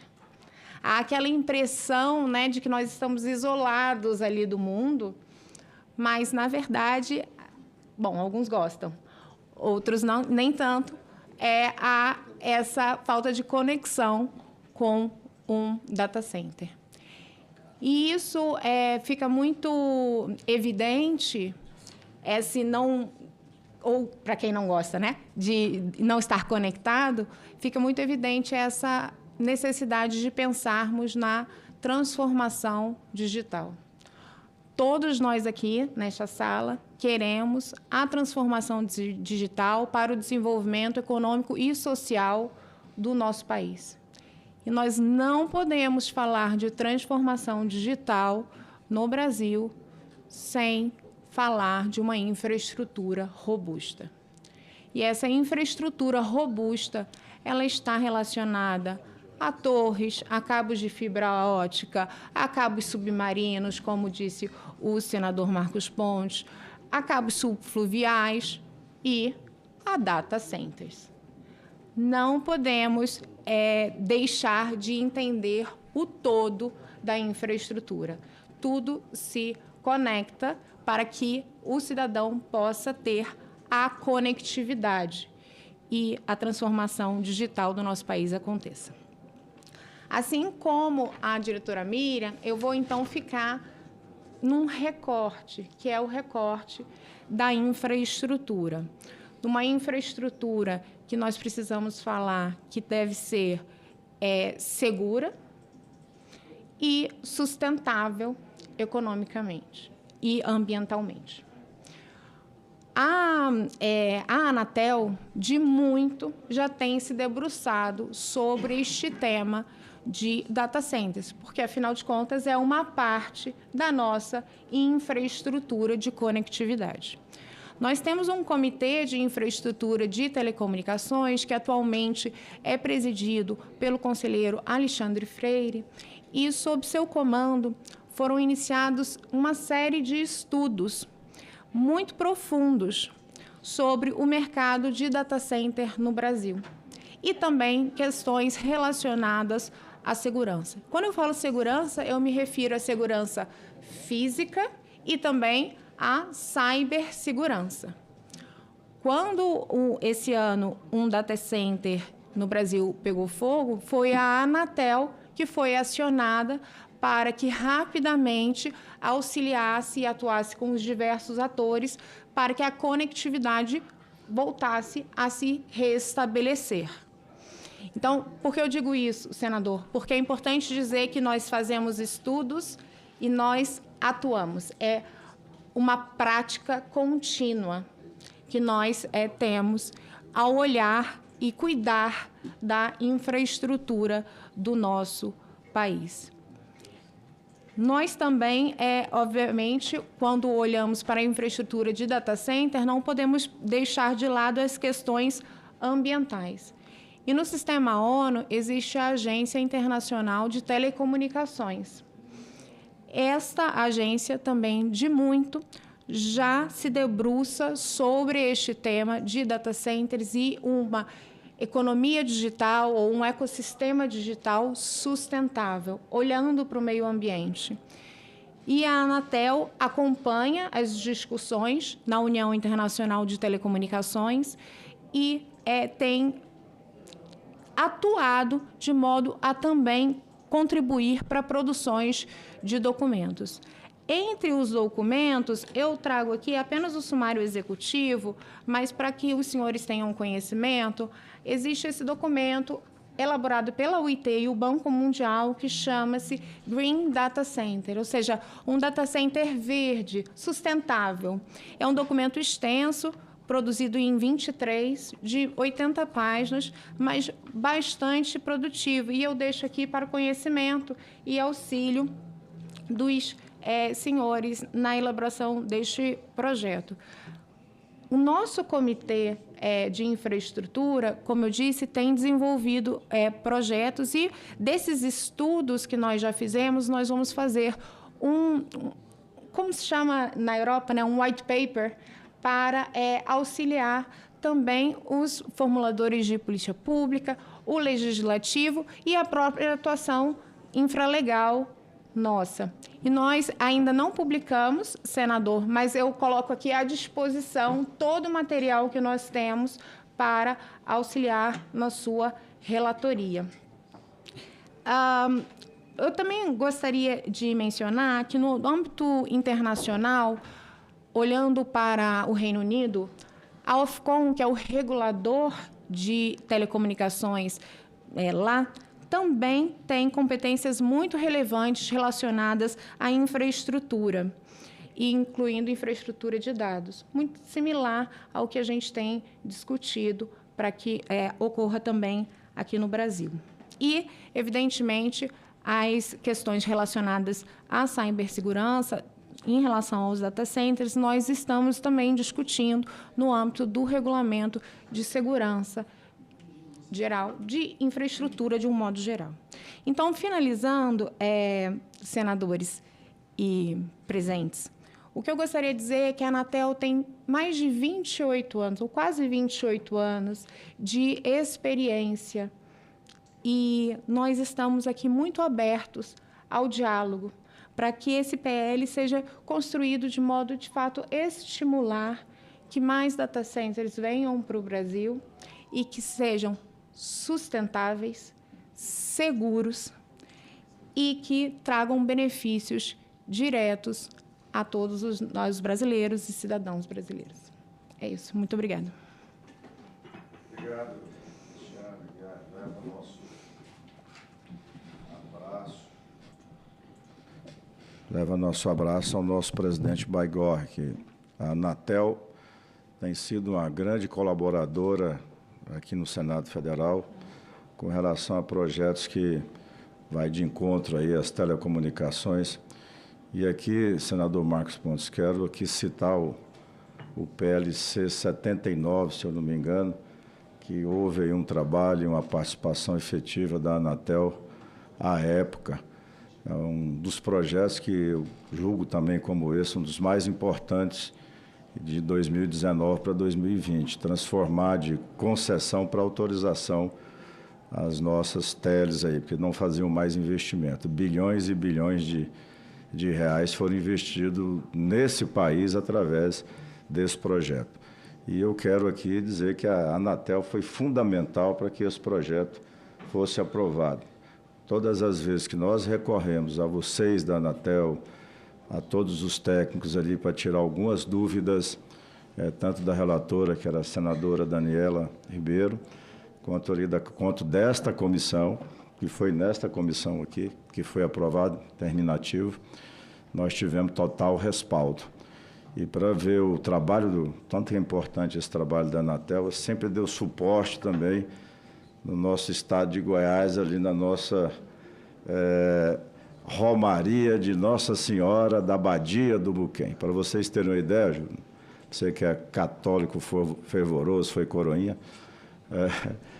ali passa em torno de 400 a 500 mil pessoas durante os 15 dias dessa festa, dessa romaria, e não tem sinal nenhum, porque lá fica no município de Niquelândia, num buraco, e a Anatel, junto aí com as prestadoras de serviço, leva ali toda uma estrutura, todo ano, para que as pessoas que vão ali, os romeiros, tenham acesso à comunicação. E hoje ninguém fica mais sem comunicação, né? E já está procurando uma maneira de resolver definitivamente a questão de sinais ali. Quem sabe com a aprovação imediata aí, daqui a pouco tem um data center lá próximo com inteligência artificial, não vai nem precisar mais de toda uma estrutura violenta, né? Então, meus agradecimentos, e me leva nosso abraço a ele, Cristiano. Bem, nós já, sim. Gostaria só de somar aí uma consideração a respeito da Anatel. Inclusive, a Miriam está aqui, ela também trabalhava no setor ali de comunicações do Ministério. Nessa época eu era ministro lá, também que era MCTIC, né? Então tínhamos lá comunicações, mas durante a pandemia. Isso foi um trabalho, lembrando, um trabalho muito grande da Anatel, junto com os provedores, pequenos provedores no Brasil, inclusive para conectar, se eu não me engano, o número é um número muito grande, que eu achei enorme na época, era cerca de 16 mil unidades básicas de saúde que não tinham conexão na internet. Então, esses provedores puderam trabalhar ali para conseguir conectar esses centros, era importante para o combate, né, a pandemia ali, e a Anatel teve uma participação gigantesca nesse processo. PL 79 também, eu lembro muito bem dessa parte, eu agradeço, aproveito para agradecer aqui do trabalho aqui do Senado, né, dessa comissão, da Daniela também, para poder, porque aquilo travaria o nosso setor de telecomunicações no Brasil, se não fosse aprovado esse PL 79, era um PLC 79 para poder transformar em autorização, né, em vez de concessão, que era um regime antigo. A gente teria aqui no Brasil um problema seríssimo, né, com o vencimento das concessões. Então, foi um trabalho em conjunto, né, muito bom. E a Anatel, inclusive eu copiei da Anatel, na época lá, o mosaico, aquele, né, que a gente passou para a radiodifusão lá para justamente poder fazer o tratamento online, que também era outro problema que a gente tinha lá no Ministério, ficava tudo parado.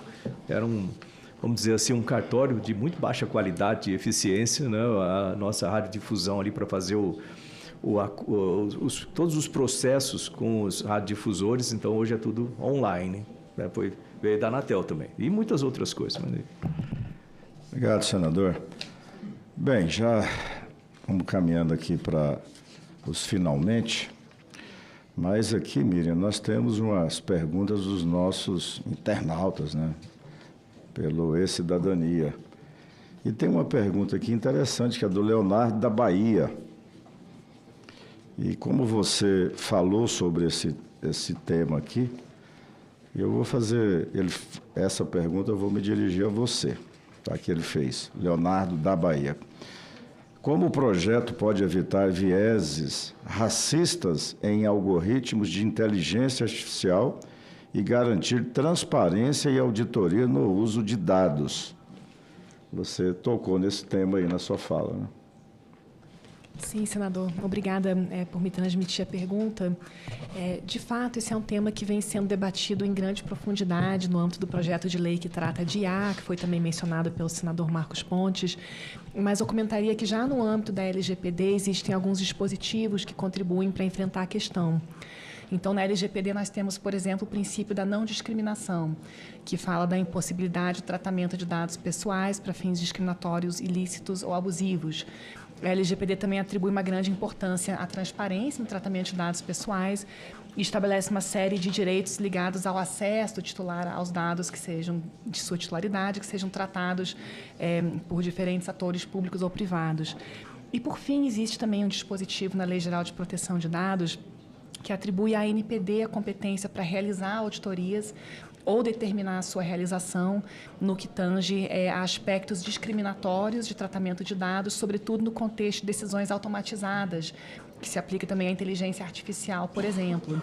Então, sem prejuízo de um debate mais amplo que possa ocorrer no âmbito desse projeto de lei ou do PL de A, atualmente na Câmara, existem já alguns dispositivos que enfrentam a questão e que atribuem à ANPD uma responsabilidade para lidar com essa questão da transparência, da auditoria e dos vieses racistas. Obrigado.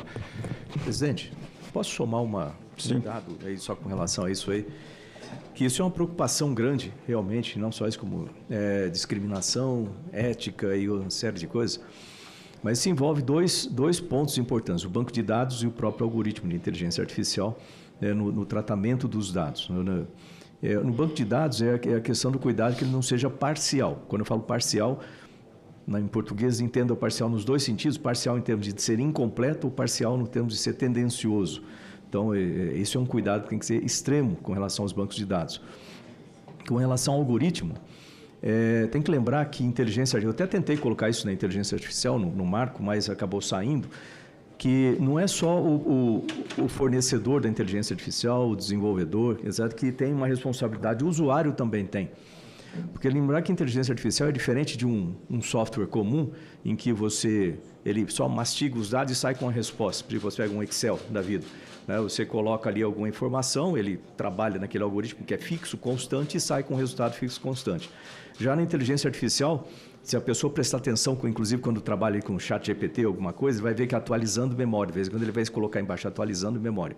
Isso significa que ele está entendendo o que o usuário quer e atualizando a maneira de tratar aquele usuário especificamente. Então, se o usuário começar a colocar inputs com a inteligência artificial de forma racista, ela vai tender a aprender. Lógico que os mecanismos, aí vem o algoritmo, vão tentar bloquear esse tipo de coisa. Mas o ser humano é muito mais criativo, ele sempre vai achar alguma maneira de burlar esse sistema, né, e trazer esse risco para a inteligência artificial, né? E aí ela pode se tornar racista ou alguma coisa por causa da utilização, a maneira errada de utilizar a inteligência artificial. Então, o usuário também é responsável, e muito, desse sistema. Só para somar aqui. Obrigado. Obrigado pelo complemento, senador. Bem, tem uma pergunta ainda pelo ex-cidadania, a Carla de São Paulo. Essa pergunta aqui eu vou fazer para o Renan. Viu, Renan? Quais os riscos ambientais dos data centers de inteligência artificial e como o projeto propõe lidar com o alto consumo de energia? Você falou sobre esse tema. Sim. É a pergunta pertinente a você. Sobre o PL especificamente, eu não vou falar aqui sobre porque ainda está no início da abertura do PL, sobre como ele trataria esse ponto, mas sobre como é que a indústria ela tem diversos aspectos que ela mitiga essa questão. Então, para o pessoal entender o seguinte, como é que se funciona o mercado? Você tem um valor de locação do ativo, mais o consumo de energia, que é o custo total de propriedade. Então, a pessoa que não tiver uma eficiência financeira ou eficiência energética, ela não consegue ter um data center competitivo, não consegue ser bem-sucedida, não consegue ser lucrativa, está fadada ao fracasso. Então, a indústria, ela corrobora com isso. Os próprios clientes, como eu mencionei, todos eles exigem certificações internacionais de comprovada questão de pegada de carbono. Você tem uma eficiência também na questão de energia renovável garantida. Você cada vez mais está solicitando esse tipo de certificação de fonte de energia e contratos que confirmem isso. Obrigado. E a questão e os riscos ambientais, quando a gente fala de um data center, ele é muito parecido, por exemplo, fisicamente, de um galpão logístico com grupos geradores e no-breaks, que tem um sistema de ar-condicionado. O consumo de energia é uma questão inerente da nossa sociedade pelo aumento do consumo de dados que nós temos, assim como qualquer outra indústria, quando a gente tem qualquer aumento de um determinado consumo. O porquê que o data center começa a se tornar mais evidente? Porque ela se tornou mais evidente nos últimos 10 anos, esse consumo. Mas existem indústria metalúrgica, alumínio e assim por diante, uma série de outras indústrias que elas são intensivas no consumo de energia e isso é um fato. A questão é que nós conseguimos produzir cada vez mais dados e os processadores de dados estão cada vez mais eficientes para produzir melhor e de forma mais eficiente com o mesmo quilowatt de energia. Então, eu acredito que esses são os pontos que a indústria está direcionando e eu acredito que ainda é um pouco cedo para a gente dizer como o PL vai defender isso, mas é um ponto de reflexão. Renan. O Renan de Pernambuco, essa pergunta aqui eu vou fazer a você, tá, Rubens? Como o PL 3018 de 2024 garante a soberania do Brasil sobre dados estratégicos e IA operados por empresas estrangeiras em nosso território?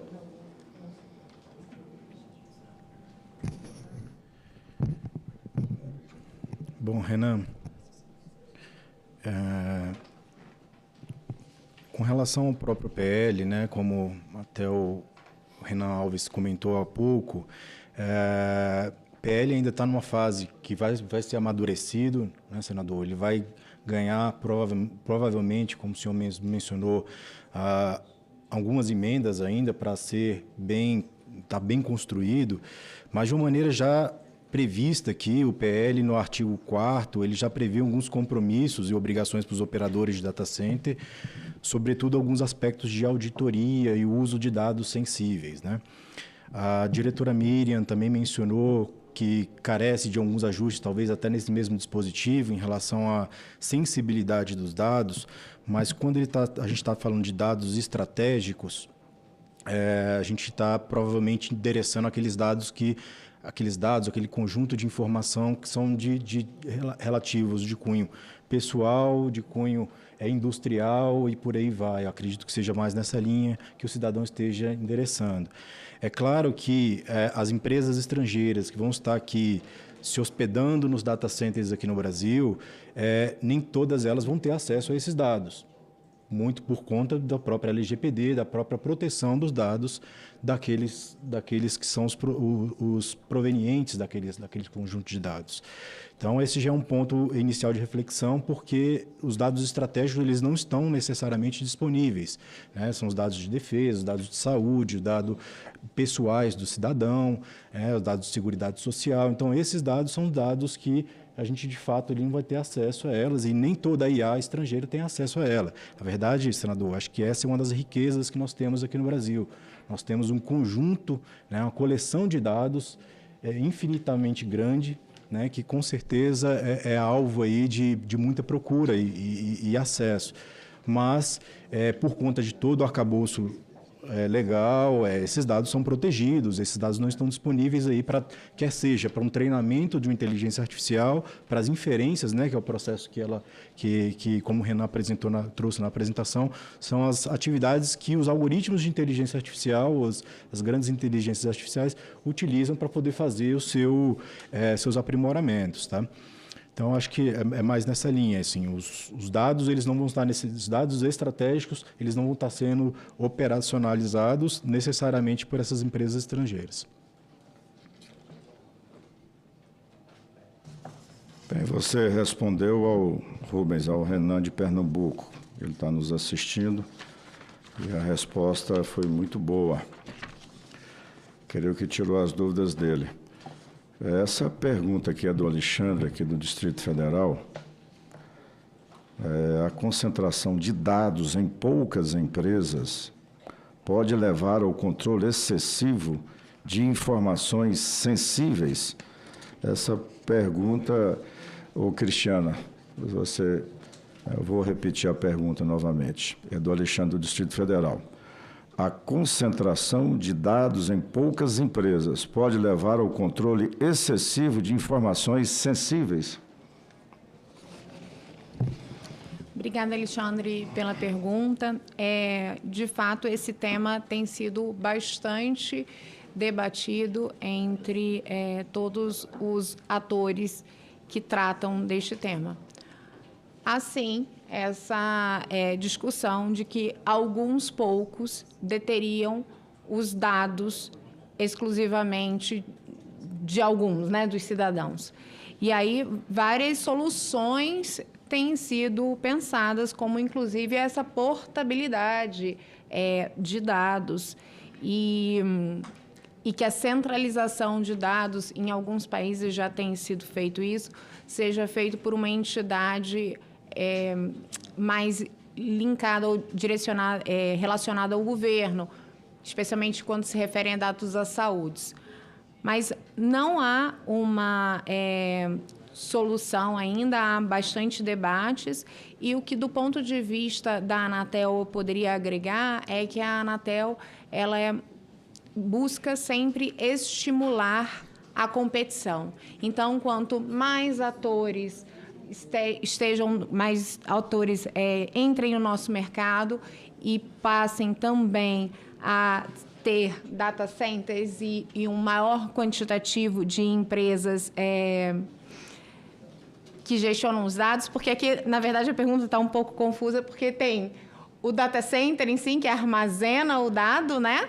E aí tem essa competição para serem vários, ou eu tenho as empresas que armazenam os dados ali no data center. Mas, de todo jeito, a explicação que eu dei, ela vale para tudo. Temos que estimular a competição de todos os atores desse ecossistema digital, e isso pulveriza. E, sim, o Congresso, o governo, devem discutir formas de proteger os dados do cidadão, para que ele possa ter posse deles. E aí eu acho que a diretora Miriam pode, inclusive, falar melhor sobre esse tema. Miriam, quer fazer um comentário sobre esse tema? Sim, senador, obrigada. E talvez apenas um reforço à resposta dada pela doutora Cristiane. De fato, me parece que tem uma questão concorrencial importante e talvez no âmbito da política pública, que busca trazer condições facilitadas para a implementação de data centers no Brasil, seja interessante também considerar a necessidade que haja uma diversidade de atores que trabalhem, porque a competição tende a gerar mais segurança até em termos cibernéticos, de redundância de infraestrutura. Acho que não se trata propriamente uma questão de proteção de dados pessoais, mas ainda assim eu comentaria que também a LGPD traz ferramentas para que o cidadão possa exercer a autodeterminação informativa com relação aos seus dados eventualmente armazenados ou processados no âmbito desses data centers, de alguma maneira contrabalanceando ou buscando mitigar esses efeitos nocivos que uma eventual concentração de dados em poucas empresas poderia gerar. Última pergunta que nós temos aqui. Temos várias perguntas pelo E-Cidadania, mas eu selecionei aqui uma para cada dos participantes. É o Braulio, do Rio Grande do Sul, que faz a pergunta. E vou me dirigir a você, Gleice, você ficou sem responder. De que forma a regulamentação pode impactar o custo do serviço de IA para empresas e consumidores? Boa pergunta, viu, Gleice? Boa pergunta. Bom dia, Braulio. Boa pergunta.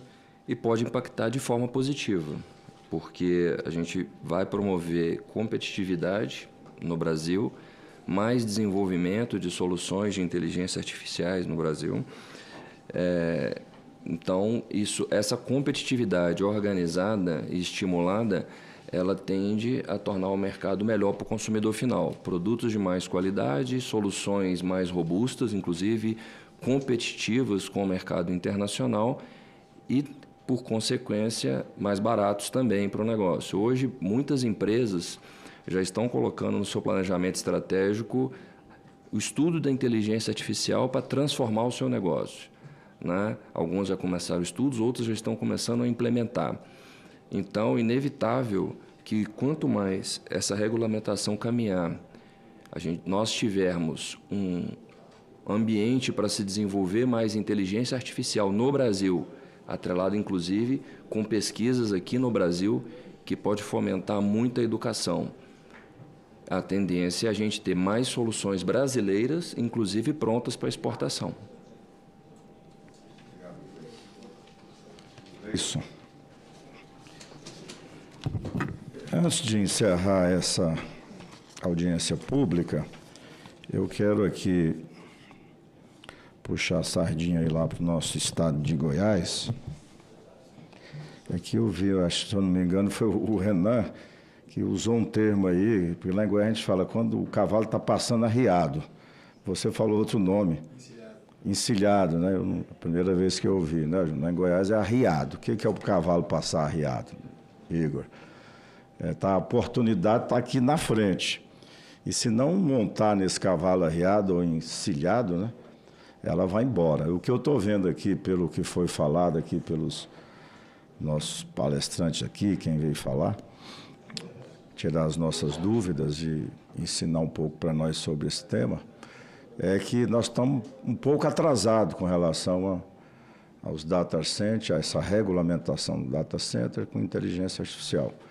Então, nós temos que correr, porque senão nós não pegamos esse cavalo arriado e encilhado, e nós vamos passar batido, né? Porque lá fora eles estão investindo muito, os países estão investindo bastante, com incentivos fiscais, atraindo investimentos, e nós temos aqui muita coisa para fazer ainda para não perdermos esse investimento. Um deles é investir nessas linhas de transmissão E os leilões começaram a acontecer, e, inclusive com premiações se antecipar as obras. Isso é muito importante.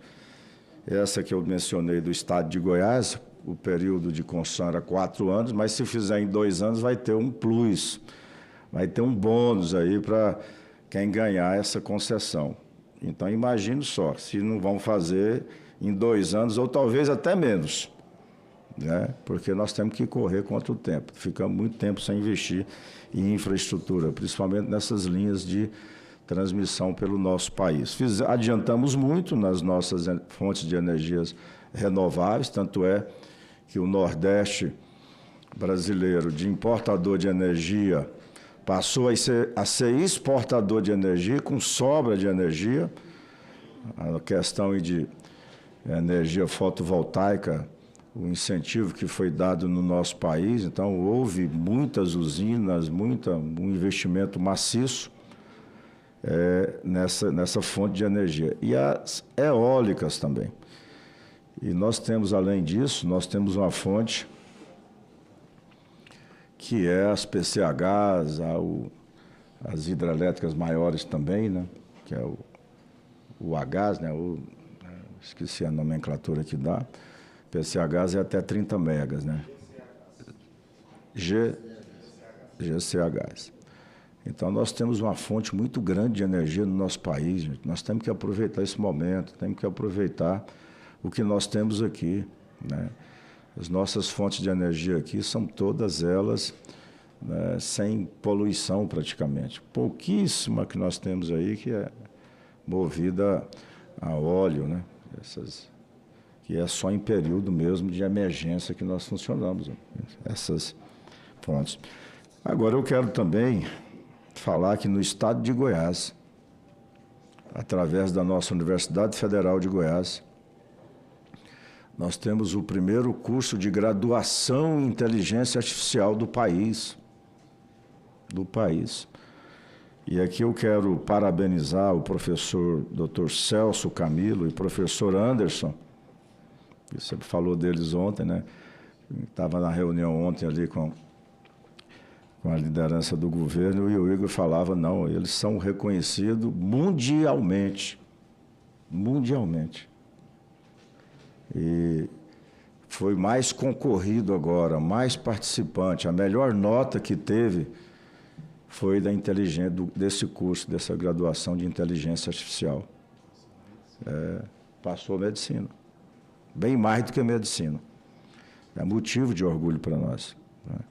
E que a gente também passa também a contribuir mais com a pesquisa, o desenvolvimento. Achei importante ontem a conversa com vocês, da intenção mesmo de destinar parte de todos esses investimentos para pesquisa e desenvolvimento. Sem pesquisa e desenvolvimento, nós não vamos a lugar nenhum, gente, né? Ciência, pesquisa, desenvolvimento, o que é a nossa Embrapa hoje, respeitada no mundo inteiro.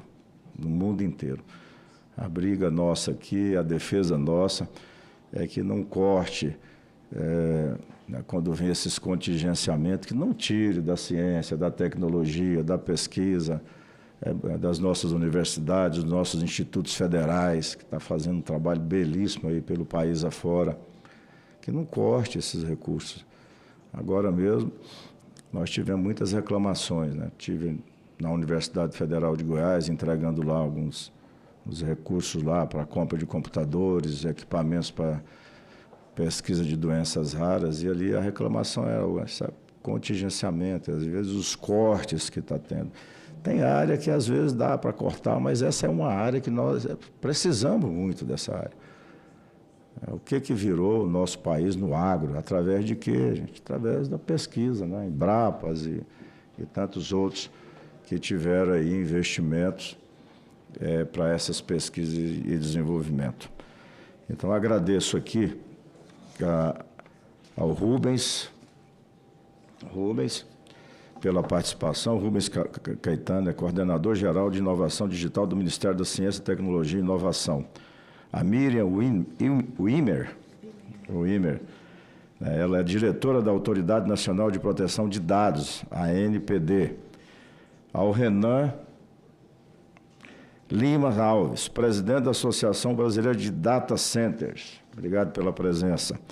Ao Gleison Klinger de Moura Araújo, CEO da Everest Digital, obrigado também pela presença. E a Cristiana Camarati, conselheira da Agência Nacional de Telecomunicações, Anatel. E nada mais havendo a tratar, agradeço a presença de todos. Obrigado. Está encerrado essa audiência.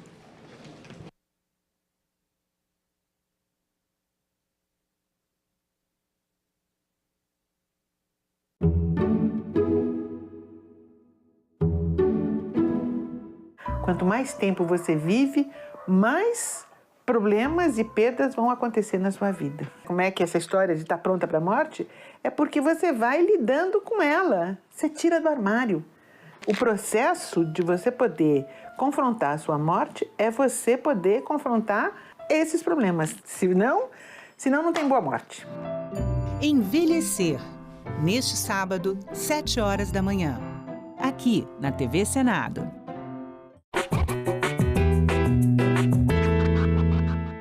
A Lei Áurea acabou com a escravidão no Brasil? Legalmente, sim. Mas na prática, a história é outra.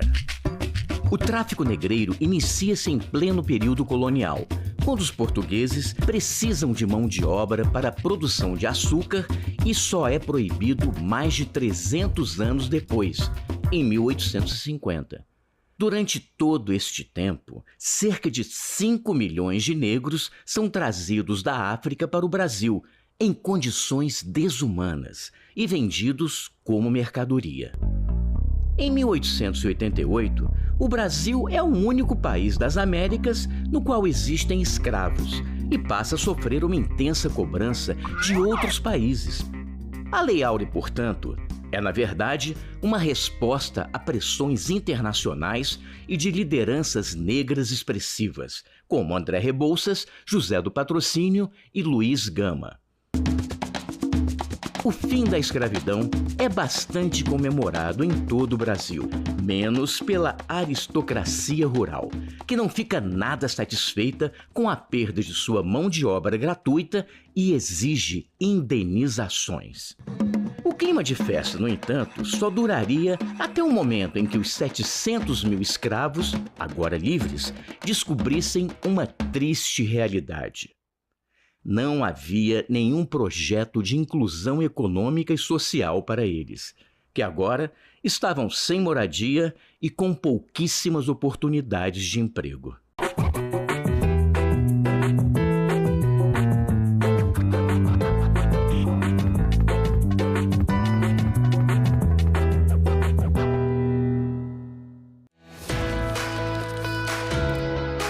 De acordo com a Constituição brasileira, as funções administrativas do nosso país são exercidas por 3 poderes distintos e independentes: o poder executivo, o judiciário e o legislativo. Eles precisam funcionar em harmonia e se complementar, porque dessa forma um equilibra o outro. O poder executivo é representado por aqueles que têm funções governamentais e administrativas. Já o poder judiciário é responsável pela interpretação e execução das leis. O poder legislativo atua representando a população, formulando as leis e fiscalizando o poder executivo.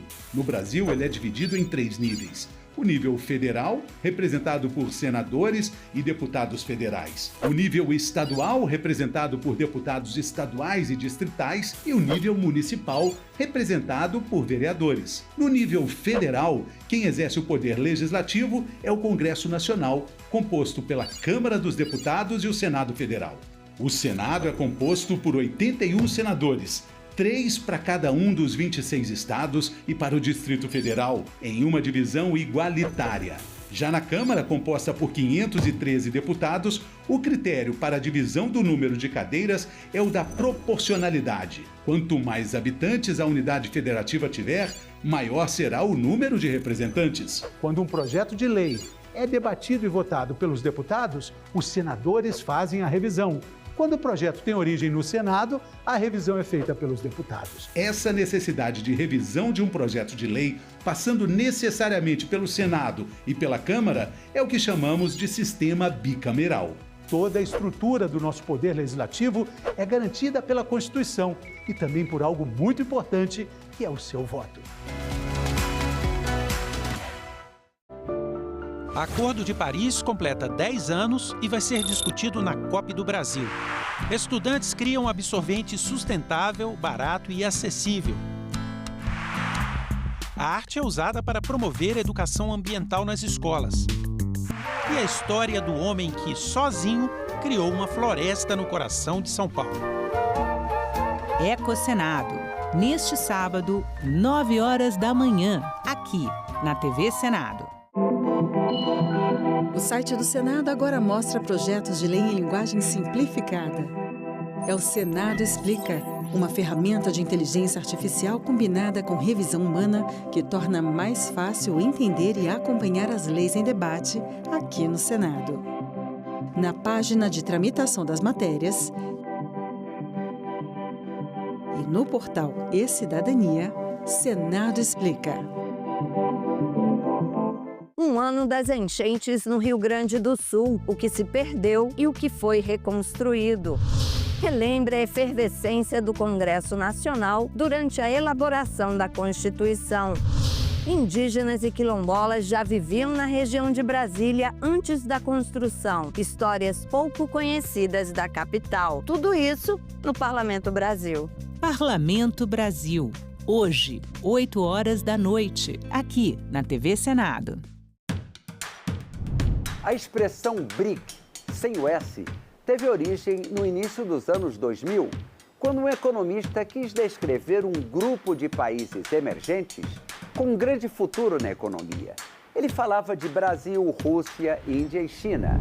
Os líderes dessas nações realizaram uma reunião informal em 2006, mas a primeira cúpula oficial do grupo foi realizada em 2009 na Rússia.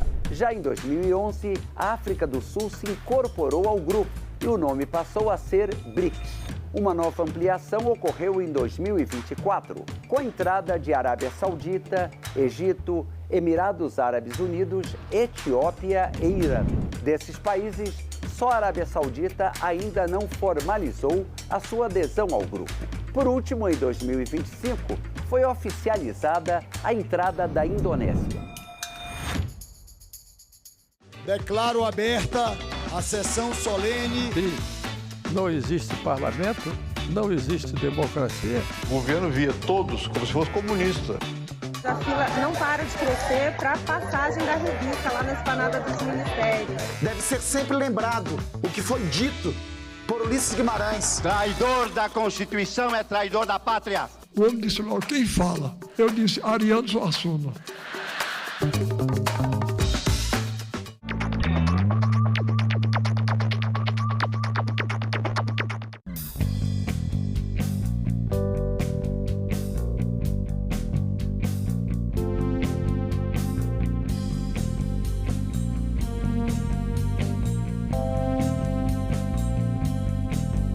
Meu nome é Lara Torres, eu nasci em 1985, sou empreendedora no mercado de vinhos.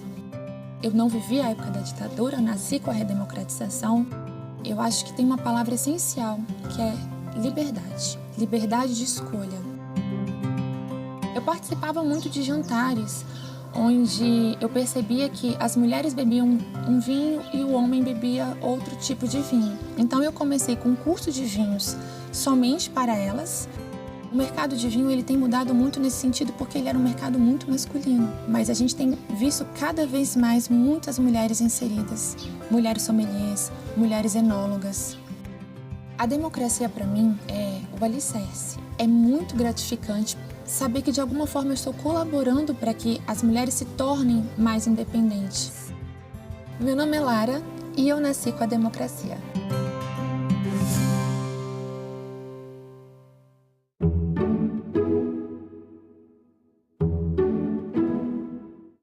O programa a seguir é livre para todos os públicos.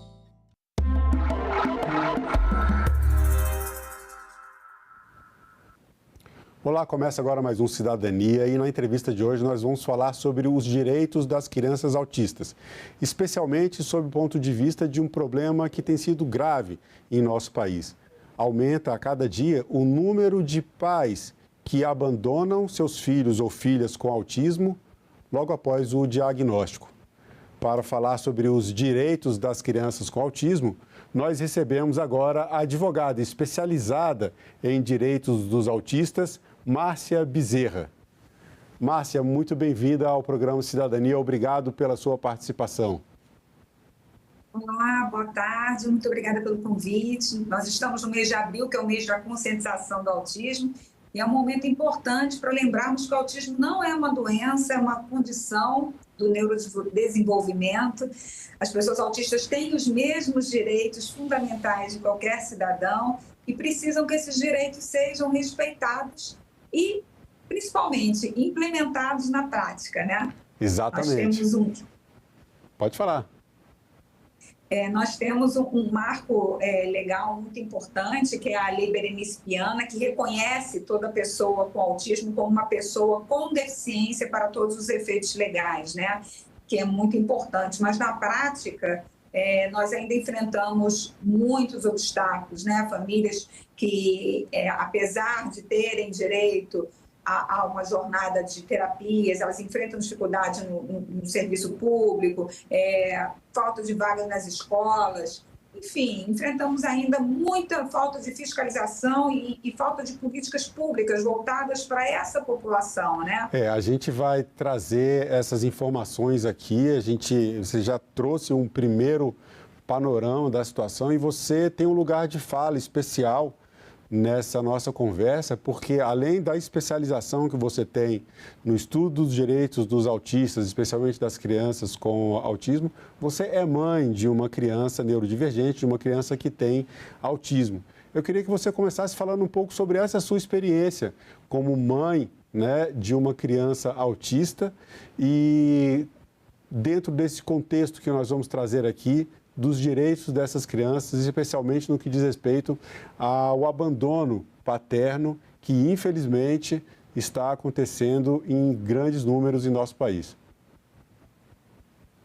A minha filha atualmente ela tem 27 anos, ela é uma autista nível 2 de suporte, é uma criança que foi abandonada pelo pai, eu sou mãe solo, então eu falo com muita propriedade desse lugar, que é um lugar da maioria das famílias brasileiras, em sua maioria, elas são formadas por mulheres que assumem essas crianças, seja no cuidado, seja na parte financeira, praticamente sozinhas, né? Esse é um assunto muito difícil, é um assunto silenciado, que é o abandono paterno após o diagnóstico do autismo, mas que é preciso falar, né? Nós precisamos trazer isso à tona, porque é uma carga muito pesada para as mães ter que dar conta de toda uma questão de tratamento, a questão da criação em si, o sustento, e isso agrava muito, traz uma sobrecarga física, emocional e mental para essas mães. Eu enfrentei muito essa sobrecarga, e até por conta disso eu me tornei advogada. Eu fiz uma transição de carreira por conta das dificuldades que eu enfrentei com a minha filha. Como ela tem 27 anos, para você ter uma ideia, Marcelo, o nosso principal marco, né, na questão dos autistas é a Lei Berenice Viana, né, que é de 2012 a lei, 22. Não é? 2022? 2012.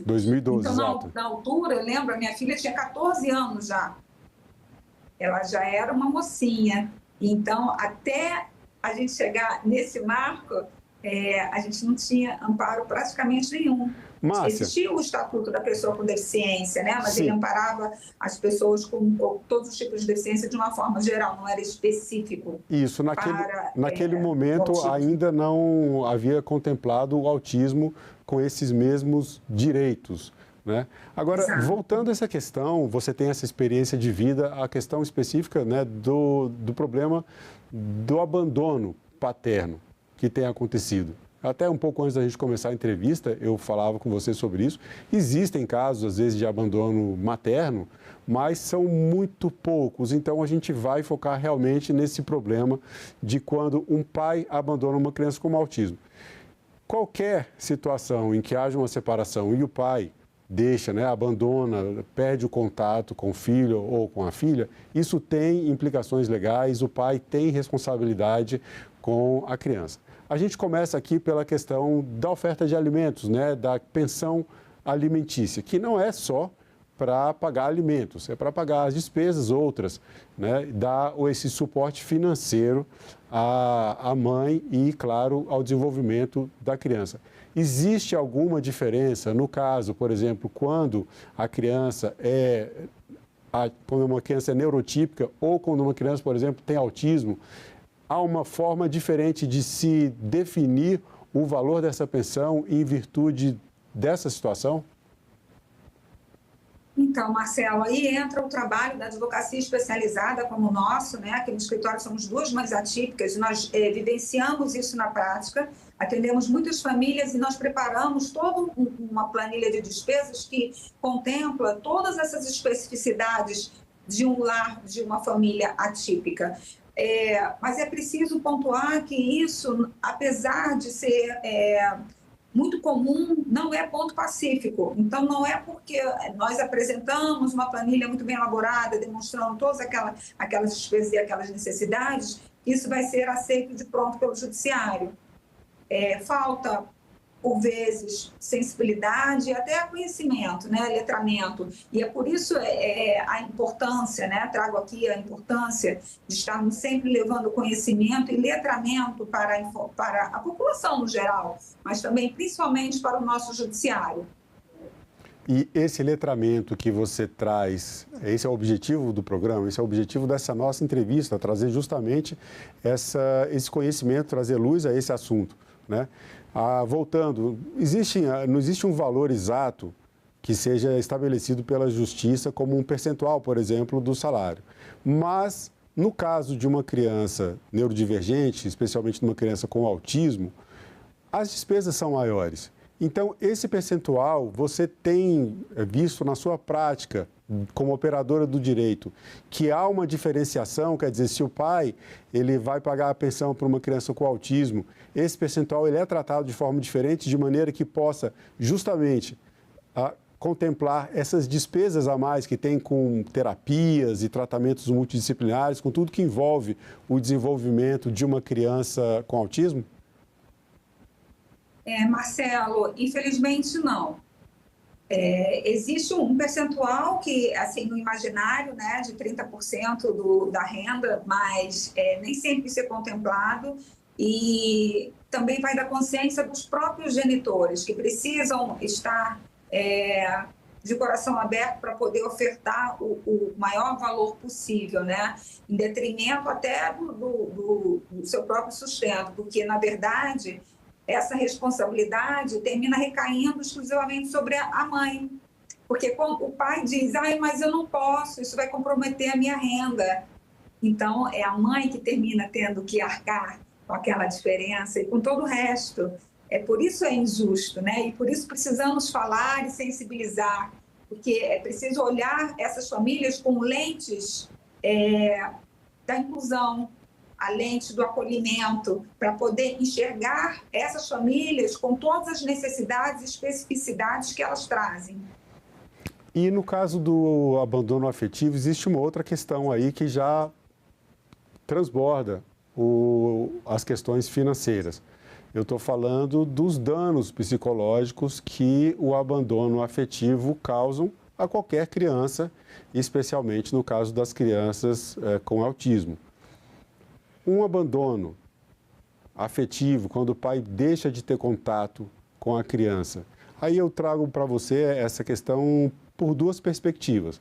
Da sua experiência, não só da sua experiência como mãe, da sua experiência também no direito, como operadora do direito, como advogada, do que a senhora vê nas famílias que passaram por isso. E se esse abandono causando danos psicológicos a criança com autismo, se a mãe pode reivindicar danos morais ou algum tipo de indenização por esse abandono afetivo do pai. Sim, hoje em dia é possível ingressar com uma ação, pedindo que a gente chama de indenização, né? Mas, como eu disse, não é ponto pacífico. É possível ingressar, inclusive existe uma ação própria, autônoma para isso, né, do abandono. Existem já jurisprudências nesses casos, e é preciso se construir cada vez mais, né? É preciso, sim, ingressar, e que seja através da defensoria, como a maioria das famílias fazem, ou através de escritórios especializados, porque esse dano realmente é devido. Essa falta, essa ausência de presença, de carinho, de afeto, ela prejudica, ela agrava ainda mais a situação dessas crianças com autismo. Elas sentem, são crianças, elas sentem a ausência, elas sentem a falta, precisam da presença paterna. Isso faz uma grande diferença e dificulta ainda mais o desenvolvimento delas. É devido, mas nem sempre é alcançado, tá, Marcelo? Mas você disse que existe uma ação, possibilidade de uma ação autônoma sobre isso. Vamos trazer isso aqui para as pessoas, porque milhares de mães de autistas podem estar assistindo essa nossa entrevista e buscando justamente saber como exercer os seus direitos. Quais os caminhos, né? Que tipo de ação é essa por indenização e quais os caminhos que essas mães podem buscar para ter o direito, que é o direito da criança, né, a esse tipo de indenização? Sim, é possível ingressar com uma ação de abandono afetivo, né? Sempre muito respaldado em provas, Marcelo. No direito, a gente costuma dizer que a gente pode falar qualquer coisa, mas nós temos sempre que provar. Essa prova é muito desgastante, nem sempre as famílias querem reviver essa dor, né, de ter que buscar provas, prints, mensagens, testemunhas, mas é necessário. Muitas vezes nós temos, sim, que mexer em algumas feridas para poder trazer a justiça, né, trazer um pouco de paz para a vida das famílias. E é possível. Agora, nesse processo de provas, nesse processo desse tipo de ação que visa uma indenização pelo abandono afetivo e os danos que eles causam, que esse tipo de ação causa a uma criança, é possível estabelecer um vínculo entre esse abandono, provando que ele se deu, por exemplo, como acontece muitas vezes, a partir do diagnóstico que uma criança tem de autismo? Sim, isso através dos laudos, né? Os laudos médicos e nas ações com crianças com autismo são fundamentais, são soberanos. Toda essa documentação médica, através de histórico, isso é um trabalho da mãe, né? Na maioria das vezes, vem fazendo todo aquele acompanhamento, as evoluções e os regressos. E ali fica bem delimitado os comprometimentos e os impactos, né? Dessa ausência, e de tudo que ela traz consigo. Márcia, na sua perspectiva, a gente está tratando de um assunto que não é novidade, mas ao mesmo tempo é um assunto contemporâneo, um assunto que é novo para a justiça. Ainda as jurisprudências estão se formando, ainda a legislação está também caminhando para dar mais amparo a essa parcela da população. Você tem uma experiência longa, são 27 anos, né, de convivência com a sua filha que tem autismo. Você vê uma evolução da justiça nesse sentido, os direitos das mães dos autistas, e especialmente das crianças com autismo, tem evoluído? Você vê uma perspectiva de melhora no atendimento a esses direitos e de garantia, especialmente, da participação paterna na criação, educação e cuidado com essas crianças? Marcelo, eu vejo uma grande evolução, sim. Atualmente nós temos muitas leis que tentam proteger as pessoas com autismo e também com outras doenças, né? Apesar de que isso por si só não seja garantia de efetividade. Agora, todos os anos, no mês de abril, nós temos uma grande leva de leis que são aprovadas, né? Com alguns benefícios, e que eu digo aqui, assim, até com um pouco de puxão de orelha, que, na verdade, a gente precisa de efetividade, né, na implementação dessas leis. As leis, por si só, elas não fazem a mudança que nós precisamos. Então, é preciso, sim, que haja fiscalização, é preciso que haja... que se dê publicidade à implementação dessas leis, porque a população em si, ela não tem conhecimento. A lei existe, mas a família não sabe como ter acesso, como fazer aquele direito valer. Por isso, a defensoria, por isso os advogados, né? Mas eu vejo, sim, que estamos avançando, estamos já num outro patamar, até de conscientização. Estamos caminhando, hoje em dia já falamos bastante, esse assunto já não é mais um assunto silenciado, os autistas, né? O direito dos autistas e as famílias atípicas como um todo. E isso é importante, por isso estamos aqui, para falar, para levar conhecimento, Marcelo.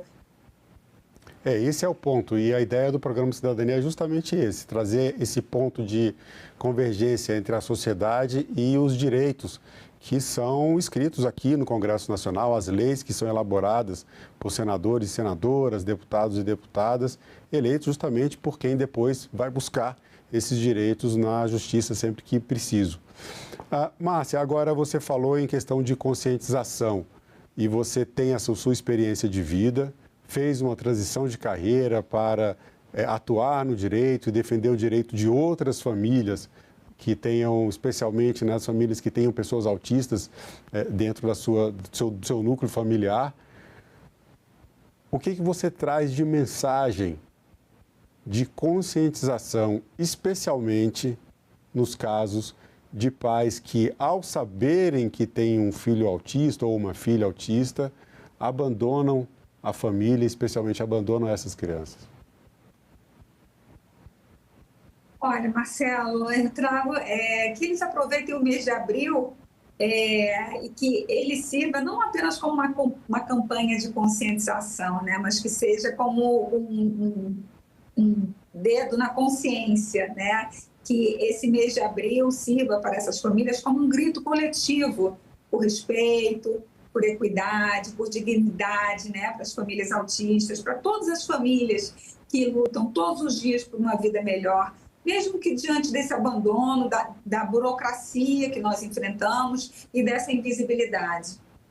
Essa entrevista nós estamos gravando aqui ainda no mês de abril, que é o mês de conscientização sobre o autismo, mas a entrevista fica permanente, as pessoas assistem o Cidadania pelo YouTube e esses direitos, eles também são permanentes. Essa conscientização tem que ser todo dia, todos os meses do ano, em todos os anos, independentemente do mês de abril. O mês de abril é só para lançar um pouco mais de luz sobre essa questão.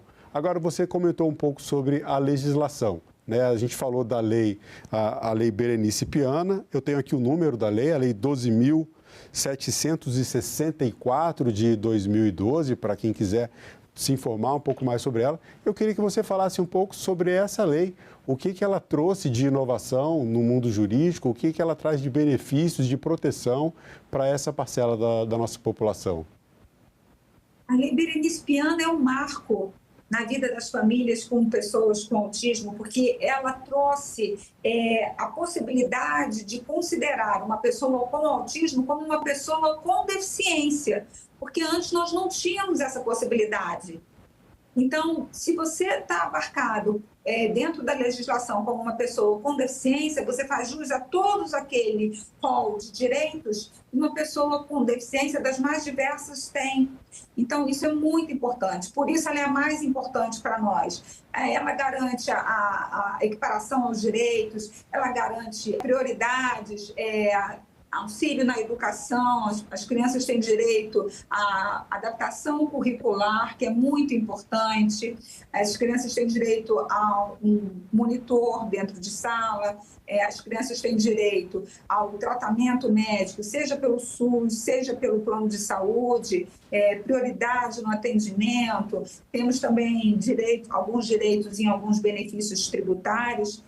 São imensos os benefícios, né? Então, é preciso que haja realmente essa amplitude de direitos para a gente tentar minimizar um pouco essa carga que existe nas famílias.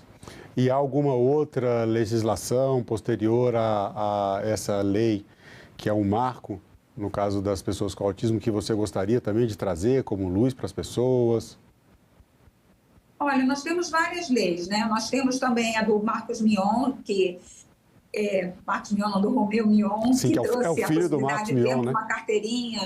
Sim, uma carteirinha de identificação para a pessoa com autismo, porque, Marcelo, as pessoas com autismo, elas não trazem em si nenhuma demonstração de que elas portam alguma deficiência. Isso é motivo de discriminação, e é muito triste isso, quando uma pessoa é discriminada. O cordão de girassol, ele também favorece isso, porque justamente é uma identificação para as pessoas que têm neurodivergências ou qualquer tipo de deficiência ou de deficiência cognitiva, mas que são invisíveis. Né? No caso da pessoa com autismo, realmente tem isso. Uma pessoa que tem autismo, ela não tem um fenótipo, né? Não tem algo na sua feição que mostre que ela tem autismo. É uma questão muito comportamental. E isso que você está falando é muito sério. Sim, o colar de girassol, ele vem para trazer visibilidade ao que é invisível, aquilo que nós não conseguimos ver, porque muitas vezes uma pessoa com deficiência, uma pessoa cadeirante ou uma pessoa cega, aquilo é muito simples, né, muito notório, mas uma pessoa que traz um autismo ou um TDAH, enfim, ela não consegue obter acolhimento nem respeito de imediato.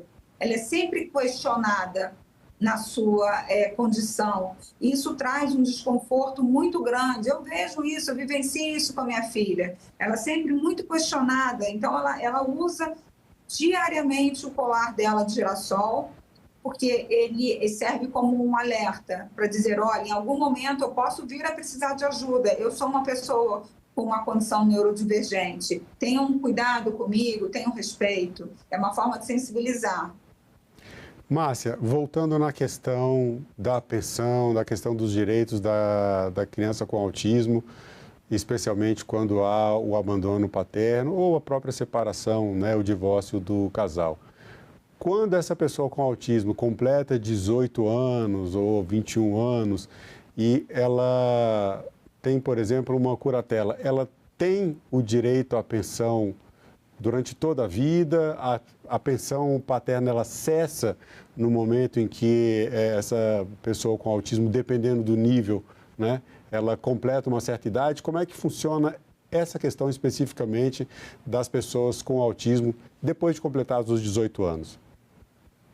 Olha, existe uma questão aqui no Brasil que são os diagnósticos que nem sempre eles são precoces, né? Então, muitas famílias que já eram separadas antes do diagnóstico, elas têm que estejam em curso com a pensão sobre os alimentos, em dado momento a criança completou 18 anos ou 24 anos se estiver cursando faculdade, e essa mãe ela vai ter que, de alguma forma, sinalizar isso. A pensão por si só, ela não é extinta. O pai precisa entrar, de qualquer maneira, com pedido de extinção desses alimentos. E aí, nesse momento, a mãe vai comprovar, olha, meu filho, está aqui o diagnóstico, ele é pessoa com deficiência, está aqui o laudo, ou está cursando faculdade, ou preciso disso e aquilo. Nada é pacífico, Marcelo. Tudo precisa ser provado, mas em se tratando de pessoa com deficiência, existe sim a possibilidade dessa pensão vir a ser vitalícia. Márcia, no começo do nosso programa eu falei que assunto de cidadania, o autismo é assunto de cidadania também. E nesse sentido eu pergunto para você agora, na sua opinião, o que é cidadania? Cidadania, para mim, nesse momento, passa muito pela justiça social, né? E não há inclusão possível sem justiça social, sem reconhecer o peso desigual que as mulheres carregam quando o Estado e a sociedade se omitem. E é por isso que a gente está aqui, para trazer luz, trazer informação para a sociedade como um todo e como um chamado para o judiciário, para que tenham atenção e para que olhem para esses processos de famílias atípicas com o olhar da inclusão e da diversidade. Bom, Márcia Bezerra, eu quero agradecer mais uma vez a sua participação no nosso programa. Obrigado por trazer luz a um assunto tão importante. Eu que agradeço. Muito obrigada, Marcelo, pela oportunidade. Foi um prazer. E eu agradeço também a você que acompanha a programação da TV Senado. Assine o canal da TV Senado no YouTube, ative as notificações e acompanhe toda a produção do Poder Legislativo diretamente da fonte. Na TV Senado, democracia é todo dia.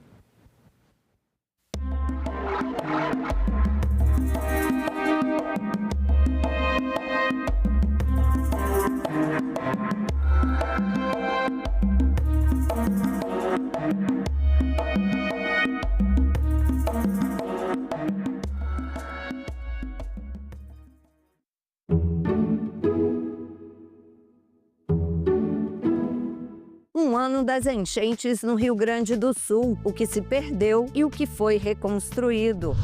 Relembra a efervescência do Congresso Nacional durante a elaboração da Constituição. Indígenas e quilombolas já viviam na região de Brasília antes da construção. Histórias pouco conhecidas da capital. Tudo isso no Parlamento Brasil. Parlamento Brasil. Hoje, 8 horas da noite, aqui na TV Senado. Uma geração de homens e mulheres negras que consegue alcançar alguns lugares de destaque e se constrói toda uma ideia de meritocracia em torno dessas pessoas e de como é possível para essa pessoa ter conseguido tudo isso saindo da favela. Eu acho isso extremamente pernicioso e perigoso. O fato de ter saído da favela e conseguido ser professora universitária só faz sentido se isso ajuda a transformar a vida de outras pessoas. Se isso significa dizer que receber os meus alunos na escola, receber os meus alunos na faculdade, sejam eles principalmente negros, mas também brancos, significa dizer que esse país ganha quando essa população acessa esses lugares de poder. E isso não é nenhum tipo de concessão. É você considerar que uma sociedade igualitária é algo que faz com que toda ela ganhe com isso. A expressão BRIC, sem o S, teve origem no início dos anos 2000, quando um economista quis descrever um grupo de países emergentes com um grande futuro na economia. Ele falava de Brasil, Rússia, Índia e China. Os líderes dessas nações realizaram uma reunião informal em 2006, mas a primeira cúpula oficial do grupo foi realizada em 2009 na Rússia. Já em 2011, a África do Sul se incorporou ao grupo e o nome passou a ser BRICS. Uma nova ampliação ocorreu em 2024, com a entrada de Arábia Saudita, Egito, Emirados Árabes Unidos, Etiópia e Irã. Desses países, só a Arábia Saudita ainda não formalizou a sua adesão ao grupo. Por último, em 2025, foi oficializada a entrada da Indonésia. Por que e como fazer o registro dos pets? E sobre o transporte deles, o que pode mudar?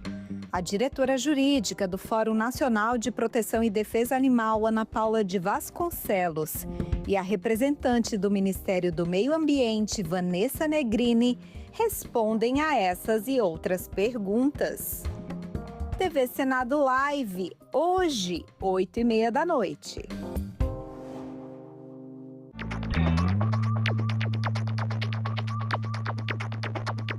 Meu nome é Ana Reis, eu nasci em 1985 e sou farmacêutica e cantora. Eu também sempre segui essas duas profissões, né? Completo 20 anos da minha carreira como cantora e também tem 20 anos que eu entrei na UNB para o curso de farmácia.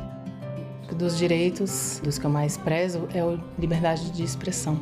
Eu posso trazer em todos os âmbitos da minha vida, assim, mas principalmente na minha atividade como cantora. Eu sempre pude escolher, por exemplo, um repertório de um show com as músicas que eu queria cantar. Eu sou mãe do Hugo. O Hugo tem 6 anos hoje. Eu adoro ele pedindo as músicas. Mamãe, põe um Luiz Gonzaga aí pra gente ouvir. Quando ele pede umas músicas assim, eu vejo que eu tô fazendo um bom papel. Porque acho que nossa cidadania, ela não é completa se ela não passar pela arte. Eu posso trabalhar com o que eu gosto, eu posso cantar o que eu quero. Democracia é isso, é a liberdade. Meu nome é Ana e eu nasci com a democracia.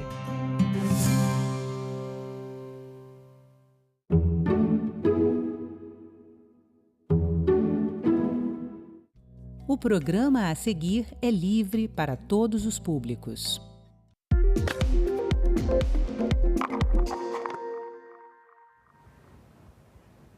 Expansão da hidrovia do Arco Norte pode mudar a realidade do transporte de cargas no Brasil, gerando muito mais competitividade e desenvolvimento regional. Começa agora mais um assunto de Estado e hoje a gente vai falar aqui no programa sobre a situação dessa obra, além de empreendedorismo para jovens, investimento na saúde, entre outros temas. E para conversar comigo, nosso convidado de hoje é o senador Irajá, do PSD do Tocantins. Bem-vindo, senador. Obrigado pelo convite. Para a gente iniciar, então, no ano passado, o senhor, em um pronunciamento aqui na casa, lamentava o descaso e a corrupção na saúde do Tocantins. De lá para cá, como que o senhor avalia a evolução da situação da saúde do Estado e que ações o senhor vem adotando para fortalecer essa área? Bom, na verdade, o Tocantins tem atravessado, nos últimos 3 anos, na verdade, um grande colapso na gestão pública do governo estadual. Infelizmente, não é só a saúde que anda nociva no Estado. Não é?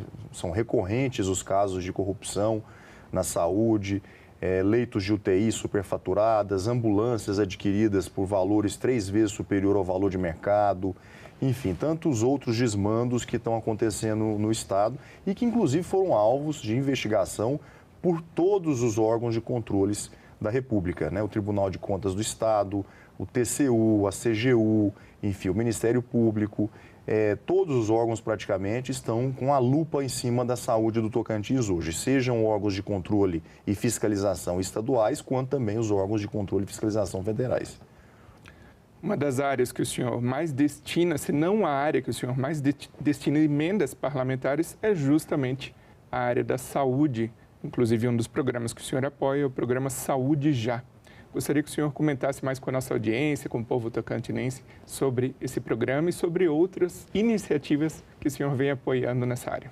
Na verdade, o programa Saúde Já, ele se apresentou como um programa que revolucionou a saúde na cidade de Araguaína, que foi um piloto, na verdade, um grande teste que nós iniciamos na região norte do estado, Araguaína, que é a nossa capital econômica, e nós iniciamos ali essa experiência, atendendo basicamente a 4 especialidades: a ortopedia, a pediatria, que atende a saúde das crianças, a ginecologia da saúde feminina, da saúde mulher, e também a psiquiatria. Essas 4 especialidades da saúde são atendidas nessa policlínica, onde as pessoas podem fazer a sua consulta, podem fazer os seus exames, e aqueles que houverem algum tipo de prognóstico, eles são encaminhados a fazer também algum tipo de cirurgia eletiva. Isso sempre com hora marcada, com agendamento, com atendimento de qualidade, e graças a Deus, esse período de 1 ano, que foi o período desse programa, foi super bem sucedido. Nós atendemos aí a quase 6 mil araguainenses, e que se demonstrou um programa que funcionou. O que nós estamos fazendo agora é copiando isso que está dando certo em Araguaína e estamos multiplicando isso no estado, nas outras regiões.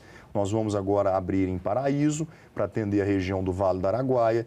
Vamos também inaugurar nos próximos meses na cidade de Porto Nacional, que vai atender aquela macro região da região sudeste do estado. Formoso também já tem recursos no cofre do município, já garantidos àquela cidade, para montar também a policlínica na região sul do estado. E a outra região que faltava é a região do Bico do Papagaio, e nós vamos instalar a policlínica na cidade de Araguatins, que é a cidade mais populosa do estado, naquela região. Então, nós vamos trazer esse mesmo atendimento de qualidade que foi prestado em Araguaína por 1 ano. Nós vamos agora triplicar esse programa em Araguaína e vamos inaugurar nessas outras 5 regiões para garantir também uma saúde de qualidade para uma demanda que está reprimida no estado, com milhares de pessoas esperando nas filas dos hospitais gerais do Tocantins e oportunizando a essas pessoas um atendimento de qualidade e a perspectiva de poder fazer a sua cirurgia eletiva, seja uma hérnia que tem incomodado há muito tempo, seja uma vesícula, uma cirurgia de vasectomia, ou a própria cirurgia de laqueadura, entre outras. A catarata para os idosos são cirurgias necessárias e que incomodam as pessoas e que muitas dessas pessoas esperam há anos nas filas dos hospitais gerais do estado e agora vão ter essa oportunidade de realmente de fazer. O senhor mencionou a região do Bico do Papagaio e o senhor também vem apoiando a construção de um hospital no Bico do Papagaio. Como que se encontra essa obra? Conta para a nossa audiência. Nós estamos fazendo uma grande revolução na saúde do Estado, sempre em boa parceria com os municípios tocantinenses, os nossos prefeitos, que são pessoas também comprometidas com a saúde da nossa população. E, além de todas essas 5 policlínicas, como mencionei, nós vamos inaugurar nos próximos meses um grande hospital de pequeno porte, um HPP chamado assim, pelo Sistema Único de Saúde. E esse grande hospital, que é chamado Hospital do Bico, ele vai fazer os mutirões de cirurgias eletivas, que é justamente essa demanda reprimida que existe de milhares de pessoas esperando nas filas dos hospitais e que vão ter agora a oportunidade de realizar a sua tão esperada e desejada cirurgia eletiva. Senador, agora a gente tem uma pergunta para o senhor da Assembleia Legislativa lá do Estado. Vamos ver aqui na tela. Senador Irajá, aqui é Márcia Alves, da Assembleia Tocantins. E gostaria de perguntar como tem sido sua atuação aqui no Estado com a destinação de emendas. Recentemente o senhor divulgou a destinação de 67 milhões de reais para a saúde de 5 municípios. Eu gostaria de saber quais as outras áreas têm sido beneficiadas com as suas emendas parlamentares. Bom, eu quero agradecer a pergunta. Realmente, ela tem toda a razão. A gente tem dedicado uma atenção muito especial à saúde do Estado, né? Atenção primária, atenção especializada, porque realmente hoje o problema mais crônico no Estado, isso é apontado nas pesquisas de opinião pública, a população tem sinalizado nesse sentido da saúde realmente precária no Tocantins e, portanto, é minha obrigação poder também assistir a população do Estado nesse aspecto, embora isso seja uma obrigação do governo estadual, mas a gente não pode se furtar também dessa responsabilidade. Mas eu também tenho, sim, atuado em outras frentes. A gente tem, graças a Deus, obras entregues em todos os 139 municípios do Estado, em diversas áreas, como a educação, a própria segurança pública, asfalto nas cidades ainda, onde os bairros ainda estão no chão batido, né, que a gente fala na poeira pura, e que eu tive a oportunidade, através da emenda e do mandato que me foi conferido, de também trazer dignidade a essas pessoas nessas cidades, praças públicas, postos de saúde, enfim. Na zona rural também, graças a Deus, a gente tem uma atuação muito marcante, levando máquinas a quase todos os municípios do Tocantins, patrulhas mecanizadas, patrulhas agrícolas para os pequenos produtores e os nossos assentados, que são tão importantes no desenvolvimento da geração de emprego do Estado. Então, eu posso assegurar a todos que a gente tem procurado, com muita dedicação, com muita responsabilidade, atuar em todas as frentes. Uma atenção especial na saúde, na educação, na segurança e no social, que são as áreas essenciais, mas sem deixar também de assistir às outras áreas que são importantes para a nossa economia. E o senhor mencionou o investimento na área rural. Nas suas redes sociais, o senhor mencionou também, detalhou esse investimento, que seriam equipamentos, estradas vicinais, outros meios de viabilizar a agricultura familiar, por exemplo. E o senhor prometeu um aumento no investimento ainda mais em 2025. Então, como será priorizado esse investimento de forma a aumentar e viabilizar o escoamento da produção e o investimento em agricultura familiar? Na verdade, cada ano ele se torna um ano mais desafiador do que o ano anterior. E é claro que o gabinete, que é aberto à população, aberto aos municípios, nós atendemos sobre as demandas, né? Porque às vezes está aqui o senador procurando, atender as necessidades, mas nós precisamos estar conectados à realidade do município. Então a gente sempre procura fazer pesquisa de opinião pública, sempre procuramos ouvir a população através das redes sociais, a receber as nossas autoridades municipais, que são os prefeitos, os vereadores, que têm legitimidade para apresentar os pleitos dos municípios, aquilo que é mais urgente, aquilo que é mais necessário. E eu concordo, eu acho que a zona rural, sem desmerecer a zona urbana, que é onde as pessoas, a grande parte da população do Estado vive, é nas cidades, mas nós temos também uma representação muito grande na zona rural.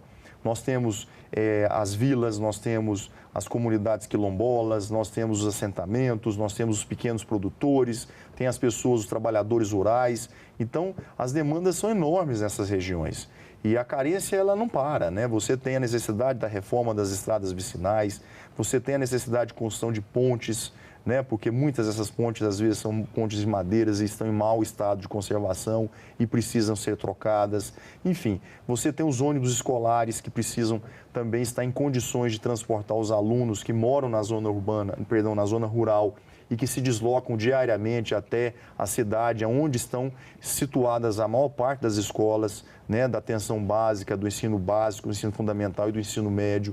Então, assim, são grandes os desafios e a gente precisa estar sempre muito conectados e atentos a essas demandas que nos são apresentadas no dia a dia. Senador Irajá, no início do programa eu destaquei a importância da hidrovia do Arco Norte, que vai trazer desenvolvimento regional não só para o Tocantins, mas para outros estados da região dessa hidrovia e também competitividade ao produto brasileiro em relação ao internacional. Qual que é a situação desse projeto e quais os principais desafios pela frente para que se concretize essa obra? A hidrovia do Arco Norte, ela, na verdade, é uma hidrovia que nós sonhamos há décadas, né? Que esse sonho possa se tornar uma grande realidade. O Tocantins, ele já tem o privilégio de ter dois grandes modais, dois grandes sistemas de transporte, que é a nossa ferrovia Norte-Sul e também a nossa Belém-Brasília, que é a rodovia federal.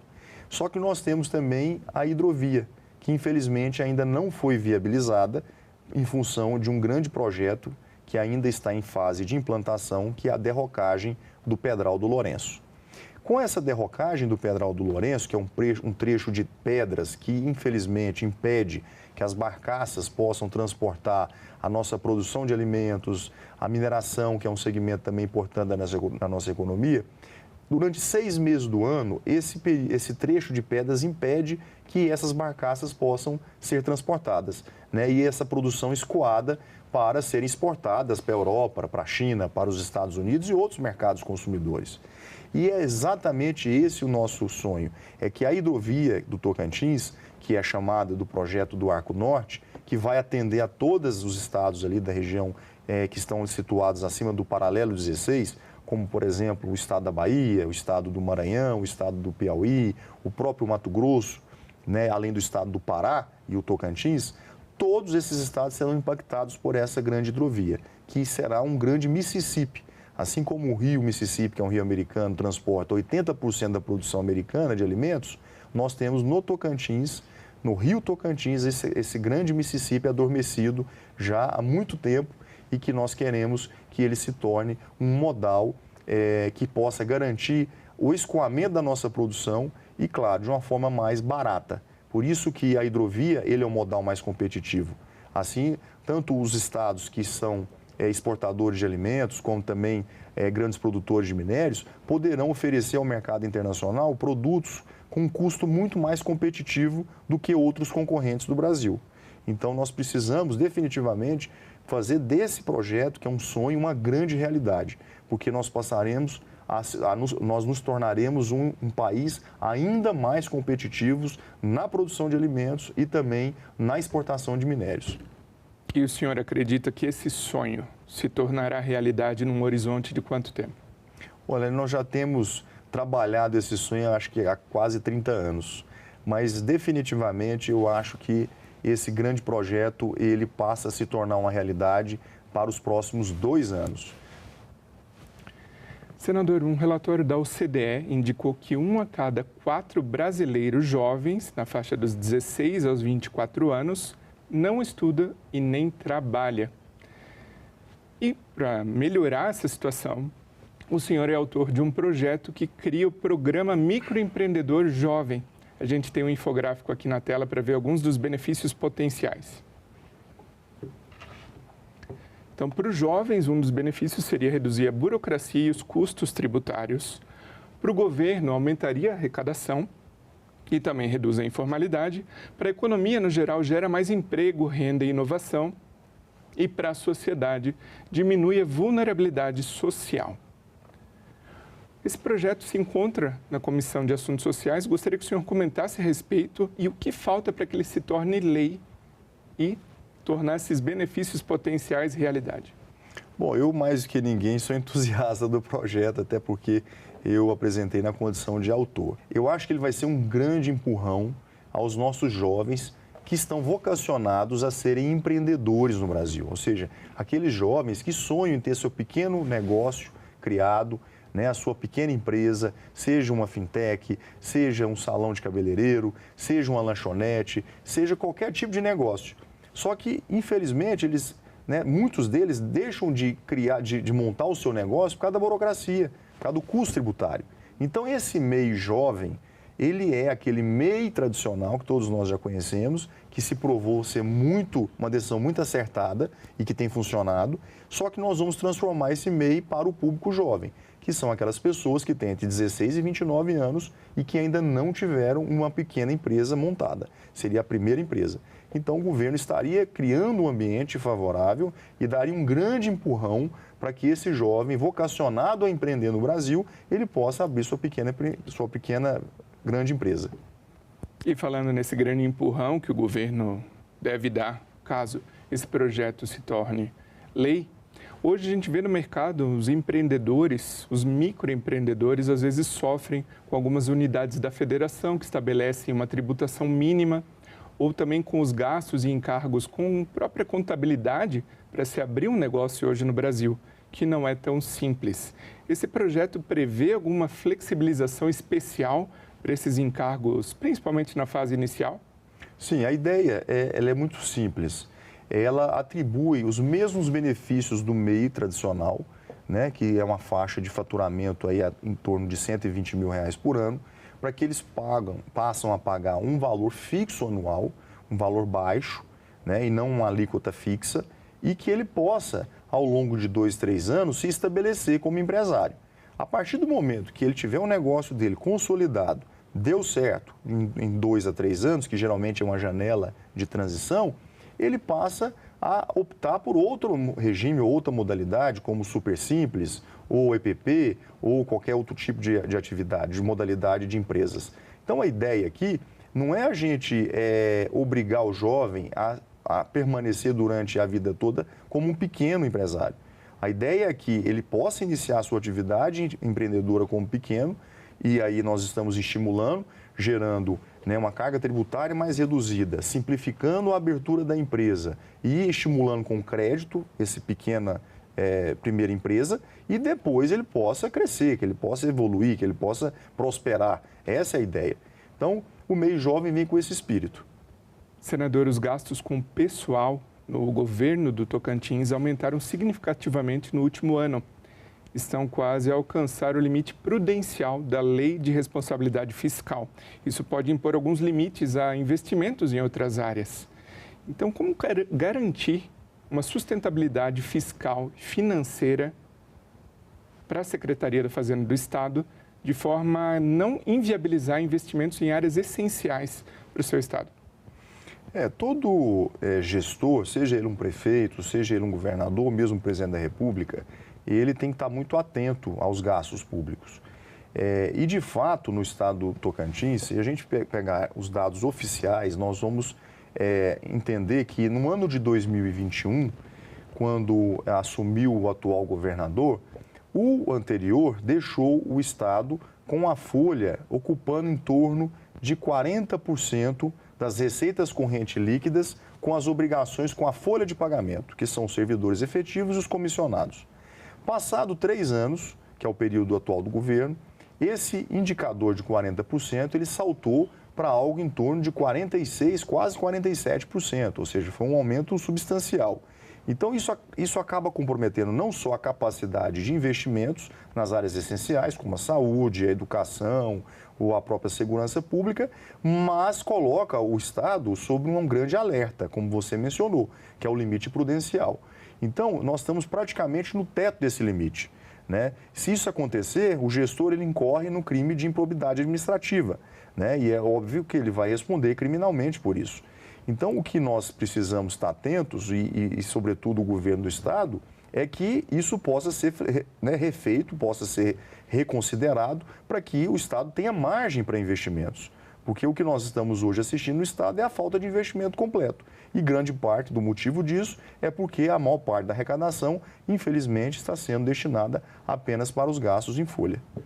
E como que o senhor e a própria bancada do Tocantins podem se articular para que essa situação melhore e que haja mais margem para investimentos? Olha, a bancada tem cumprido e bem o seu papel. Né? Nós praticamente, a bancada federal, entre emendas individuais de bancada e emendas extras, nós investimos algo em torno de R$1 bilhão no estado do Tocantins, em várias áreas, né? Através de municípios, através de outras áreas que são estratégias para a economia do Tocantins.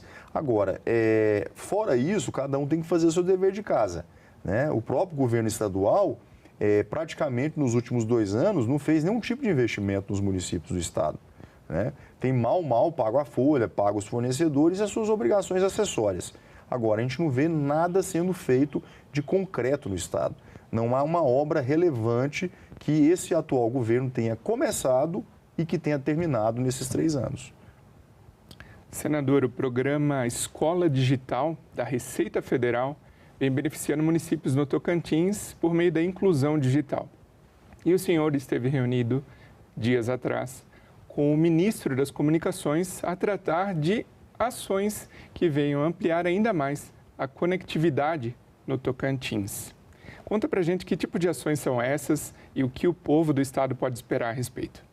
Olha, o governo federal tem fornecido aos municípios do estado um grande programa de integração tecnológica, que inclui desde a cobertura do sinal da internet, que isso é indispensável, isso é essencial hoje, nós integrarmos a nossa população, seja da zona rural, urbana, à internet, né? Hoje tudo nós fazemos através da internet, pagamos as nossas contas, fazemos cursos à distância, estudamos. Então, a internet se tornou algo fundamental. Então, o governo tem feito um grande programa no sentido de ampliar o sinal de cobertura, sobretudo nas regiões mais distantes, né, e remotas do Tocantins, na região mais do interior dos municípios, como um trabalho também de fornecimento de tecnologia, que são os equipamentos, são os computadores, são os laptops, né, são os notebooks, os tablets da vida, que precisam também serem disponibilizadas, principalmente na rede pública de ensino. Então, esse programa que envolve a internet e que envolve equipamentos é a pauta que eu tive recentemente tratando com o ministro das Comunicações, o deputado federal Juscelino, porque o meu desejo é que a gente possa levar isso a todos os 139 municípios do estado. Então, esse foi o pleito. O ministro está atento a essa agenda. Ele, inclusive, nessa mesma audiência, manifestou já o anúncio de algumas cidades que serão, inclusive, atendidas através desse pleito que nós fizemos, sem contar a possibilidade de levar alguns distritos que são urbanos, mais distantes do estado do Tocantins, que estão completamente isolados da cobertura da internet, a possibilidade de montar as antenas para que esses lugares possam ser cobertos também pelo sinal da internet. Agora, senador, uma área que é subaproveitada não só no Tocantins, mas no Brasil inteiro, é o turismo. E as razões são as mais diversas, como segurança pública, infraestrutura, até educação. Que ações o senhor pode promover aqui do Senado Federal para impulsionar o turismo do Tocantins? Olha, o turismo no estado é uma grande vocação adormecida ainda. Que eu acredito muito no turismo, acho que vai ser uma grande indústria no estado do Tocantins e uma nova vocação do Tocantins também. Nós que já temos uma economia muito pujante na produção de alimentos, né? O estado já é conhecido nacionalmente pela sua vocação na produção agrícola, de grãos, de carne. É também um grande produtor de energia renovável, né? Através de PCHs, de UHS, de energia solar. O estado é um grande exportador de energia renovável para o Brasil, consome apenas 10% do que produz e exporta 90%. Mas tem o turismo, que está ainda incipiente, né? Nós que temos talvez uma das maiores belezas naturais do país, sem desmerecer os outros estados, como o nosso Jalapão, como o Cantão, entre outras belezas singulares no Tocantins, mas nós precisamos organizar o estado melhor, né, nesse segmento da indústria do turismo, para receber os nossos visitantes, os nossos turistas, tanto nacionais quanto também turistas internacionais, que são bem-vindos, né, para investir, para gerar emprego nos nossos estados, todos são bem-vindos, não há nenhum tipo de discriminação. Mas nós temos que, do ponto de vista de um plano público, né, um plano estratégico, organizar melhor esse setor dentro da nossa economia. Muito obrigado, senador Irajá, pela participação aqui no Assunto do Estado. Imagina, eu que agradeço mais uma vez o convite. E obrigado a você que nos prestigia com a sua audiência. Essa entrevista já está disponível para você rever ou compartilhar no nosso site, senado.leg.br/TV, ou também no nosso canal no YouTube. Aproveita e se inscreve lá. Até o próximo Assunto do Estado.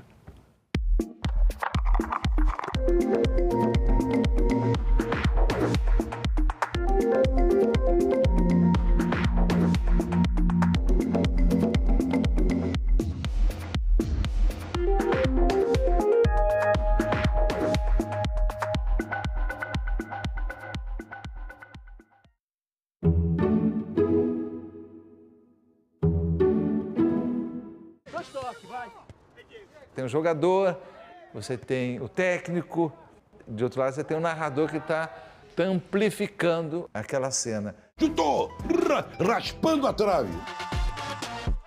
O narrador de futebol, ele tem que ser criativo. É imaginação, mexer com a sua imaginação. Deu Bola. Neste sábado, 2h da tarde, aqui na TV Senado.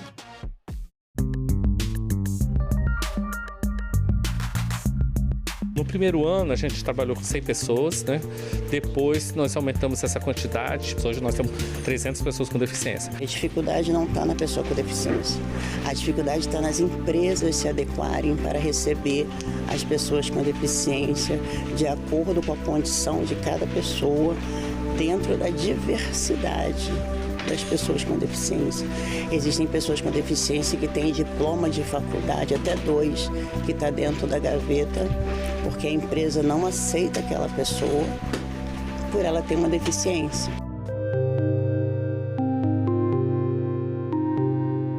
Na verdade, nem precisava da gente fazer esses projetos, essas leis, mas infelizmente ainda acontece muitas vezes no subconsciente. Você é capacitista sem saber que é.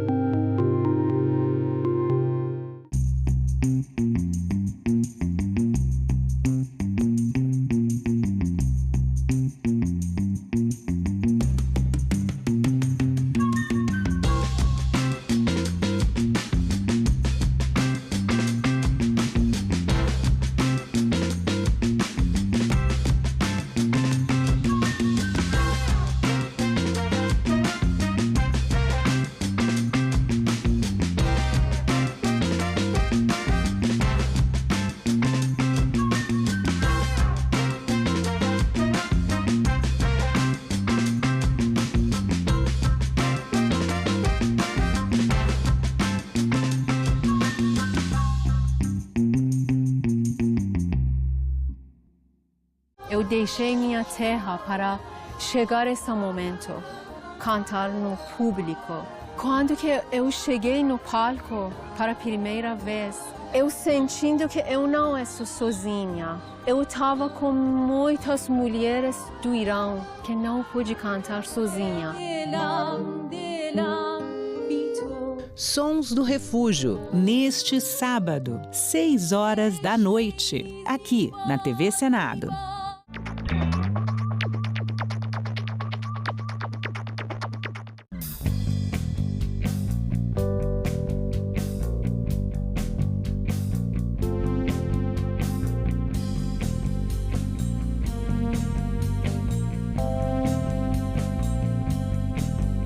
Eu sou Luísa, eu nasci em 1985.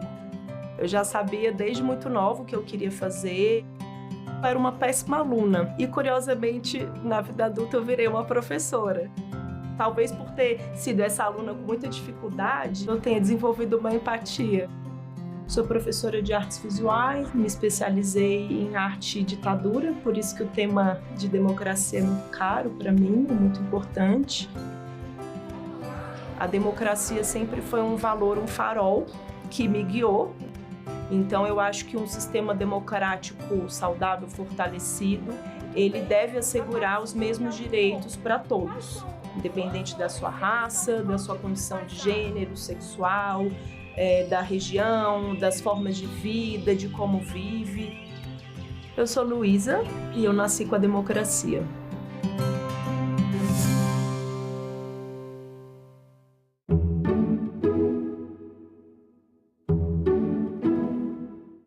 O programa a seguir é livre para todos os públicos.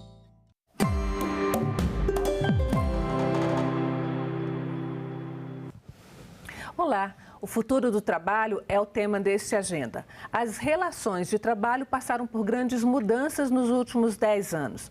E neste momento, quase 10 projetos de lei e de emendas constitucionais tramitam no Congresso com mais alterações. Para onde vai o mundo das relações do trabalho nos próximos anos? Quem responde a essa e outras perguntas é o professor emérito da Universidade de Brasília, Sadi Dalrosso. Professor Sadi, muito obrigada pela sua presença aqui no Agenda Econômica. Tudo bem. Professor, o senhor é um especialista em trabalho há uns 40 anos, mais ou menos. Pesquisa, estuda na academia essa questão. A gente vai começar com uma coisa bastante ampla, mas depois a gente vai fechando, que é, do seu ponto de vista, toda essa sua observação, para onde está caminhando esse mundo do trabalho? Olha, o mundo do trabalho, ele deve ir para o caminho da redução. Né? Redução das jornadas, da duração do trabalho. Mas a gente observa também um movimento contrário, a saber que existem certos setores que estão alongando as jornadas de trabalho. Não é? Há, por exemplo, na questão dessas jornadas maiores, há certos movimentos que estão se estruturando, não é? E lutando para ver se conseguem reduzir as jornadas de trabalho, né? Então, a depender de como forem esses movimentos, não só os projetos, é uma questão importantíssima, você mencionou que há 10 projetos circulando na casa, é muito importante isso. Mas nós temos que ver que os projetos eles tendem a ser aprovados quando existe um respaldo na sociedade. E o senhor vê esse respaldo nesse momento? Porque o que se dizia lá nos anos 1980 ou antes, o que a literatura dizia é que com o avanço tecnológico os seres humanos vão ficar cada vez com cargas mais reduzidas e as máquinas vão trabalhar. Não foi exatamente o que a gente viu, né? A carga de trabalho, né, das pessoas aumentou bastante. Né? E, inclusive, se desregulamentou muita coisa em 2017. No Brasil, a gente teve uma reforma trabalhista que desregulamentou muita coisa das relações de trabalho. Né? Como é que fica essa questão? Foi feita uma desregulamentação em 2017, a gente tem agora esses projetos, algum deles tem uma emenda constitucional que prevê a redução para 36 horas, né? Onde é que vai chegar um equilíbrio aí? Eu acho que uma redução pode vir a ocorrer se houver, digamos, no parlamento, houver na sociedade um apoio muito firme, muito forte, não é? Porque nós não podemos continuar com jornadas de trabalho excessivamente longas que afetem a saúde, afetem o bem-estar das pessoas, mas especialmente a questão da saúde. Não é? Por exemplo, eu vejo muito essa questão por exemplo, 12 por 36 é uma coisa que, sabe, muito difícil, pode ser interessante, enfim, para talvez as empresas, mas para os trabalhadores não creio que seja interessante não, porque na verdade exige muito consumo da energia pessoal. Também os trabalhadores de outros setores de atividade, mas de avanços tecnológicos mais recentes, curiosamente estão nesse dilema, né, entre reduzir a jornada, quer dizer, ou alongar a jornada. E, na verdade, estão ficando com o alongamento da jornada. Isso nós estamos vendo aqui no caso do brasileiro, não é? Os entregadores, né? Meus colegas lá da UNB que pesquisam esse campo, eu menciono aí, por exemplo, o professor Ricardo Feste, não é? e a Laura, que é do doutorado, que está fazendo doutorado comigo, né, sob minha orientação, eles encontram esses números absolutamente malucos, 16, 18 horas de trabalho. Eu digo, o que é seguidos. Isso? O que é isso? É algo quase desumano. Quer dizer, né? o futuro do trabalho, então, está ligado a essas questões também. Certo. Não é aquele futuro assim de redução, aquele futuro, digamos, mais tranquilo que se falava antigamente, né? Lá nos anos 1980. Eu vou pedir o nosso diretor para colocar aqui na tela, só para a gente ter um comparativo dessa questão do tempo de trabalho semanal regulamentado, né? É o que diz a lei. A gente fez essa pesquisa, são dados públicos. Aí no Brasil a gente tem, pela Constituição, uma jornada máxima, isso, né, de 44 horas como jornada fixa. Sim. Estados Unidos 40 horas, Portugal 40 horas, França 36 horas. Mas a gente sabe que em cima disso se colocam as horas extras e se colocam acordos, né? Acordos diferentes feitos entre patrões e empregados. Como é que a gente consegue, dentro de trazer questões como saúde, bem-estar mental dos trabalhadores? Aí é através de movimentos sociais. São movimentos sociais.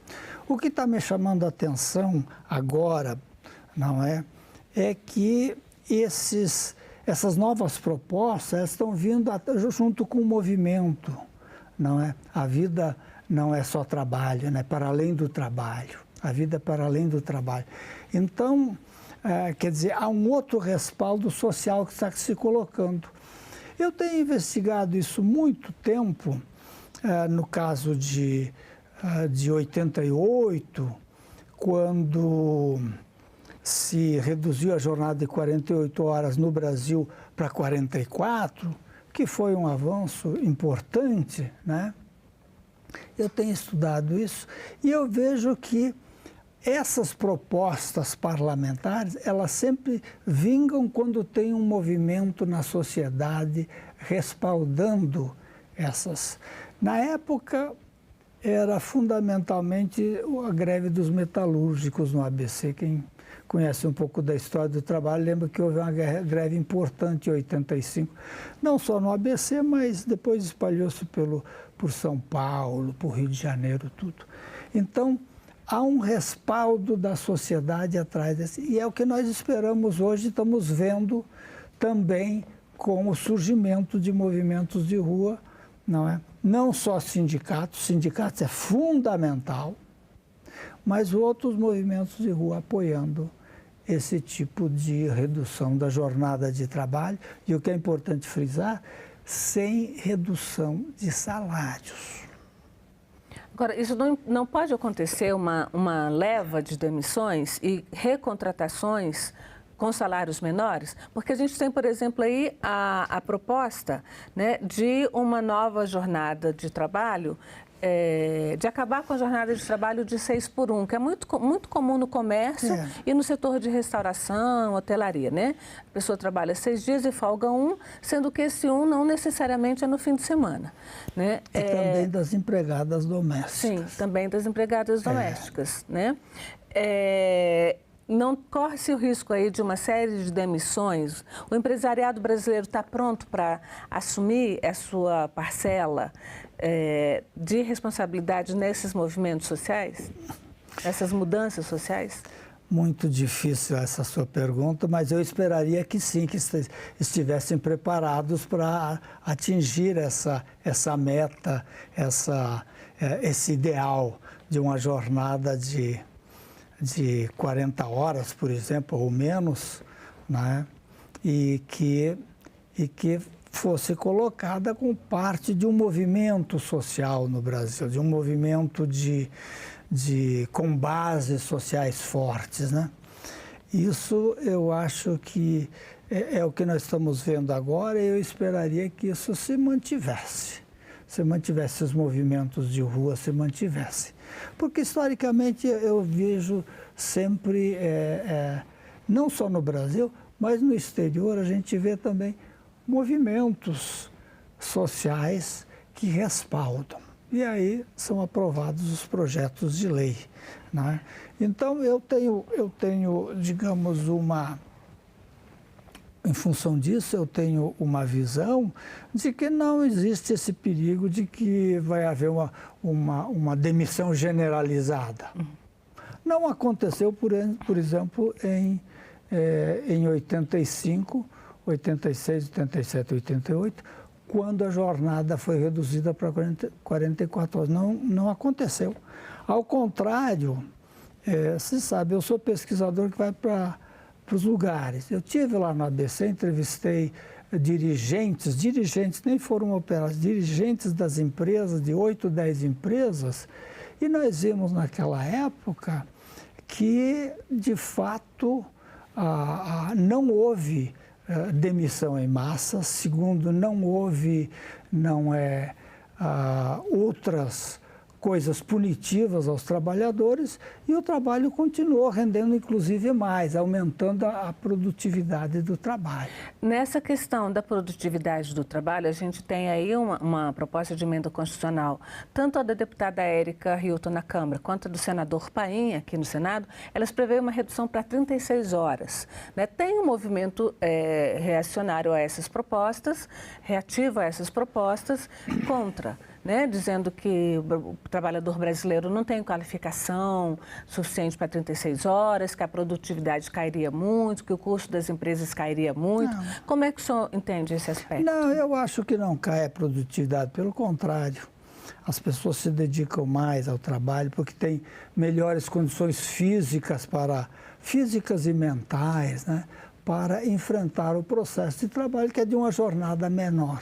Então, é por aí que a gente percebe que aumenta a produtividade dos trabalhadores, porque eles se dedicam também mais. Eu vou pedir ao nosso diretor para colocar uma outra arte que mostra essa questão da jornada, só para a gente ter uma ideia de como é o padrão, né? Então, no Brasil, a gente tem a jornada de 6x1, que é 6 dias de trabalho, 1 de folga, principalmente comércio, setor de restauração e hotelaria.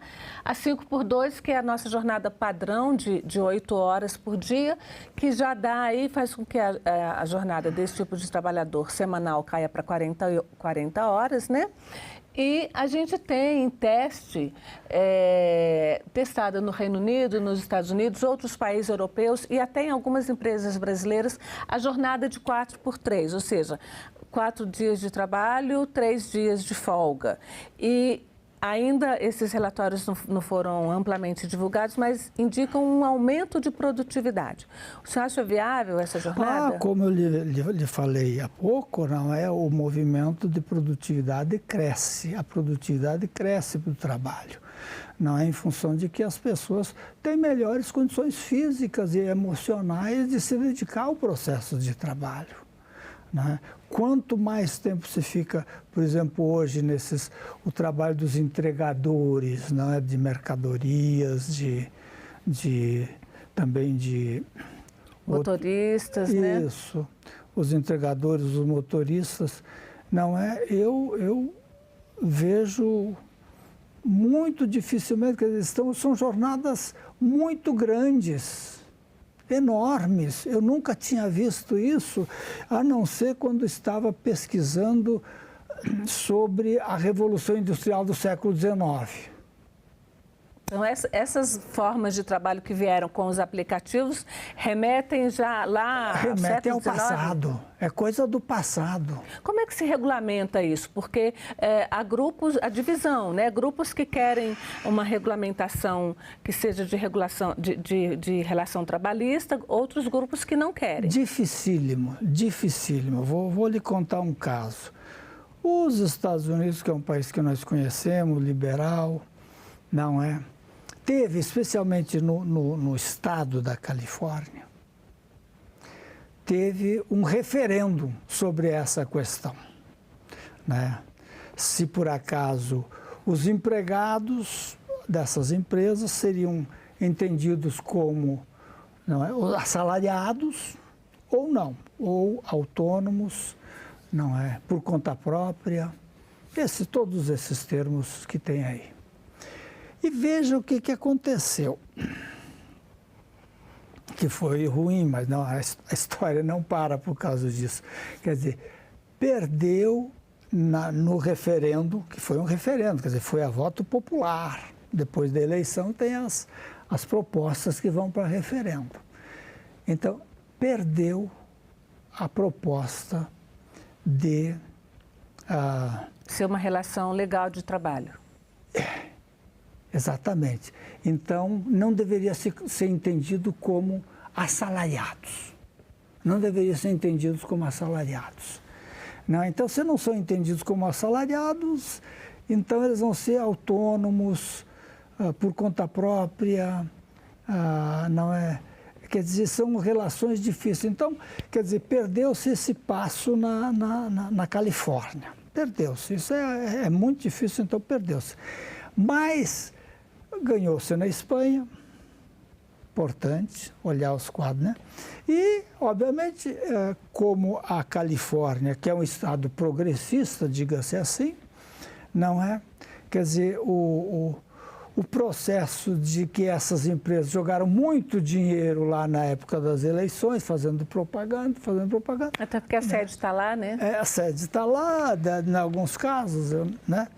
E então, tem os outros estados dos Estados Unidos que nós esperamos que coloquem em referendo e saia voto contrário. Sobre esse assunto, a gente tem aqui uma outra tela, exatamente para falar dessas novas formas de trabalho, que eu vou pedir ao nosso diretor para colocar aqui no nosso telão.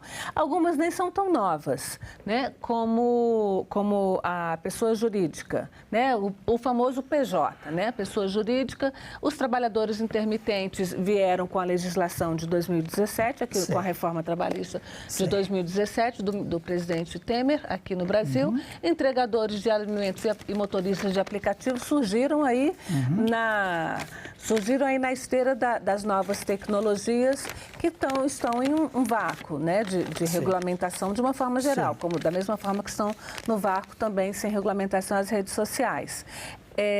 Como é que essa questão da pessoa jurídica, ela até hoje tem muitos casos na Justiça. Está lá no Supremo Tribunal Federal esperando uma decisão para ver como fica, né? Quando surgiu nos anos 1990, parecia ser assim, uma grande coisa para profissionais liberais, né? Advogados, jornalista não é profissional liberal, mas também achava que era na época e começaram a se fazer essas empresas de uma pessoa só, né? Como é que o senhor vê essa situação? É um avanço? Ela traz benefícios para os trabalhadores ou não? Olha, você citou a lei que foi do governo Temer, né, que trouxe todas essas novidades, ou grande parte dessas novidades para a gente, não é? E então, se nós olhamos historicamente, a gente vê um certo processo dos anos 90 para cá, nos anos 80, 50, houve muita formalização. E após, nós temos um processo de muita informalização no trabalho. Não é? Então, que informalização? Essas várias informalizações são detalhadas em lei ou que são estabelecidas vamos dizer, pelo tribunal, dependendo do tribunal, não é? E, então, esse processo de informalização na economia que nós estamos vendo hoje é um crescente processo de informalização na sociedade. Crescente, que vem atrás de PJs, de MEIs, de outras formas, né? Ou trabalhadores de aplicativos e que não têm uma relação de assalariamento com seus empregadores. Então, a informalização tem aumentado. Esse é o futuro? A gente caminha para isso mesmo? Olha, eu vejo sempre o futuro olhando no seguinte sentido, não é? O futuro é a luta social que determina como que vai ser o futuro, né? A luta social, especialmente por parte de quem trabalha 4, 8, 10 horas ao dia e que na sua organização, através dos sindicatos, através das várias organizações da sociedade, chega a definir um horário com uma melhor proposta, estabelecer em determinados lugares a negociação e conseguir que seja implementado, né? Agora, essa desorganização, ela não enfraqueceu os sindicatos? As pessoas hoje lutam de uma forma mais independente. A gente vê os jovens saindo de empregos, a gente vê os jovens buscando empregos, os que têm uma formação mais refinada, empregos com menor tempo de trabalho, mas a grande massa não, né? Sem sindicatos, como fica? Eu esperaria uma posição muito firme do mundo sindical, porque eles se definem como o sindicato, enfim, aquela organização que defende o trabalho e o trabalhador. Então, nesse momento, é importante que o sindicato assuma essa posição de defesa, né? Se não assumir, isso vai ser uma perda de força, quer dizer, aquele movimento social que leva, por exemplo, no caso do VAT, né, a vida após o trabalho, né, não tem necessariamente um suporte sindical, mas pode ter um suporte parlamentar, e isso é importante, eu esperaria, e seria uma coisa que engrandeceria o nome do Senado Federal brasileiro, né, que aprovasse legislações que reduzissem jornada sem reduzir o trabalho e reduzindo dessa maneira o processo de informalização na sociedade. Professor, a gente vê muito, principalmente em lugares de comércio públicos, grandes supermercados, grandes lojas varejistas, às vezes a gente ouve no microfone colaborador, não sei o quê, se dirija a tal seção, colaborador, se dirija... Quer dizer, a gente riscou do dicionário as palavras patrão e empregado, agora é colaborador, assistente, auxiliar, por que se riscou a palavra empregado, as palavras empregado e patrão? Não sei, mas eu creio que isso tem vida curta. Tem vida curta. É o que eu estava tentando lhe colocar antes, que o processo de informalização na sociedade brasileira, na sociedade do trabalho, está crescente. Está crescente, não é? Então, a informalização, entra essas coisas assim que você mencionou, entram pejotização, entram outros termos assim que terminam tirando da bolsa do trabalhador e da trabalhadora, né? A gente teve aí também mudanças na área de previdência. Como é que ficam, esses trabalhadores informais, eles não pagam previdência? Pois é, esse é um problema sério. É parte do processo que eu lhe dizia, a sociedade brasileira dos anos 80 para cá está caminhando por um lado de muita informalidade, muita informalização, o que não beneficia os trabalhadores, não fortalece o mundo do trabalho, não é? Mas também pode ser termos de reivindicações sociais, né? O senhor falou no papel dos sindicatos. O senhor acredita que os sindicatos possam retomar um papel de liderança de trabalhadores que já tiveram? Eu não só acredito, como estou trabalhando nesse sentido, estou lutando nesse sentido. Eu acho que os sindicatos têm que assumir as lutas sociais, não é? As lideranças sindicais, masculinas e femininas, a composição geral do sindicato, né? Tem que assumir essas batalhas, né? E só assim nós vamos ter, digamos, efetivos avanços sociais, por exemplo, com redução da informalidade, com avanços das jornadas menores e duração menor, e jornadas também sem redução de salário. Eu sempre acrescento isso, porque se é para reduzir a jornada reduzindo o salário, aí não. Essa proposta do senador Paim, que é uma redução de 44 para 40 horas, e a partir daí começar a reduzir 1 hora por ano até chegar a 36 horas. O senhor acha isso viável? Eu acho viável, acho interessante essa proposta. Eu vejo um pouco mais de dificuldade essa coisa de implementar 1 hora por ano, porque o mundo do trabalho é um mundo muito fixo, né? Todo dia você levanta e diz, eu tenho que trabalhar, né? Então você pega o chapéu e vai. né? Agora, então, mudou, esse ano mudou, então hoje não tem trabalho, é 1 hora a menos. Então, acho um pouquinho complicado só essa segunda parte, né? Mas também acho que seria possível de resolvê-la através, digamos, de diminuir 4 horas no primeiro momento, depois, num segundo momento, digamos, passado um determinado tempo, mais 4 horas. Então, só esse é o meu... Né, eu gostaria de cumprimentar o senador Paim, gostaria de cumprimentar o senador Paim por esse projeto de lei. Seu conterrâneo, né? Conterrâneo também tem isso. Né? Professor Sérgio, muito obrigada pela sua presença aqui na Agenda Econômica. Vamos, então, ver como se esse mundo do trabalho se desenrola aí nesses próximos anos, né? Agradeço, viu? Obrigada, professor. E agradeço também a você que nos acompanhou até aqui. Esse programa está no site senado.leg.br/TV e no canal da TV Senado no YouTube. Aproveita e se inscreva no canal e curta a programação. Até a próxima Agenda Econômica.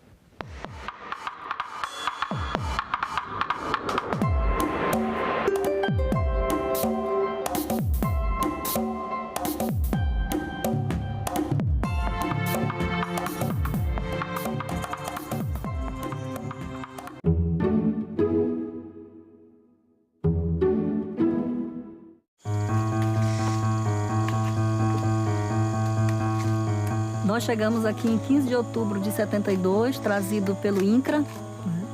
Viemos de avião da FAB. Começou a adoecer umas crianças e aí o meu pai quis voltar e a minha mãe disse que não, né? Que nós iríamos ficar porque tudo que a gente tinha em Santa Catarina nós tínhamos vendido. Tela Brasil, neste sábado, 7h30 da noite, aqui na TV Senado. Próxima estação, ao acordar, quedar na imensidão de pedra e... O 7 cordas brasileiro, né? Ele é um instrumento que vem exatamente com esses componentes de samba, de chorinho. No meio da rua, na minha morada, madrugada escura. A minha vida inteira eu vi ele dali de baixo. E hoje eu vou ver ele ali em cima, ao meu lado. A estrela que eu procuro não vai se apagar, jamais vai se apagar. O meu violão 7 cordas, eu sempre gostei de trazer essa bagagem toda desde menino, desde os 8 anos de idade que eu toco violão, que eu comecei a estudar. Vai se apagar, jamais vai se apagar, nunca vai se apagar o brilho dessa... A expressão BRIC, sem o S, teve origem no início dos anos 2000, quando um economista quis descrever um grupo de países emergentes com um grande futuro na economia. Ele falava de Brasil, Rússia, Índia e China. Os líderes dessas nações realizaram uma reunião informal em 2006, mas a primeira cúpula oficial do grupo foi realizada em 2009 na Rússia. Já em 2011, a África do Sul se incorporou ao grupo e o nome passou a ser BRICS. Uma nova ampliação ocorreu em 2024, com a entrada de Arábia Saudita, Egito, Emirados Árabes Unidos, Etiópia e Irã. Desses países, só a Arábia Saudita ainda não formalizou a sua adesão ao grupo. Por último, em 2025, foi oficializada a entrada da Indonésia.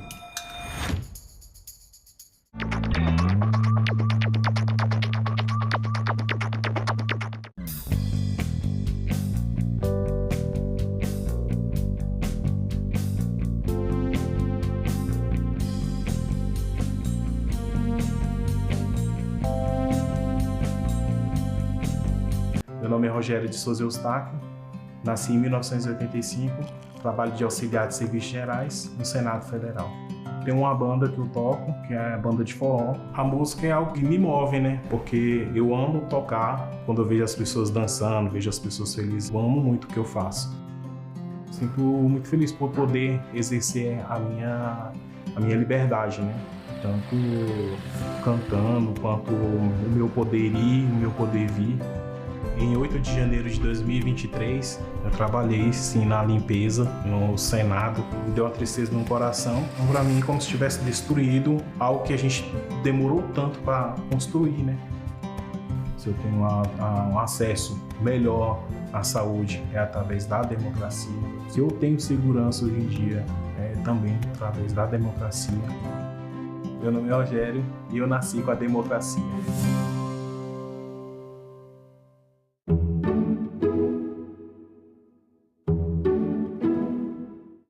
O programa a seguir é livre para todos os públicos.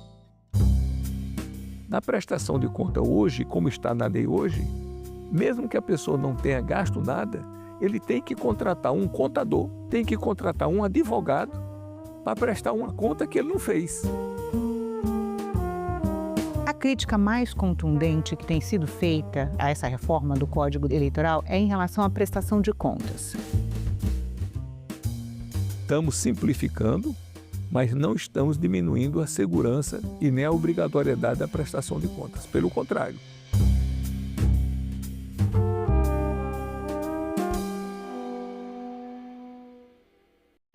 Seja bem-vindo, senador Marcelo Castro. Muito obrigada pela presença. A gente hoje vai conversar sobre a reforma do Código Eleitoral. O senhor é relator do projeto desde 2023. Qual é a maior mudança que o senhor acredita que essa reforma do Código Eleitoral vai trazer para o sistema político brasileiro? Renata, esse código, ele é, na realidade, uma consolidação de toda a legislação eleitoral e partidária existente hoje. Então, são 7 leis que vão ser consolidadas numa lei só, o novo Código Eleitoral. Então, esse código sendo aprovado, que ele já foi aprovado na Câmara, nós queremos aprovar agora no Senado, ele retornará para a Câmara porque estamos fazendo modificações, e sendo aprovado na Câmara, qualquer coisa que a pessoa queira saber, a partir da sua publicação, sobre legislação eleitoral ou partidária, ele tem uma lei só para ele tirar todas as suas dúvidas e seguir aquela lei. Então, vemos assim como um avanço muito grande nessa questão da legislação eleitoral. Agora, a inovação que eu reputo a maior, digamos assim, a mais transformadora, a mais revolucionária, que é uma luta antiga das mulheres, é criar reservas de cadeiras, reserva de vagas para as mulheres. Hoje existe reserva de candidatura, um percentual mínimo de candidatura que cada partido tem que ter nas eleições. Hoje a legislação obriga que todo partido, né, tem que candidatar pelo menos 30% de mulheres. Ou seja, se um partido apresentar 10 candidatos, 3 têm que ser mulheres. Por hipótese, se apresentasse 100 candidatos, 30 teriam que ser mulheres. Mas isso não tem dado bons resultados. Isso não tem feito com que as mulheres tenham uma participação maior na política. E isso é uma situação que eu entendo que é inaceitável. Por quê? Nós temos a maioria da população feminina. E o Brasil, infelizmente, que é uma situação constrangedora para todos nós brasileiros, nós somos um dos países do mundo que temos uma das menores participações femininas na política do mundo inteiro. Até a última vez que eu pesquisei, essa pesquisa não é super recente, digamos assim, tem uns 6 meses, 1 ano, o Brasil era o 137º país do mundo que tinha uma menor participação feminina na política. No dia a dia, a gente não vê essa discriminação tão grande contra as mulheres. Mas quando vamos para a política, a situação realmente não dá para explicar o Brasil ter uma representação tão pequena. Hoje, Renata, nós temos no Brasil, hoje, mais de 700 municípios brasileiros que não têm uma mulher vereadora. Nós temos aproximadamente 1.600 municípios que só tem uma mulher nas câmaras de vereadores. Com a lei que eu estou propondo, a reserva de vagas, nós teremos nos parlamentos do Brasil inteiro, nas câmaras municipais, na Assembleia Legislativa e na Câmara Federal, pelo menos 20% de mulheres. Ou seja, o menor município do Brasil, que são 9 vereadores, nós teríamos pelo menos 2 mulheres, seriam 7 homens, pelo menos, e 2 mulheres. Claro que pode ser 2, pode ser 3, pode ser 4, pode ser até 9. Mas não teria nenhuma Câmara de Vereadores no Brasil que não tivesse 2 mulheres. Senador, o senhor acredita que já há um consenso sobre a necessidade de haver uma reserva de vagas para mulheres? Reserva de cadeiras? Aqui no Senado, acredito que sim. Eu acho que nós não vamos encontrar dificuldade aqui no Senado de aprovar isso daí. E acho que essa inovação foi feita aqui no Senado. O projeto que veio da Câmara não trouxe essa reserva de vagas. Essa reserva de vagas está sendo criada agora na minha relatoria. Mas seria para as eleições proporcionais. Para o Senado, o senhor não vai mexer? Só para as eleições proporcionais. Porque toda a briga são nas eleições proporcionais. Porque a eleição majoritária não tem como. Cada um vai disputar e cada um vai ser eleito e o eleitorado é que vai decidir. Nas eleições proporcionais é que nós queremos que tenha uma participação mínima. Por quê, Renata?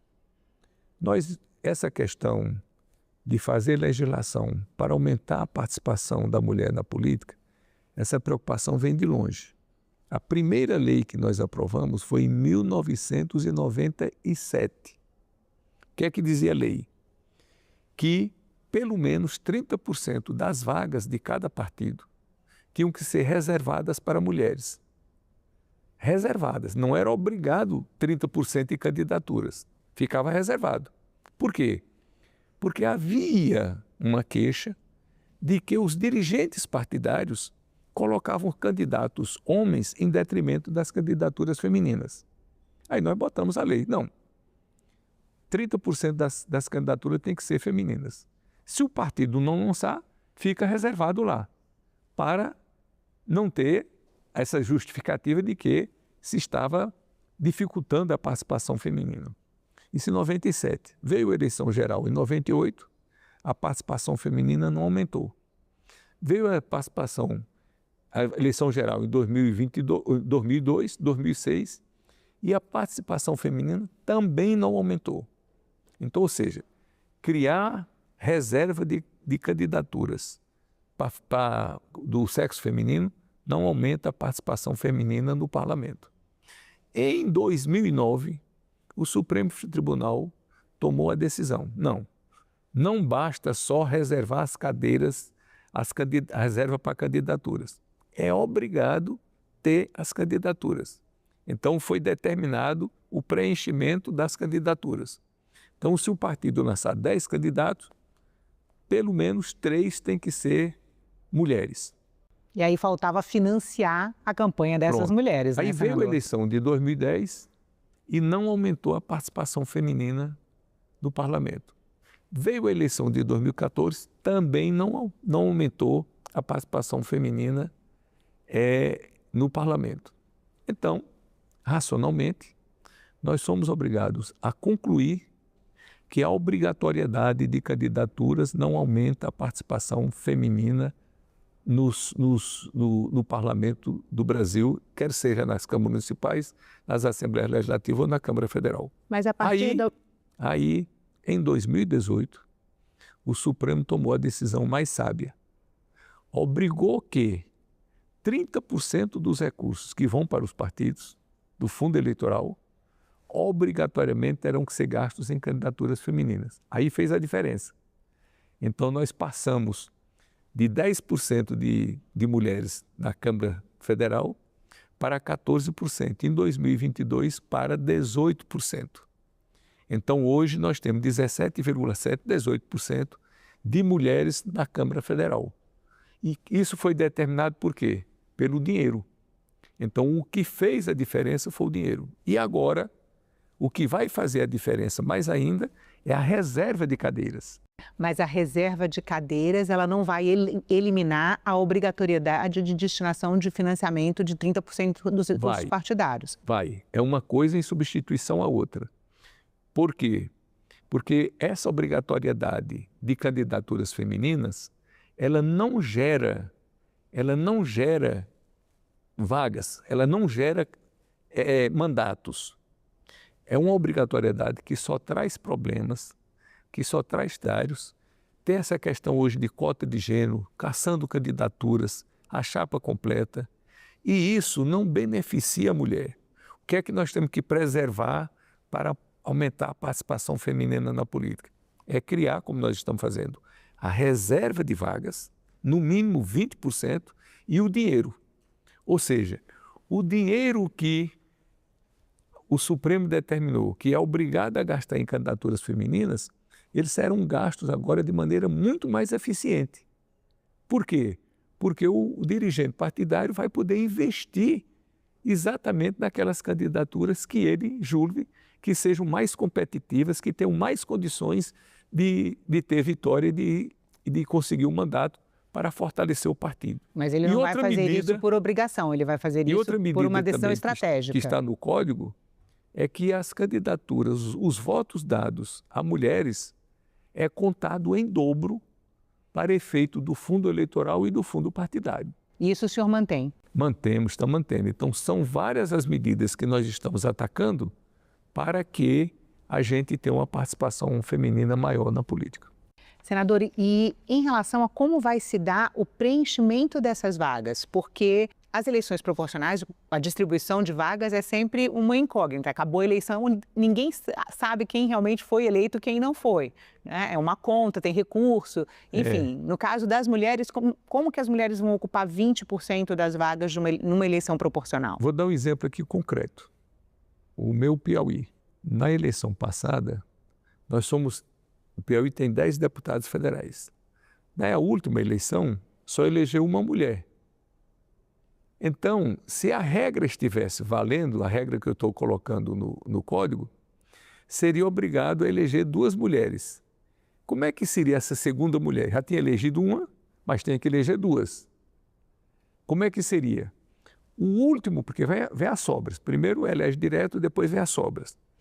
O último deputado eleito na sobra, quer dizer, o 10º, vai se fazendo a sobra, o 8º, o 9º, o 10º, o último eleito, aquele partido que elegeu o último deputado eleito, o deputado seria substituído, a cadeira dele de homem por uma mulher.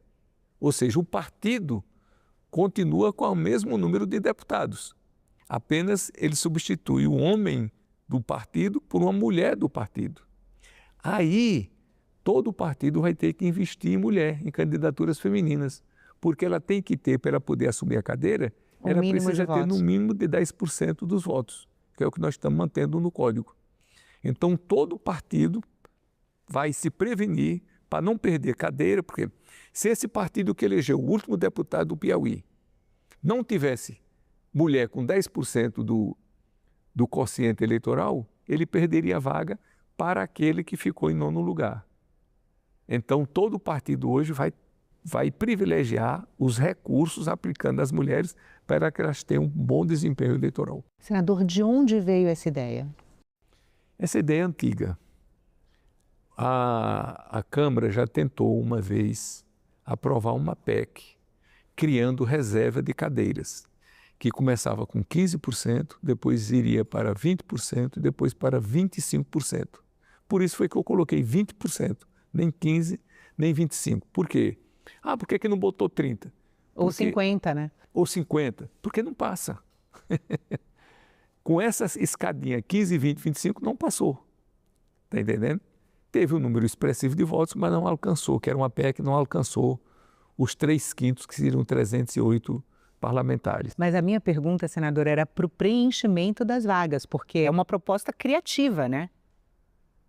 Para conseguir preencher as vagas com mulheres, garantir que o partido vá ter mulheres com quociente eleitoral para ocupar aquela vaga que vai ser de uma mulher, que ele já sabe que vai ser. Essa ideia foi até da senadora Elisiane, de exigir 10%, já se pensou até em 20%, para obrigar os partidos a investirem nas candidaturas femininas, para as mulheres terem muito voto.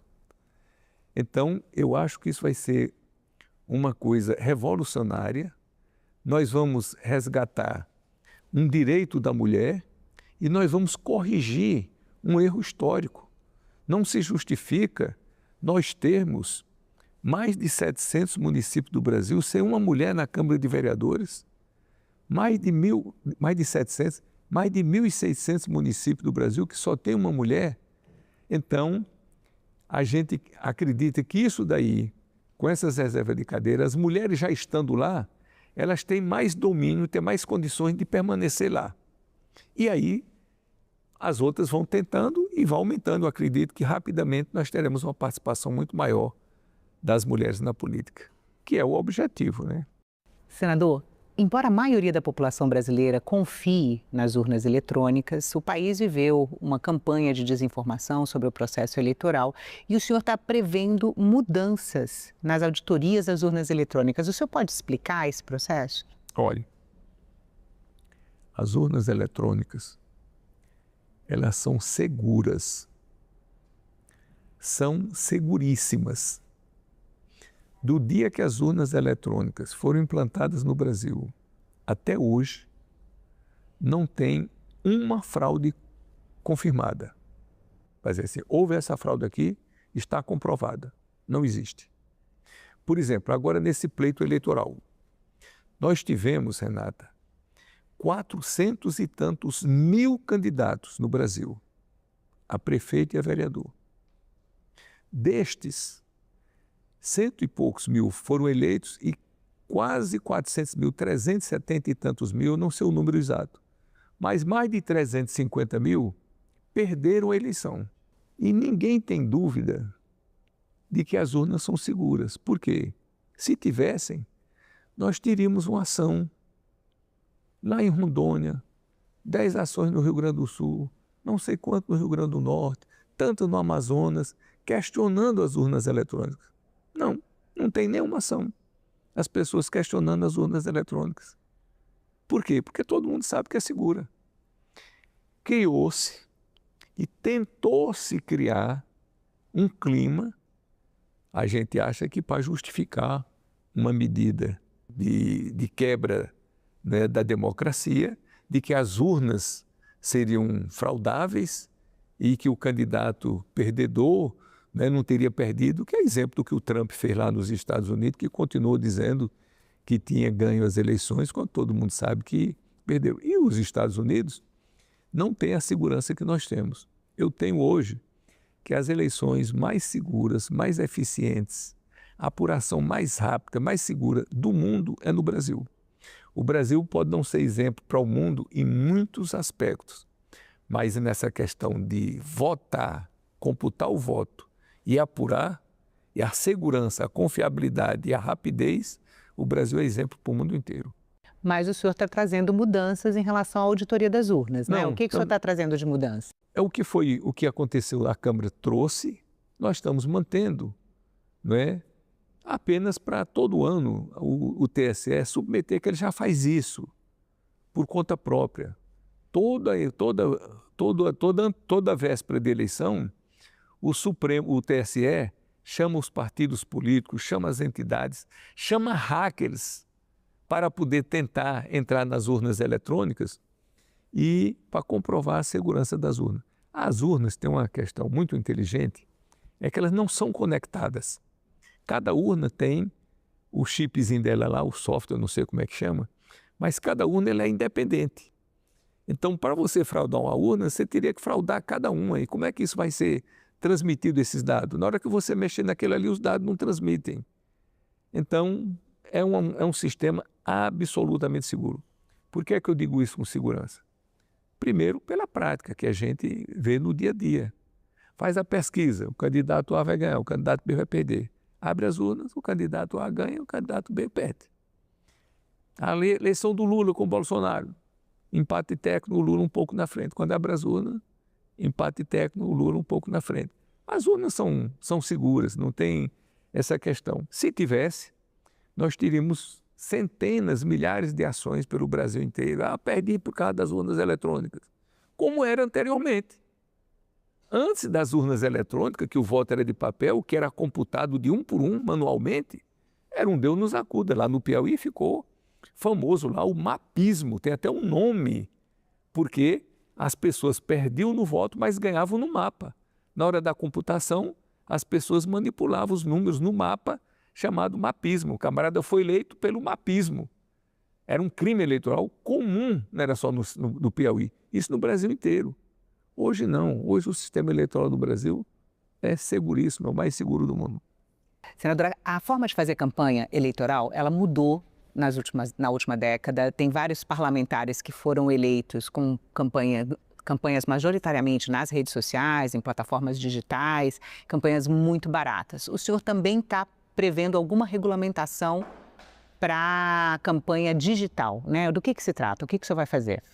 Bom, esse é um problema que é uma preocupação hoje de todo o TSE, de toda a Justiça Eleitoral, e é uma preocupação hoje do Brasil e do mundo, principalmente por causa da inteligência artificial, dessas fake news que são difundidas. O senhor acredita que uma medida dessa pode impedir uma campanha de desinformação? Não pode, mas fica fácil de você punir porque a lei está prevendo. E a pessoa sabe, quer dizer, e a pessoa vai saber que aquilo é fruto de inteligência artificial, porque na hora que sair, é obrigado, está escrito lá. Se não tiver fraude, o candidato vai ser condenado. Pode, inclusive, perder o mandato se for eleito, porque utilizou de uma fraude para poder se beneficiar eleitoralmente. Então, isso nós estamos abordando com muito cuidado, com muito rigor, porque é uma legislação nova, porque é uma circunstância nova, e evidentemente que nós vamos ter que aprimorar isso ao longo do tempo, porque é uma coisa nova que nós não éramos acostumados a lidar com isso. A crítica mais contundente que tem sido feita a essa reforma do Código Eleitoral é em relação à prestação de contas, que ela acabaria com a prestação de contas das campanhas políticas. O senhor pode explicar? Posso. O que é que ocorre? A Câmara aprovou o novo Código Eleitoral e trouxe uma situação que daria margem a críticas, que seria o seguinte: o partido apresenta as contas. Se, no prazo de 180 dias, o parecerista do tribunal não der o parecer, as contas estão aprovadas. Evidentemente que isso foi um equívoco que a Câmara fez e nós corrigimos. Não. Se nós mudamos o prazo, ao invés de 180 dias, nós botamos 360 dias e colocamos assim: se em até 360 dias o parecerista não der o seu parecer, as contas irão para o tribunal com parecer favorável. Porque também a pessoa não pode ser prejudicada porque o técnico não deu o parecer. Aí, quem vai julgar? O tribunal, com o parecer favorável dado por quê? Por decurso de prazo. Quer dizer, não houve o parecer e o tribunal vai entender, né, que, na verdade, é mais para que o técnico dê o seu parecer no tempo hábil. E nós estamos criando uma simplificação para a prestação de contas. Então, valores pequenos que são gastos em eleições, até R$25 mil, que é um valor ínfimo diante do que se gasta numa campanha eleitoral, aí é um sistema bem simplificado. Nos inspiramos no imposto de renda, que de primeiro o imposto de renda tinha, né, o imposto simplificado e tinha o imposto, a declaração normal e a declaração simplificada. A pessoa tem um emprego só tem uma fonte de renda. Então aquilo é muito fácil para ele, é uma linha, né? Ganhou tanto, pagou tanto, estamos concluídos, aquilo é um sistema simplificado. Então tem gente que faz campanha eleitoral no interior, candidato a vereador, que não tem despesa nenhuma. Ora, se a pessoa não teve nenhuma despesa, como é que ele vai prestar conta? Então o que é que nós estamos colocando? Que ele apenas junta, aí ele abriu a conta e junta o extrato que não teve movimentação da conta. Pronto, está prestado conta. Na legislação de hoje... Você está criando uma prestação de conta simplificada, é isso? Simplificada. Na prestação de conta hoje, como está na lei hoje, mesmo que a pessoa não tenha gasto nada, ele tem que contratar um contador, tem que contratar um advogado para prestar uma conta que ele não fez. E aí, se ele não prestar a conta com o contador e com o advogado, o tribunal ainda o torna inelegível, como não tendo prestado contas. Evidentemente que isso é um exagero, isso é um excesso, e que nós estamos corrigindo. Estamos simplificando, mas não estamos diminuindo a segurança e nem a obrigatoriedade da prestação de contas. Pelo contrário, as contas agora terão muito mais chance de ser analisadas, porque aquelas contas que não houve já estão aprovadas automaticamente. As contas que foram pequenas, até R$25 mil, essas terão um sistema simplificado. Fica fácil. Dificilmente uma pessoa vai tentar burlar uma prestação de conta no valor de até R$25 mil. Então, os tribunais vão se concentrar nas contas realmente que são grandes. Pessoa que gasta 5 milhões, 10 milhões de reais, dependendo do cargo que esteja disputando. Então, sobre essas daí é que haverá, sem nenhuma dúvida, um controle maior. Senador, muito obrigada pela entrevista. Sempre às ordens, foi um prazer grande estar aqui com você, Renata, e sempre à disposição.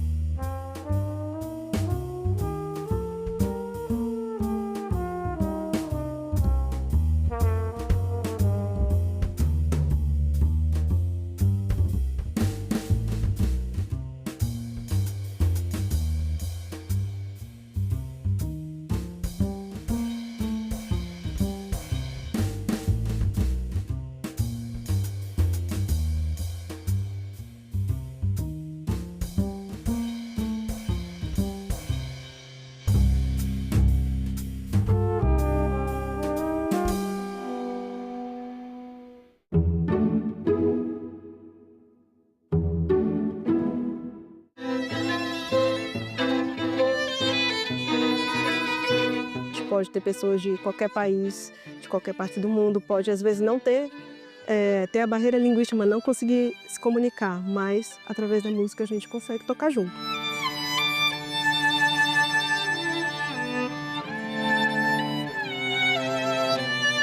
Concertos em Geral, neste sábado, 6h, aqui na TV Senado. Se a branquitude é hegemônica, é porque ela é mais competente, não é? Porque ela é mais inteligente. Se a negritude está subalternizada, é porque ela é inferior, é porque ela é... Esse era o pacto racial que estava em vigor. A discussão mais importante hoje, eu acho que não é o dar voz, mas é o conferir visibilidade a vozes que estão submersas, que estão num subterrâneo da história. E quando a gente confere visibilidade a essas vozes, incomoda. E por isso que as pessoas usam camisas, né? De a casa grande pira quando a senzala aprende a ler. Porque é trazer essas vozes para a superfície. E ao trazer essas vozes para a superfície, a cultura dos privilégios ela não é automaticamente destruída, porque isso não é simples, mas ela é desestabilizada como única possibilidade.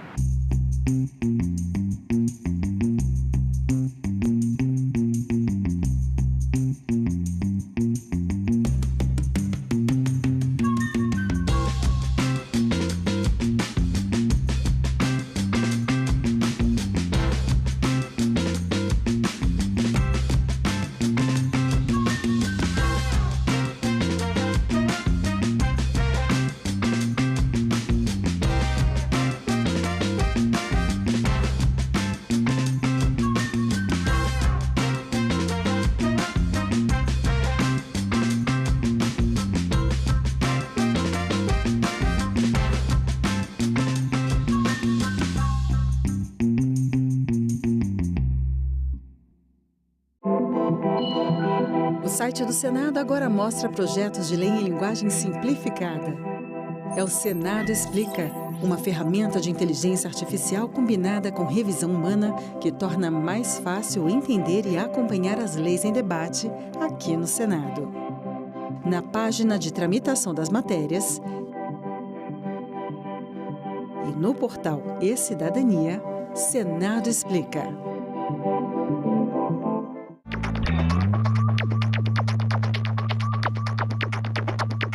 A gente também fala tupi. Pernambuco é uma palavra de origem tupi, formada por Paranã, que quer dizer mar, mais umbuca ou puca, que significa furo. Logo, Pernambuco seria mar furado, ou buraco que o mar fez, isto é, uma pedra furada por onde o mar entra. Era um termo comum usado em toda a costa do Nordeste, para lugares onde havia recifes, como o local onde hoje está a cidade do Recife. A gente também fala tupi.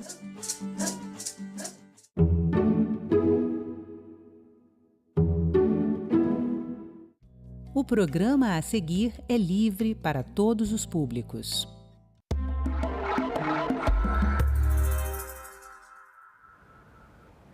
A popularização das plataformas de apostas online aumentou o acesso dos brasileiros aos jogos de azar.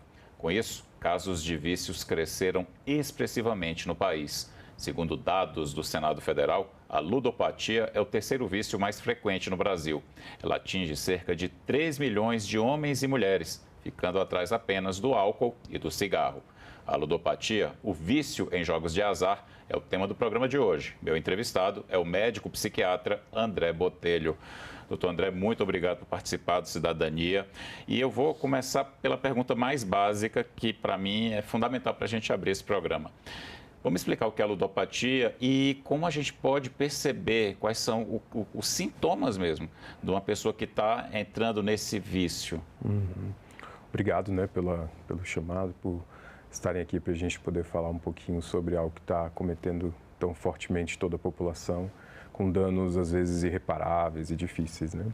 A ludopatia, que já foi classificada dentro do nosso CID e do DSM, que seja o nosso Código Internacional de Doenças, é classificado como transtorno do jogo patológico, onde a gente, na verdade, vai classificar o jogar que se torna uma doença quando por mais de 12 meses a gente começa a apresentar alguns sintomas que abrangem vários nichos, né, do campo, tanto psíquico quanto social, emocional, afetivo, laboral.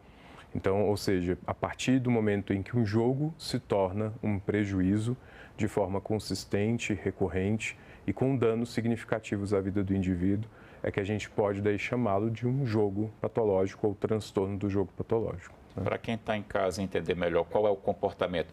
Não, a pessoa em si às vezes não percebe, mas uma esposa perceber no marido ou um pai perceber no filho adolescente, quais são os comportamentos que a gente tem que ficar atento? O primeiro é o tempo em que é desprendido para o jogo, em que há o jogo em detrimento de. Então, por exemplo, quando eu passo para o jogo acontecer, deixar de ir para o trabalho, deixar de dar atenção para a família, o jogo se torna o grande fundamento da vida daquele indivíduo, ele se torna uma prerrogativa, é a parte principal da vida dele. Mas um dos principais em relação aos jogos de azar são os gastos econômicos.